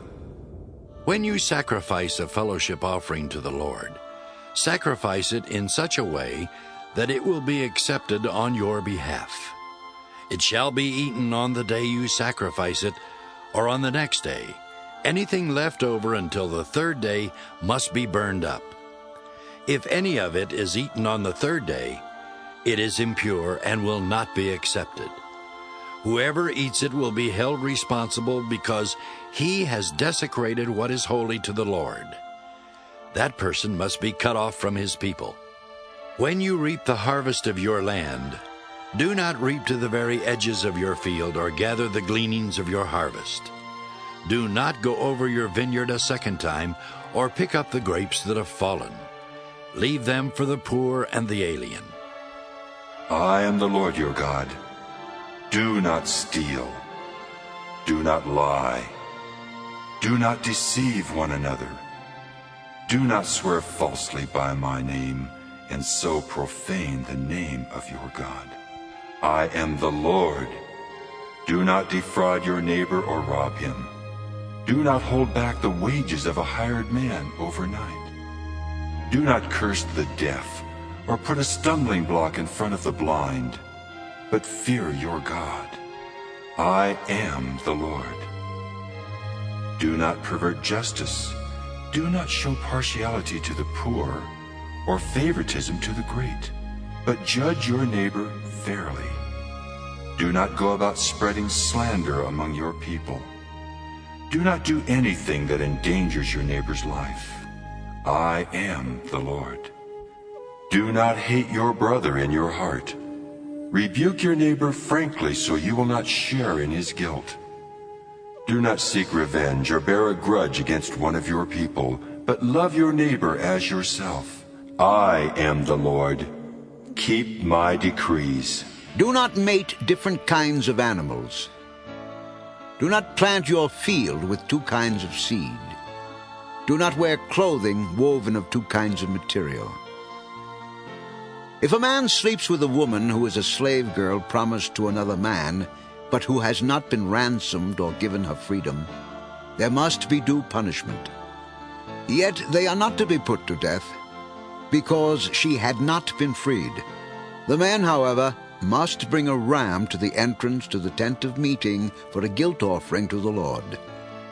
With the ram of the guilt offering, the priest is to make atonement for him before the Lord for the sin he has committed, and his sin will be forgiven.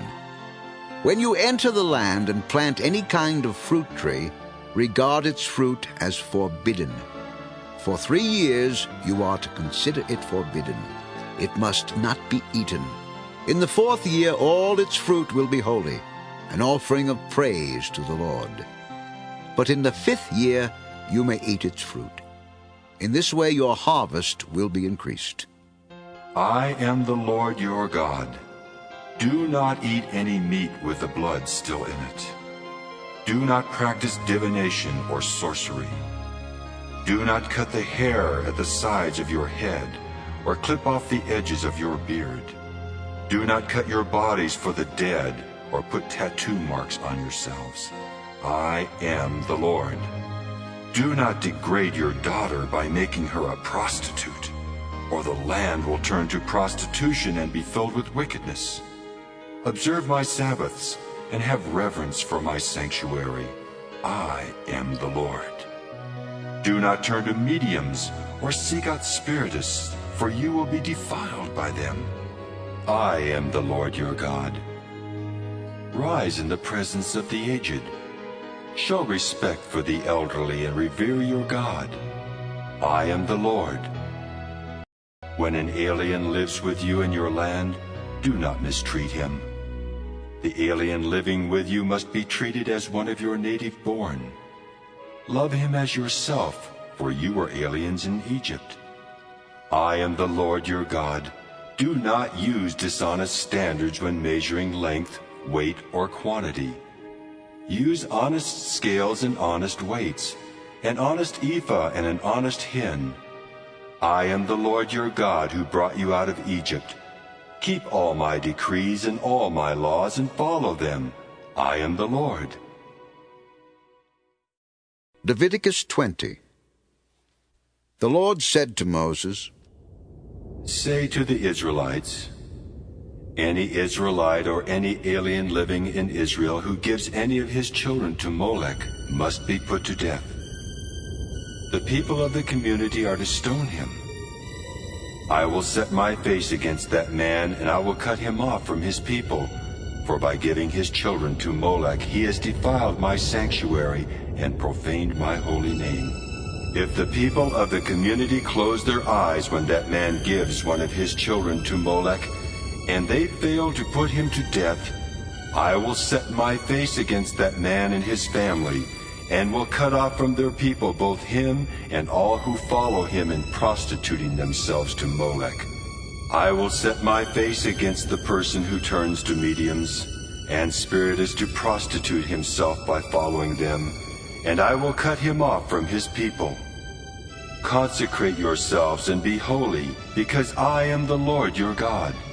Keep my decrees and follow them.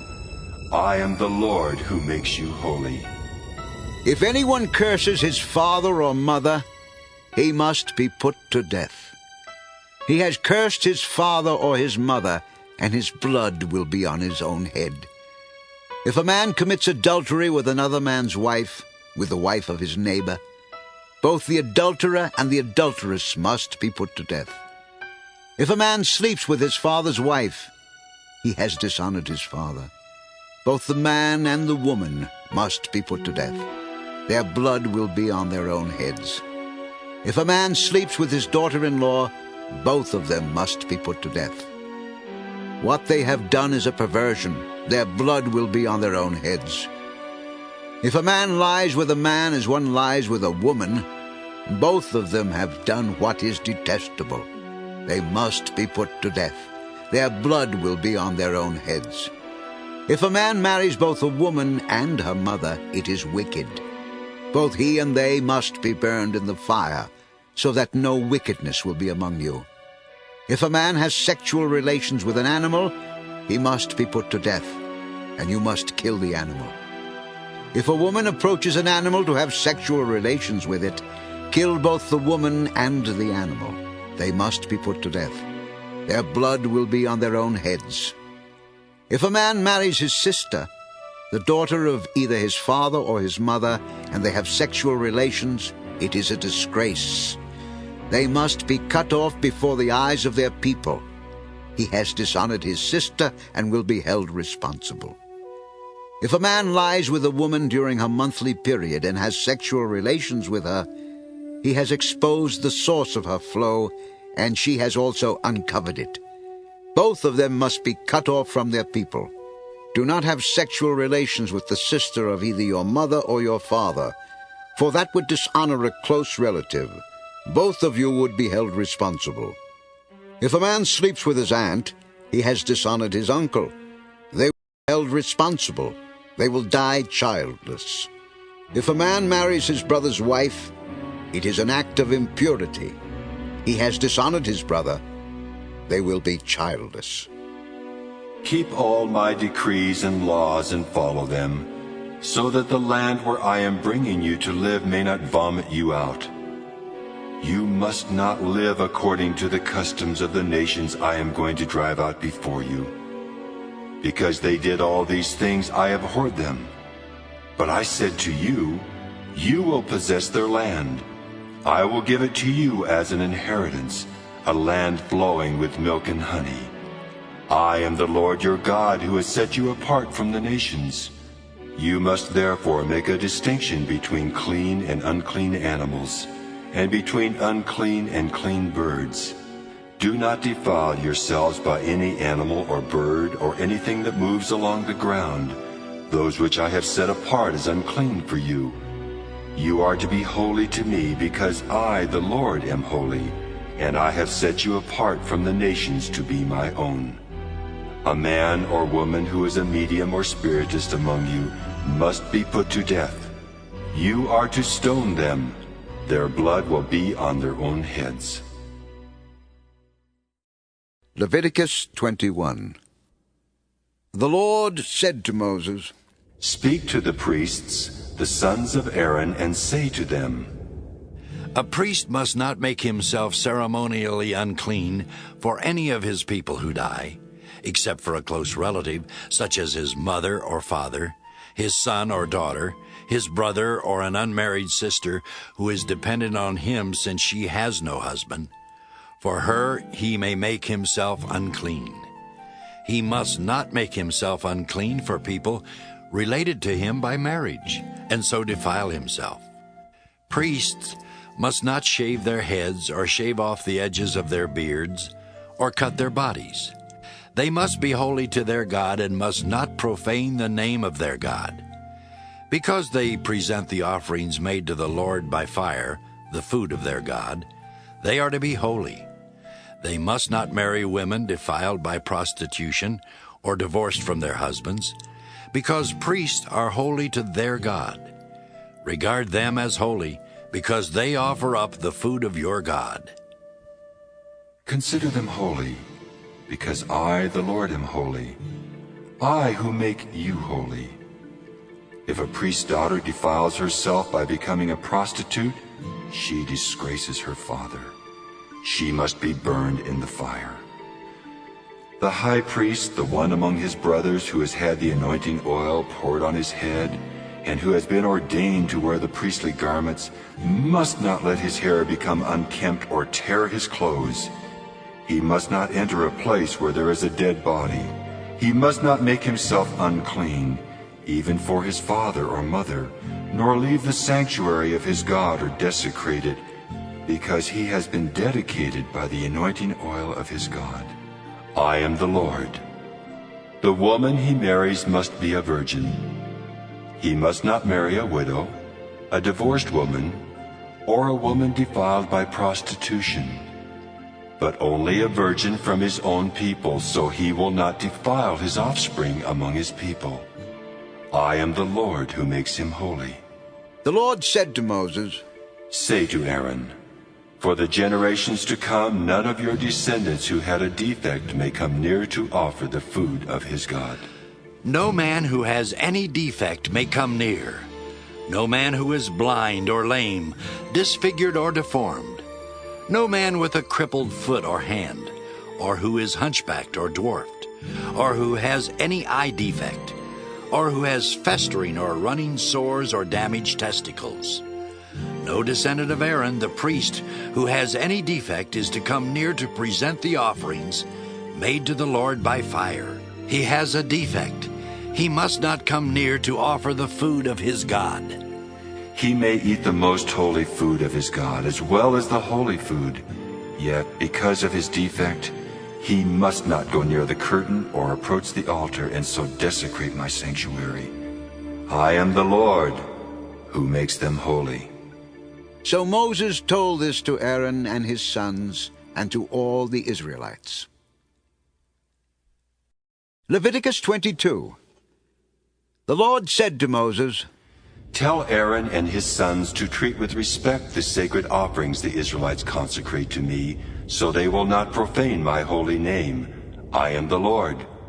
Say to them, For the generations to come, if any of your descendants is ceremonially unclean, and yet comes near the sacred offerings that the Israelites consecrate to the Lord, that person must be cut off from my presence. I am the Lord. If a descendant of Aaron has an infectious skin disease or a bodily discharge, he may not eat the sacred offerings until he is cleansed. He will also be unclean if he touches something defiled by a corpse, or by anyone who has an emission of semen, or if he touches any crawling thing that makes him unclean, or any person who makes him unclean, whatever the uncleanness may be. The one who touches any such thing will be unclean till evening. He must not eat any of the sacred offerings unless he has bathed himself with water. When the sun goes down, he will be clean, and after that he may eat the sacred offerings, for they are his food. He must not eat anything found dead or torn by wild animals, and so become unclean through it. I am the Lord. The priests are to keep my requirements so that they do not become guilty and die for treating them with contempt. I am the Lord who makes them holy. No one outside a priest's family may eat the sacred offering, nor may the guest of a priest or his hired worker eat it. But if a priest buys a slave with money, or if a slave is born in his household, that slave may eat his food. If a priest's daughter marries anyone other than a priest, she may not eat any of the sacred contributions. But if a priest's daughter becomes a widow or is divorced, yet has no children, and she returns to live in her father's house as in her youth, she may eat of her father's food. No unauthorized person, however, may eat any of it. If anyone eats a sacred offering by mistake, he must make restitution to the priest for the offering and add a fifth of the value to it. The priests must not desecrate the sacred offerings the Israelites present to the Lord by allowing them to eat the sacred offerings and so bring upon them guilt requiring payment. I am the Lord who makes them holy. The Lord said to Moses, Speak to Aaron and his sons and to all the Israelites and say to them, If any of you, either an Israelite or an alien living in Israel, presents a gift for a burnt offering to the Lord, either to fulfill a vow or as a free will offering, you must present a male without defect from the cattle, sheep, or goats in order that it may be accepted on your behalf.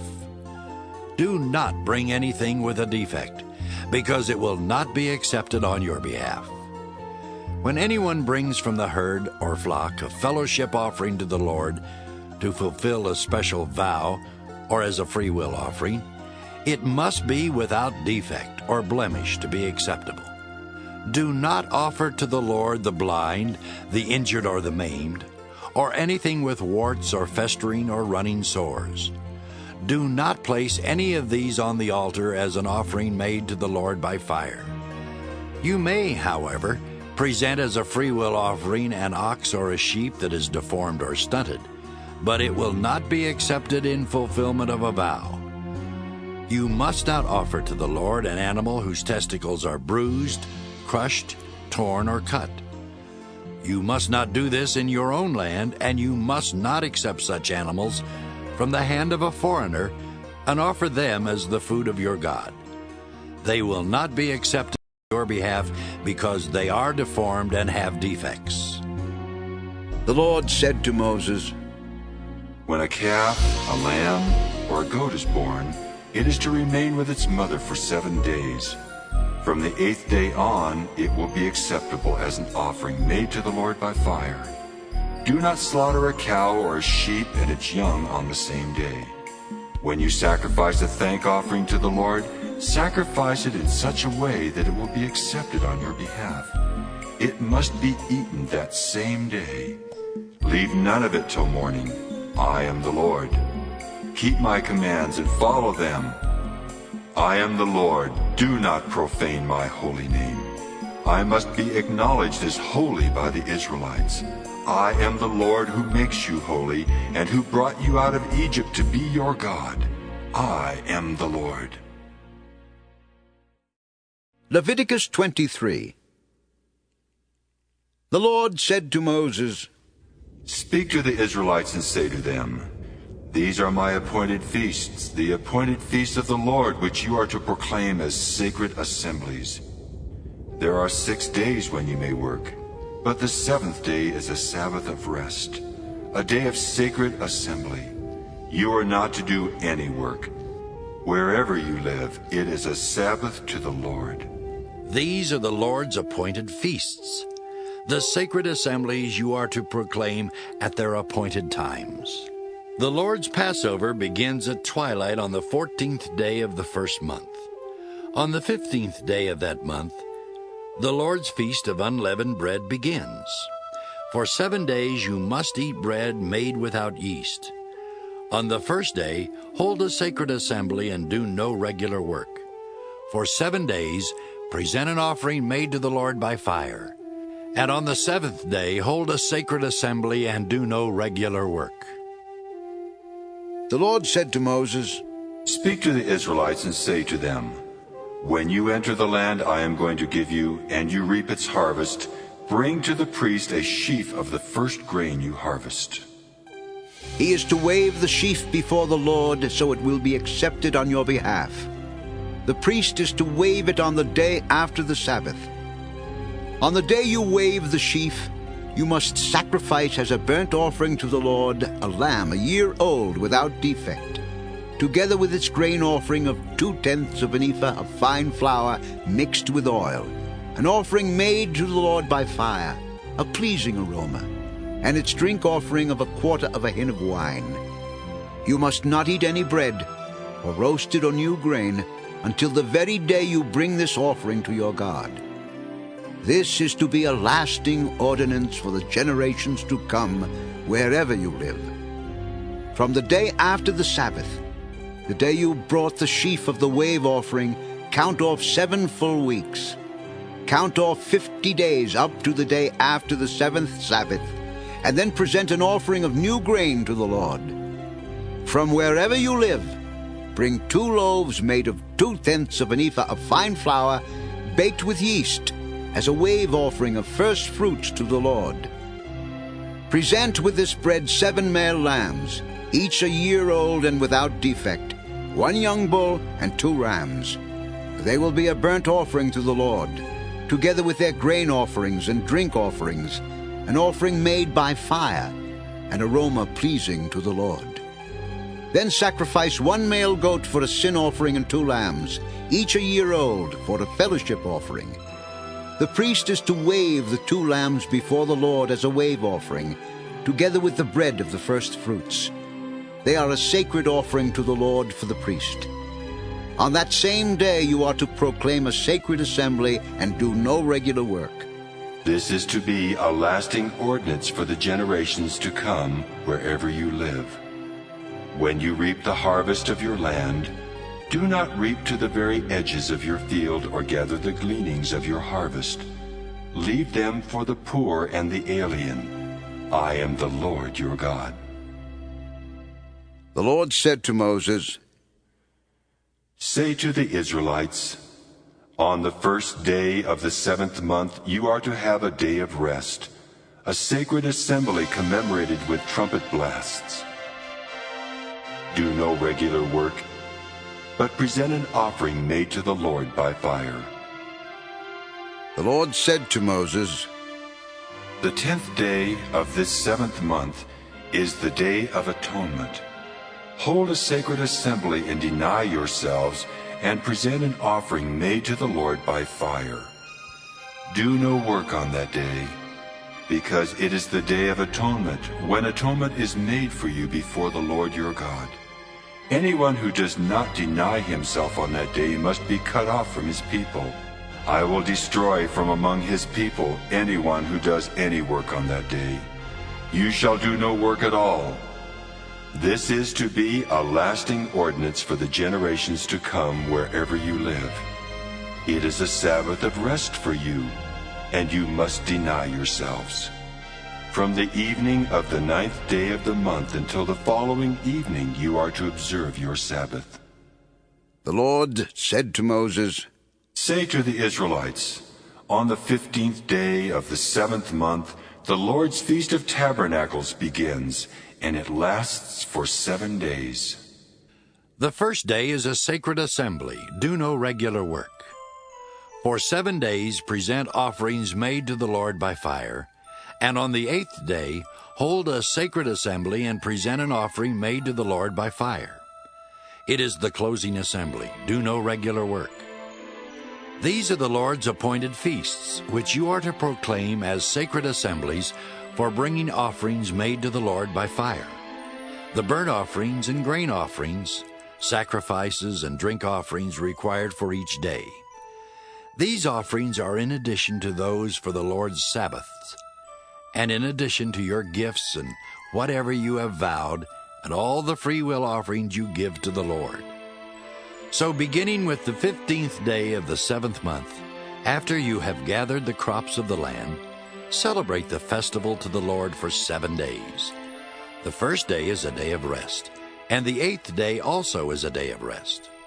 On the first day you are to take choice fruit from the trees, and palm fronds, leafy branches and poplars, and rejoice before the Lord your God for 7 days. Celebrate this as a festival to the Lord for 7 days each year. This is to be a lasting ordinance for the generations to come. Celebrate it in the 7th month. Live in booths for 7 days. All native-born Israelites are to live in booths, so your descendants will know that I had the Israelites live in booths when I brought them out of Egypt. I am the Lord your God. So Moses announced to the Israelites the appointed feasts of the Lord. Leviticus 24.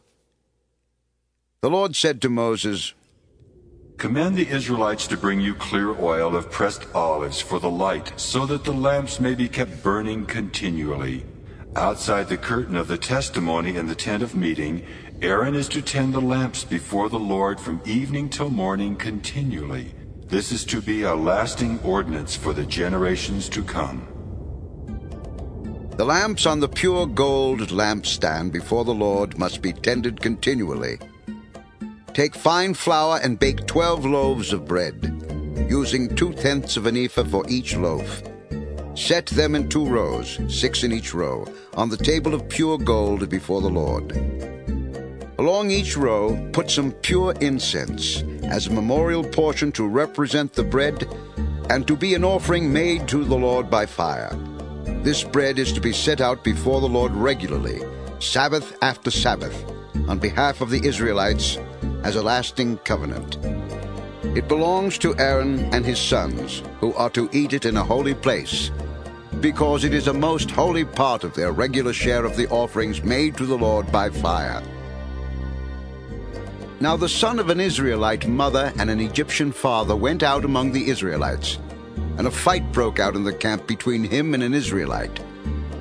The son of the Israelite woman blasphemed the name with a curse. So they brought him to Moses. His mother's name was Shelomith, the daughter of Dibri the Danite. They put him in custody until the will of the Lord should be made clear to them. Then the Lord said to Moses, "Take the blasphemer outside the camp. All those who heard him are to lay their hands on his head, and the entire assembly is to stone him.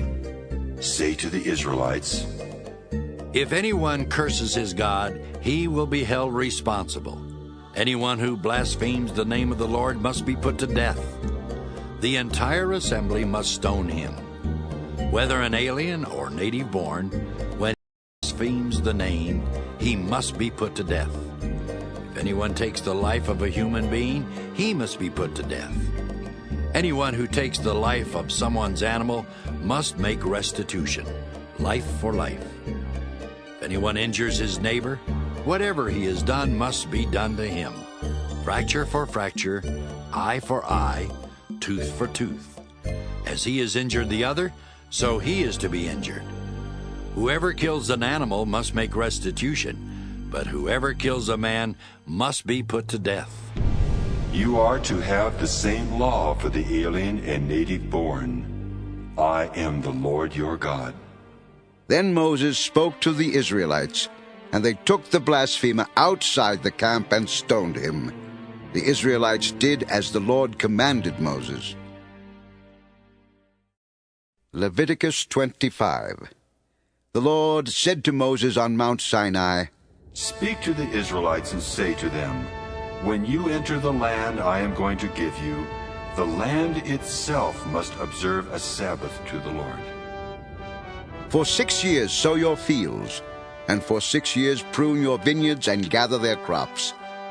But in the 7th year the land is to have a Sabbath of rest, a Sabbath to the Lord. Do not sow your fields or prune your vineyards. Do not reap what grows of itself, or harvest the grapes of your untended vines. The land is to have a year of rest. Whatever the land yields during the Sabbath year will be food for you, for yourself, your manservant and maidservant, and the hired worker and temporary resident who live among you, as well as for your livestock and the wild animals in your land. Whatever the land produces may be eaten. Count off 7 Sabbaths of years, 7 times 7 years, so that the 7 Sabbaths of years amount to a period of 49 years. Then have the trumpet sounded everywhere on the 10th day of the 7th month. On the Day of Atonement, sound the trumpet throughout your land.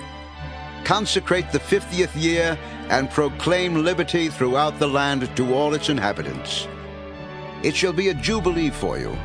Each one of you is to return to his family property, and each to his own clan. The 50th year shall be a jubilee for you. Do not sow and do not reap what grows of itself, or harvest the untended vines. For it is a jubilee, and is to be holy for you. Eat only what is taken directly from the fields. In this year of jubilee, everyone is to return to his own property. If you sell land to one of your countrymen or buy any from him, do not take advantage of each other.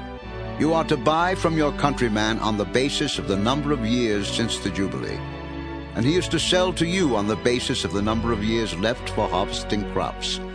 When the years are many, you are to increase the price, and when the years are few, you are to decrease the price, because what he is really selling you is the number of crops. Do not take advantage of each other, but fear your God. I am the Lord your God.